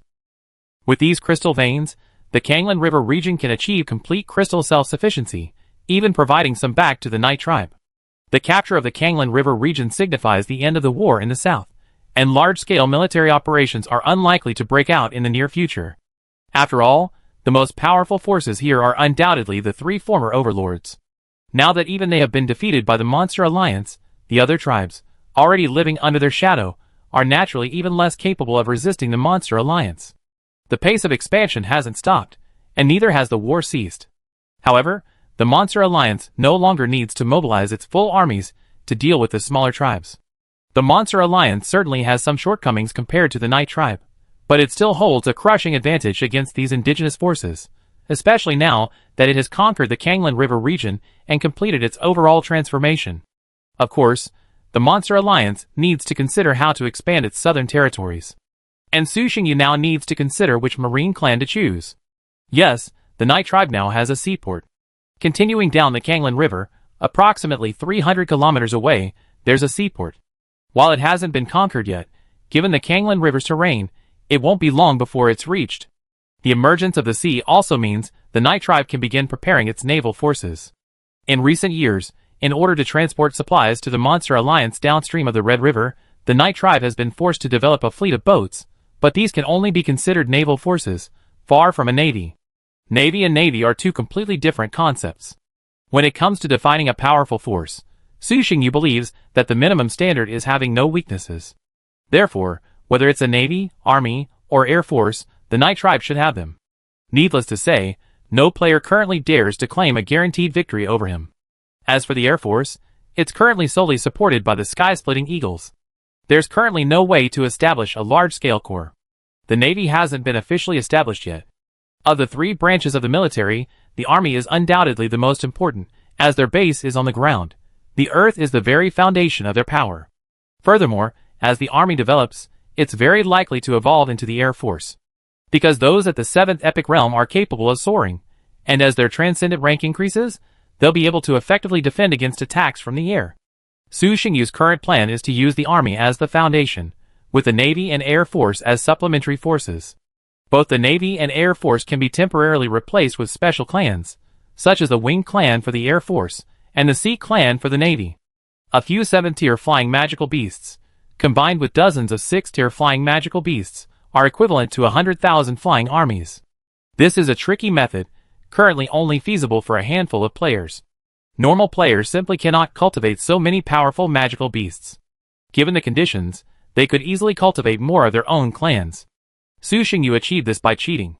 The second divine power does have some bugs, allowing it to directly revert to its ancestral lineage. Tracing back to its origins, almost all creatures in this world possess some powerful bloodline. It's a pity that the special energy of the second divine power is too low. Otherwise, Su Xingyu could easily cultivate a large army of high-level magical beasts. Even without any organizational power, relying on the suppression of their extraordinary rank, they could still sweep away all enemies. The replacement for the Air Force is the Sky-Splitting Eagle. Unless a player's primary familiar is the Winged, with the Sky-Splitting Eagle, even if they can't defeat it, they can still resist. Besides, even if they really can't stop it, they still have him. The Air Force can make up for the gap with a small number of magical beasts, but the Navy can't do that. They must find a marine familiar. There are many options, such as the most common and cheapest marine tribe, the Murlocs. The Murlocs are very broad, just like the Orcs, and include many races. Sharks, whales, swordfish, octopuses, sea serpents. Each of these races is further divided into several major categories. The presence of extraordinary powers further complicated the already diverse races of this world. After a thorough screening, Su Xingyu ultimately selected two races, the mid-level deep-sea Naga, and the low-level common Murlocs. If possible, Su Xingyu would have chosen only the Naga, but unfortunately, their numbers were too small, and their fertility rate was low. Fertility is a fundamental requirement for a race to thrive. Su Xingyu couldn't alter the Naga's fertility, so he chose another approach, making all the Naga soldiers, then cultivating another race to assist them in production. That race was the Murlocs. Common Murlocs, the big-headed ones, were like the goblins on land, ranking at the bottom of the ocean's combat power. And, like the goblins, they also had the advantage of exceptional reproductive capacity. Weak yet fertile. This race was well suited as a servant race. Of course, this assumes your main force is strong enough, otherwise you risk backlash. Goblins and Murlocs. These two races have low loyalty and are typical bullies. When you're strong, they're your most loyal servants. When you're weak, they transform into vicious wolves, tearing your flesh apart and devouring it. Su Xingyu wasn't worried about the Murlocs' backlash. If the Naga couldn't even suppress the Murlocs, it would prove they were nothing more than trash. Such a trash race wasn't worthy of being his familiar. Having made his decision, Su Xingyu didn't delay and began purchasing familiars from all over. At this point, the advantages of organization were evident. The trading market controlled by Blood Dawn now boasts nearly 100,000 permanent players. With so many players, there are naturally many trading clans. Murlocs are easy to find. Their weak strength and limited potential make them mere servants of other ocean tribes. Therefore, every time a tribe is conquered, players can harvest a significant number of them. With just 7 players, Su Xingyu had gathered the 500,000 Murlocs he needed. While he had found the servant clans, acquiring the Naga, his main clan, proved more challenging. As a relatively powerful ocean clan, their status is comparable to that of the lions, tigers, and minotaurs among the orcs, a truly powerful first-rate race. Even for ocean players, such races are rare, and few would trade them. Finally, left with no other options, Su Xingyu approached another member of Blood Dawn, Sea God, and offered him a large sum for his help. He wiped out a Naga tribe, and then, through Sea God, traded with his sea friends, barely managing to gather a force of 50,000 Nagas. Eternal Night City suddenly saw a surge in the number of monster species, but the residents didn't take it too seriously, and even found it quite amusing. The main reason for this situation was simply that these monsters were too weak. In today's Eternal Night City, it's perfectly acceptable to say that everyone is a transcendent. Low-level warriors are worse than dogs, and mid-level warriors are everywhere. This description of Eternal Night City is no exaggeration. Since the war in Giant Tree City ended, the Night Tribe has withdrawn its elite legions and subsequently demobilized troops, reducing the size of the army to achieve its goal of having only level 4 warriors. The residents of Eternal Night City, having seen the wider world, didn't take these two monstrous races seriously. They were simply curious about their strange appearances. In contrast, the Nagas and the Murlocs were terrified. What kind of place is this? Why is there such a rich spiritual energy? Why are these humans so powerful? Walking through Eternal Night City, they could easily find powerful beings capable of killing them. It's understandable that they'd be afraid. They seem a little too weak. Looking at the Naga and Murloc warriors, Su Xingyu frowned, somewhat dissatisfied. These creatures are too weak. Even with his own strength, it would probably take them a long time to become combat ready. Of the 500,000 Murlocs, only a quarter are transcendent warriors, with fewer than 1,000 level 3 warriors and fewer than 100 level 4 warriors. The Nagas were slightly better off. Every adult was a transcendent warrior, primarily level 2 and 3, with over 500 level 4 warriors and even 3 level 6 warriors. To have such strength at the start wasn't exactly a weakness. But to Su Xingyu, they were truly too weak. After a moment's reflection, a cold glint flashed across his eyes. Weak races have no need to exist. Let's strengthen them. After years of experimentation and cultivation, Su Xingyu now possesses a deeper grasp of authority. For example, the authority of corruption. Previously, it was a one-step process, directly transforming into dark creatures, with an extremely low success rate. Now, Su Xingyu can transform them into semi-dark creatures first, then implant a dark seed in their bodies, allowing them to gradually complete the second half of the transformation as their strength grows. With this improved ability, the success rate is much higher, with a guaranteed minimum of 50%. Chapter 135. In the vast, boundless realm of darkness, both the Naga and the Murlocs trembled, falling to their knees and banging their heads repeatedly. Facing the dark god seated on the throne, even the more confused and half-conscious Murlocs felt genuine fear. The Naga were slightly more alert, but they were even more terrified. The more lucid a creature's mind, the more frightened it was at this moment. A mysterious voice surrounded the dark god. Even with their eyes and ears obscured, they could still see images in their minds and hear the inexplicable voice. Everything told them that the great being before them was the source of darkness. Fall into darkness, embrace darkness. When they listened carefully, searching for the source of the voice, they discovered that it came from within them, expressing their innermost desire. I will grant you the favor of darkness. The dark spirit looked at the sea creatures kneeling below, chuckled softly, and then said calmly, "The strong live. The weak die." With that, without waiting for their response, an endless tide of dark divine energy surged in, instantly engulfing all the sea creatures. The next second, ah! A shrill scream echoed throughout the divine realm. The sea creatures, eroded by the dark power, displayed strange inscriptions on their bodies. Their bodies burned, their bloodlines evolved. Such a vast scale meant Su Xingyu couldn't monitor them one by one. He simply enveloped all the sea creatures with dark power, and this power naturally lured them into darkness. Over time, some sea creatures completed their transformation amidst the screams. Strange markings appeared on their bodies, covering their entire bodies. An eye symbol appeared between their brows, like a small whirlpool, as if to suck everything in. Their eyes crimson, they lay flat in the divine realm, their faces etched with the relief of surviving a catastrophe, and the fear of their enemy's recent pain. Where some succeed, others naturally fail. The sea creatures that failed to resist the encroaching dark forces either perished or transformed into mindless monsters, attacking their companions nearby. But as soon as they moved, Su Xingyu easily crushed them. Within the dark divine realm, his power could unleash its full potential. The lives of these sea creatures were completely in his control, their fate a matter of a single thought. After nearly an hour, all the remaining sea creatures had completed their transformation. The merfolk had a 40% success rate, while the naga fared slightly better, reaching 65%. The sea creatures that had completed their transformation were now emaciated, like skeletons. Their eyes had turned a deep crimson, their gazes gleaming with greed. If it weren't for the divine presence before them, they would have immediately engaged in combat, devouring their opponent's flesh and blood. Su Xingyu was prepared. With another wave of his hand, a multitude of demon beast carcasses appeared before him. "Eat," he said calmly. Having received the divine oracle, the sea creatures no longer suppressed their desires and pounced, tearing at the demon beast's body frantically. Their sharp teeth snapped and cleaved, instantly tearing off chunks of flesh. Crunch! Crunch! Gulp! After a couple of casual chews, the flesh was devoured. The merfolk crouched atop the massive demon beast's carcass, gnawing on the flesh. The scene was bloody and brutal. In a short while, a demon beast over 10 meters long was completely devoured.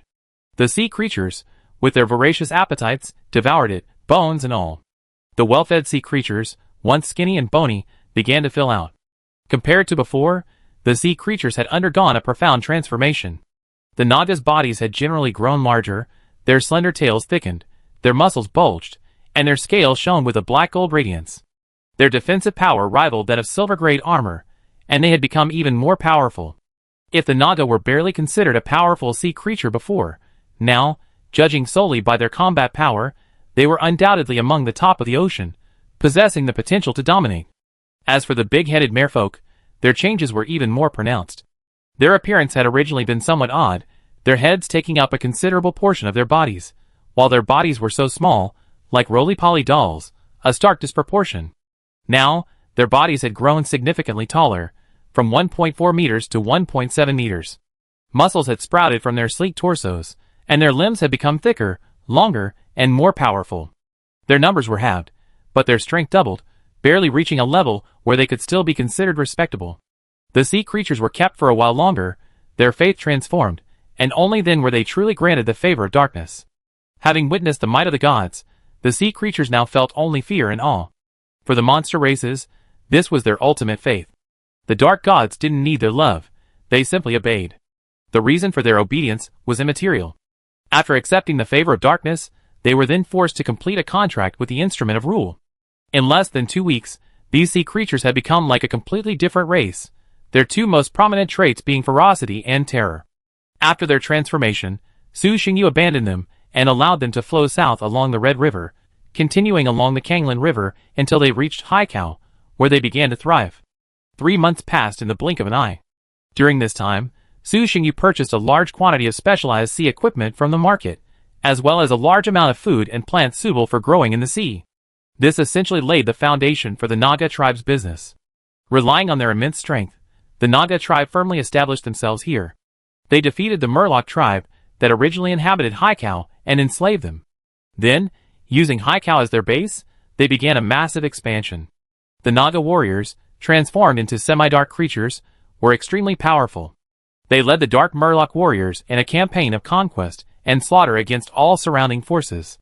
The largest sea tribe near Haikao was primarily composed of sea serpents, numbering tens of thousands, and nearly 300,000 large-headed murlocs. This sea serpent tribe was also the greatest obstacle to the Naga tribe's unification of the surrounding areas. And today, after conquering over a dozen sea tribes, large and small, the Naga tribe finally took action against them. A fierce battle erupted at the border of the shallow sea, mobilizing all the warriors on both sides, totaling over 500,000, and the entire shallow sea was filled with their presence. Die! The Naga leader, Cecil, had already possessed the strength of a 6th-level warrior before his transformation. Now, after embracing darkness, he had reached the pinnacle of the 6th level, just one step away from reaching the 7th level and becoming an epic creature. Flicking his serpentine tail, Cecil roared, his massive body vanishing in an instant, shooting toward the enemy like an arrow, his spear swirling like a waterspout. Before him stood a transcendent 6th-level sea serpent, nearly 50 meters long. It was a behemoth, a beast so immense that even the larger Naga warriors dwarfed them like ants. Cecil transformed into a streak of black light, striking the sea serpent's body like an arrow. Its tough hide was ripped open, a massive bloody hole appeared, and the black light pierced through it. The nearly 2-meter-long hole nearly broke the serpent. Hiss, hiss, hiss! The sea serpent writhed, wailing in agony. Its eyes crimson, it began to madly bite any creature around it, indiscriminately distinguishing friend from foe. Cecil smiled coldly, raised his right arm, spear raised high, and roared furiously. He swept the spear downward, a terrifying black energy transforming into a sharp blade that slashed down, cleaving the sea serpent's head. With a puff, the frantic sea serpent froze, its massive head falling. Crimson blood gushed out, instantly staining the surrounding waters crimson. Ha ha ha! Cecil laughed wildly, his tail swung as he lunged forward again. With a wave of his spear, he severed several serpent warriors in two. Weak serpent warrior, fear in the sight of my lord. Prepare for death. The other Naga warriors were equally ferocious, brandishing their spears, like the demons of the abyss incarnate on earth. Completely ignoring the attacks of the serpent warriors, they charged forward relentlessly, slaying every foe they encountered. Each move was laced with unparalleled power. Spears swept, fists struck, tails slashed. After months of adaptation, the strengthened Naga warriors finally mastered the changes in their bodies, and began to unleash their full potential. Besides the Naga warriors, there were also the Murloc warriors, who also displayed considerable combat prowess. If the Murloc warriors before were mere trash, now they could barely be called true warriors. Especially in the past few months, under the leadership of the Naga warriors, they had conquered numerous tribes, which had given the Murlocs, who were once self-deprecating, a surge of confidence.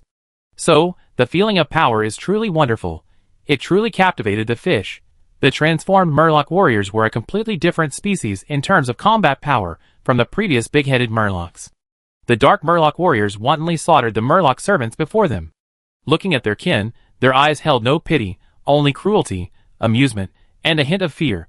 Yes, fear. They feared losing their current power. They feared that the great being would withdraw their power, sending them plummeting back to the depths, becoming the weak and clumsy servants of the big-headed Murlocs. Fight for the fallen ancestral god. Blood sacrifice to the ancestral god, skulls to our lord. Kill, kill, kill. The fallen ancestral god is the respectful title given to the dark deity by the sea tribes. To protect this power, all dark Murloc warriors display extreme ferocity on the battlefield, fearing that if they are not brave enough, they will be abandoned by the great being. They appease the deity through war and death. They sacrifice skulls to the deity, whether they be the heads of their enemies or their own. If they kill their opponents, they use their own. If they are killed, they use their own. Unrestrained sea tribe faith is even more wild and brutal. They follow the dictates of power. Such a faith easily breeds fanatics, but rarely saints. Because they couldn't comprehend the true nature of their faith, they knew only that it was everything to them, and they were willing to sacrifice everything for it, including but not limited to their own lives. To bring pleasure to the beholding deities, the dark sea creatures slaughtered their enemies frantically. Broken limbs were everywhere, the sea stained completely red. The rich smell of blood attracted many sea beasts, and soon they became part of the blood. The sea creatures' wars were far more brutal and bloody than those of the terrestrial monster tribes. If the wars of the terrestrial monster tribes could still maintain a modicum of order and organization, then the battles of the sea creatures were pure chaos, devoid of any sense of order. The entire surrounding area was filled with sea creatures, making any organization impossible. If maintaining order among the human race was average, among the ground orcs was difficult, and among the winged people was extremely difficult, then among the sea creatures it was hellish difficulty. The rich smell of blood spurred every sea creature warrior on the battlefield. They returned to their savage nature, their eyes blazing with blood. Warriors from both sides continued to fall, their mutilated bodies tumbling to the seabed. The two sides fought fiercely for a day, and the battle ended only when the last snake man fell. The sea was completely stained red with blood, and the corpses of sea creatures were everywhere, a scene of hell on earth. Cecil roared to the sky, his aura rising. He soon broke through the limit of level 6, and reached the semi-level of level 7. He only needed to return to sleep for a while, and he would directly break through to level 7. One after another, dark sea creatures leaped out of the sea, roaring at the sky in unison. Then they began to perform a sacrifice. Cecil opened his mouth and spat out a ring, from which he pulled out a statue carved with the image of a dark god. The enemies were fished out of the sea and placed before the statue in order of strength. Then the Dark Sea tribe began their sacrificial dance, performing a fervent sacrifice. Great fallen ancestor god, your humble servant prays to you. Offer the heads of these enemies to the great dark god. Offer the lives of these enemies to the great dark god. All the sea tribe, including the captured Murlocs, now knelt in devout worship. Eternal Night City. What did you say? Looking at the giant demon dog before him, Su Xingyu rubbed his head, a headache brewing. Please, Chief, allow our tribe to participate in the Fallen God selection. Although the man before him was only level 6, Harper bowed his head respectfully and repeated his previous words. The Fallen God selection. The tribe's members had given that cruel transformation a very pleasant name. Do you know what the consequences of failure are? Su Xingyu asked, looking at him. Death, Harper replied. So you're still participating? And bringing your clan along with you? Do you want the Bargus clan to be exterminated? Su Xingyu said speechlessly. Because I want to fully embrace darkness and gain even greater power. As for the rest of my clan, that was their own choice. I didn't force them to participate. Harper's expression was incredibly enthusiastic, the demeanor of a zealot. Su Xingyu glanced at the dashboard. Okay. He was indeed a zealot. Ordinary corruption. Su Xingyu was about to remind Harper that corruption wasn't omnipotent.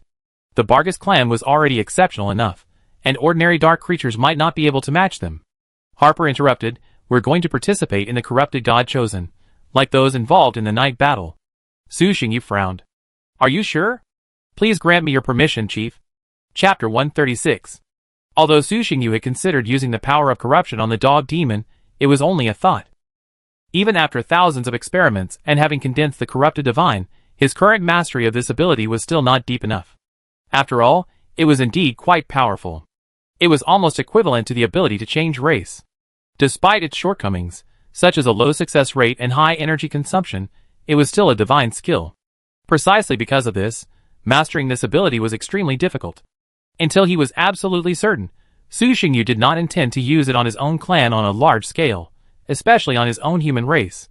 Furthermore, falling into the realm of darkness was not entirely a good thing. Without sufficient willpower, one could easily be lost in the darkness. Now that Harper proposed the entire clan's corruption, and a complete corruption with an extremely high mortality rate, Su Xingyu was naturally not happy.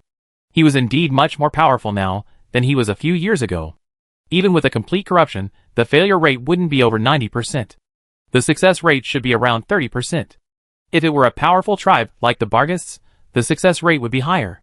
Even so, Su Xingyu was reluctant to let them participate. After all, the Bargist tribe had only grown to less than 30,000 members, and a sudden halving would be a devastating blow to the Monster Alliance. The Monster Alliance's core strength now depended entirely on the Bargists. Losing half of them instantly was no small loss. However, Su Xingyu had a trait that was, whether it was good or bad, he respected his subordinates' choices, just as he had agreed to the night battle. So, after informing Harper of the flaws of the corruption, seeing he still insisted, Su Xingyu gave up trying to persuade him. He simply told him to go back and prepare, and to come back in batches later. After all, they were his capable men, not those small-time sea creatures, so the fewer they died, the better. It took nearly 3 months, until the first batch of Bargists awakened, and all of them were finally transformed.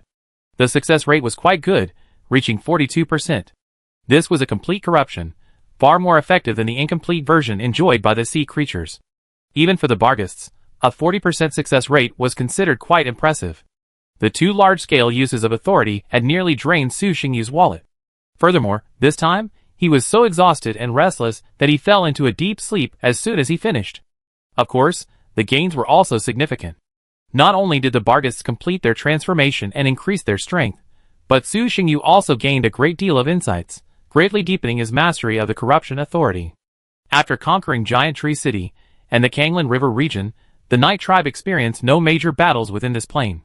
Their expansion continued, but they no longer faced serious adversaries.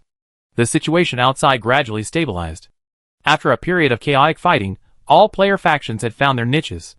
Those who had lost sight of the situation, or were relatively weak, were eliminated or absorbed. The dispute over tickets to the regional qualifying tournament was also properly resolved through the coordination of various forces within the community. Most players remained within their respective planes, either cultivating their lands or expanding their territory. Large-scale wars between them were rare. They were all working hard to develop their tribes and strengthen themselves in preparation for the upcoming regional ranking tournaments. The entire elementary realm had entered a period of peaceful development. Time passed swiftly in this peaceful development. North. The Inkstone Kingdom. As one of the most powerful forces in the north, the Inkstone Kingdom had been established for centuries, boasting a vast empire of powerful individuals, dozens of cities, and a population of millions. In terms of overall strength, it was the strongest of the three major powers. However, due to its vast territory, they faced numerous challenges, one of which was foreign invasion. In a border city near the Green Dragon's lair, a massive green dragon, as massive as a mountain, wreaked havoc. Its immense power soared over the city, unleashing a burst of blue-green venomous energy. Swept by the venom, warriors' bodies melted, along with their armor, into pools of blood. The green dragon's wings flapped behind it, stirring up gusts of wind, its every movement causing immense damage to the surrounding environment. Sensing the commotion outside, the residents inside huddled with their families, trembling. Under the guidance of the green dragon, the immensely powerful Argonian warriors, along with a vast army of monsters, broke through the human defenses. Kill! Plunder! The green dragon charged forward, snatched up the fleeing commander on horseback, and devoured him, horse and all. Facing his men, it roared to the heavens, "Brave people of the Green Nest, enjoy your victory. Destroy the city, and bring all the spoils back to the Green Dragon's lair." Encouraged by their leader, the monster army of the Green Dragon's lair roared furiously, their eyes ablaze as they rushed into the city, ready to unleash a bloodbath. Rumble. Before the monster army could charge in, dozens of elemental strikes descended from the sky. Thunder roared, flames blazed, and the monsters in the front were reduced to ash before they could even react. "Edith, you violated our agreement." A furious voice echoed throughout the city, heard by both the city dwellers and the monster army. The voice arrived before the men arrived. 8 streams of light flew at high speed from behind the city. They were powerful warriors from the Inkstone dynasty, all at the 7th epic realm. The elder in the lead, gazing at the Lord of the Green Nest before him, was filled with anger. "Reinforcements have arrived. They are powerful warriors from the capital. His Majesty has not given up on us." Watching the incoming warriors, the remaining border city warriors burst into tears. "That's His Majesty Vok, the Dean of Moshi Academy, renowned as the kingdom's foremost magician. General Avery, the kingdom's foremost warrior, who once slew the leader of the 7th-tier subdragon race. They're all legendary figures. We're saved, we're saved." The powerful figures, who came to support, were well known throughout the Moshi dynasty. Even ordinary residents had seen their portraits, so upon closer inspection, they recognized them instantly. They couldn't help but breathe a sigh of relief, tears streaming down their faces, tears of joy. With so many legendary figures arriving, even the Lord of the Green Nest couldn't continue his presumptuous behavior. Agreement? What agreement? No agreement can restrain the mighty dragon. Lady Edith can do whatever she pleases. Lord Edith of the Green Nest was incredibly arrogant. Even facing 8 7th-tier powerhouses, she showed no fear, her words filled with disdain. "Edith, are you going to start a war with the entire Moshi dynasty?" A burly man, over 2 meters tall, clad in silver armor, and wielding a great sword, demanded in a muffled voice. The green dragon didn't respond, but instead answered with its own actions. It roared to the heavens, and its massive body slammed into the man. Despite its size, the dragon's speed was unwavering. It thrust out its right claw, slashing fiercely. With a resounding bang, the man barely had time to raise his sword to parry before being sent flying, crashing through several buildings before coming to a stop. As it swatted the man away, the green dragon opened its maw, its wings flapping, the surrounding elements trembling, and a nearly 2-meter-thick wave of green energy shot towards the man. "Do you think we don't exist?" Seeing the green dragon's arrogance, the others flew into a rage, and they immediately attacked. Flames and lightning swirled around, and the violent elemental forces crackled, mingling and radiating towards the dragon's head. Death coil. At the same time, another dark mage swung his staff, sending countless dark energies radiating outward, wrapping around the green dragon's body like vines, restricting its movement. Earth walls. The earth mage roared, and thick earth walls rose up, blocking the green energy wave. 2 7th level warriors, blades in hand, flew towards the green dragon. A fierce battle ensued, its terrifying might causing all nearby creatures to tremble. The battle between 9 high-level transcendental warriors was truly astonishing, and the aftermath of the battle alone reverberated throughout the border city. Houses collapsed one after another, blood flowed, and soon the city was filled with mournful cries. Even the sturdy city walls seemed fragile under the onslaught, cracking countless times. Both sides were old rivals, well versed in each other's tactics, and the battle quickly devolved into a war of attrition. "Don't fight here, fight outside," the old magician Vox suggested, seeing the situation inside the city worsening. Hearing this, the others immediately lured the green dragon outside. The green dragon saw through their intentions, but didn't care, giving chase. Fighting and flying, they soon reached a dozen kilometers outside the city. Unfettered by fear, the others immediately displayed even more ferocious fighting power. Incineration. Thunderstorm. Dark erosion. Dragon slaying. A variety of devastating skills were unleashed upon the green dragon. While there was a significant gap between the 8th and 7th tiers, as veteran 7th tier warriors, these dynasty warriors were no less powerful. It was true that they couldn't defeat the green dragon, but Edith's victory wasn't so easy. The green dragon grinned wildly, fighting furiously. Leveraging the might of its dragon form, it suppressed the melee fighters. The terrifying poisonous energy it unleashed was enough to send many magicians into a state of panic. The two sides engaged in a prolonged battle, the green dragon growing stronger with each blow. Its formidable physique allowed it to sustain prolonged combat, while the humans appeared somewhat bedraggled, blood-stained, robes tattered, armor corroded, and wounded to varying degrees. During the battle, 2 7th level warriors from the Inkstone dynasty arrived to reinforce, but they only stabilized the situation and did nothing to alter the battlefield. "You think you can stop me? Die!" This time, the green dragon seemed determined, focusing its attacks on a single opponent, completely ignoring the attacks of the others. Blood began to spurt wildly, but it still couldn't stop the green dragon's attack.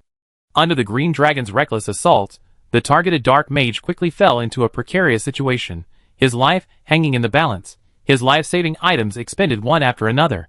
Bang!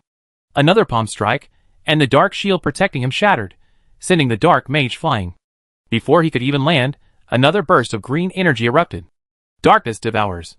The mage, horrified, quickly cast dark magic to buy himself some time, then frantically leaped to the side, avoiding the incoming green energy. A massive crater was instantly plowed into the ground, filled with a terrifying toxin, sizzling and emitting green vapor. "Help! Help!"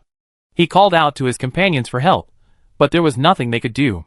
They could only attack the green dragon repeatedly, hoping to draw its attention. Unfortunately, the green dragon had already locked onto its target, fixating on the dark mage, unwavering even when struck. Soon, the dark magician was cornered. His chances of escaping to the border city vanished. Having exhausted all his items, the green dragon opened its bloody maw and bit down on him, as if ready to devour him. The flesh and blood of a 7th level warrior was a valuable tonic even for an 8th level green dragon. "You bastards!" The dark magician, in despair, cursed at the crowd. At that moment, a sudden roar echoed from his side. "Die!" A terrifying dark blade slashed towards the green dragon's neck. Sensing the mortal danger, Edith, without hesitation, abandoned the enemy at her fingertips. Infinite blood and energy surged through her body, and she lashed forward with her claws. Bang! Red and black clashed. Edith opened her mouth and unleashed another terrifying burst of poisonous energy, which finally neutralized the dark blade's energy. "Who are you? How dare you attack the great Lady Edith?" The green dragon soared into the air, glaring at the attacker with unbridled fury. If it hadn't reacted quickly to that attack, it might have been beheaded. The attacker was a human warrior clad in black armor, and wielding a black long sword. In response to the green dragon's questioning, he simply chuckled, "You're just a reptile, yet you dare claim to be great? How laughable. You arrogant human. How dare you insult the great Edith? I want you dead." The green dragon, already furious, lost his composure upon hearing this. A terrifying surge of poisonous energy surged out, threatening to devour the man. The black-armored man chuckled, unfazed by his panic. He swung his long sword forward, splitting the incoming green energy in two, avoiding the man and flying to the sides. That's all? Is that all you can do? The man scoffed at the green dragon, his other hand grasping the hilt. Then, he swung the sword forward. Thousands of blade beams emerged. They pierced the green dragon's energy defenses, instantly covering its entire body. White marks appeared on its tough scales, like sharp knives sawing through countless tiny wounds. As if its body were being bitten by ants, the green dragon roared in pain. Human, I will kill you one day. After battling with the others for hours, its condition was already deteriorating. Now, an 8th level expert had appeared on the other side. The green dragon knew it had no chance of victory if it continued. With these harsh words, it shattered the sky of blade beams and soared into the sky. With a roar, it gave the distant monster army the order to retreat, then quickly flew away from the battlefield. Chapter 137. The green dragon was allowed to depart, and no one pursued it. It wasn't because they didn't want to, but because they couldn't. Although the green dragon had been badly beaten, most of its wounds were superficial, far from serious. Furthermore, the Inkstone Kingdom now had another problem to deal with. Who was the powerful being before them? After the green dragon flew away, out of sight, they withdrew their gaze, and cautiously looked at the black-armored warrior beside them. The Inkstone Kingdom was already the most powerful human force in the vicinity, but even there were no rank 8 warriors. So where did this powerful being come from? Thank you for your assistance just now. There was a moment of silence, and finally, the dark magician was the first to speak. It's just a matter of convenience. We're all human, so there's no need for formalities, the black-armored warrior said nonchalantly, waving his hand. Sir, you're not from around here, are you? I wonder what brings you to the Moshi Kingdom. A 7th rank warrior said with a smile, I'm from the Moshi royal family, and have some skills here. If there's anything I can help you with, please let me know. Everyone was wary of this warrior, both of whose origins were mysterious and whose strength was immense, and they maintained due caution. I'm from the south, the commander of a wandering army, and I've come here simply to find a place to stay. The black-armored warrior was naturally Yijan. He briefly recounted his origins according to a prepared script. The Moshi Kingdom was far from the Yi tribe, and the land there was considered too barren and untamed in the Moshi Kingdom's eyes. In the past, aside from the occasional short-sighted caravan that would wander by and harvest a few resources, no one else came. As a result, they lacked a detailed understanding of the tribal situation there. Of course, the main reason was that the Yi tribe posed no threat to them. A dozen years ago, the Black Earth Plains wasn't even unified, and the strongest creatures were only at level 6, less powerful than even a border city in the Inkstone Kingdom. The people of the Inkstone Kingdom could never have imagined that in just a dozen years, a force would not only unify the Black Earth Plains, but also surpass them in power. Thus, they didn't connect Yijan with the forces of that land, and were skeptical of his words. After all, wandering armies were not uncommon in this area. Wandering armies, or bandit armies, were external aid to powerful forces, but bandits to weaker ones. The Inkstone Kingdom considered itself reasonably strong and believed it should have no problem controlling this wandering army. Therefore, when Yijan offered to garrison the border city and help defend against the Green Nest's attack, the kingdom's 7th level warriors didn't outright reject the offer. They had no shortage of land or cities. If a border city could defeat the Green Dragon's Nest, it would be a very profitable business. This concerns the kingdom's territory. We must first report to His Majesty the King before we can give you a reply. Of course, if nothing unexpected happens, this shouldn't be a problem.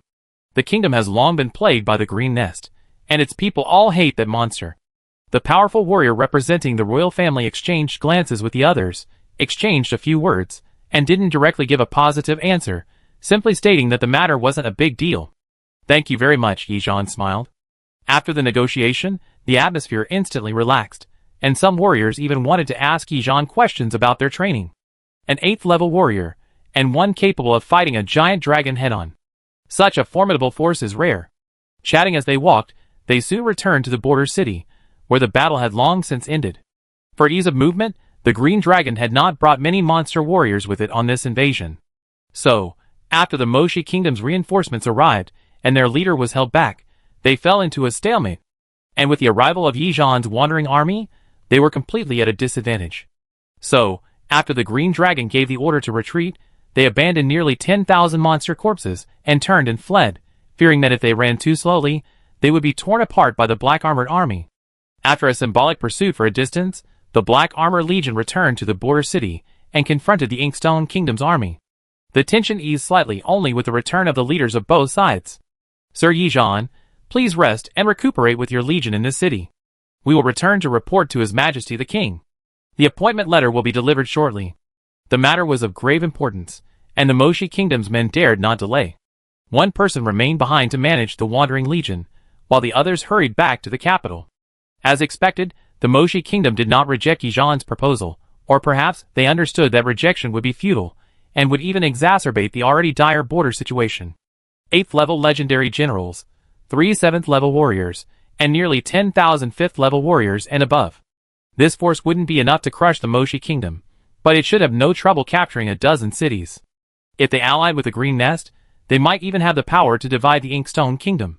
Rather than creating another powerful enemy, it would be better to use a region they already had limited control to stabilize them. This way, they could both resolve the problem of the foreign legions and eliminate the threat posed by the Green Nest. A few days later, a formal letter of appointment bearing the king's seal arrived. The Inkstone Kingdom was generous.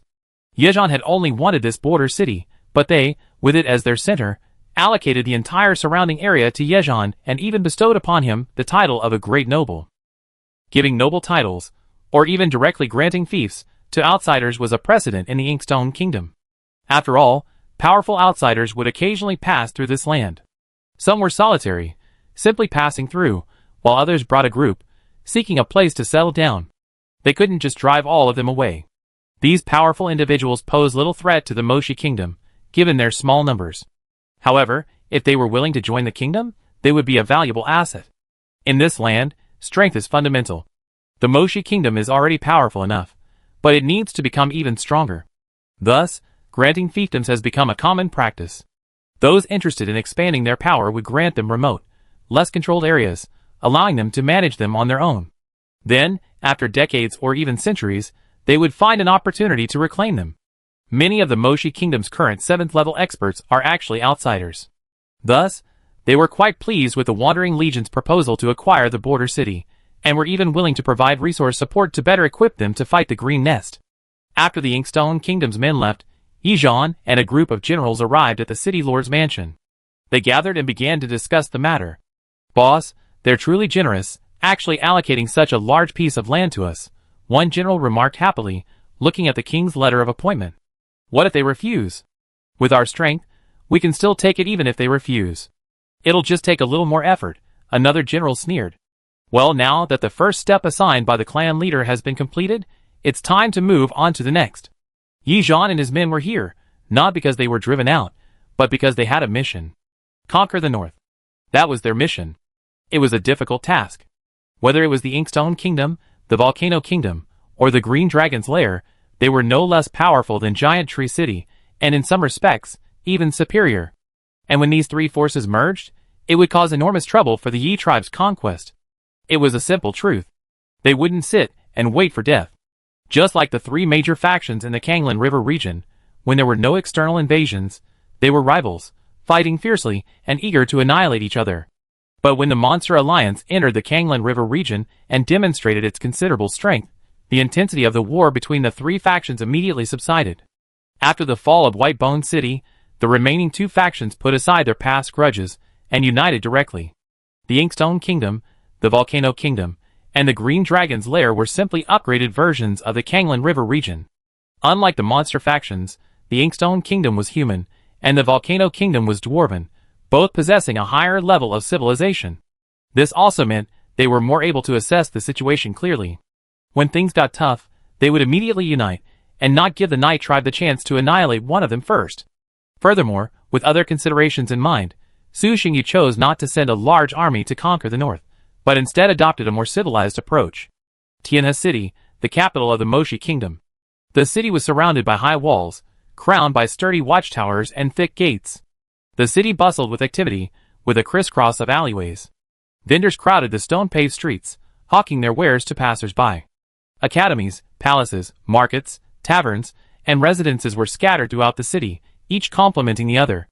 The center of the city was usually a castle, majestic and imposing, its architectural style, a combination of stone and wood, reminiscent of the Middle Ages. The castle was a bustling place, where the nobles regularly hosted grand banquets and court balls, while warriors trained and prepared for battle. Outside the castle lay the vast aristocratic estate, lush green grass, wheat fields, and orchards gleaming golden against the setting sun. The Lord of the Green Nest tore up the peace agreement and led his monster army to attack Rock and Earth City, ultimately being repelled by powerful warriors arriving from the capital.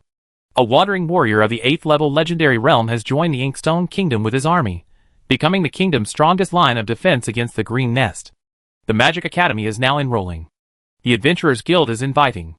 To counter the Green Nest threat, His Majesty the King has decided to raise taxes to. As the capital of the Inkstone Kingdom, it is the kingdom's most prosperous city, possessing everything: power, authority, status, and beautiful women. Ambitious young men set their sights on this place, willing to strive for it their entire lives. However, success is rare. Every year, countless young people arrive in Tianhe City filled with lofty ambitions, only to face reality after a few years. The lucky ones can leave, while the unfortunate ones become corpses in the gutter. The nobles of the inner city live a life of luxury, while the common people of the outer city are as humble as ants, struggling for daily food and clothing. The slums of the outer city. In the middle of the night, the moon is bright in the sky. At night, the residents here are reluctant to use fire, so the moonlight becomes the only source of light.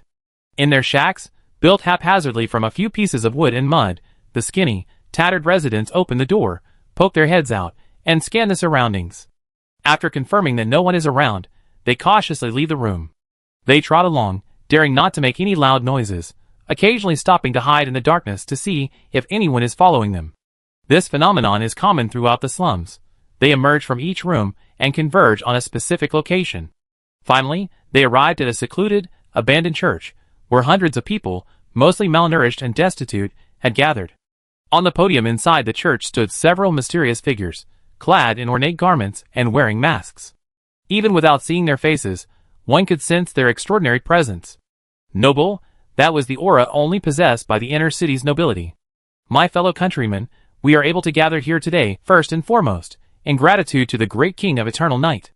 It is he who has brought us together, regardless of class, wealth, or age. One of the nobles, gazing at the destitute below, enthusiastically shouted, "Join me in praising the King of Eternal Night, the Lord of Darkness."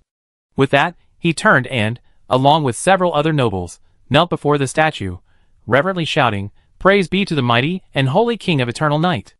May our Lord be eternal." The poor below, observing this, followed suit, kneeling and prostrating themselves, their faces filled with fervor, as they shouted, "Praise be to the mighty and holy King of Eternal Night. May our Lord be eternal." A deafening roar echoed throughout the church. Thankfully, the organizers had covered the area with a silencing scroll beforehand, otherwise such a commotion would have surely attracted the attention of the surrounding residents. After shouting their respect for the deity, they then engaged in an hour-long silent prayer. As the young noble rose, the prayer concluded. He declared, "Our Lord is the merciful God of the world. Granted, he grants you food to fill your stomach." As he spoke, he lifted the curtain, revealing a small mountain of food, emitting an alluring aroma. After the prayer, it was time to take communion. The believers below felt their Adam's apples twitch, their stomachs rumbling with hunger. Looking at the food before them, they resisted the urge to pounce, and instead lined up in an orderly manner. As they devoured their food, the believers silently thanked the gods.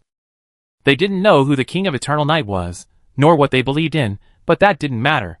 They only knew that faith in the gods could bring them food and fill their bellies. The young nobles above, each holding a portion of Holy Communion, gazed at the paupers below with a hint of disdain in their eyes, but their faces were filled with reverence. The gathering of believers ended late into the night. Chapter 138. With the crowd's departure, the church fell silent once again. The remaining nobles removed their masks, revealing slightly childish faces. All 5 were no older than 18. They were both men and women, and it was obvious at a glance that they were all either wealthy or noble. A bunch of lowly paupers. If the Lord Messenger hadn't told me to wait here, I wouldn't have bothered to pay any attention to them. The beautiful woman, after everyone had left, looked at the filthy mess on the ground with disdain. A woman born into a life of luxury and wealth rarely even ventured to the outer city, let alone the slums. In the eyes of the nobles, the outer city was a place for beggars. Even a single visit would contaminate one's body, requiring days of cleansing. "Keep your voice down, Alia. Respect the gods," a handsome young man said. "Understood." The woman's expression was a touch disdainful, but due to her youthful status, she still responded. The young man hid the statue, and then used a scroll to clear the church of debris. After everything was restored to its original state, they inspected it again, ensuring nothing was missing. Then, donning their black robes, they quickly left the church. "Meet at the same place," said the handsome young man, clearly their leader. "Okay," the others responded. After leaving the church, the five quickly separated, boarding carriages and reclaiming their noble status. Young man rode the carriage to the junction of the inner and outer city. Martial law had been declared, with a squadron of soldiers guarding the gates. "Stop!" The guard raised his hand and shouted at the carriage. "Move aside.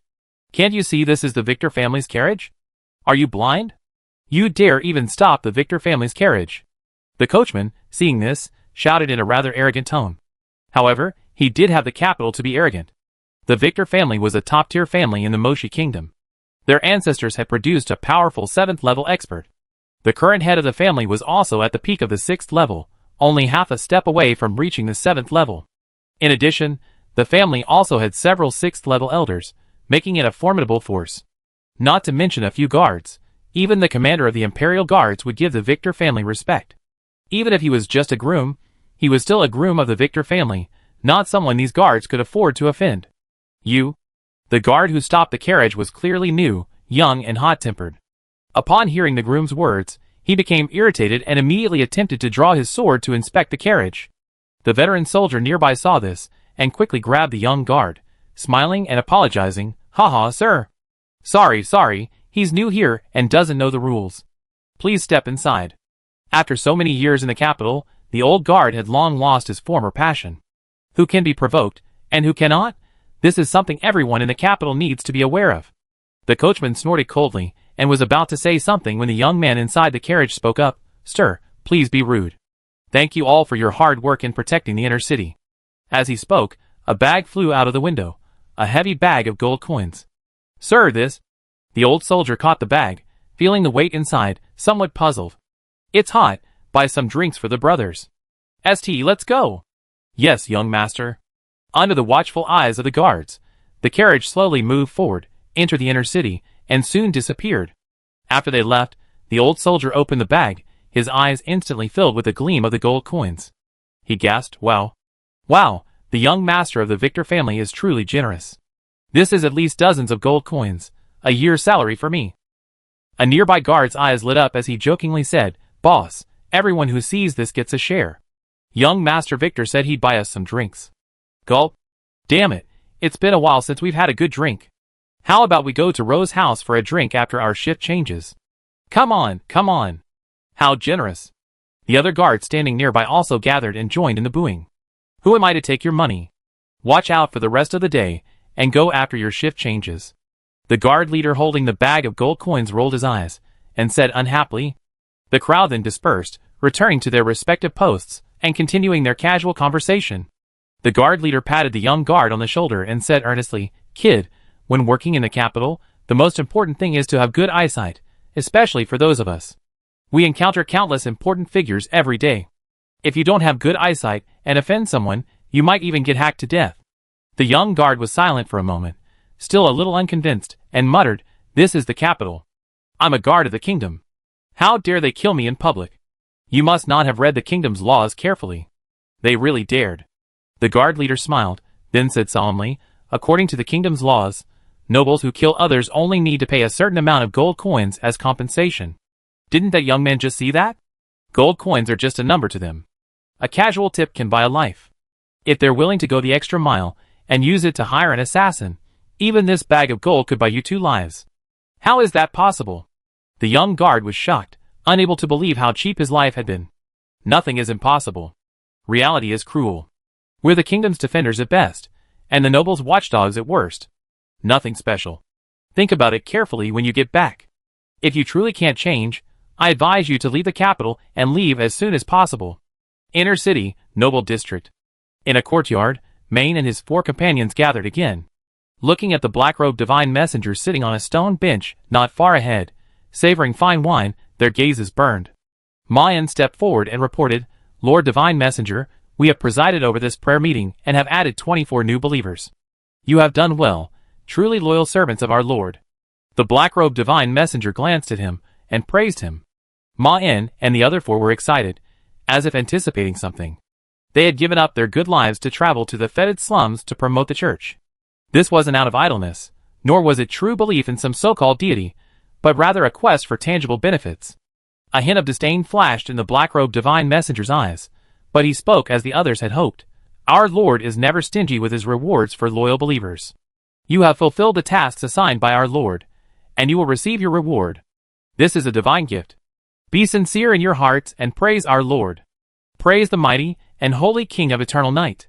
Without hesitation, the 5 men immediately knelt and prostrated, shouting with unwavering enthusiasm. The black-robed divine envoy also stood up, looked up at the sky, placed his right hand on his chest, and bowed. Then, the moonlight in the courtyard suddenly dimmed, and a few drops of rain fell, striking the 5 people with incredible precision before merging into the air. Instantly, their eyes shone with a dark light, and their meridians began to transform, forcibly unblocked and transformed by a mysterious force. Their strength began to rise, and soon, they broke through the bottleneck and ascended to the next level. Praise the eternal night. Ma-En, who benefited the most, advanced directly from level 3 to level 4. Feeling the change in his own strength, his face was filled with excitement, and he shouted excitedly, "Praise the eternal night! Praise the eternal night!" The other 4 were similarly moved, their faces filled with excitement, and they shouted devoutly. Being from aristocratic families, they could see the true nature of this world more clearly than anyone else. The essence of this world is simple. Whoever has the biggest fist has the most say.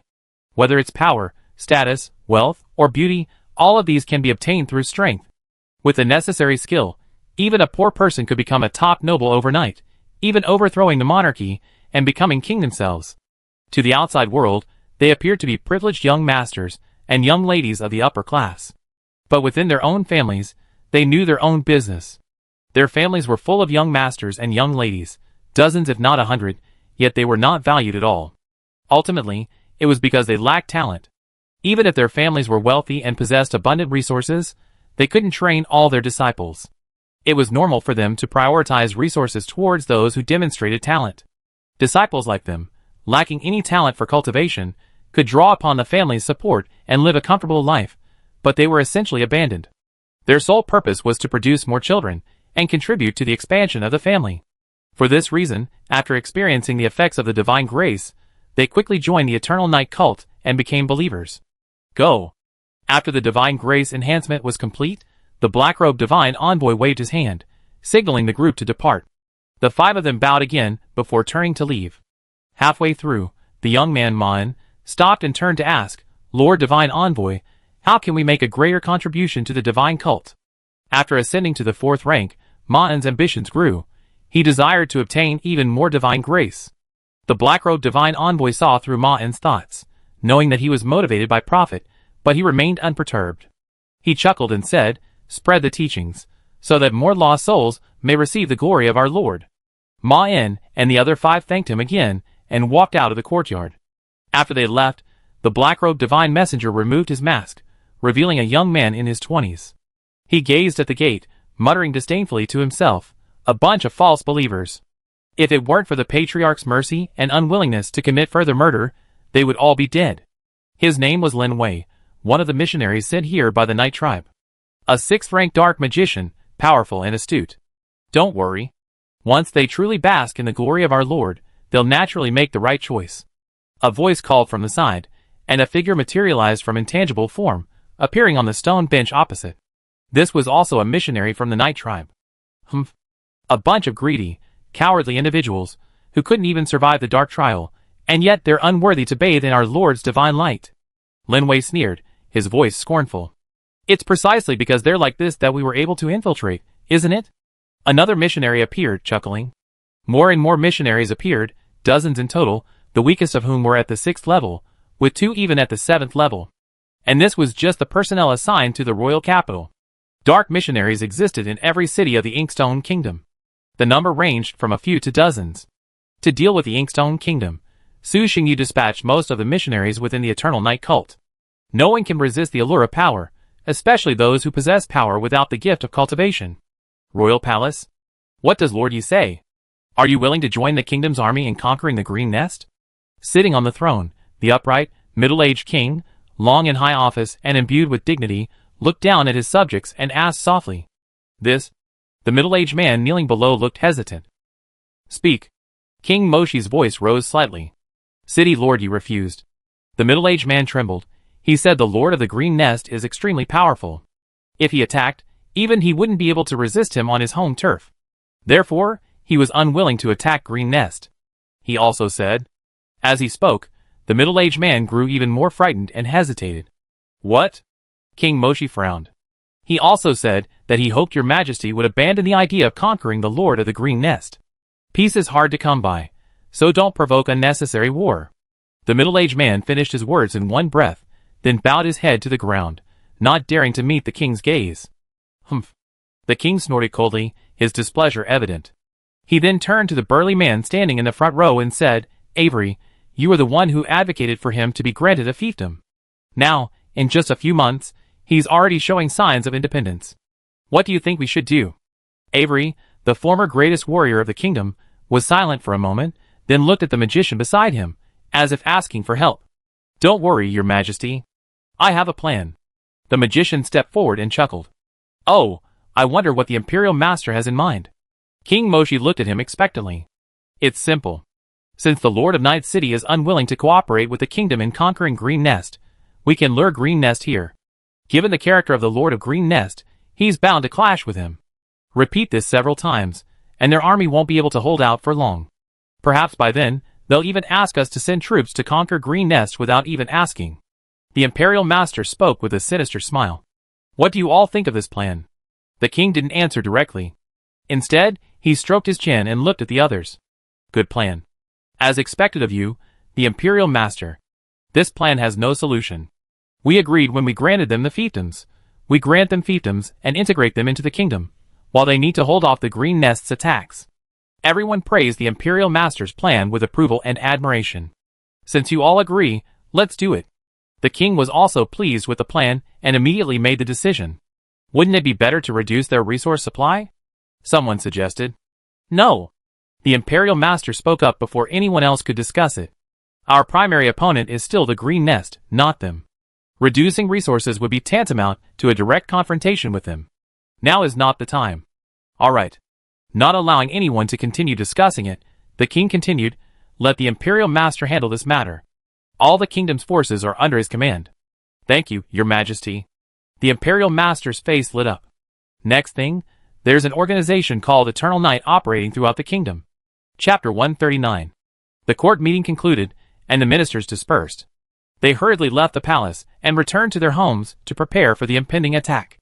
Spark Academy, one of the top forces in the Inkstone Kingdom, boasted 3 powerful 7th-level magicians, including its dean and 2 vice-deans, all 7th-level magicians. Furthermore, they were an outsider faction.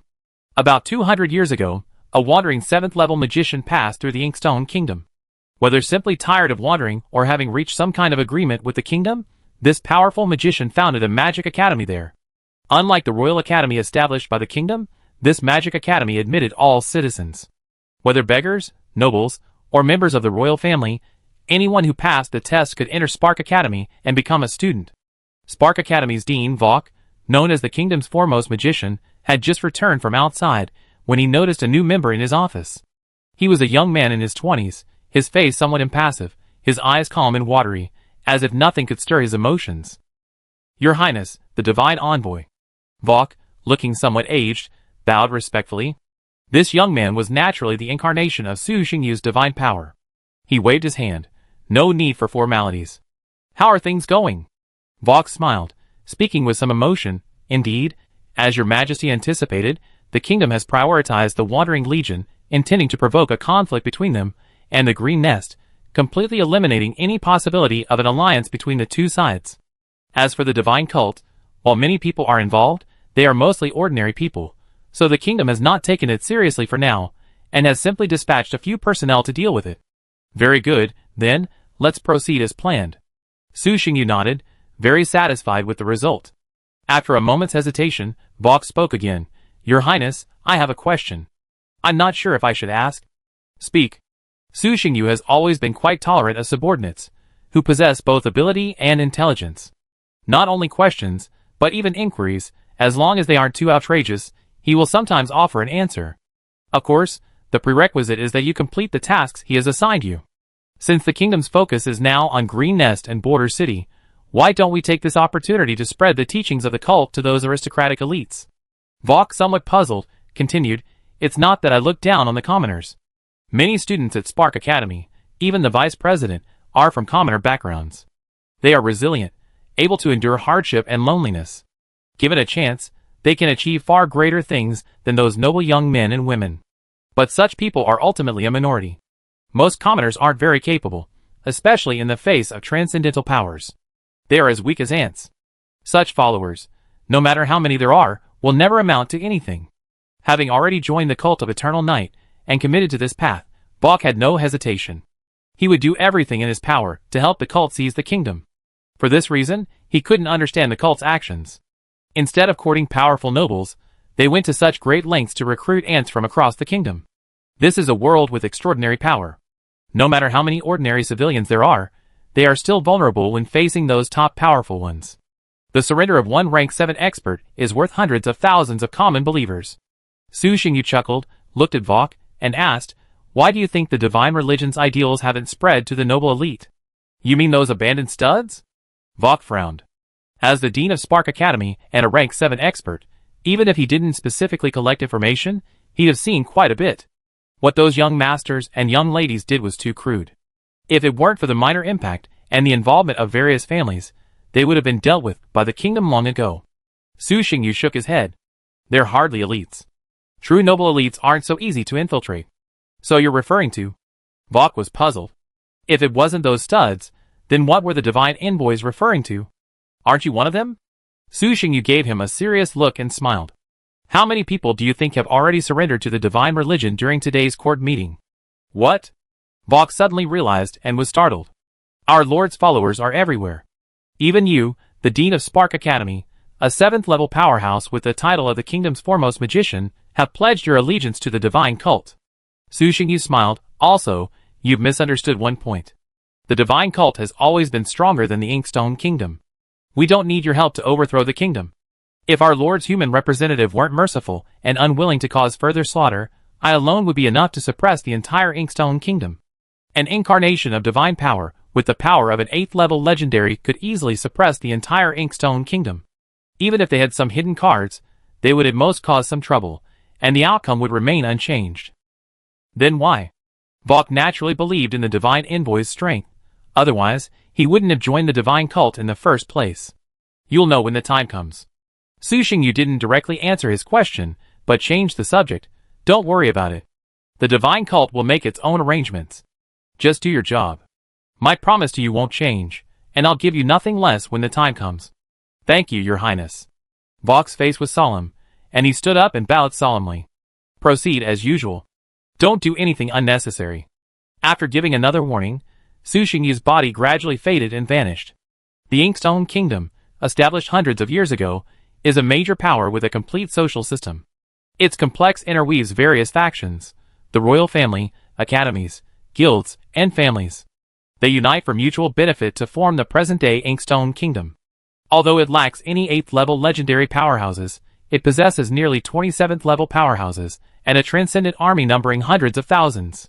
This strength wasn't considered weak compared to the opponents the Night Tribe had faced. It could even be considered extremely powerful. Furthermore, unlike those monster forces, the Inkstone Kingdom possessed a strong endurance. Ordinary monster forces often collapsed after only a few defeats on the battlefield. Unlike civilized forces with complete social systems, they could withstand numerous defeats. A force consolidated by strength is the most stable, yet also the most fragile. It's the most stable because, as long as its strength persists, it can persist no matter what happens. They're considered the most vulnerable because they could potentially lose centuries of wealth in a single blow. Most monster forces fall into this category, including Giant Tree City, the 3 overlords of the Kanglan River region, and the Green Dragon's Nest. The Inkstone Kingdom is completely different. Their social system is complex, with various factions, both large and small, each fulfilling their own roles. They possess immense resilience, making a complete defeat extremely difficult. Of course, if that were the case, the Night Tribe, with its absolute advantage in high-end combat power, could still defeat the Inkstone Kingdom. But in that case, he would most likely end up with a ruined kingdom. This was something Su Xingyu couldn't accept. If direct action proved unsuccessful, he could only resort to covert tactics. Use missionary tactics to slowly infiltrate the kingdom. Then, using night battles and a 6-tier legion as a lure, he could draw the Inkstone Kingdom's attention, forcing them to temporarily divert their attention. Then, he could find an opportunity to eliminate the kingdom's ruling class all at once, attacking from both inside and outside to capture it directly. On one side stood a century-old enemy and a powerful, unstable individual. On the other, a mysterious force that stretched across the nation but only affected the common people. The kingdom's high command clearly understood the relative importance of these forces. This was Su Xingyu's plan. As time passed, a year passed in the blink of an eye. The Eternal Night cult's infiltration of the Moshi kingdom grew increasingly serious, even threatening to become overt. However, its primary missionaries remained ordinary citizens. Thus, the kingdom refrained from taking drastic action, merely dispatching personnel to search for the individuals behind this mysterious force, and urging each family to manage its own members. It wasn't that the kingdom was unaware of the dangers posed by this organization, but rather that they had other, more pressing priorities. The conflict between the Moshi kingdom and the Green Dragon's lair intensified. The kingdom repeatedly assembled teams of level 7 warriors to invade the Green Dragon's lair and cause trouble. Then, when the Green Dragon went berserk, they immediately turned and fled. When the Green Dragon emerged, it was surrounded and attacked by Yi Zhan and his men. Ultimately, unable to withstand the encirclement, the Green Dragon returned to the Green Lair, wounded. After repeated this, the Green Dragon grew increasingly enraged. As a powerful creature born sacred, it had never suffered such a heavy loss. The enraged Green Dragon then led a horde of monsters to invade the Moshi kingdom, engaging in a fierce battle with the coalition led by Yi Zhan. Several battles resulted in a blood feud between the two sides. This completely eliminated any possibility of a joint alliance. The Moshi kingdom also began to gradually reduce its support for the border city, using various excuses, allowing Yi Zhan and his men to fully experience the threat posed by the Green Nest's army. This was a veiled conspiracy by the Moshi kingdom. The Inkstone Kingdom sent troops into the Green Nest to provoke a conflict, then relied on the forces of Yi Zhan and others to resist the Green Nest's master. After all, the Green Dragon made no distinction between them. In its eyes, Yi Zhan was also a member of the Inkstone Kingdom. After several battles, regardless of any previous enmity, there was now a grudge. This completely eliminated any possibility of them joining forces to divide the Inkstone Kingdom. Even if the kingdom did nothing, the Green Dragon would attack the Inkstone Kingdom. And if they attacked the Inkstone Kingdom from the Green Nest, they would be unable to bypass the border city where Yi Zhan was stationed. This would put Yi Zhan's forces under immense pressure. At that point, it would be Yi Zhan, not the kingdom, who would be anxious to eliminate the Green Nest. As expected, after several attacks led by the Green Dragon and his monster army, Yi Zhan began to feel the pressure. After all, their army was indeed powerful, but ultimately too few in number. Facing a monster warrior force 10 times their size, even they found it difficult to withstand the pressure. Leaving Yi Zhan with no other options, he was forced to proactively request assistance from the Moshi Kingdom, hoping they would send troops into the Green Nest and eliminate the Green Dragon's lair. The Moshi Kingdom didn't immediately agree, repeatedly refusing until Yi Zhan threatened to leave the border city and leave them to face the enraged Green Dragon alone. Finally, reluctantly, they agreed. The Moshi Kingdom mobilized its entire nation, sending 12 of its 17 7th-rank warriors, totaling 200,000 troops, along with the royal family's trump card, the Royal Knights.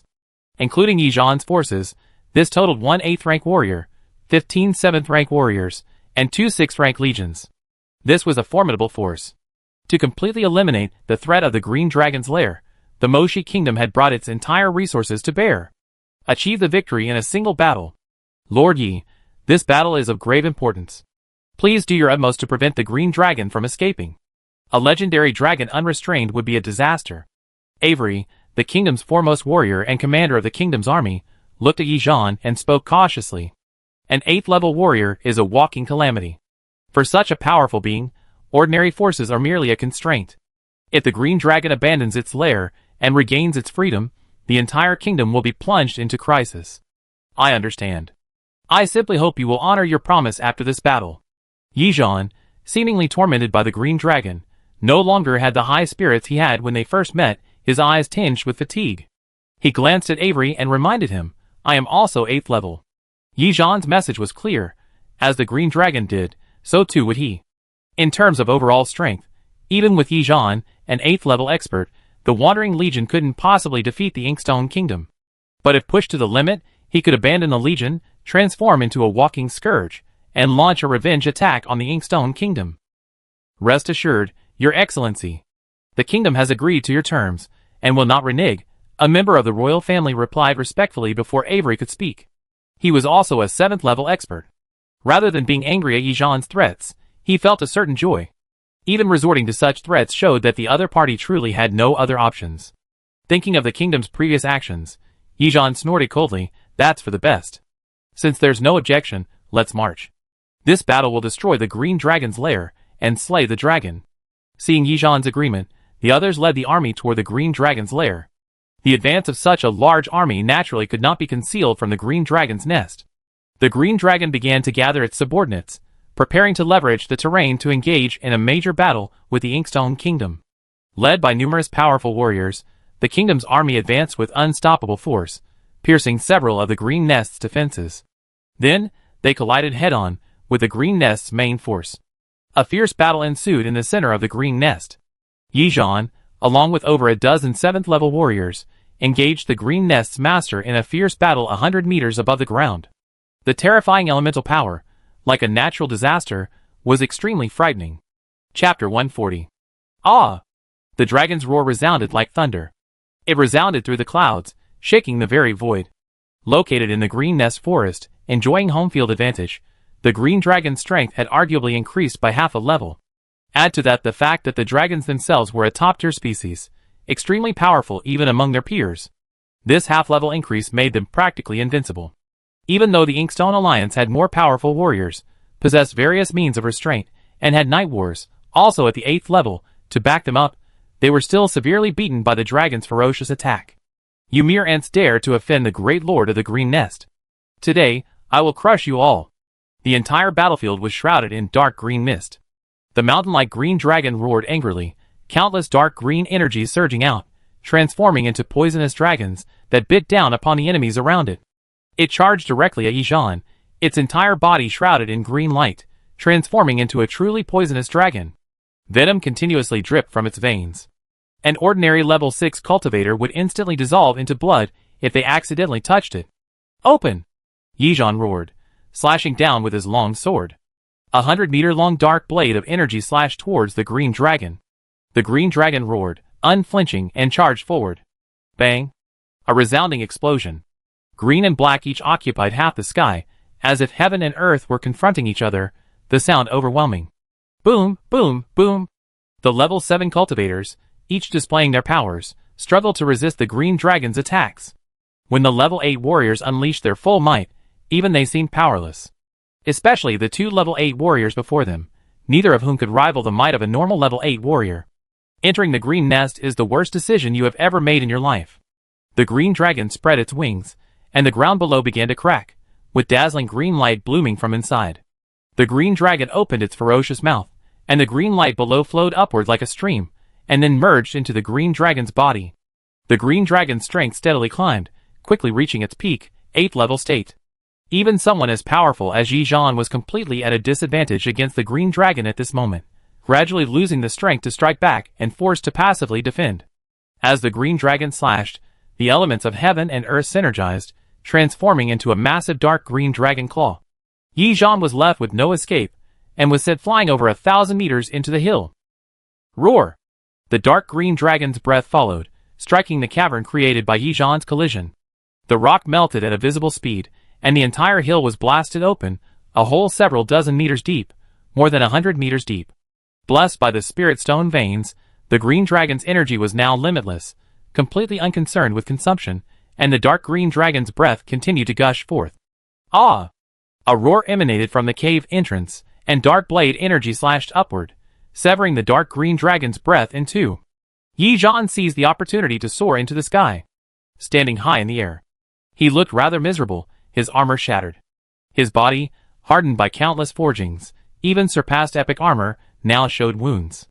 However, his aura intensified, his whole body radiating a black gold glow. Yi Zhan looked at the men still slacking off and shouted angrily, "If you hold back again, I'll turn around and leave this guy to you.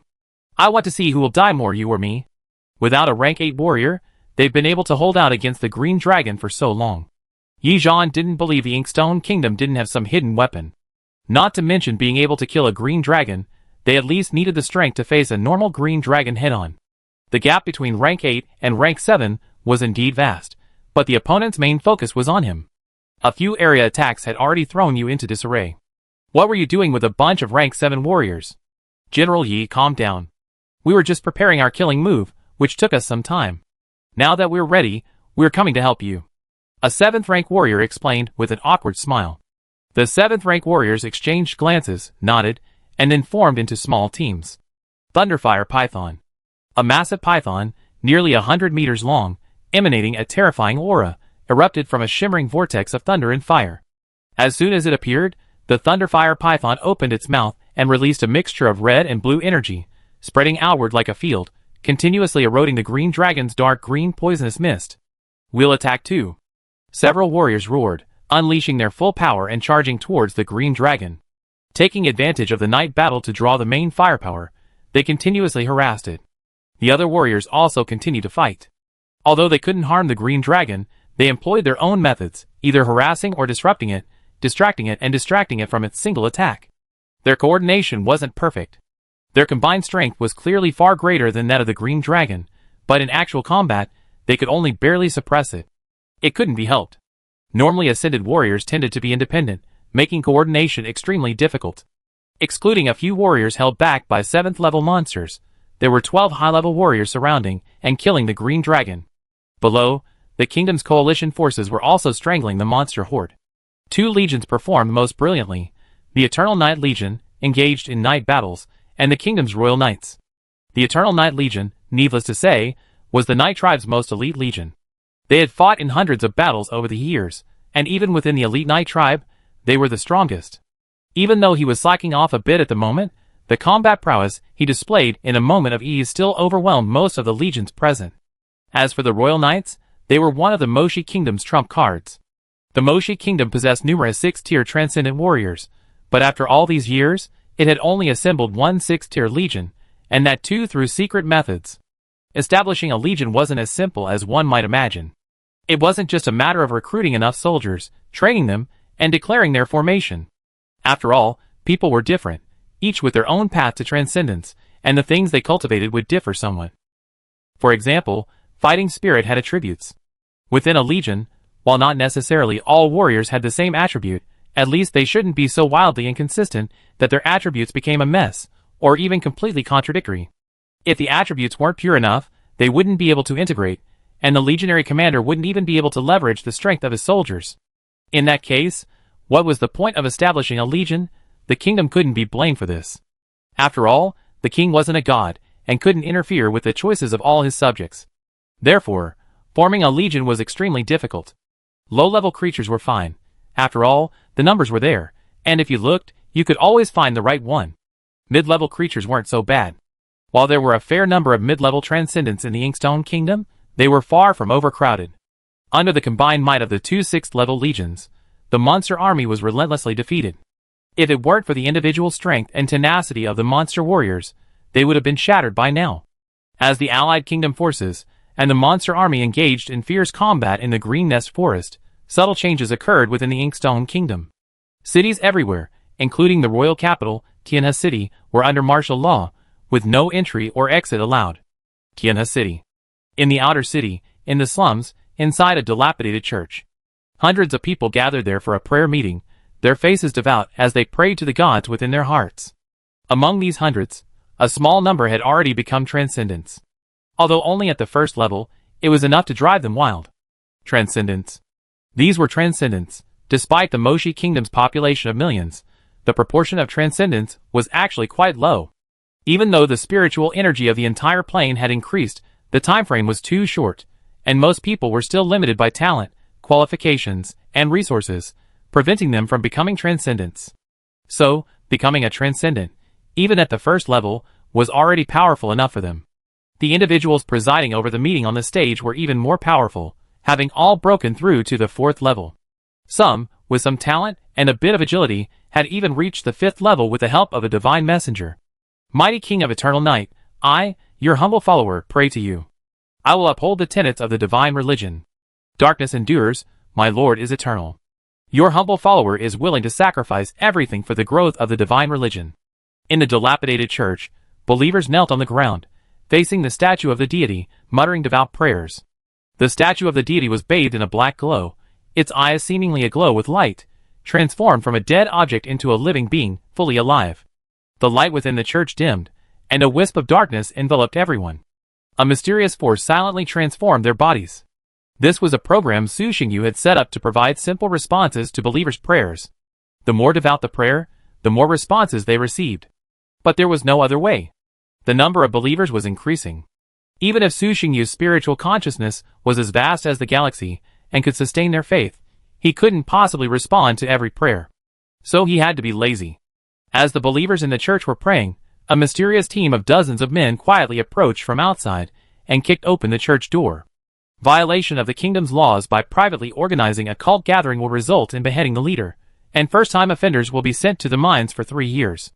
The team leader, clad in armor and wielding a long sword, roared at the crowd with a sharp gaze. This was a garrison of the kingdom, its members all extraordinary warriors, and the team leader was a mid-level warrior. His strength was considerable, more than enough to handle a typical missionary gathering.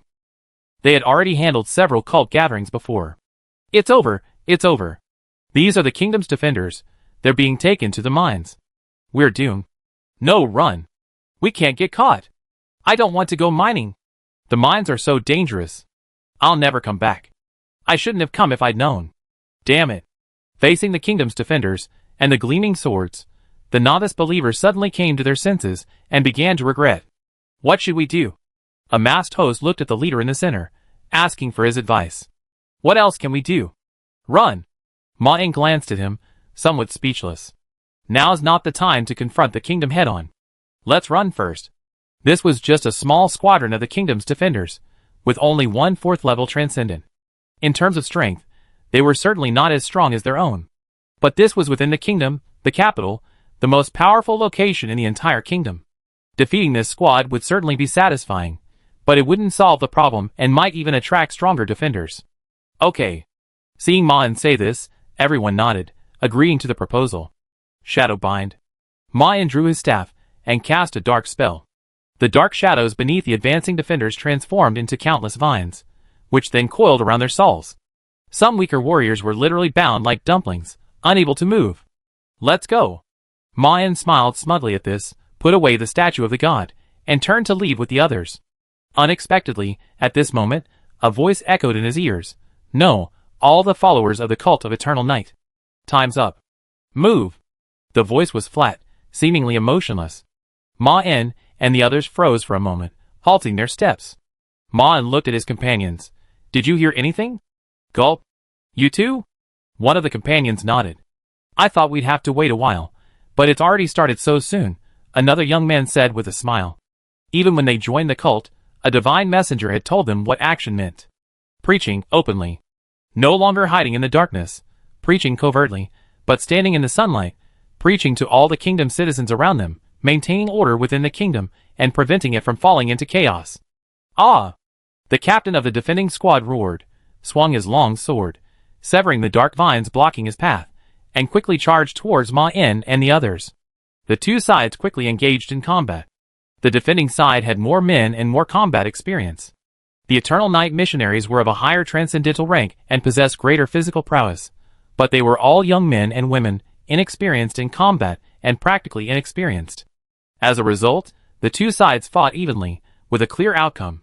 Soon, the gathered believers fled. Sceneries like these were common throughout the capital.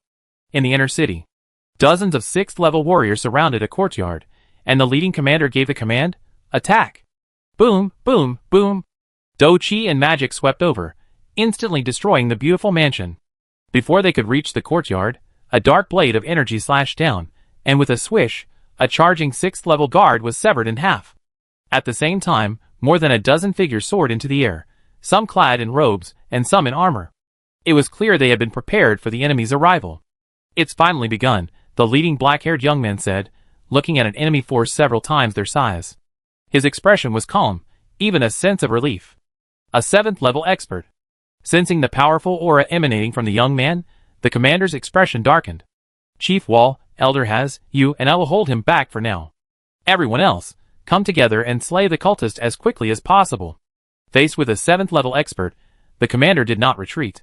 Instead, he took the initiative, teaming up with 2 other half-7th level warriors to hold the black-haired young man back, creating an opening for the others. Chapter 141. The capital, or rather the entire Moshi Kingdom, was plunged into chaos. As if premeditated, actions were launched across the kingdom against the suddenly emerging cult. Led by the royal family, and assisted by the major clans, the remaining forces of the kingdom were mobilized to launch a large-scale campaign against the followers of the Eternal Night Cult. The Eternal Night Cult's missionaries, contrary to their usual practice, did not flee but instead fought back, engaging the kingdom's defenders in a fierce battle. The strength they displayed shocked the Moshi Kingdom. They had originally assumed that this organization consisted of only a few hundred mid-level transcendents, with at most 2 or 3 high-level ones. However, in this clash, nearly 1,000 mid-level transcendents appeared in the capital alone, not to mention anything else.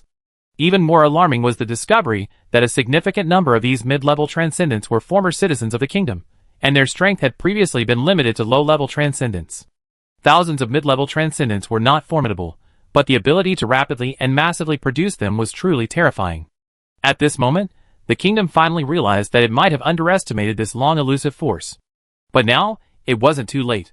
The kingdom decided to strike hard, mobilizing all its forces to completely eradicate the organization called Eternal Night.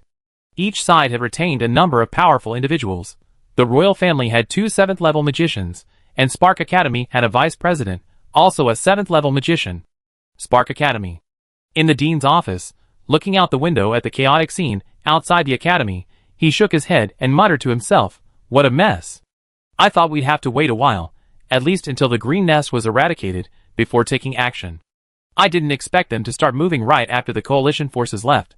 Although a 7th-rank expert and the vice president of Spark Academy, he held a powerful position, but due to his years of focused cultivation and lack of involvement in kingdom affairs, he wasn't fully aware of the undercurrents within the Moshi Kingdom. If the dean hadn't left him some words before leaving, he probably wouldn't have understood what was going on until now. Forget it.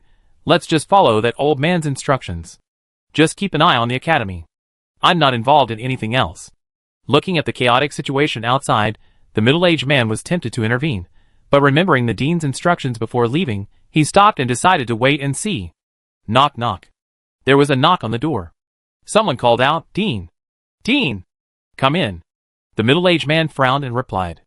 A man who looked to be in his 40s walked in hurriedly. "Dean, someone from the palace is here. They're just outside the academy." The palace. The vice-dean was silent for a moment, then asked, "Did they say what it was?" The man quickly replied, "His Majesty the King has requested that you and the academy teachers take action to eliminate the cult members and suppress the civil unrest in the capital. The chaos in the capital is palpable to everyone living here." The vice-dean frowned. "Go tell them I've gained some insights through my cultivation and need to retreat for a few days. I'm not in a position to take action right now." This. The man froze, looking at his dean with a hint of confusion. He hesitated for a moment, then added, "Civil strife has suddenly broken out in the capital, and the main force of the kingdom is outside. The capital is currently weak, and I'm afraid it won't be able to suppress the civil strife immediately. If we reject the palace's request, we may have trouble getting along with them in the future." He almost said it clearly, "We are all in the Moshi Kingdom, and if we reject the palace's request today, we will just have to wait for them to make things difficult for us in the future." While Spark Academy boasts numerous 7th-level experts, its strength is far inferior to that of the kingdom. Hee. The vice-dean chuckled and waved his hand. "No problem, just tell him that." But the man continued to try to persuade him. That old man arranged it. The vice-dean had to resort to his title as dean. After all, he rarely took charge of matters, and lacked authority within the academy. "Well, okay." The man hesitated, then excused himself from the vice-dean. He quickly arrived at the academy entrance and addressed the waiting royal envoy. "I'm sorry to have kept you waiting." "What did Dean Bikier say?" the envoy asked directly, without further ado. "I'm sorry, but the vice-dean had some insights yesterday and is now in seclusion, so—" The man looked embarrassed, as if feeling guilty for not being able to help. "This is His Majesty's personal order." "Did Dean Bikier really say so?" The envoy looked surprised, unsure of what he had just heard. There's nothing I can do. The vice dean is like that. When he's focused on cultivation, he doesn't care about anything else. The man explained again, a hint of resignation on his face. He was just a teacher. How could he possibly control the vice dean? The two sides eventually parted ways unhappily. The envoy quickly returned to the palace and reported the Spark Academy's response to the king. Understood. You may withdraw. After listening to the envoy's report, the king allowed him to leave. Yes. When the envoy left, the king was left alone in the room. He suddenly muttered to himself, as expected, those guys have indeed reached out. I wonder how many people have joined their ranks. Your Majesty, don't worry. Just reach in and cut it off. This is a perfect opportunity to consolidate the kingdom's strength. Then, we can eradicate the Green Nest, conquer the Volcano Kingdom, and unify the entire north. The room, which should have been empty, was suddenly filled with another voice. A figure emerged from the room. It was none other than the Inkstone Kingdom's Imperial Preceptor. Imperial Preceptor. The middle-aged king stood to greet him, a look of surprise on his face. He asked, "What's the situation outside now?" "Everything is proceeding according to plan. While the cult's power is somewhat greater than anticipated, we have made extensive preparations. Even if the Academy and some families choose to wait and see, with the strength of the entire kingdom, we can easily suppress it," the Imperial Preceptor replied confidently. Then, he hesitated, but, "Imperial Preceptor, please speak frankly," the king frowned. "Those Eternal Night cultists who have infiltrated are few in number, but they are formidable. Relying solely on the various families and the Imperial Guards, we're unlikely to be able to quickly resolve them. Your Majesty's assistance is needed to quickly suppress them." The Imperial Preceptor's face was a touch embarrassed. He hadn't expected the cultists to be so powerful, each possessing unique skills. Aren't there only a few hundred? When did the kingdom's army become so weak that it can't even handle a few hundred level 6 warriors? The king frowned, his tone slightly dissatisfied. Even with the main force dispatched to the Green Nest, the royal capital still possessed a large number of transcendent warriors. Not just a few hundred level 6 warriors, but also 4 level 7 warriors. Furthermore, the cultists' combat effectiveness is immense. Ordinary warriors of the same level wouldn't even be a match for them. The Imperial Preceptor had to explain, lest His Majesty think he was incompetent. As he spoke, he glanced to His Majesty's side. It is indeed, as the Grand Master said. The Eternal Night cultists are extremely powerful. The Imperial Guards and the major clans alone will likely not be able to quickly eliminate them. Another figure emerged, the commander of the king's secret guards. "So what should we do, Grand Master?" the king asked. "Attack with all our might. No delay. We must keep all these rank 7 warriors here." A cold glint flashed in the Grand Master's eyes as he spoke coldly. Currently, the kingdom still has 3 rank 7 warriors, 1 from the Spark Academy, 1 from the Adventurers Guild, 2 from the royal family, and 1 from the cult. Even if the Academy refuses to be deployed, they are still on par with the Eternal Night cult. But this is only their apparent strength. Their true strength is unknown to anyone but the king. Okay. The king was silent for a moment, then nodded slowly. "I will assign the secret guards and the dragon hunters to you. We must expedite the elimination of these cultists." "Your Majesty, rest assured," the Grand Master replied cautiously. Then, the king was about to speak when a fourth voice echoed from the room, demanding directly, "Is this your trump card?" The voice came from the corner of the room, where a figure stood. They had been standing there for some time, seemingly having been listening for a moment. "Who is it?" The Imperial Preceptor's face trembled with fear. He turned to look, having completely failed to notice the presence of someone standing there. The commander of the secret guard stepped forward, shielding the king, his expression solemn as he gazed at the masked figure. "Who are you, and why are you sneaking into the palace so late at night?" The king shouted, relaying a message. "Aren't you planning to deal with our Lord's church? How come you don't even recognize me?" "Su Xingyu said softly, looking at the 3 of them. "Cultists of Eternal Night." The Imperial Preceptor's face was gloomy. He hadn't expected the Eternal Night cult to even have an 8th level existence. Yes, even now, the Moshi Kingdom only suspected a connection between the Eternal Night cult and Yijan's forces, but wasn't certain they were ally. Because the explanation was inconclusive, with 2 8th level experts, they could easily have divided the Moshi Kingdom directly, rather than developing covertly, as they were currently doing. Calling me the Eternal Night Envoy would be more accurate. Su Xingyu smiled, and glanced at the middle-aged king. "You don't need to try to call for help. This room is engulfed by my power. No information can be transmitted without my permission. What do you want, Your Excellency? The king was puzzled. He completely misunderstood the Eternal Night Cult's actions. The entire kingdom. At this point, Su Xingyu didn't mind letting the other party die with a clear conscience. The secret guard commander and the Imperial Preceptor exchanged glances, then nodded. Then, the secret guard commander no longer hesitated. Armor emerged from his body, a great sword in hand, his blood ignited, and he charged towards Su Xingyu. The Imperial Master lifted the king with one hand, turned, and ran. Boom! His blood ignited, the great sword slashed down, slashing towards Su Xingyu. With a bang, the sword unhindered, cleaving him in two. The touch was right, but no blood splattered. A dark figure appeared behind the secret guard commander in a flash. Sensing danger, the secret guard commander swung his sword fiercely. Before he could turn, countless dark vines entwined themselves from beneath his feet, firmly pinning him down, preventing him from moving. Ah! The secret guard commander roared in fury, his entire body radiating a fierce aura. His body suddenly grew in size, attempting to break free from the dark vines. As he struggled, the entire room trembled. The vines that held the entire room together in darkness were surprisingly unable to withstand his power. Not bad, Su Xingyu exclaimed in praise. A cold glint flashed in his eyes, and he thrust the long sword, transformed from the power of darkness, forward, instantly piercing the secret guard commander's heart. However, even with the piercing of his heart, the secret guard commander didn't die immediately. For a 7th level expert, a heart attack wasn't a fatal injury. Su Xingyu waved his hand again, and a thin black line streaked across his neck. A bloody head flew up, and the secret guard commander's incredibly strong body fell backward. In just a few breaths, a 7th level expert fell. Although the Moshi King had been taken away by the Imperial Master, Su Xingyu showed no sign of anxiety. He slowly walked out of the room.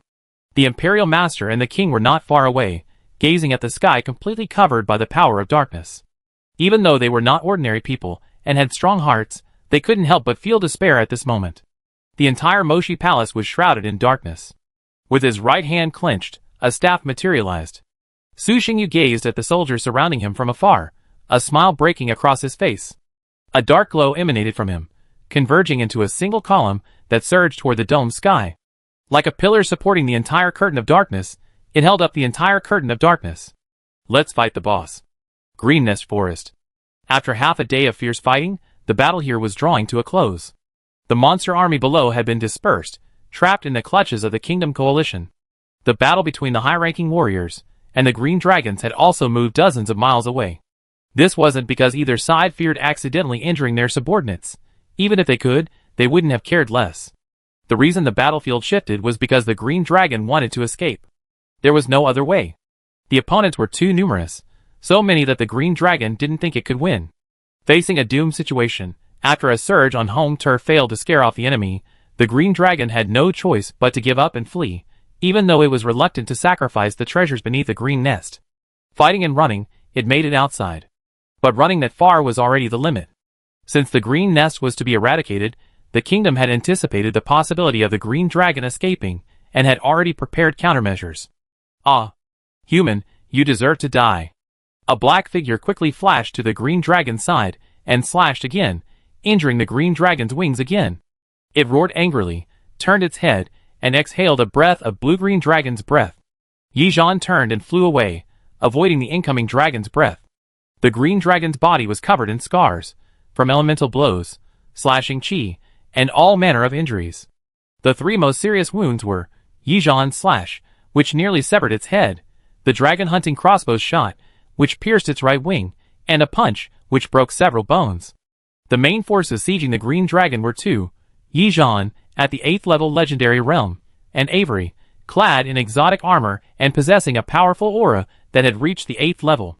As for the other 7th level warriors, they could only assist from the outside, using ranged attacks that only exacerbated the green dragon's injuries. The green dragon was cornered, and no one wanted to fight it to the death at this moment. They all chose to attrition. 2 more hours passed. Tonked to the back by Avery's punch, the green dragon let out a resentful roar, and fell helplessly to the ground. Yi Zhan quickly caught up and struck again, severing the green dragon's ferocious head. Huh? With the powerful enemy dead, Yi Zhan breathed a sigh of relief. Just then, something unexpected happened. Avery landed slowly, then suddenly stomped his feet, leaped toward Yi Zhan, and punched him in the head. Chapter 142. Bang! As if prepared, Yi Zhan raised his sword to block, his fist colliding with the blade. The powerful force sent Yi Zhan lurching backward. The crowd watching from the sky quickly gathered around him, surrounding and trapping him. Avery, you dare to attack me? Are you crazy? Yi Zhan stopped, his face solemn as he gazed at the powerful kingdom warriors surrounding him, and shouted angrily. The other kingdom warriors also looked at Avery with some confusion, demanding an explanation. This seemed to be different from what had been agreed upon. Facing the crowd's puzzled looks, Avery produced the king's token and a phonograph stone bearing the king's voice. He then said in a deep voice, "His Majesty commands that you all assist me in slaying the foreign enemies." "As your Majesty commands." Over half of the powerful individuals present were either members of the royal family or major clans, already closely connected to the Inkstone Kingdom. Without a second thought, they readily agreed to Avery's request. The remaining few, such as the president of Spark Academy, the lone dark mage, and the president of the Adventurers Guild, expressed hesitation. They weren't native to the kingdom. If they could siege Yi Zhan today, they might suffer in a few days. From every perspective, the addition of a powerful foreign force would be beneficial to them. At the very least, it would strengthen their relationship with the kingdom. If you don't want to participate, I won't force you, but please just watch from the sidelines, and don't interfere with the battle. Seeing that several people were hesitant, Ivory's face darkened, and then he spoke slowly. I dare not. The men exchanged a look of discontent, but then all chose to join the siege. After all, they still had to survive in the Moshi Kingdom. Openly defying the king's orders now would be tantamount to breaking ranks with the kingdom, and they feared they would be unable to stay there. Avery's face lit up. He knew they would be unhappy, but it didn't matter. As long as they were willing to fight, it would be enough. Then please, everyone, join me in slaying this powerful foreign enemy. Although they chatted for quite a while, only a few breaths of time had passed. Listening to the crowd's conversation, Yi Zhan chuckled in anger. You really think I'm a piece of cake, thinking you can definitely eat me? Today, I'll show you the difference between the epic realm and the legendary realm. Just a few fights with those flying insects, and you think you can take on the legendary realm? They're just ants, so what can they do in numbers? With this, Yi Zhan ceased to suppress his inner self and began to fully unleash his power. A rich dark fighting spirit emanated, spreading and encroaching in all directions as if possessed of intelligence. It was truly domineering. His eyes were bloodshot, like two flaming fireballs, revealing a fierce murderous intent and fervor, like a tiger freed from its cage. A phantom dark mark appeared between his brows, like the eyes of a dark god, observing everything, emanating a deep, mysterious aura, and guiding all beings forward to explore. The surrounding air seemed to be infected by the dark fighting spirit, becoming heavy and oppressive, as if a force was oppressing the entire space. Gulu. The change in the night battle shocked and unsettled everyone present. They had never seen such powerful fighting spirit, nor had they ever felt such a terrifying aura. Even the legendary green dragon, unleashed at full force just now, with its unparalleled power, didn't give them such a strong sense of oppression. Even though they were 7th level epic realm warriors, they felt insignificant and powerless before this blurry figure shrouded in dark fighting spirit, as if they would be swallowed by the darkness at any moment. Fear, hesitation. You really did hold back in that fight earlier. Avery's face darkened. He had expected Yi Zhan to hold back. After all, if the opponent was sane, he wouldn't attack with all his might. But judging by his momentum now, it wasn't a matter of holding back anymore. In the previous fight to siege the Green Dragon, had the opponent only used 50% of their strength, at this thought, a flicker of panic flashed in Avery's eyes. Yi Zhan ignored him. With a single stomp of his feet, his body suddenly flew out, transforming into a black mist that traced a graceful arc through the air, pouncing on its prey like a tiger on the hunt. Ha ha ha! Yi Zhan let out a deafening laugh, his eyes gleaming with excitement and fervor. Don't let me down, everyone from the Inkstone Kingdom. The black longsword slashed down, emitting a cold glow under the moonlight. Yi Zhan's speed was so fast it was impossible to catch him. The longsword slashed through the air, and the sharp blade energy seemed to split the entire space apart. The one he targeted was a member of the royal family, also a warrior. Facing Yi Zhan's attack, he reacted quickly, crossing his long swords in front of him to protect himself, trying to block the fierce blow. Looking for death. Yi Zhan sneered with disdain. Get out of the way! Avery rushed forward, trying to intercept Yi Zhan, but he was too late, and could only shout a warning. The swords clashed. Die! Stop him! The royal warrior roared, unleashing all his Do Chi. Yi Zhan's face was grim. Seeing the other man didn't dodge or evade, he immediately channeled all his strength. Clang! Accompanied by a deafening explosion, the air resounded with the terrifying collision of Do Chi. The energy fluctuations generated by the collision of Do Chi shook the air, and the aftermath created a wave of air that rippled outward, devastating the surrounding landscape. Red and black clashed, and in a mere moment, the released red Do Chi was split in two. Ha! Yi Zhan roared, his eyes wide. With a swish, his long sword severed the two swords, then cleaved the royal warrior behind them, splitting them in two. The black blade pierced his body, leaving a scar hundreds of meters long on the ground behind him. The royal warrior's eyes were glazed over, and his body, split in two, slowly fell backwards. Caneo! Ah! You deserve to die. Avery's eyes burned red, his rage instantly surging. He hadn't expected a fellow 7th level warrior to be so incapable of withstanding a single blow. Like a flash of crimson lightning, he approached Yi Zhan's side, clenched his fist, and with a furious surge of fighting spirit within him, he unleashed a punch, hurling devastating force at Yi Zhan. Power gained through external forces is ultimately inferior to that gained through self-cultivation. Faced with Avery's furious attack, Yi Zhan remained unfazed. With a contemptuous sneer, he swung his left arm and charged forward with a powerful punch. With a thud, the two fists collided, shaking the air. Then, like a kite with a broken string, Avery flew backward, landing heavily on the ground. Lack of strength meant lack of strength, and no amount of anger could change that fact. The others were shocked upon seeing this. With the armor's blessing, Avery's strength had undoubtedly reached the 8th level. Even though there was a gap between them, and those who had truly reached the 8th level, it was never this great. A full-strength punch was easily blocked, and the person was even sent flying. Those who don't want to die, attack together.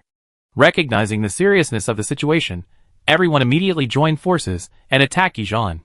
They swung swords, slashed with knives, and cast spells. Various fighting spirits and magic intertwined, forming a deadly web that enveloped Yi Zhan. Faced with the crowd's attack, Yi Zhan remained unfazed. He roared, aimed his gaze in a direction, and slashed forward. Black blade energy shattered the dense web. Stomping his feet, he leaped out, transforming into black lightning and charging towards one of the men. Help me! Having seen his companion's fate, the man, now panicking at Yi Zhan's charge, tried to block him while calling for help from his companions. Thunderfire prison. Touch of weakness. Curse of slowness. Watching Yi Zhan's swift approach, everyone felt a pang of fear, yet they also knew they couldn't let him defeat them one by one, or they would all meet the same fate in no time. Instantly, various weakening and imprisoning spells were cast at Yi Zhan, while everyone quickly flew backward, and several 7th level warriors rushed forward. Avery also caught up, and in an instant, the two sides engaged in a fierce battle. Faced with the siege, Yi Zhan remained unfazed.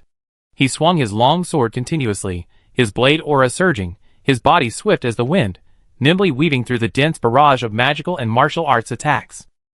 Despite the numerous enemies, he remained at ease, each block and counterattack accurate. As time passed, the battle intensified. Avery, as the foremost among them, though inferior to Yi Zhan in strength, fought tooth and nail on the front lines, creating opportunities for his companions. If this is the extent of your strength, then this siege isn't a wise choice. Single-handedly facing off against a dozen 7th level warriors, one even a pseudo 8th level warrior, Yi Zhan displayed immense suppressive power. His attacks grew increasingly ferocious, his long sword swings imbued with a unique rhythm and cadence. The blade's aura was sharp. Each strike carried unparalleled power. Avery didn't respond, simply fighting Yi Zhan head-on. Finally, after a while, Yi Zhan seized another opportunity, breaking through the warrior's defenses and charging towards the nearby lightning mage. Among all elemental mages, lightning mages rank among the most lethal. Even a level behind, he still posed a threat to Yi Zhan. Several magicians swung their staffs, blasting countless spells at Yi Zhan to block his attack. However, Yi Zhan was too fast and incredibly strong, so he slashed through the incoming magical attacks. Watching the rapid attack from Yi Zhan, the lightning mage, who was locked onto him, panicked. He swung his staff again, Thunder Dragon Roar.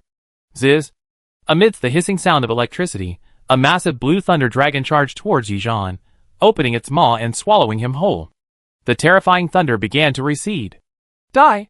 Emerging from the thunder dragon's body, Yi Zhan, his body charred black, his gaze cold. He rushed in front of the lightning mage and slashed with his long sword. Then, He was met with a slightly eerie smile. The corners of his lips twitched slightly, as if to say, "It's finally here." The long sword slashed down, tearing the lightning mage's body in two, yet no blood splattered. Zitsy. The split body echoed with a whirring sound, and his body gradually became transparent, ultimately transforming into two azure elemental bodies, shimmering with lightning, as if transformed into pure lightning energy. Legendary magician. Looking at the elemental body before him, a hint of shock finally crossed Yijan's previously impassive face. Elemental body. This is a skill only an 8th level magician can cultivate. Indeed.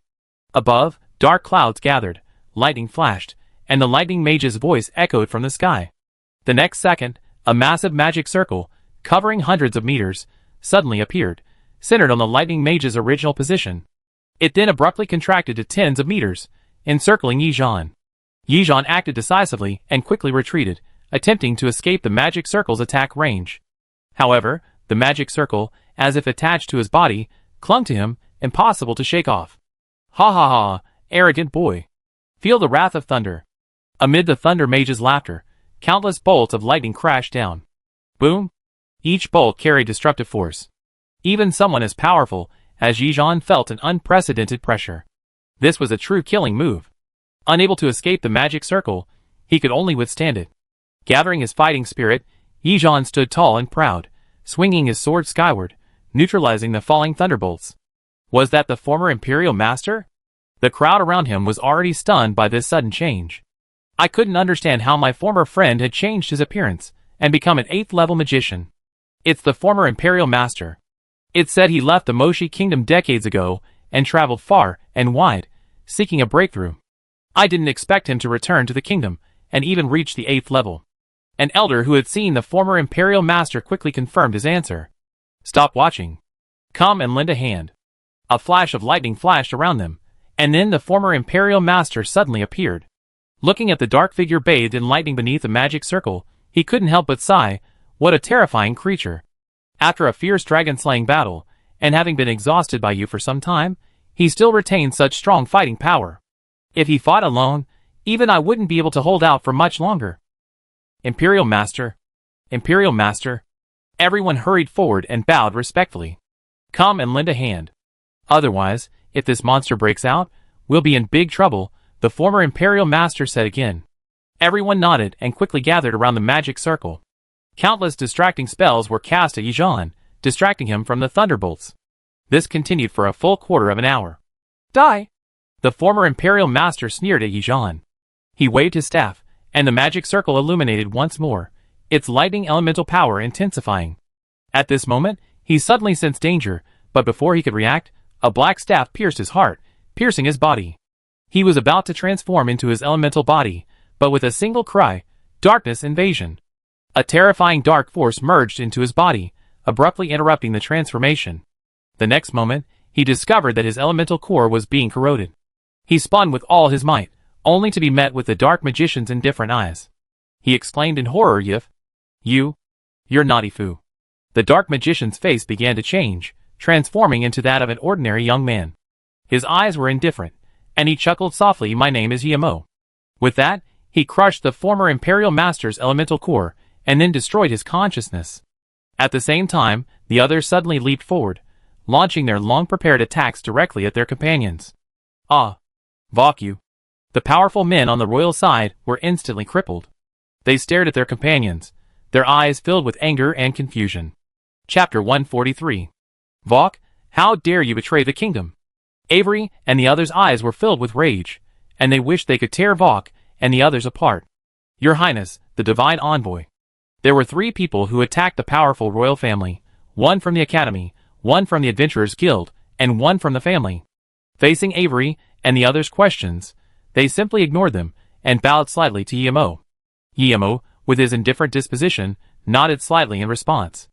With the death of the former Imperial Master, the magic circle attached to Yijan was broken. He came to Yamo's side and stood with the others. After being struck by the lightning for a long time, his body was charred black, and his hair, once as hard as metal, had turned to gray. He had a bald head and a wide grin, revealing a row of white teeth. He looked a little disheveled, but in reality, he had not suffered much damage. The vitality of an 8th level legendary warrior was beyond imagination, not to mention that he was a creature of darkness. If it weren't for Yi Zhan, who was stacked with buffs in an effort to quickly and completely eliminate his opponent, he could have single-handedly dispatched the kingdom's powerful warriors. Yi Zhan looked at the surviving kingdom warriors and whispered, "Surrender, you've already lost." One of them had fallen during the siege of the Green Dragon, and just now, another had been killed by Yi Zhan. Then, 2 more had their identities replaced.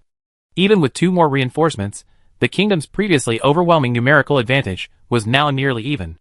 There was also a clear disparity in quality between the 2 sides. One side had 2 8th level warriors and 3 nearly intact 7th level warriors, while the kingdom side had pseudo 8th level warriors, relying on external objects, and 6 7th level warriors with varying degrees of injuries. No matter how you look at it, this was an unequal battle. Run! The outcome was clear, and Avery and the others, without hesitation, turned and ran, transforming into streaks of light and darting outward. Heh! Yi-Mo sneered and waved his staff. In an instant, the sky darkened, and a massive magic circle emerged, enveloping the entire area in darkness. Like a cage, it trapped everyone inside. Dark Blockade. This was a simple auxiliary spell, devoid of any lethality, but it was perfectly suited for this situation. Break it.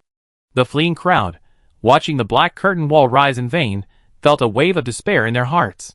But then, their gazes grew firm again, and they mobilized all their energy, blasting at the black curtain wall. Bang! A resounding, earth-shattering sound. The black curtain wall trembled slightly, then, under Yi-Mo's control, quickly calmed down. Even though Yi-Mo was an 8th rank warrior, possessing immense energy, maintaining such a massive magic still felt a strain. Beads of sweat formed on his forehead, and his breathing became rapid. "I'm counting on you." Addressing Yi Zhan, Yi-Mo transformed into a dark element and merged directly into the dark curtain wall. "Leave it to me." Yi Zhan grinned and charged forward with the other 3. In less than half an hour, the restricted and injured kingdom warriors were captured by Yi Zhan and his men. Avery and 2 other royal warriors died in battle, while the remaining 3 surrendered. Carrying the surrendered 3 and the bodies of the kingdom warriors, Yi Zhan and his men quickly rushed to the Green Nest. A fierce battle also erupted in Green Nest. Led by several 7th-tier warriors, the Royal Knights launched a siege against the Eternal Night Legion. However, the Eternal Night Legion was clearly prepared. The moment the Royal Knights attacked, they launched a counterattack. Relying on their terrifying defense, they not only defeated the Royal Knights, but also defeated the Kingdom Coalition. Proof that even among the 6th-tier legions, there was a gap, and a significant one at that. So, when Yi Zhan and his companions returned to Green Nest, they saw this scene. Corpses littered the ground, both human and monster. Everywhere the naked eye could see, corpses lay everywhere. Blood stained the soil red, and the air was thick with the stench of blood. The place seemed like a slaughterhouse, the aura of death hanging over every inch of the land. Kingdom warriors fled in all directions, desperate cries echoing one after another. The black-armored Eternal Night warriors pursued them, their fanatical and devout eyes radiating brutality, devoutly respecting no life. They wielded their weapons, ruthlessly harvesting the lives of the kingdom's warriors. Their figures loomed even more terrifying in the flames, like demons from the abyss. Victory to our Lord! The lives of these pariahs are dedicated to the Lord of Darkness. The valor of these warriors is dedicated to the King of Eternal Night. The heads of these cowards are dedicated to our Lord. Despite their overwhelming numerical superiority, their own transcendental ranks not far behind, and the enemy's deepest encirclement, they had countless reasons to triumph, yet they were being chased and beaten. They were the kingdom's most elite warriors, a formidable force capable of confronting the Argonian legions head-on. But it was useless. The attack failed to penetrate the defense. Exerting all their might, they finally managed to break through the strange black armor, only to discover that the enemy's physique was even stronger. Their bodies seemed as if cast from black iron. The blows that could have shattered their armor, on their torsos, only left a faint white mark. How could this not fill the kingdom's warriors with despair? Gaze upon the tragic scene before them. The 7th-level warriors, who had already surrendered or joined the cult of the Eternal Night, subconsciously swallowed, their eyes filled with horror. This was the Moshi Kingdom's most elite legion. Even they, if caught in it, would be ripped to pieces. And yet, such a powerful legion was being chased and attacked, and the enemy had less than 1/10 of their own soldiers.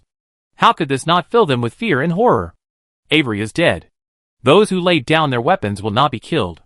Yi Zhan stood in the air, holding Avery's body in one hand, and shouted loudly to the kingdom's warriors. The fleeing kingdom warriors, upon hearing the sounds of a night battle, looked up. Confirming it was their commander, Avery, their eyes were filled with intense grief. Bang, bang, bang. Death approached, leaving them no room for grief.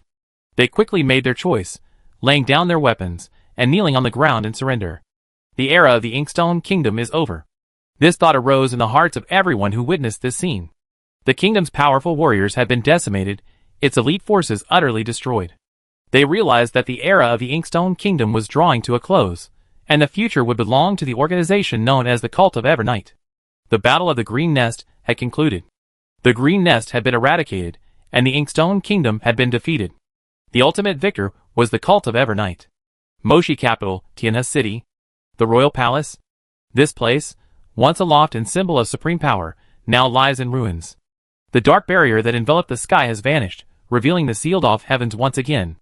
On the ground, the palace buildings were shattered beyond recognition, rubble and debris scattered across the ground, and smoke and dust lingered in the air. All the rebels were killed. Those who remained standing had surrendered, and as they gazed at the sky, now restored to normal, tears welled in their eyes.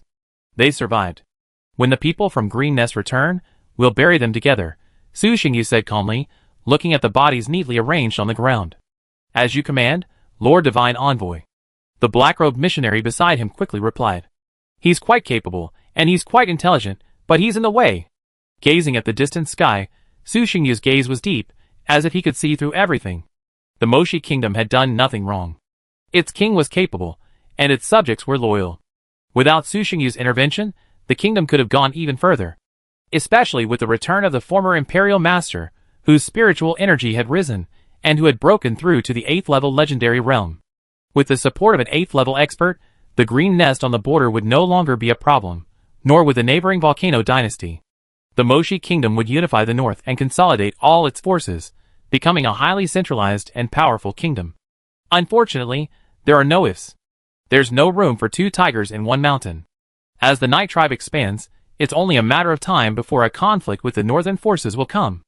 After all, they've been established for centuries, dominating the surrounding areas and becoming a dominant force. Expecting them to be defeated without bloodshed, simply through intimidation, is simply unrealistic. If a large army were dispatched, the Yi tribe's strength would allow them to defeat even the combined might of the three northern factions. However, even if they succeeded in conquering the north, all they would gain would be ruins, which would not be in the Yi tribe's best interests. Thus, Su Xingyu employed a relatively gentle approach. While this would still result in considerable casualties, it would minimize losses. 3 days later, the king, the imperial preceptor, and many ministers were slain by the Eternal Night's messengers. Tianhe City, along with over a dozen other cities, has been completely taken over by the Eternal Night cult. The Green Nest Expeditionary Force has achieved a resounding victory. The Green Nest's lord has been slain, and the Green Nest, which has plagued the kingdom for a century, has been completely eradicated. The kingdom's most powerful legion, the Royal Knights, has been annihilated. Over 100,000 soldiers have been routed and surrendered by the Eternal Night Legion. The kingdom's former imperial preceptor achieved a breakthrough to the 8th level, only to be slain by a master of the Eternal Night cult, the kingdom's foremost warrior. As each piece of news spread, the entire Moshi kingdom was plunged into panic, and all its citizens were paralyzed. From family members to the impoverished beggars. Anyone who learned of these pieces of news immediately reacted to the news as false. After all, any single piece of this news would have been enough to shake the entire kingdom, but now that it had all come together, it was a devastating sight. How can one describe this feeling? Just a few days ago, everything was normal. The kingdom was strong, the people were happy, and they even sent troops to conquer the Green Nest, their century-old enemy. But in the blink of an eye, the king was dead, many 7th-level warriors either fell or surrendered, and the elite army was defeated. The kingdom was on the verge of destruction. From prosperity to demise, without a single warning, it was like one moment, your troops were about to crush the enemy, and then a few meteorites flew from the sky, smashing directly into the center of your army, and the enemy turned the tables. The feeling of this disparity was so intense that all the citizens of the kingdom were plunged into panic and chaos. And when this news was confirmed, the faction's top brass, and the army that maintained order were completely wiped out.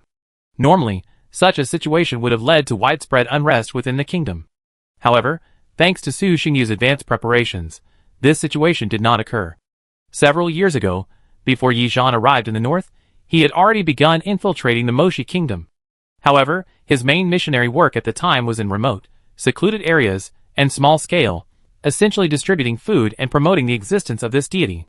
It was not until Yizhan's arrival, attracting the Moshi kingdom's attention, that he began to preach his ideas and deepen their faith. Putting aside the philosophy, most of the kingdom's citizens couldn't even read, so even the missionary's eloquent speeches were useless. Therefore, the fundamental thing that could deepen faith was the divine feedback and the missionary's actual gifts. So, even when the kingdom later began to intentionally restrict the development of the Eternal Night cult, it couldn't stop the expansion of its followers. This led to Eternal Night followers appearing everywhere. While most were only shallow believers, for Su Xingyu, that was enough. With the help of missionaries dispatched to various locations, and the vast number of believers across the country, Su Xingyu performed a massive miracle, temporarily stabilizing the Moshi kingdom. He then dispatched troops from outside to use force to deter those who sought to exploit the situation. Without top management, how could order be maintained in a kingdom with a population of millions? Su Xingyu's choice was to forcibly dismantle the Moshi kingdom, breaking it up into hundreds of large territories based on region, and then dividing these large territories into dozens, even hundreds, of smaller territories. The vast Moshi kingdom was completely dismembered, divided into tens of thousands of small territories, which were then awarded to the warriors of the Night tribe. Of course, before this, Su Xingyu had another problem to deal with. The last dominant power in the north, the Moshi kingdom's neighbor, the Volcano dynasty. The Volcano dynasty, a dwarf kingdom built beside a large volcano, boasted hundreds of thousands of troops and dozens of rank 7 warriors. Undoubtedly, it was also a powerful force, not much less powerful than the previous Moshi kingdom. But it was futile. Before a real battle even broke out, 3 rank 8 warriors led the charge, followed by a dozen rank 7 warriors. 50,000 black-armored warriors, along with hundreds of thousands of kingdom warriors, pressed forward, frightening the Volcano dynasty. Facing the aggressive human army, the king of the Volcano dynasty lost all willpower to resist, and simply surrendered. There was no other way. By the time the Volcano dynasty reacted, the other 2 factions had already been eliminated. If all 3 had joined forces, perhaps they could have resisted. But now, he was the only one left. What a fight! The dwarves were certainly hot-tempered, but they were not fools. This was clearly a suicidal act, and they would not engage in it. Moreover, this foreign force was so powerful, possessing many legendary experts, that surrendering to them was not shameful. Chapter 144. The Volcano dynasty was not formidable, boasting nearly 3 million dwarves, dozens of level 7 warriors, a massive armored corps, and a variety of special equipment. However, facing the already dominant Night tribe, they had no choice but to surrender. Resistance was a dead end, and the centuries-old dwarf dynasty might simply be dismantled. Although surrendering to become a vassal state would require accepting harsh and humiliating conditions, such as paying tribute and, when necessary, even sending troops as vassal soldiers and converting their faith, at least the dwarf dynasty remained. As long as the nation existed, the future remained. Of course, the main reason was that they simply couldn't win. The Volcano dynasty would not surrender if given the slightest chance. Those 2 bastards, Green Nest and Inkstone Kingdom, surrendered so quickly that the Volcano dynasty didn't even react before their men were gone. The Volcano dynasty's tact saved them from a fight. If they had truly resisted to the bitter end, Su Xingyu wouldn't have minded starting a war. It was the dwarf dynasty anyway. Destroying it wouldn't matter. The impact wouldn't be significant. He needed the humans of the Inkstone Kingdom, not the dwarves of the Volcano dynasty. Millions of them. Even if war broke out and a number of them died, they could be replaced quickly. Besides, the Volcano dynasty alone didn't have the resources to engage in a protracted war with the Night tribe. After the Volcano dynasty surrendered, the northern lands were completely conquered by the Night tribe. But it was only occupation. Complete control was still a long way off. The Inkstone Kingdom, in particular, was plagued by internal conflicts. Their existing system was in sharp conflict with the Night tribe. Now Su Xingyu was trying to dismember the kingdom and divide up the interests of the nobles, exacerbating the conflict. The original Moshi kingdom could be simply divided into 2 classes, the nobility and the commoners. Relying on the support of the vast commoners, the upper nobility lived a very comfortable life. But if Su Xingyu's territorial division plan were implemented, it would be like placing a boss above them, while they would all be demoted to commoners. It wasn't that Su Xingyu was deliberately targeting them, but rather that there was only so much land and resources. If he didn't redistribute them, where would he get enough to reward his soldiers? The nobles were furious. They had assumed that even if the Moshi kingdom fell and a new ruler came, they could still live well. After all, no matter who ruled, they would need their help in management. Reality dealt them a slap in the face. With a changed ruler, the management also needed to change. Everything, including the land, would need to be redistributed. This move drove all the nobles mad. This included those who had earlier converted to the Eternal Night cult and directly joined the Night tribe. After a difficult struggle between faith and wealth, a significant number of them chose theirs. Su Xingyu would naturally be unceremonious with these resistors. The Yi tribe's army had already marched in, occupying every city. If they dared to cause trouble now, they would be annihilated. After all, the Yi tribe needed its millions of civilians, not its fewer than 100,000 nobles. If they were sensible, they could still lead ordinary lives. Even if they wanted to grow stronger, they could join the Yi tribe's army, expand their territory, achieve military exploits, and perhaps even resume their current aristocratic lives. But if they didn't know what was best for them, they would be sent down to accompany their king. It was a bit harsh to say this, but Su Xingyu actually hoped they wouldn't, so he could eliminate them all. Most of the kingdom's citizens weren't frightened by this brutal act, but rather felt somewhat pleased. It's undeniable that the existence of the Inkstone Kingdom protected them from most monsters, allowing even ordinary people to survive in peace. But that didn't mean their lives were easy. Noble lords were difficult to serve, especially in remote areas, where even the kingdom's laws couldn't control them. There, the noble lords reigned supreme. So it's understandable that they felt pleased to see the once powerful nobles in town fall on hard times. In the days that followed, killings broke out every day. Heads of bloody bodies rolled down the city gates, a warning to those who might cause trouble. It took Su Xingyu 6 months, with the help of those sensible nobles, using his warriors as swords and relying on ruthless tactics to slaughter tens of thousands of people, to completely stabilize the situation in the Moshi kingdom. Yes, any noble with a bit of sense would have already surrendered by then. No family that achieved or currently maintained a noble status was simple. If the situation had been confusing and a bit difficult to decide before, now it was clear. They could clearly see that they had only 2 paths before them: death or paying a price to avoid disaster. Is there even a need to choose? Though these tactless nobles comprise a significant portion of the aristocracy, most of them are minor nobles, either relying on the lingering influence of their ancestors or simply becoming nobles through sheer luck. They can't see the situation clearly, and are unwilling to give up their current lives.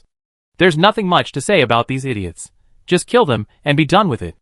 Eliminating these nobles doesn't actually change the essence of the kingdom. It still consists of 2 classes, nobles and commoners. Only the nobles have been replaced by warriors from the Night tribe. The gains from conquering the 3 northern hegemons were immense. It could be considered Su Xingyu's greatest achievement to date, aside from the rewards from his first qualifying match. This harvest can be divided into 3 areas: resources, population, and technology. Resources include crystal veins, metal veins, and spiritual material plantations. As mentioned earlier, large crystal veins are a prerequisite for becoming a dominant power. Without self-recovering large crystal veins, no amount of medium-sized crystals would be sufficient for mining.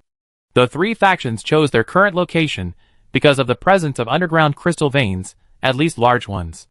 The poorest is Green Nest, which possesses only 3 large crystal veins, 2 blood crystal veins, and 1 poison crystal vein.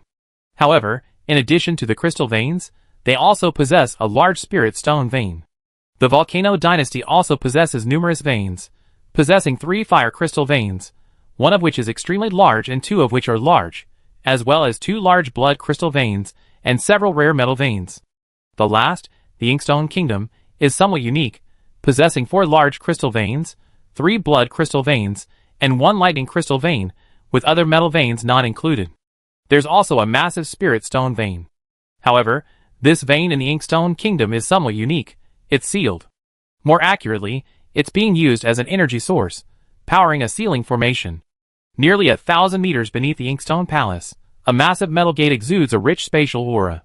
Surrounding this gate is a powerful sealing magic circle. This magic circle, powered by the spirit stone vein, effectively locks the gate shut. Based on Su Xingyu's observations, the gate appears to be a teleportation portal. As for where it leads, he's unsure. However, based on the strength of the sealing formation, one can roughly infer the strength of the portal and the upper limit of the world beyond it. In that world, the upper limit of the creature's strength is at least level 9, and demigods are not out of the question. He won't open this portal until he's absolutely certain. This plane, along with the many demiplanes within the void, is more than enough for him to explore for a while. There's no need to venture into the unknown world beyond the gate just yet. As for population, the entire Northland has over 10 million people. If they could all be converted into believers, it would generate a vast amount of faith. However, providing the power of faith is only the most basic benefit. The people of the Inkstone Kingdom can provide production, and serve, as a reserve force, for the Night Tribe's main army, increasing the tribe's war potential. This is also why the Inkstone Kingdom was broken up into this way. Don't ask for too much. An elite knight bringing 10 warriors from his own small territory, isn't that too much to ask? Tens of thousands of knights directly amounted to 100,000 reserve troops. As for the Volcano Dynasty, the dwarven forging skills are beyond description. With centuries of history, the Volcano Dynasty surpasses the Night Tribe in forging prowess alone. As long as there's enough ore, they can provide a continuous supply of equipment. In addition, Su Xingyu reunited the scattered monster warriors of the Green Dragon's Lair. The Green Lair? No. It should be called the Black Dragon's Lair now. Nidhogg, the young black dragon with the blood of the ancient black dragon, has grown at an extremely rapid rate under Su Xingyu's careful training. In just over a decade, he has reached the 7th level epic realm. The monsters of the Green Dragon's Lair are powerful. Each of their members has experienced hundreds of battles. Even with their low organizational skills, they are considered elite, and those Argonians with dragon blood are the elite of the elite. In the previous battle of the Green Lair, the Kingdom Coalition defeated them, inflicting considerable casualties. However, because the dragon-slaying battle ended too quickly, the Night Tribe engaged in renewed conflict with the Kingdom's army, and Su Xingyu failed to eliminate them. Therefore, Green Nest's territory still harbors numerous monster warriors, approximately 200,000, including over 20,000 Argonian warriors, representing a formidable force. Nidhogg, possessing the bloodline of the ancient black dragon, though only at the 7th level and relatively young, possesses considerable combat power thanks to the inheritance within his bloodline. Combined with his bloodline suppression, he easily subdued the Green Nest's defeated army. As for technology, the dwarven forging techniques, equipment, and item designs, as well as the Inkstone Kingdom's years of accumulated training experience, potion formulas, and a comprehensive collection of magic. In terms of accumulated experience, the Night Tribe cannot match them. While more powerful, their development has ultimately been much shorter. Even accounting for the initial bug in the ranked matches, it's only been a few decades. Over the years, Su Xingyu had also exchanged experiences with members of the Bloody Dawn, continuously strengthening the tribe's foundation. Compared to other players, the Night Tribe's foundation was already substantial. But compared to forces like the Inkstone Kingdom, which had been developing for centuries, it was somewhat overreaching. Their various technologies might not be very advanced, never exceeding the 8th level, but they were certainly diverse, and covered a wide range of fields. Their various basic technologies alone would be enough to keep the Night Tribe occupied for quite some time. East to Giant Tree City, south to the Kanglin River, north to the Great Grasslands. With this, Su Xingyu's original expansion goals for the Night Tribe were fully achieved. The foundation of the empire was thus established. In the years that followed, the Night Tribe slowed its pace of expansion and began to focus on developing people's livelihoods and technology. A behemoth, unprecedented in the Eastern continent, rose at an astonishing pace. In the blink of an eye, 2 years had passed. It was 18 years after the qualifying tournament. Black Soil Plains, Eternal Night City, Dark Divine Realm. The deity sat upon the throne, its eyes pitch black like a whirlpool in the abyss, seemingly capable of devouring all light. Within them were boundless mysteries, and even a single glance could send the soul of any ordinary creature completely succumbing, becoming a slave to darkness. His face was solemn and mysterious, a faint glow shrouding him. He exuded a domineering, dark aura that intimidated even the bravest warriors. Another dose of fear has been condensed. It's worth all my efforts to transform them into creatures of darkness. These sea creatures are truly fierce and relentless. In less than 2 weeks, they've already conquered another large tribe. Su Xingyu opened his eyes, sensing the changes in his body, and sighed. He had originally thought the monster tribes were brutal and ferocious enough, but he hadn't expected these sea creatures to be even more outrageous. Since arriving at the seashore, they had been fighting non-stop. A small battle every 3 days, a major one every 7 days, and a tribe destroyed every half a month. They were either fighting or on the verge of a fight. During this period, they had annihilated countless sea tribes, earning them a formidable reputation. The Naga tribe's reputation had spread throughout the coastal area. All sea clans knew that a ferocious sea clan force had emerged in the shallow waters. The entire Naga tribe had formed distinct classes: Dark Naga, Dark Murloc, and ordinary sea creatures. With the Dark Naga at the vanguard, the Dark Murloc as the main force, and the ordinary sea creatures as their minions, they had adopted a fighting style similar to the Night Tribe's tiger leading a pack of wolves, a fierce and ferocious one. Degeneration, eternal night, devouring terror. Sitting on the throne, Su Xingyu propped up his face with one hand, muttering to himself, "I've already comprehended 4 priesthoods, only one left." Boom boom boom. Just as he was thinking, a powerful wave suddenly surged through his sea of consciousness. This was a terrifying thought that had gathered countless believers, enough to brainwash a normal being into idiocy. Fuck, I almost lost track of time. Feeling this thought, Su Xingyu suddenly woke up from a dream. He calculated the time, and suddenly looked embarrassed. He had actually forgotten such an important thing. Chapter 145. Since a month ago, large numbers of tribesmen have been returning to the Black Earth Plains, making the area exceptionally bustling. They returned from all directions, some trekking thousands of miles across mountains and rivers, others swimming upstream, all bearing precious local specialties. The reason they had come so far was simple: to offer congratulatory gifts for the birth of the empire. After 2 years of steady development after expanding the territory to its limit, Su Xingyu finally decided to change the tribe's name and, along the way, upgrade the social system. After all, with tens of millions of people, still calling them tribes seemed a bit old-fashioned. Humans, seafolk, orcs, dwarves, and demon beasts, some were tribal leaders, some were generals, and some were envoys from vassal states. They gathered here, gazing at the figure on the altar.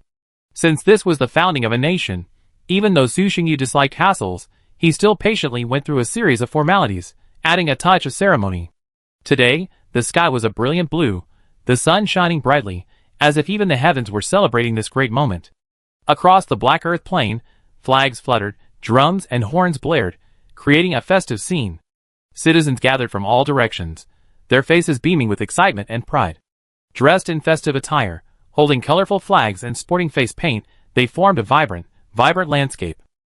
They embraced, congratulated one another, and shared this historic moment. When Su Xingyu announced the founding of the empire, the crowd erupted in thunderous applause and cheers.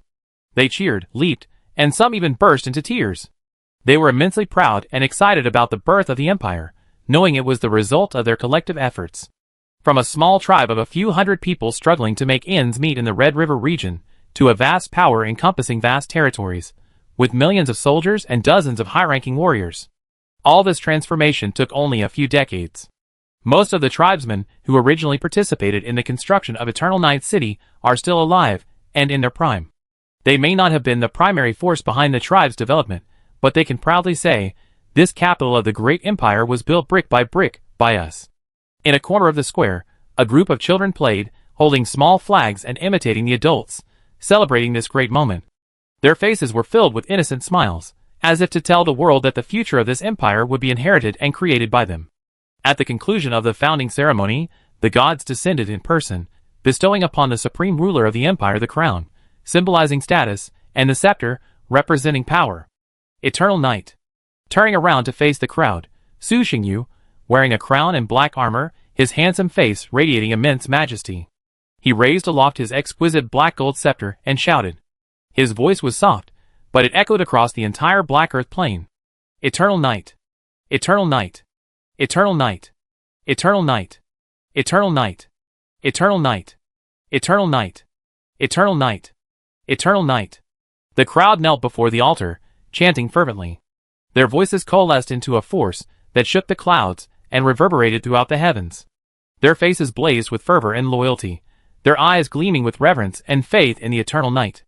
The name of this empire is Eternal Night, the Empire of Eternal Night. Night fell, and the starry sky shone brightly.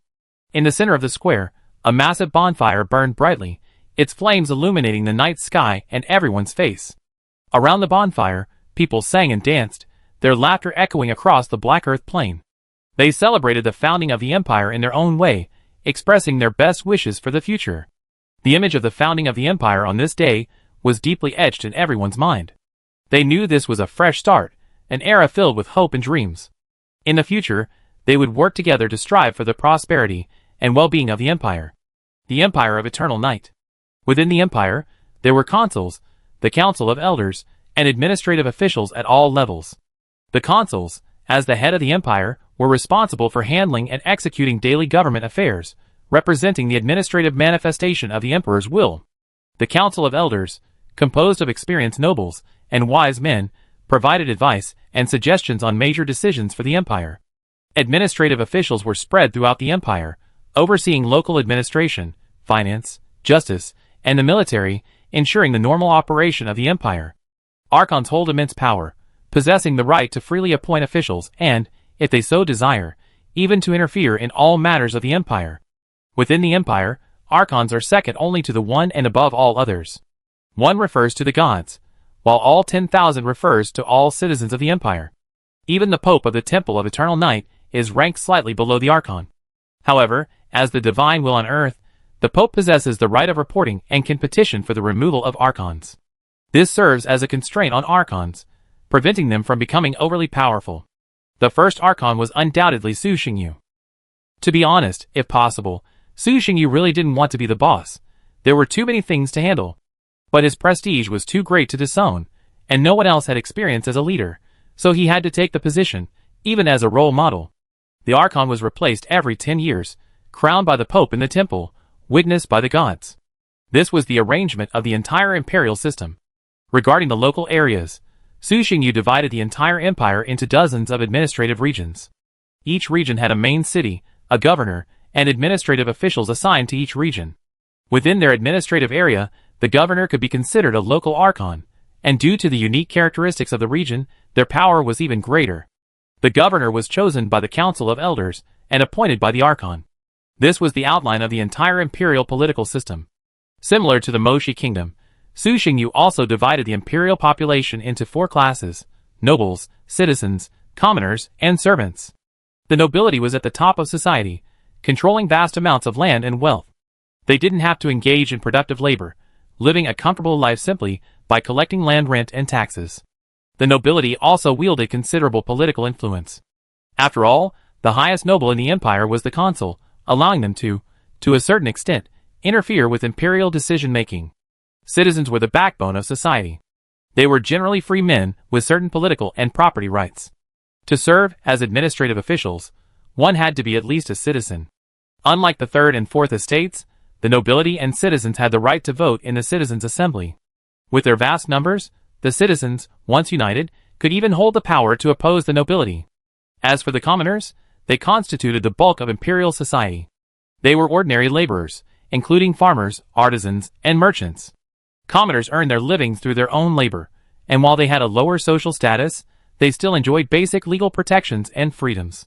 The servile class, at the bottom of society, was often unfree slaves or semi-free individuals, working for the nobility or wealthy citizens. They lacked property rights and political rights, and their living conditions were often harsh, subject to the dominance of their masters. The 4 classes formed a pyramid-shaped social structure, with fewer people as one moved upwards. The vast lower classes supported the upper classes. Currently, the empire's 4th estate is primarily composed of members of tribal factions conquered during the empire's wars. It is also worth noting that subordinate tribes also adopted the empire's class divisions, particularly the wolf tribes, which now had a very distinct class system. Dark gnolls who had passed the tribal trials and had undergone and completed the baptism of corruption, and the original ordinary gnolls. The former, having gained corruption enhancements, had opened up a significant gap between them and the latter. The disparity in strength and the dramatic changes in their physical appearance had made them almost 2 different races. Ultimately, Harvey divided them into 2 classes.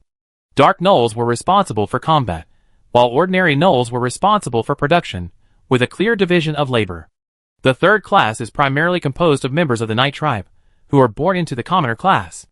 It's worth noting that, with the exception of a few minorities, like the Barghists and the half-metal giants, members of the other subordinate tribes are born into the servant class. However, this applies to the empire. Within their respective tribal territories, they can advance 1 class higher.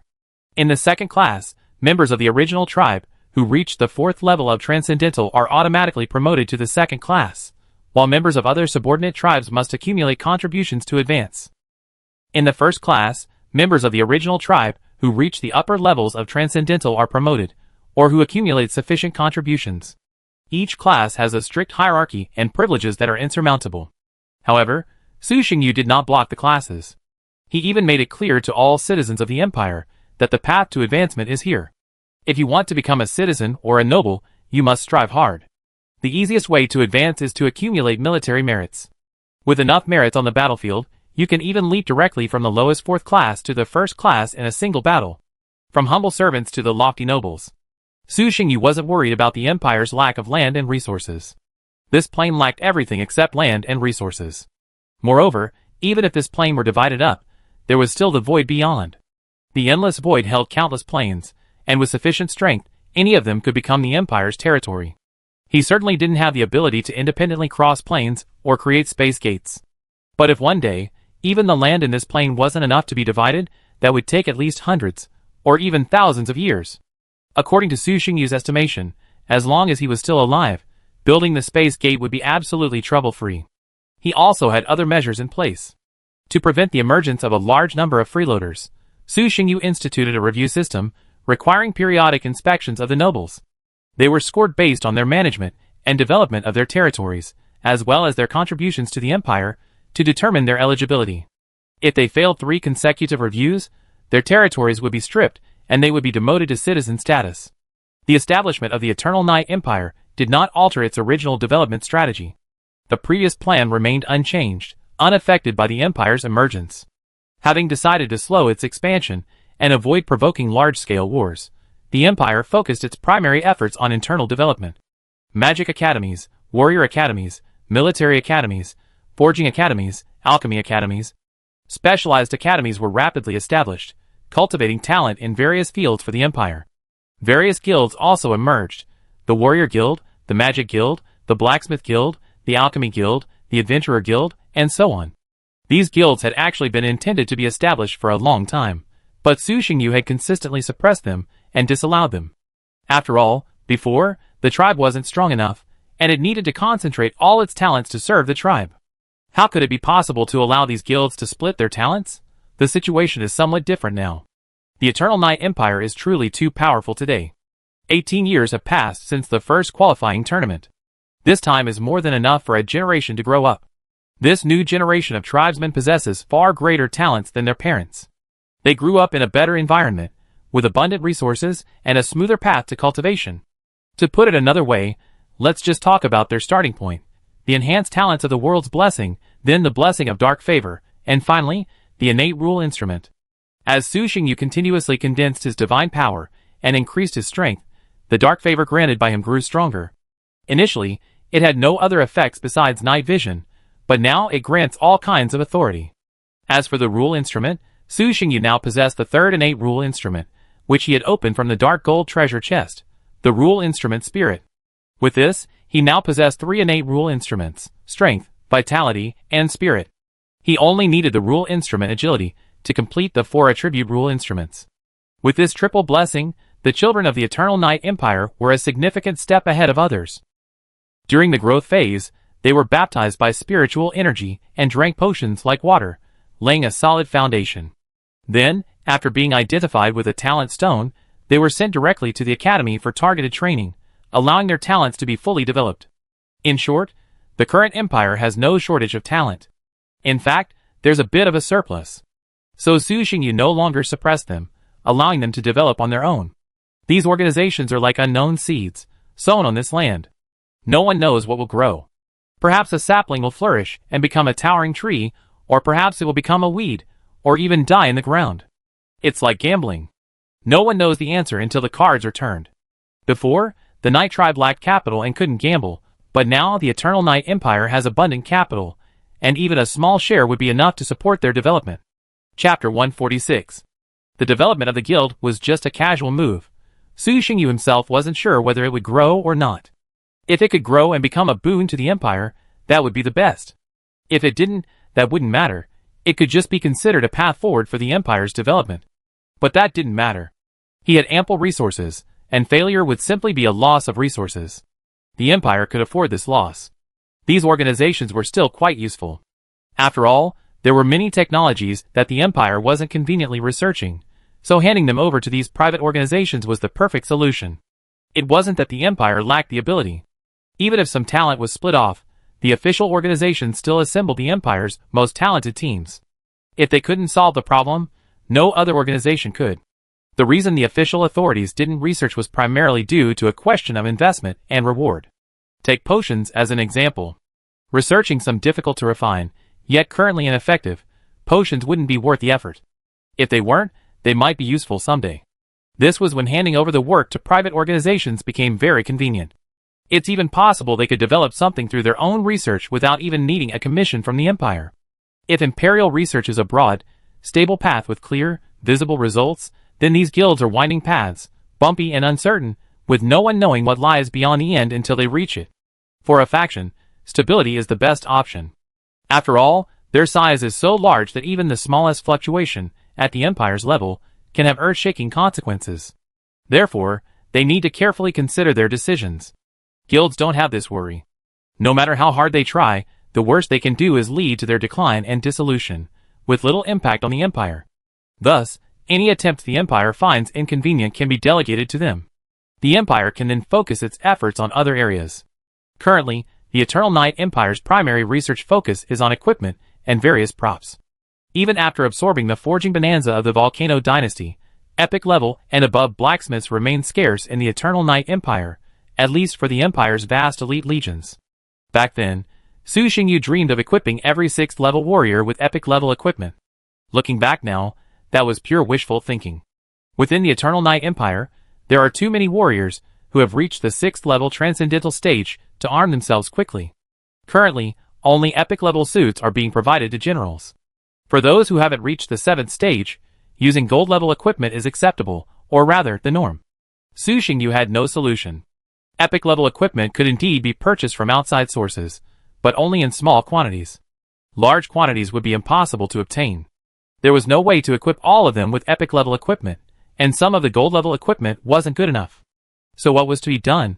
Su Xingyu came up with the idea of upgrading gold level weapons and equipment, improving their effectiveness, widening the gap with ordinary gold equipment, and narrowing the gap with epic level equipment. This was no simple task, and even for the Eternal Night Empire, it was unrealistic to accomplish it in a short period of time. After all, increasing effectiveness often increases the difficulty of forging. Don't let it become more difficult than forging epic equipment. That would be worse than not upgrading at all. So, a balance must be struck. The upgraded equipment should be more effective than ordinary gold level equipment, but the forging difficulty should be within the capabilities of a gold level forger. In addition to researching equipment, there are various other items, the most important of which is the magic cannon. As the Empire grows in strength, the opponents encountered become increasingly powerful. The epic level magic cannon is no longer effective, and can no longer maintain its once overwhelming advantage. So, it must be upgraded to a legendary level magic cannon. A single volley from that can annihilate even a 7th level warrior. Of course, that assumes it can hit the target. With the keen perception and extreme mobility of a 7th level warrior, it's impossible to hit them unless the firepower covers the entire area. To achieve firepower coverage, at least hundreds of cannons are needed.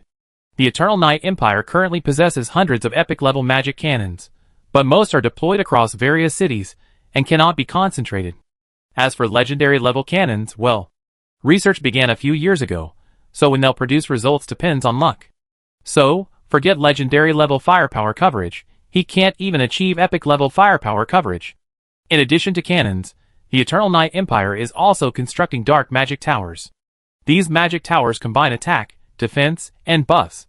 Dark Tower type, special building. Level, epic. Effects. 1. Concentrated attack.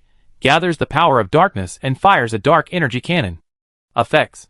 2. Dark barrier.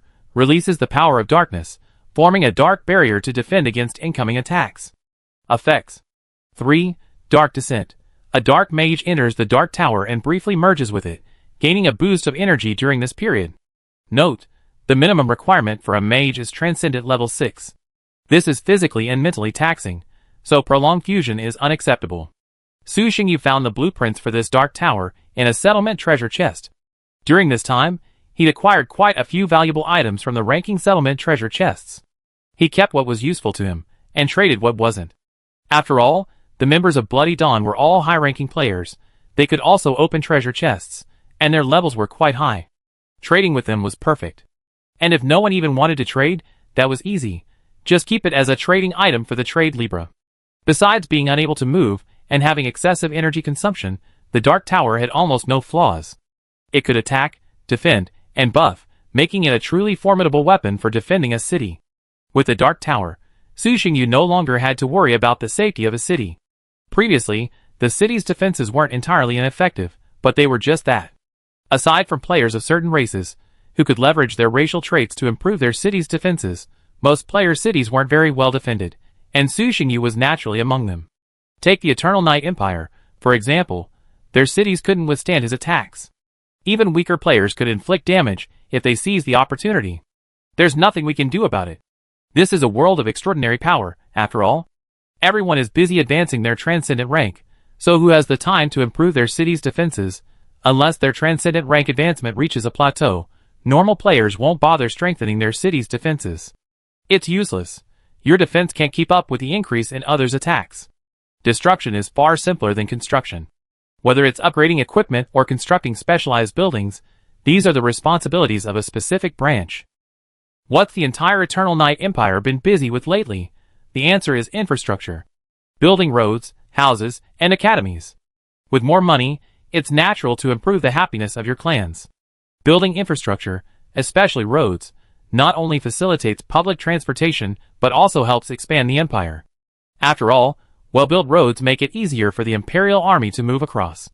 This reduces the difficulty of deploying troops, and in turn, expands the Empire's reach. Speaking of this, we have to mention the changes in the military. As warriors advance through the ranks of the Transcendent, the military types are becoming increasingly diverse. In the past, the legions of the Eternal Night Empire generally wore heavy armor and possessed defensive attributes, primarily focusing on defense. Now, however, things are different. Due to these diverse characteristics, the Imperial Army now boasts a wide variety of military types. Defense, attack, reconnaissance, high-burst lethality, efficient clearing, high-speed cavalry. The various types of military types make up the current Imperial Army, focusing on comprehensive capabilities. However, this also led to a problem. Command became more difficult. Compared to the heavily armored armies of the past, today's armies are significantly more difficult to command. Simply put, those warriors before were defensive units, simply pushing forward, knowing their defenses couldn't be penetrated, fearing death, and having a high tolerance for error. Now, things are different. While the army's soldiers' defenses are also strong, compared horizontally, they are clearly inferior to defensive units, and their survivability is also lacking. Their tolerance for error has decreased. This means that if they are misled, they could easily be severely damaged by the enemy in an instant.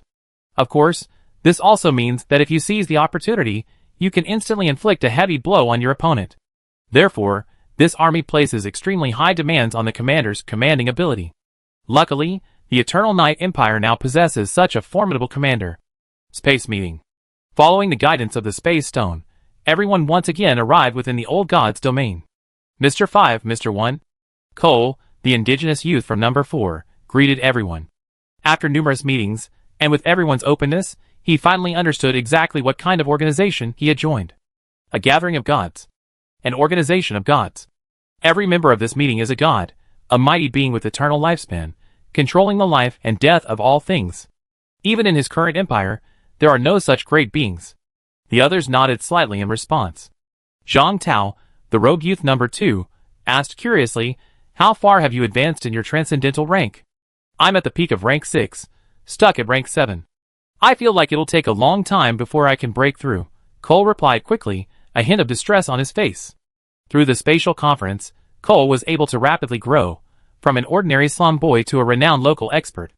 After all, his talent was already quite good, and with the occasional small gifts from the crowd, and the knowledge of cultivation practices that were relatively secretive to ordinary people, it was natural for him to grow so rapidly.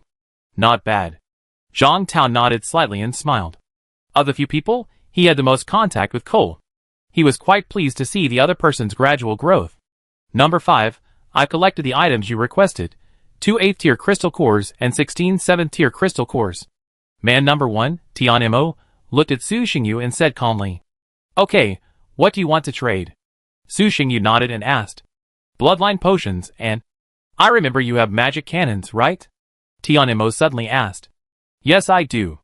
Su Xingyu nodded and said, but with what you have, I'm afraid you can't exchange it for many. As a special item that can be mass-produced, the value of the magic cannon is only average among items of the same tier. Even so, with what Tianmo offered, it wouldn't be worth much in exchange. I want the 6th tier one. 2/3 for the cannons, 1/3 for the bloodline potions. Is that okay? Tianmo thought for a moment and replied. Okay. Su Xingyu was fine with it, considering it was all renewable resources. He then discussed the transaction with Tianmo. Do you want more life source? Tianmo asked again. What tier? 10,000 units of tier 7, 2,000 units of tier 8. I'll take them all. Su Xingyu gave him a serious look, a hint of curiosity. Being able to produce tier 8 life source is no mean feat. It means the other party possesses at least one legendary plant. After completing the transaction with number 1, Su Xingyu looked at the silver-haired woman in number 3. I found the barracks blueprints you requested. I also found what you requested, the silver-haired woman replied calmly. To facilitate transactions, before each meeting ended, everyone would inform the others of their needs so they could collect them. If there's a quantity limit, someone will be directly designated to avoid collecting multiple items. Before the last meeting ended, Su Xingyu and the silver-haired woman from number 3 mutually agreed on an item. Su Xingyu completed his trade with number 3, and several more trades followed. The main trading partners were numbers 1, 3, and 5. Although number 4 had reached level 6, he was still far behind the others, and couldn't offer any useful items. Number 2, on the other hand, occasionally produced some impressive items, but the quantity was usually limited. This time, the spatial item produced by number 2 was once again divided between Su Xingyu and the silver-haired woman from number 3, each taking half. As Zhang Tao's strength increased, the spatial rings he could craft grew larger. It started out as 1 by 1 by 1, but now it's 20 by 20 by 20. 8,000 cubic meters, that's an incredible amount, enough to transport a lot of supplies. Trading spatial rings was a very profitable business for both of them. Whether for personal use or to trade, others might be hesitant to trade freely, fearing being targeted. After all, spatial items are still extremely scarce, and no one has yet achieved mass production. Without any skills, being harassed would be a real challenge. These two, however, were completely unafraid, simply because they were incredibly strong. Given their strength, it was already a good thing they didn't rob others. As for others robbing them, no matter how precious a spatial item is, it's not as valuable as your own life. Chapter 147. Time flies. Amid steady progress, the eve of the regional qualifying tournament quickly arrived. The entire elementary realm was bustling once again, especially the information exchange channels. Ever since the regional communication channels were connected, players' chats have increased significantly, sometimes even arguing over matters completely unrelated to them. World Communication Channel Eastern Region. After all this wait, the regional qualifying tournament is finally about to begin. I'm really looking forward to it. What are you looking forward to? Have you qualified? I wonder how this qualifying tournament will be conducted. Will it be like the first one, with random qualifiers and then precise rankings? Probably not. The first one was done that way because there were so many players that they had to screen out some of them. This regional qualifying tournament is different. By that standard, it's doubtful that our entire region will even have 30,000 players participating.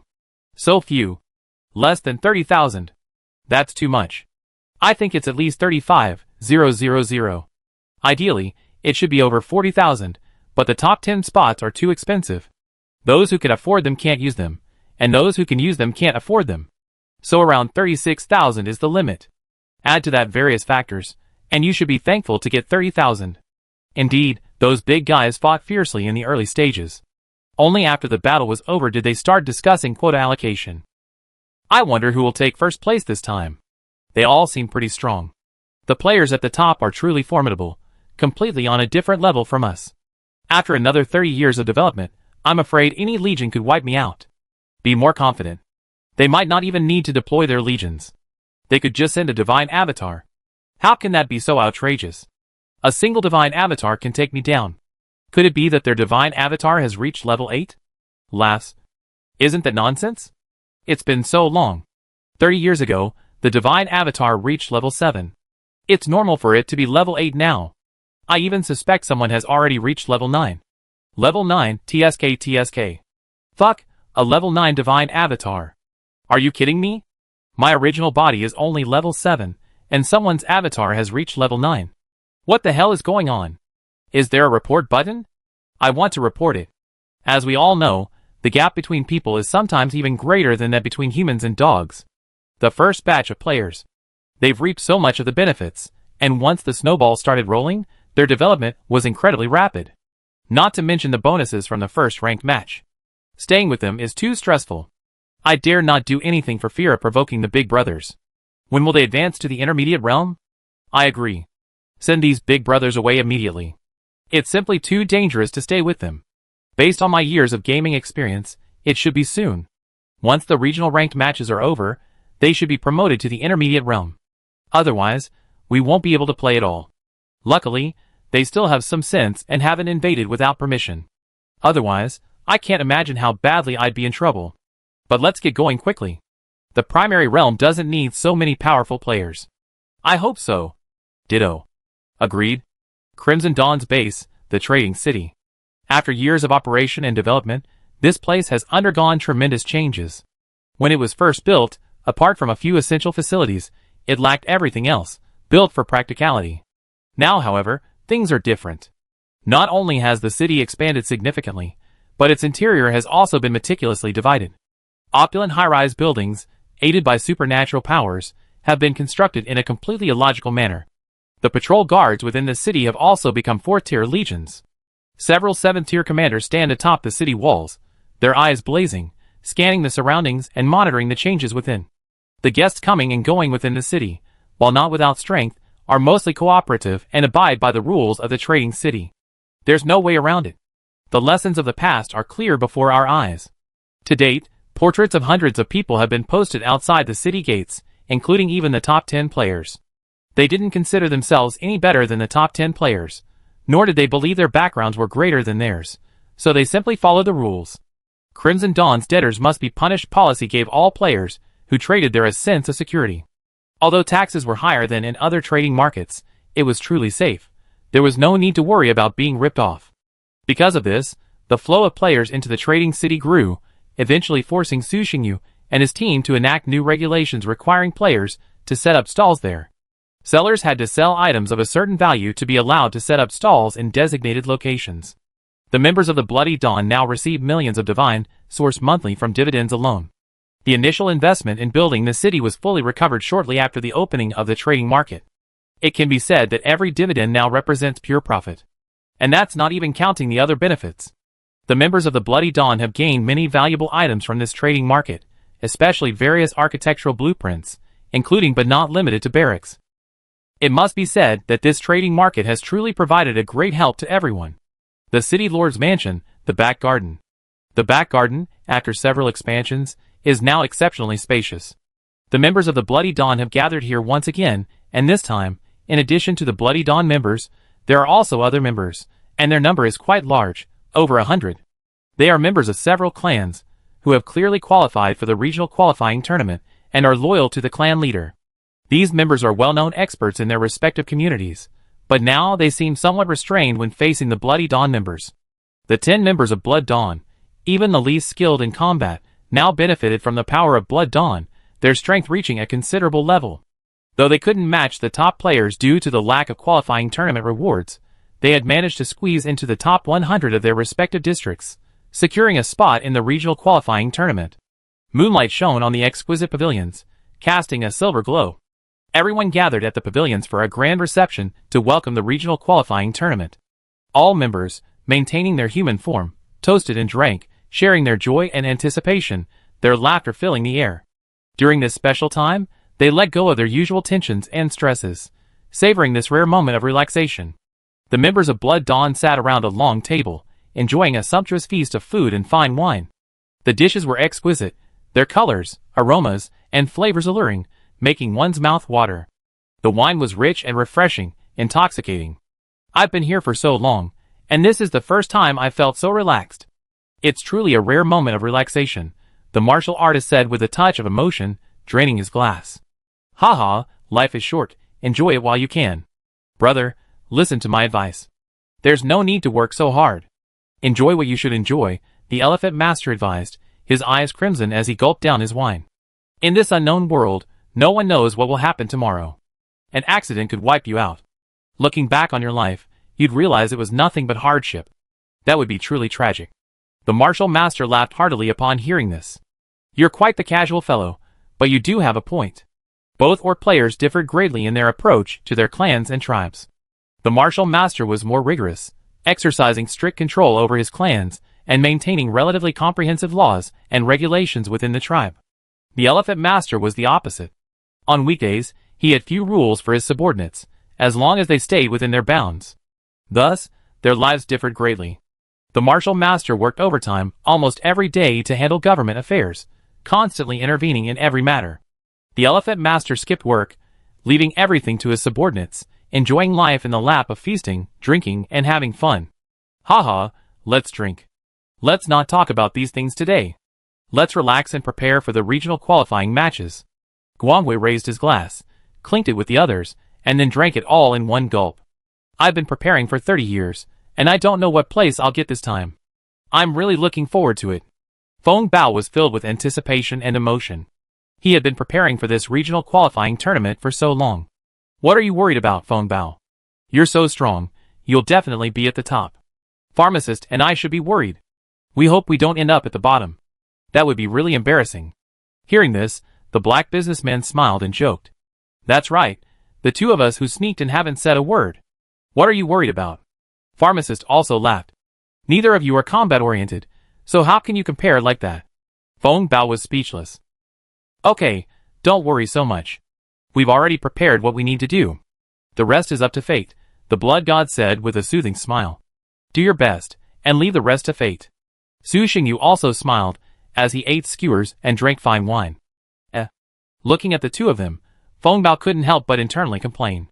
You two are both top-ranked in the district, and your strength is strong enough. Of course, there's nothing to worry about.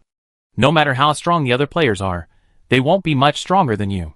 They're all roughly on the same level. According to other players' speculation, the intermediate realm should open after this qualifying round. If that's true, those of us who rank high will definitely be the first to advance. The teacher suddenly laughed. It's not a big deal. As long as you're strong enough, it doesn't matter where you are. Honestly, I'm even looking forward to it. The Elephant Lord was unconcerned.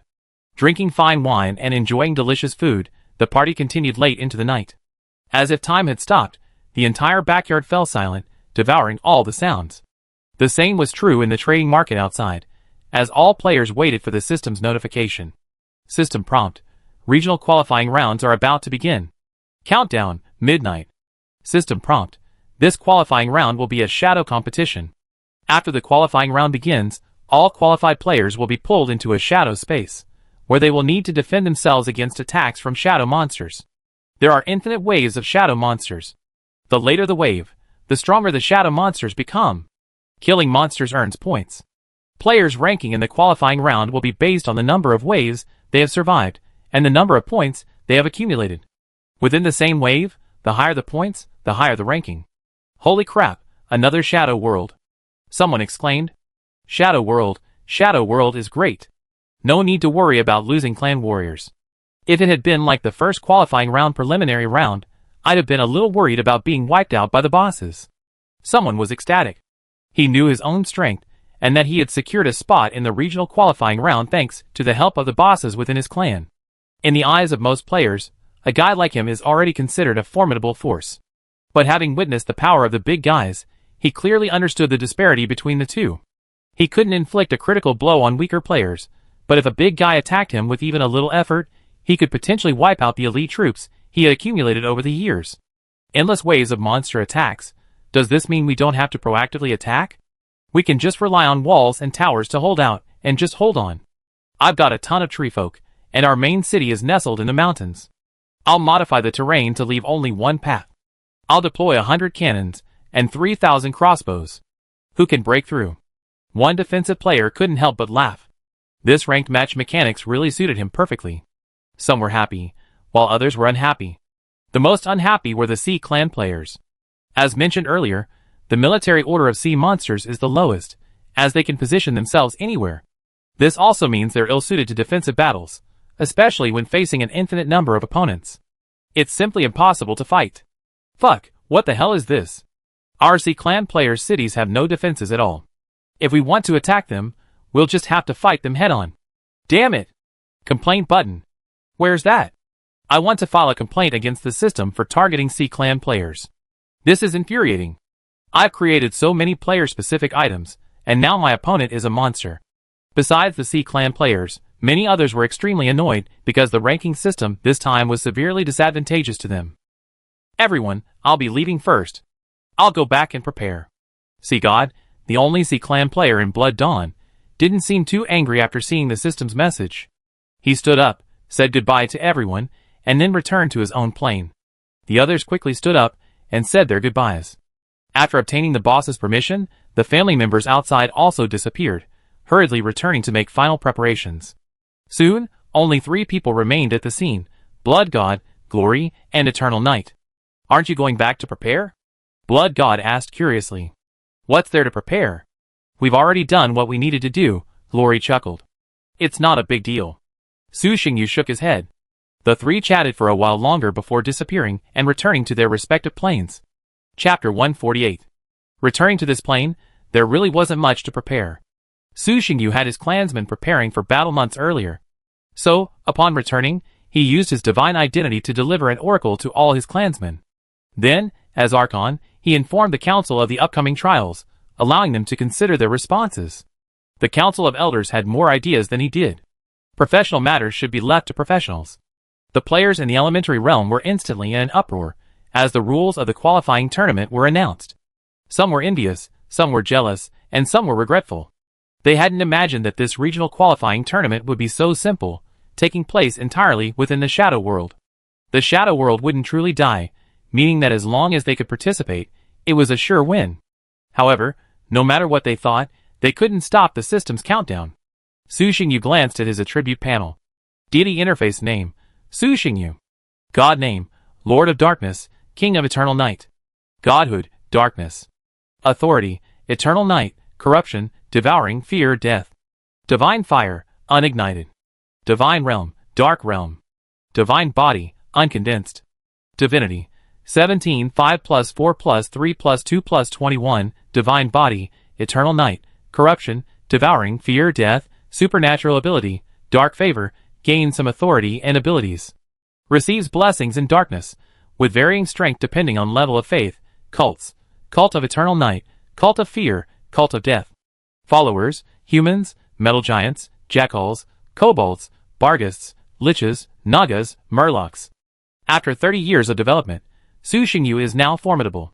Divider, and 15 seconds. 0:00:6. 0:00:1 as the system countdown reached 0. System prompt. Player has entered the Shadow World. Note: the time rate within the Shadow World has been adjusted to 1:300, without any change in the surrounding environment. Su Xingyu and the entire plane were silently pulled into the Shadow World. System prompt. The first wave of Shadow Warriors has appeared. Players must slay them all or hold out until the timer expires. First wave, 19 time. 7:20:00:00. Far away, at the border of the Empire, southwest of the Kanglan River region, over the desolate land, a thick fog descended from the sky, enveloping the entire Empire. The next second, the fog surged wildly, and a small, green-skinned monster emerged from it. Soon, hundreds of thousands of green-skinned monsters gathered outside the fog. They wore tattered armor, wielded wooden-handled maces, their faces grim, their eyes blazing red, and their bodies covered in rough green skin, like the embodiment of nature's wildness. They let out a deep roar, as if announcing the coming of disaster. These were the lowest race in the monster world, the green-skinned goblins. But unlike ordinary goblins, these goblins generally reached the 3rd level of strength, with a small number of mid-level transcendents among them. Before the green-skinned goblins could show off their arrogance for too long, the fog behind them surged again, and soon, towering figures emerged. Ah! Also green-skinned, but darker, they stood over 4 meters tall, massive, with bulging bellies and 2 heads, one large and one small. Two-headed ogre. Over 10,000 ogres emerged, their transcendental rank generally reaching the mid-level, including a 7th-level epic ogre leader. As soon as they emerged from the fog, one ogre drooled at the sight of the green-skinned goblin before them. It stole a glance at its leader, but saw it wasn't looking at it. Then the ogre reached out and scooped up a goblin. Terrified, the goblin was about to roar when the ogre casually crushed it. Crack! The goblin's neck shattered, its head tilted, and it died instantly. As it stripped its armor, the ogre tore off a leg and began to devour it. Before the battle even began, in a single encounter, thousands of goblins had fallen to their own comrades. Roar! The ogre leader, irritated by his men attacking the goblins, roared angrily, "Stop! All of you fools, stop! Those are your subordinates, not your food." At the ogre leader's roar, the ogres attacking the goblins immediately stopped, their eyes filled with fear. "Follow me, charge forward, and kill every creature before you." The ogre leader roared again, leading his ogre army and hundreds of thousands of goblins toward the nearby border city. In a flash, they reached the city walls, where the defenders were well prepared. After all, Su Xingyu had issued a divine oracle yesterday, notifying all his followers, including the affiliated monster tribes of the Kanglan River region. Thus, under Harvey's instructions, the Monster Alliance deployed troops to the border city, reinforcing its presence. This is the Kanglan River region, and the garrison is naturally composed of monsters, numbering a staggering 50,000. Gnolls and kobolds are the primary garrisons, and these two races still dominate the current Monster Alliance, accounting for over 70% of the total. Ogres and these goblins? Gazing at the greenskin army below the city walls, the defenders on the walls were all surprised. Ogres are fine, they're still somewhat capable. And what kind of trash are goblins? Since when have they become worthy enough to challenge them? Fuck. A bunch of trash. How dare they attack us? Bomb them! The Jackal garrison commander was furious. Before the greenskin army could even get close, he ordered his gunners to take aim and fire. As a border city of the Empire, it must face external enemies head-on. It is equipped with dozens of epic-level cannons, and hundreds of 2.0-level gold-level mana cannons. At the command of the garrison commander, hundreds of magical cannons unleashed their fire. Boom, boom, boom.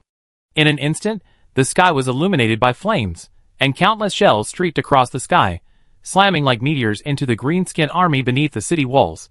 Ogres and goblins, stunned by the power of the shells, fled in all directions, trying to avoid the deadly attack. However, the magical cannons were too powerful, and their range was too wide, making escape impossible. Goblins and ogres alike were instantly shattered once struck. Flesh and blood flew everywhere, and severed limbs and arms littered the ground. The screams of ogres and goblins echoed one after another, forming a mournful symphony. The defenders on the city walls watched this scene, all of them smiling with satisfaction. That's how it should be. The weak goblins dared to offend the Eternal Night Empire. This was their fate. The artillery fired 10 full rounds of conventional fire, scattering the greenskin army. Tens of thousands of greenskin warriors perished instantly, galvanizing the goblins, and nearly forcing them to retreat.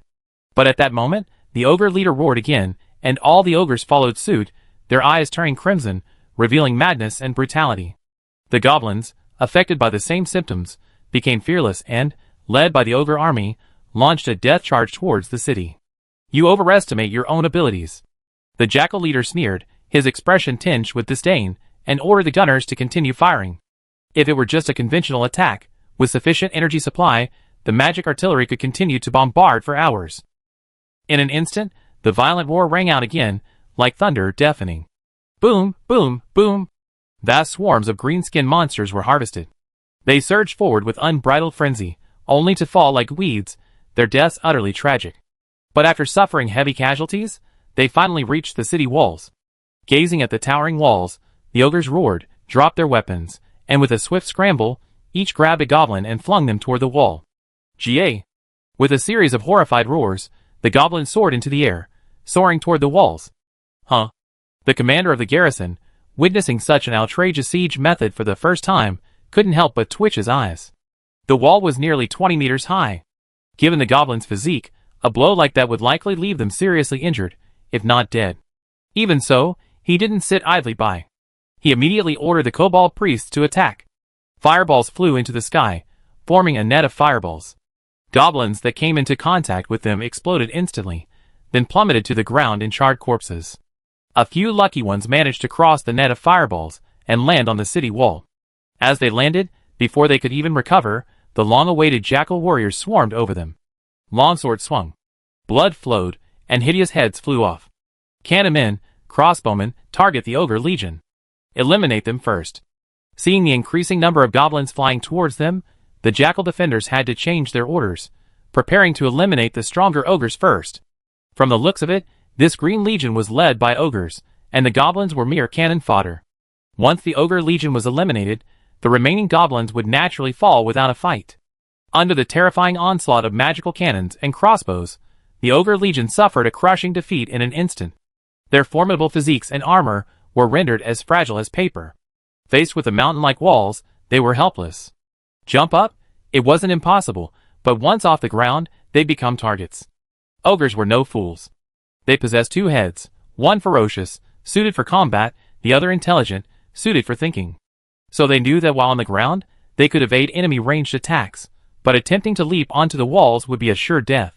After a while, the Ogre Legion's warriors, deliberately targeted by the Jackal Lords, were wiped out by 50%. Even so, the Ogre Lord gave no order to retreat.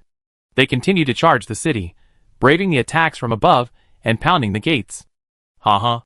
You're truly fearless.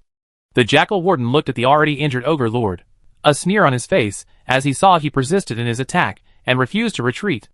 Courage was commendable, but strength was insufficient. So he ordered his gunners, elite gunners, over limit strike, target the Ogre Lord. The magic cannons unleashed their full force, a terrifying convergence of energy beams at such incredible speed that the already injured Ogre Lord had no way to avoid it, and could only take it head-on. It roared, its body aglow with a blood-red glow.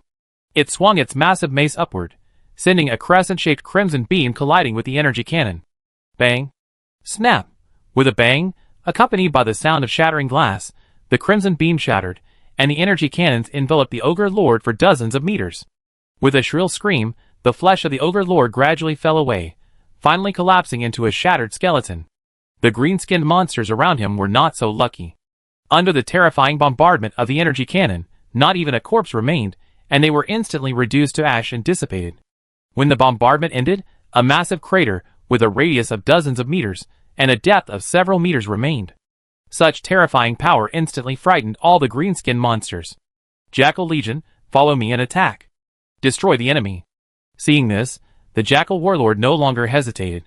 He immediately made a decisive move and led tens of thousands of Jackal warriors into a charge. This Jackal Legion was divided into two levels. 2,000 Dark Jackals, who had undergone the complete corruption and transformed into dark creatures, and the other 8,000 were ordinary Jackals, who had undergone the incomplete corruption and transformed into half-dark creatures. As for the original Gnolls, sorry, they're too weak and not brave enough to be Gnoll warriors. They've already been assigned to production. Whether Dark Gnoll warriors or regular Gnoll warriors, their transcendental rank has reached at least the 4th level. This is perfectly normal. After enduring such agonizing hardships and having ample resources, if they still can't advance to the intermediate level, they might as well find a piece of tofu and die. As the city gates opened, the once somewhat bewildered green-skinned army surged forward like fireflies finding a light in the darkness. Die! The Gnoll leader sneered, sweeping forth his long sword. A black blade, brimming with the Legion's power, stretched over 100 meters, like a death scythe, reaping the lives of the enemies before him. With a single strike, hundreds of greenskins were slain. The Gnoll Legion's warriors swung their swords continuously, their fighting spirit surging forth, unconcerned with the depletion of their internal fighting spirit. Blade energy swept across the battlefield. The Jackal warrior's gaze was as cold as ice. He advanced, swinging his blade continuously, sending the green-skinned monsters falling in droves. The Ogre warriors were no small force, but they seemed vulnerable to the Jackal warriors' attacks. Their bodies were ripped to pieces by the blade energy, and flesh and blood flew everywhere. Blood stained the entire battlefield, alternating between red and green, creating a bloody scene. But surprisingly, even after such a horrific and brutal slaughter, the cowardly goblins did not flee. Instead, they raised their weapons and attacked the Jackal warriors. The result? Naturally, they were slain in a single blow, along with their companions. Chapter 149. The slaughter finally ceased after 2 hours. It wasn't because the Jackal warriors were being kind, nor was it because they were tired, but because the enemy had been completely killed. As far as the eye could see, broken limbs and arms were scattered across the ground, and the corpses of green-skinned monsters stretched as far as the eye could see. The Jackal warriors were drenched in blood, practically transformed into blood wolves, but their spirits were incredibly high, brimming with joy. They had won. However, their joy didn't last long, for at the distant border, the fog surged once more, and a multitude of monsters emerged. The majority of the fighting force remained at level 3, but instead of goblins, they were jackals, and the elite had become heavily armored Minotaur legions. Not long after, fierce fighting erupted here again, down the Kanglin River, at the southern seaport. Here, too, fierce fighting was raging. After more than 20 years of development, the Naga tribe had become the largest power in the region, its rule extending to the edge of the deep sea. The number of dark Nagas reached 700,000, while the number of dark Murlocs exceeded 3.5 million. Their sea slaves were even more astonishing, reaching tens of millions. While a mixed bag, mostly consisting of minor sea creatures, the sheer number alone was enough to intimidate a number of players. It should be noted that even if the dark creatures transformed by Su Xingyu's authority combined with each other, unless both reached a high level, the offspring would at best be half-dark creatures. Furthermore, the majority of dark sea creatures could only be considered half-dark creatures. True dark creatures only accounted for approximately 30%. Thus, their offspring would still be ordinary sea creatures, at best more attuned to darkness and more suited to corruption than normal creatures. Despite this, they continued to roam the sea, sweeping across all the surrounding sea tribes. And now, their challengers appeared again. Densely packed, as far as the eye could see, were sea tribesmen, led by the Serpent People, followed by the big-headed Murlocs, as they launched an attack on the Dark Sea clan's stronghold. Foolish creatures, how dare you offend my lord? You all deserve death. The commander guarding this tribal stronghold was a Dark Naga, who had reached the 7th level of Epic Realm, and was immensely powerful. Seeing these weaklings, whom he normally wouldn't even bother to glance at, dare to attack the Naga tribe, he was instantly enraged and charged out with his Naga warriors. In the sea, because sea tribes can swim freely, ordinary cities are completely defenseless. Furthermore, the weapons of the sea tribe must be specially crafted to withstand the effects of water pressure and withstand undue impact. Currently, all the Naga tribe's equipment was purchased and modified by Su Xingyu. The development of the sea tribes is completely different from that of the land tribes. Under normal circumstances, after the Eternal Night Empire's main warriors replace their equipment, it is given to subordinate tribes for use. The Naga tribe is also a subordinate tribe, but they cannot use the returned equipment. Simply put, the Dark Sea tribes cannot enjoy the technological advantages of the Eternal Night Empire. Thus, their cities, like those of other sea tribes, have almost no defense. To resist the external enemy, there is only one way. Charge out and drive the enemy back.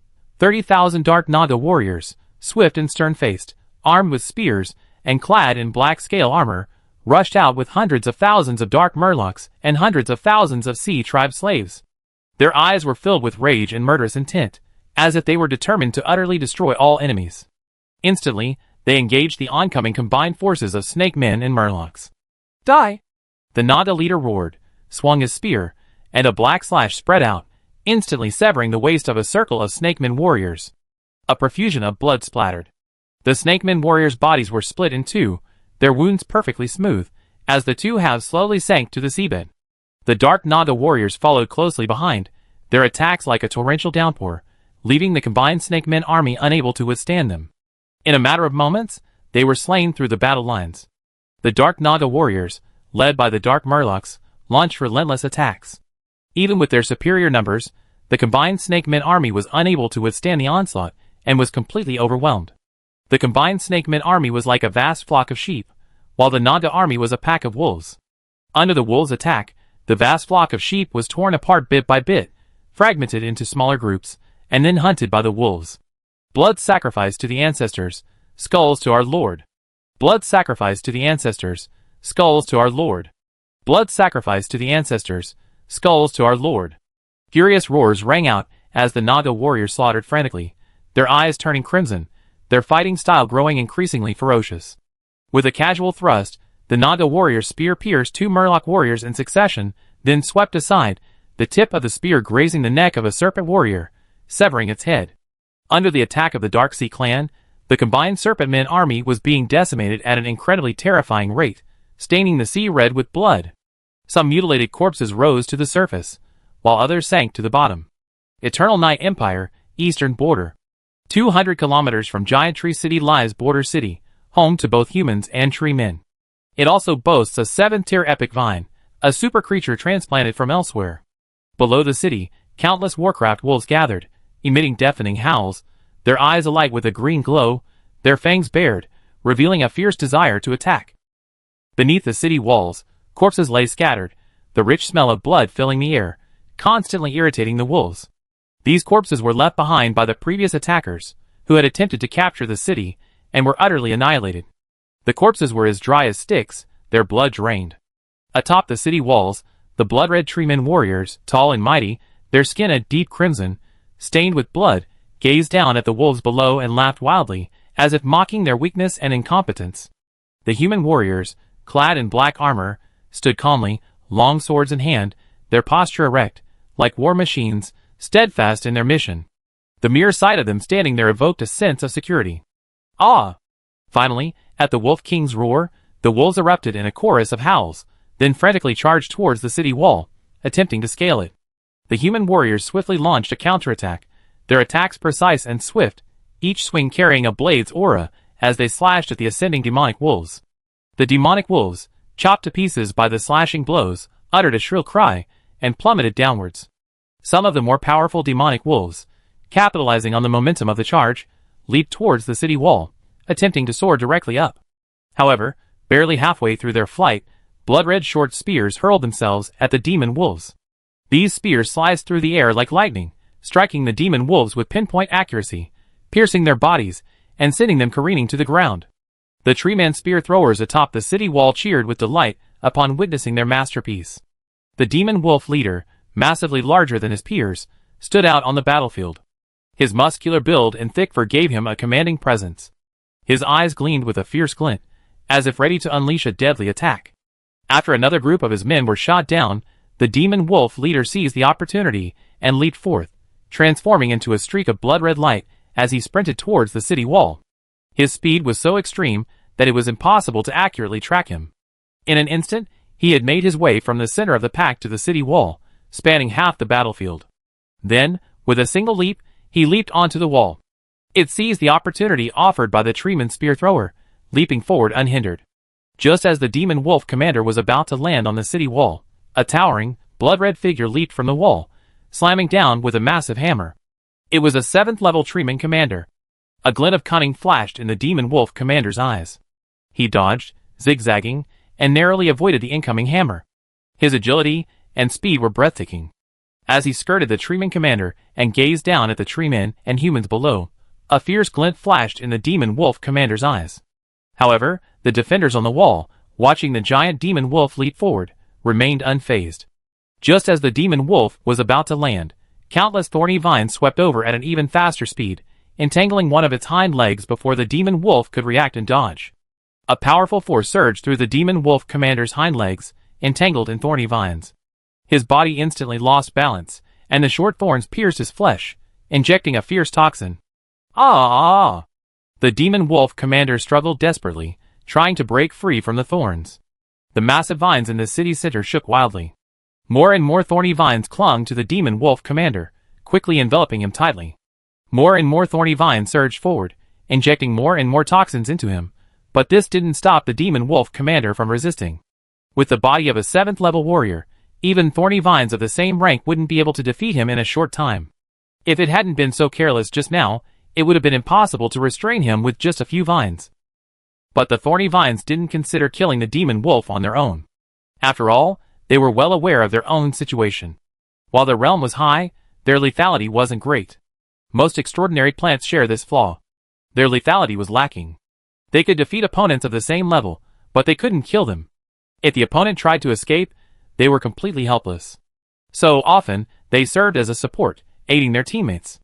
The demon wolf leader struggled violently, about to break free from the vines, when the treeman leader, wielding a massive hammer, rushed over. He raised his hammer with both hands and, under the horrified gaze of the demon wolf, brought it down with all his might. Bang, bang, bang, bang, for consecutive blows. Under the treeman leader's terrifying power, the demon wolf leader's head shattered like a watermelon, and he instantly lost his life. Reaching out to scoop up the demon wolf's remains, the treeman leader grasped them tightly and tore them apart. Scalding blood instantly gushed out. Bathed in the scalding blood, his skin darkened even further. Million victory. Holding the remains of the demon wolf high, the treeman leader roared. Million victory. Million victory. Million victory. With the demon wolf leader dead, the remaining wolves were no longer a threat, and were quickly slaughtered by the combined forces of the black-armored warriors and the treeman warriors. However, before they could even catch their breath, another army of shadow monsters appeared in the distance. This time, it was a combined force of orcs and demon beasts, numbering over 100,000. Once primarily composed of transcendental third-level warriors, they were supplemented by a mid-level legion and a 7th-level orc leader. Destroy them. Roaring furiously, the orc leader led the monster army toward the city. The black-armored soldiers on the city walls calmly prepared for battle, expressionless faces. The next moment, boom, boom, boom, flames shot into the sky. A violent explosion echoed, followed by the shrill screams of the monster warriors. Inside the dark divine realm, through his followers, Su Xingyu sensed the situation across the entire empire's borders. The Eternal Night Empire was surrounded by a wall of fog, and the monsters assigned by the system for the qualifying trials originated from this wall. A steady stream of monsters emerged from the fog and attacked the nearest player's city. Su Xingyu had just taken a quick look and found that there were 8 monster spawning points across the borders.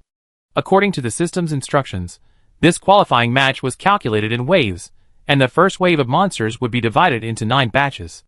Each batch would feature a different shadow monster. Initially, it would consist of a powerful tribe with a large number of warriors from lesser races. As the monsters progressed, their combat power grew stronger, but the transcendental rank remained unchanged, remaining the same as in the first batch. At least that's how it looks now. Su Xingyu wasn't sure if there would be any changes later. Although the army of mainly level 3 monsters had increased in number, it hadn't caused any major trouble for the Eternal Night Empire's borders, nor had they even the strength to launch a serious attack. Thus, Su Xingyu wasn't worried at all. As long as the defending generals didn't make any mistakes, relying on his deployment of the border cities, they could easily withstand the first wave. However, troops still needed to be deployed. The Eternal Night Empire's territory was now so vast that monsters were everywhere. If they weren't eliminated in time, the two groups would eventually combine, which would be quite troublesome.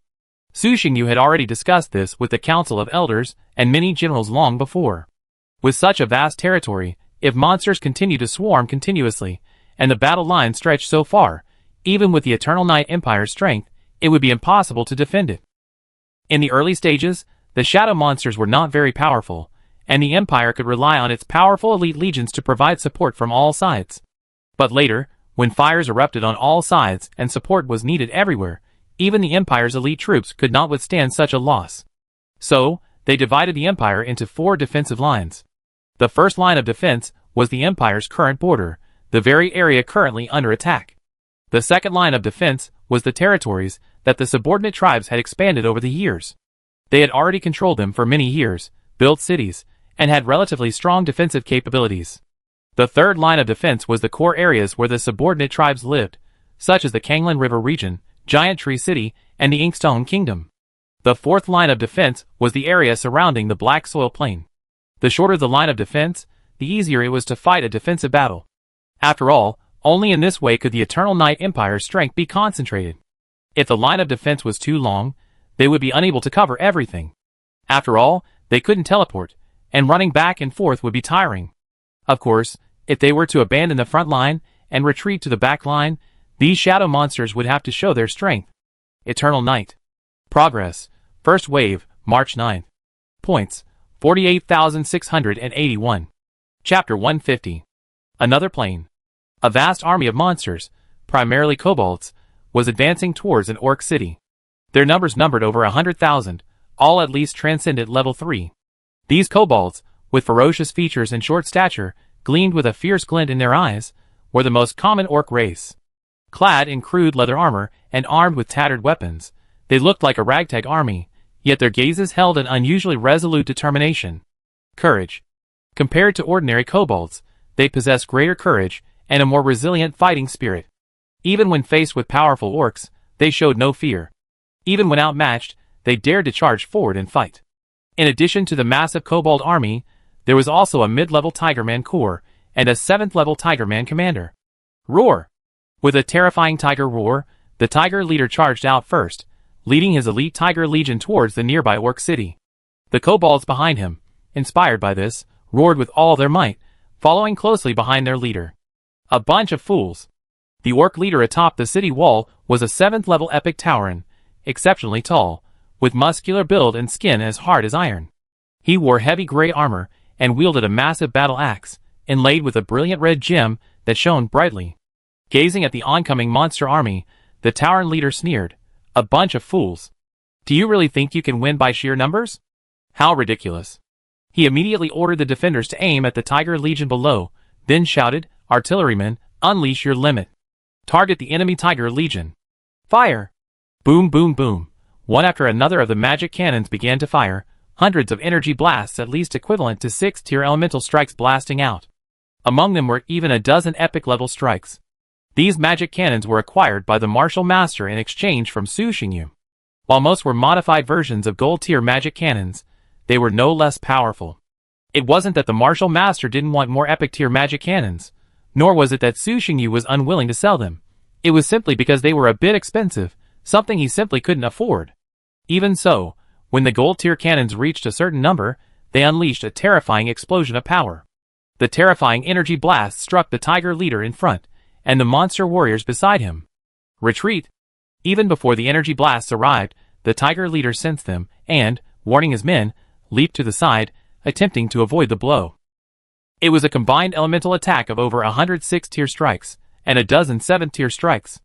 Even if the Tiger commander was a 7-tier epic realm powerhouse, taking the blow head-on would have resulted in only one outcome. Death. However, he was still a beat too slow, and the magic cannon's range was too wide, preventing him from completely escaping. Boom, boom, boom. With a deafening explosion, a path of lava was blasted out from where the Tiger commander had stood, stretching for hundreds of meters. All the Tiger warriors in its path were reduced to ash, leaving not even a corpse. Ouch! The Tiger commander looked at his severed left arm, and roared angrily to the heavens. Swish, swish, swish. A cloud of inscribed arrows descended, ravaging the Tiger warriors whose formation had been disrupted. This magic cannon is excellent in every way, and its power surpasses even normal offensive items. However, its energy consumption is quite high. The Tauren general observed the energy cannon's effects, nodded in satisfaction, and then sighed. It's truly powerful. Combined, even a 7th-level warrior could be annihilated in a single blow if careless. But its energy consumption is truly akin to a crystal-devouring beast. Each shot consumes a vast amount of crystals, and not just low-grade crystals, but at least mid-grade. Under a hail of arrows, the Tiger leader, along with the remaining Tiger and Kobold warriors, forcibly rushed to the base of the city wall, then scaled its height, and engaged in a fierce battle with the defenders. Martial Master. Progress. First wave, for 9th, points, 56,571. On the plains. Hideous-looking, sturdy lizardmen warriors formed orderly formations and advanced steadily. The lizardmen's bodies were covered in dense, dark scales. Their limbs were thick and long, with sharp claws. Their tails were long and slender, making them extremely agile, and even capable of being used as weapons in combat. Led by a group of dragon-blooded giant lizard warriors, the lizardmen warriors charged forward with high morale and swiftness. Not far ahead of the monster army stood a majestic city. Its walls were tall and sturdy, constructed from massive stones, each meticulously polished and tightly joined. Sharp thorns and iron spikes covered the walls, giving them a dangerous and indestructible feel. The city gates were tightly closed, and laid with massive iron nails, making them incredibly strong. Arrow towers and watchtowers towered high into the sky, and soldiers stood atop them, armed with bows and spears, ready to defend against enemy attacks. Atop the city wall, a middle-aged woman, clad in a white holy robe and exuding a benevolent aura, clasped her hands together in devout prayer to the gods. After a moment, she slowly rose, drew a staff, and gazed at the horde of monsters surging below. Raising her staff high, she whispered, "May our Lord purify the world of all filth." Even with the enemy at hand, the entire city's inhabitants suddenly began to pray, "May our Lord purify the world of all filth. May our Lord purify the world of all filth. May our Lord purify the world of all filth." Gradually, the devout voices of the believers spread throughout the city, echoing across the vast plain, leaving a chilling feeling. As the prayers rose, the warriors of the monster army noticed that the light around them seemed to dim. The staff in the middle-aged woman's hand instantly became dazzling, and a divine power erupted, transforming into a radiance that soared towards the heavens. Holy light shone everywhere. The sky suddenly brightened, countless golden rays streaming down from the clouds, like divine light descending upon the earth. These rays, warm and gentle, illuminated an area of dozens of miles, radiating a sacred and solemn feeling. At the same time, several enormous fireballs rose from the sky. They violently surged through the air, devouring and merging with each other. Eventually, they merged into a single, vast blue ball hundreds of meters in diameter, emitting a dazzling light and a fiery aura. This fireball, like the sun itself, illuminated the entire battlefield. Looking up at the blazing sun, a frenzied expression crossed the middle-aged woman's face as she shouted, "Monsters who have lost their minds, be completely purified under the light of our Lord. Judgment Sun Wheel. What is this?" All the monster warriors were stunned. Even with near-zero intelligence, they instinctively sensed the mortal danger. This massive fireball was incredibly dangerous. At that moment, the fireball suddenly exploded, sending thousands of dazzling beams of light hurtling downward. Wherever the beams passed, the monsters began to spontaneously combust. Their faces showed no trace of pain, only fervent devotion. They clasped their hands together, knelt on the ground, and accepted their own judgment. Even the elite dragon blood lizard warriors were powerless to resist and began to spontaneously combust. Ouch! The 7th level dragon blood lizard leader struggled, roaring furiously. He stretched out his left hand, about to strike himself with a claw, hoping to awaken himself with the pain, but his right hand, involuntarily, reached out and grabbed his left hand. In his violent struggle, his body burst into flames. And so, the entire monster army of nearly 200,000, without even touching the city wall, spontaneously combusted. Glorious. Progress. 7 out of 9. Points. 127,865. The sun blazed brightly above, its rays blazing and blinding, seemingly scorching the earth. However, looking down, you discovered a stark contrast on the ground. The ground was covered in a thick layer of ice, its chill biting and shuddering. Outside the icy city, statues of monsters lay scattered across the ground, encased in ice. There were goblins, humans, werewolves, dwarves, all from the previous attacking hordes. Some were still intact, their expressions of terror visible before their deaths. Others still managed to advance, but most had fallen to the ground, shattered into fragments by the subsequent charge of the army. Leah. Progress. First wave, August 9.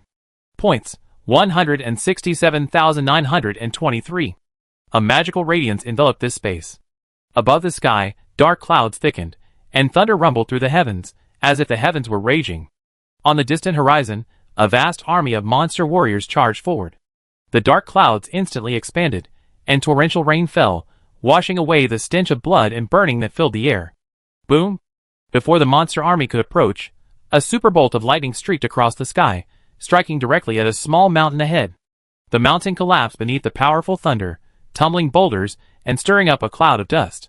Then, the dark clouds rippled violently, and a deep roar echoed, as if some powerful monster were awakening. Under the roar of thunder, the monster army grew even more ferocious. They roared, brandished their weapons, and charged forward. Their footsteps were deafening, as if they threatened to crush the entire space, as if to tell those behind the scenes that such a small trick would not scare them. However, facing the rampaging monster army, the mages atop the city's towers did not retreat. They sat cross-legged on the ground, tightly grasping their magic wands, and muttered to themselves. Boom! Boom! Thunder roared, and dazzling lightning illuminated the entire battlefield. Suddenly, a terrifying red superbolt struck from the sky, its speed so extreme that it left no chance for the enemy to dodge, and it directly struck the leader of the monster army. Under the bombardment of this superbolt, the monster leader's body instantly turned to ash, his spiritual consciousness shattered, and he died instantly. This red superbolt served as a catalyst. The next second, countless bolts of lightning rained down, blanketing the sky like a divine retribution. The monster army was helpless against this sudden wrath. Under the lightning's bombardment, they were either reduced to ash or charred and collapsed, their wails echoing across the battlefield. The entire battlefield was in chaos. The monster warriors fled in all directions, trying to find a way to escape. However, the lightning, like the scythe of death, mercilessly harvested their lives, leaving them with no escape. As time passed, under this rain of thunder, like a baptism of divine retribution, the monster army was completely annihilated, leaving no survivors. Only a pile of charred monster corpses remained on the battlefield. The mingled smell of blood and burning filled the air again. The magician in the tower watched this scene, feeling neither sorrow nor joy.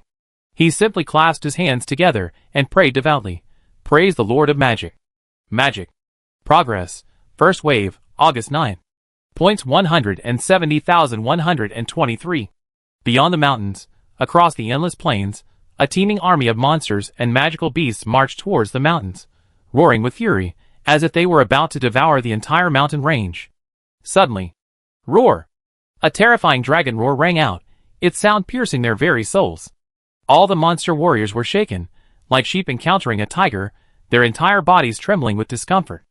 A massive black dragon, over 100 meters long, its scales gleaming and its wings brimming with light, soared into the sky. Facing the monster horde, it opened its bloody maw and roared loudly. Its voice was as thunderous and terrifying as a roar of thunder. The terrifying dragon power on his body burst out wildly, and the air around him seemed to solidify. Even the fearless warriors of the monster army, limited by their life force and the suppression of their bloodline, were forced to kneel before the black dragon. Some of the more timid ones fainted from fear. The black dragon opened its ferocious maw, briefly gathering energy before unleashing a black energy cannon. As it flew, the cannon began to disintegrate, ultimately transforming into an all-consuming black flame. The flame surged like a volcanic eruption, sweeping through the monster army with terrifying, destructive power. Where the flames passed, the monster warriors were reduced to ash, leaving not a trace behind. Amidst the black flames, the monster's screams rang out, agonizing. When the black dragon ceased its breath, the monster army ahead was reduced by 1/10. From its nose, 2 long streams of heat emanated, and it spread its wings and flew forward, killed them all. A small team of 7th-level warriors followed closely behind, tearing through the monster army's lines. Other flying subdragons, imitating their leader, opened their mouths and spitted scorching flames, incinerating the monster warriors below. Under their frenzied attacks, the monster army was quickly routed and driven in all directions. Further behind, the subdragonian legions, Orcish legions, and monster legions also responded to their leader's command, howling and charging forward, closely following the black dragon. They frantically harvested the scattered monster warriors. Ouch! Crack! The black dragon grabbed the 7th-level monster leader with one claw and bit off its head in one gulp. How disgusting! After taking a bite, the black dragon immediately tossed the monster leader's corpse down. TNMO. Progress, First Wave, May 9. Points, 67,231.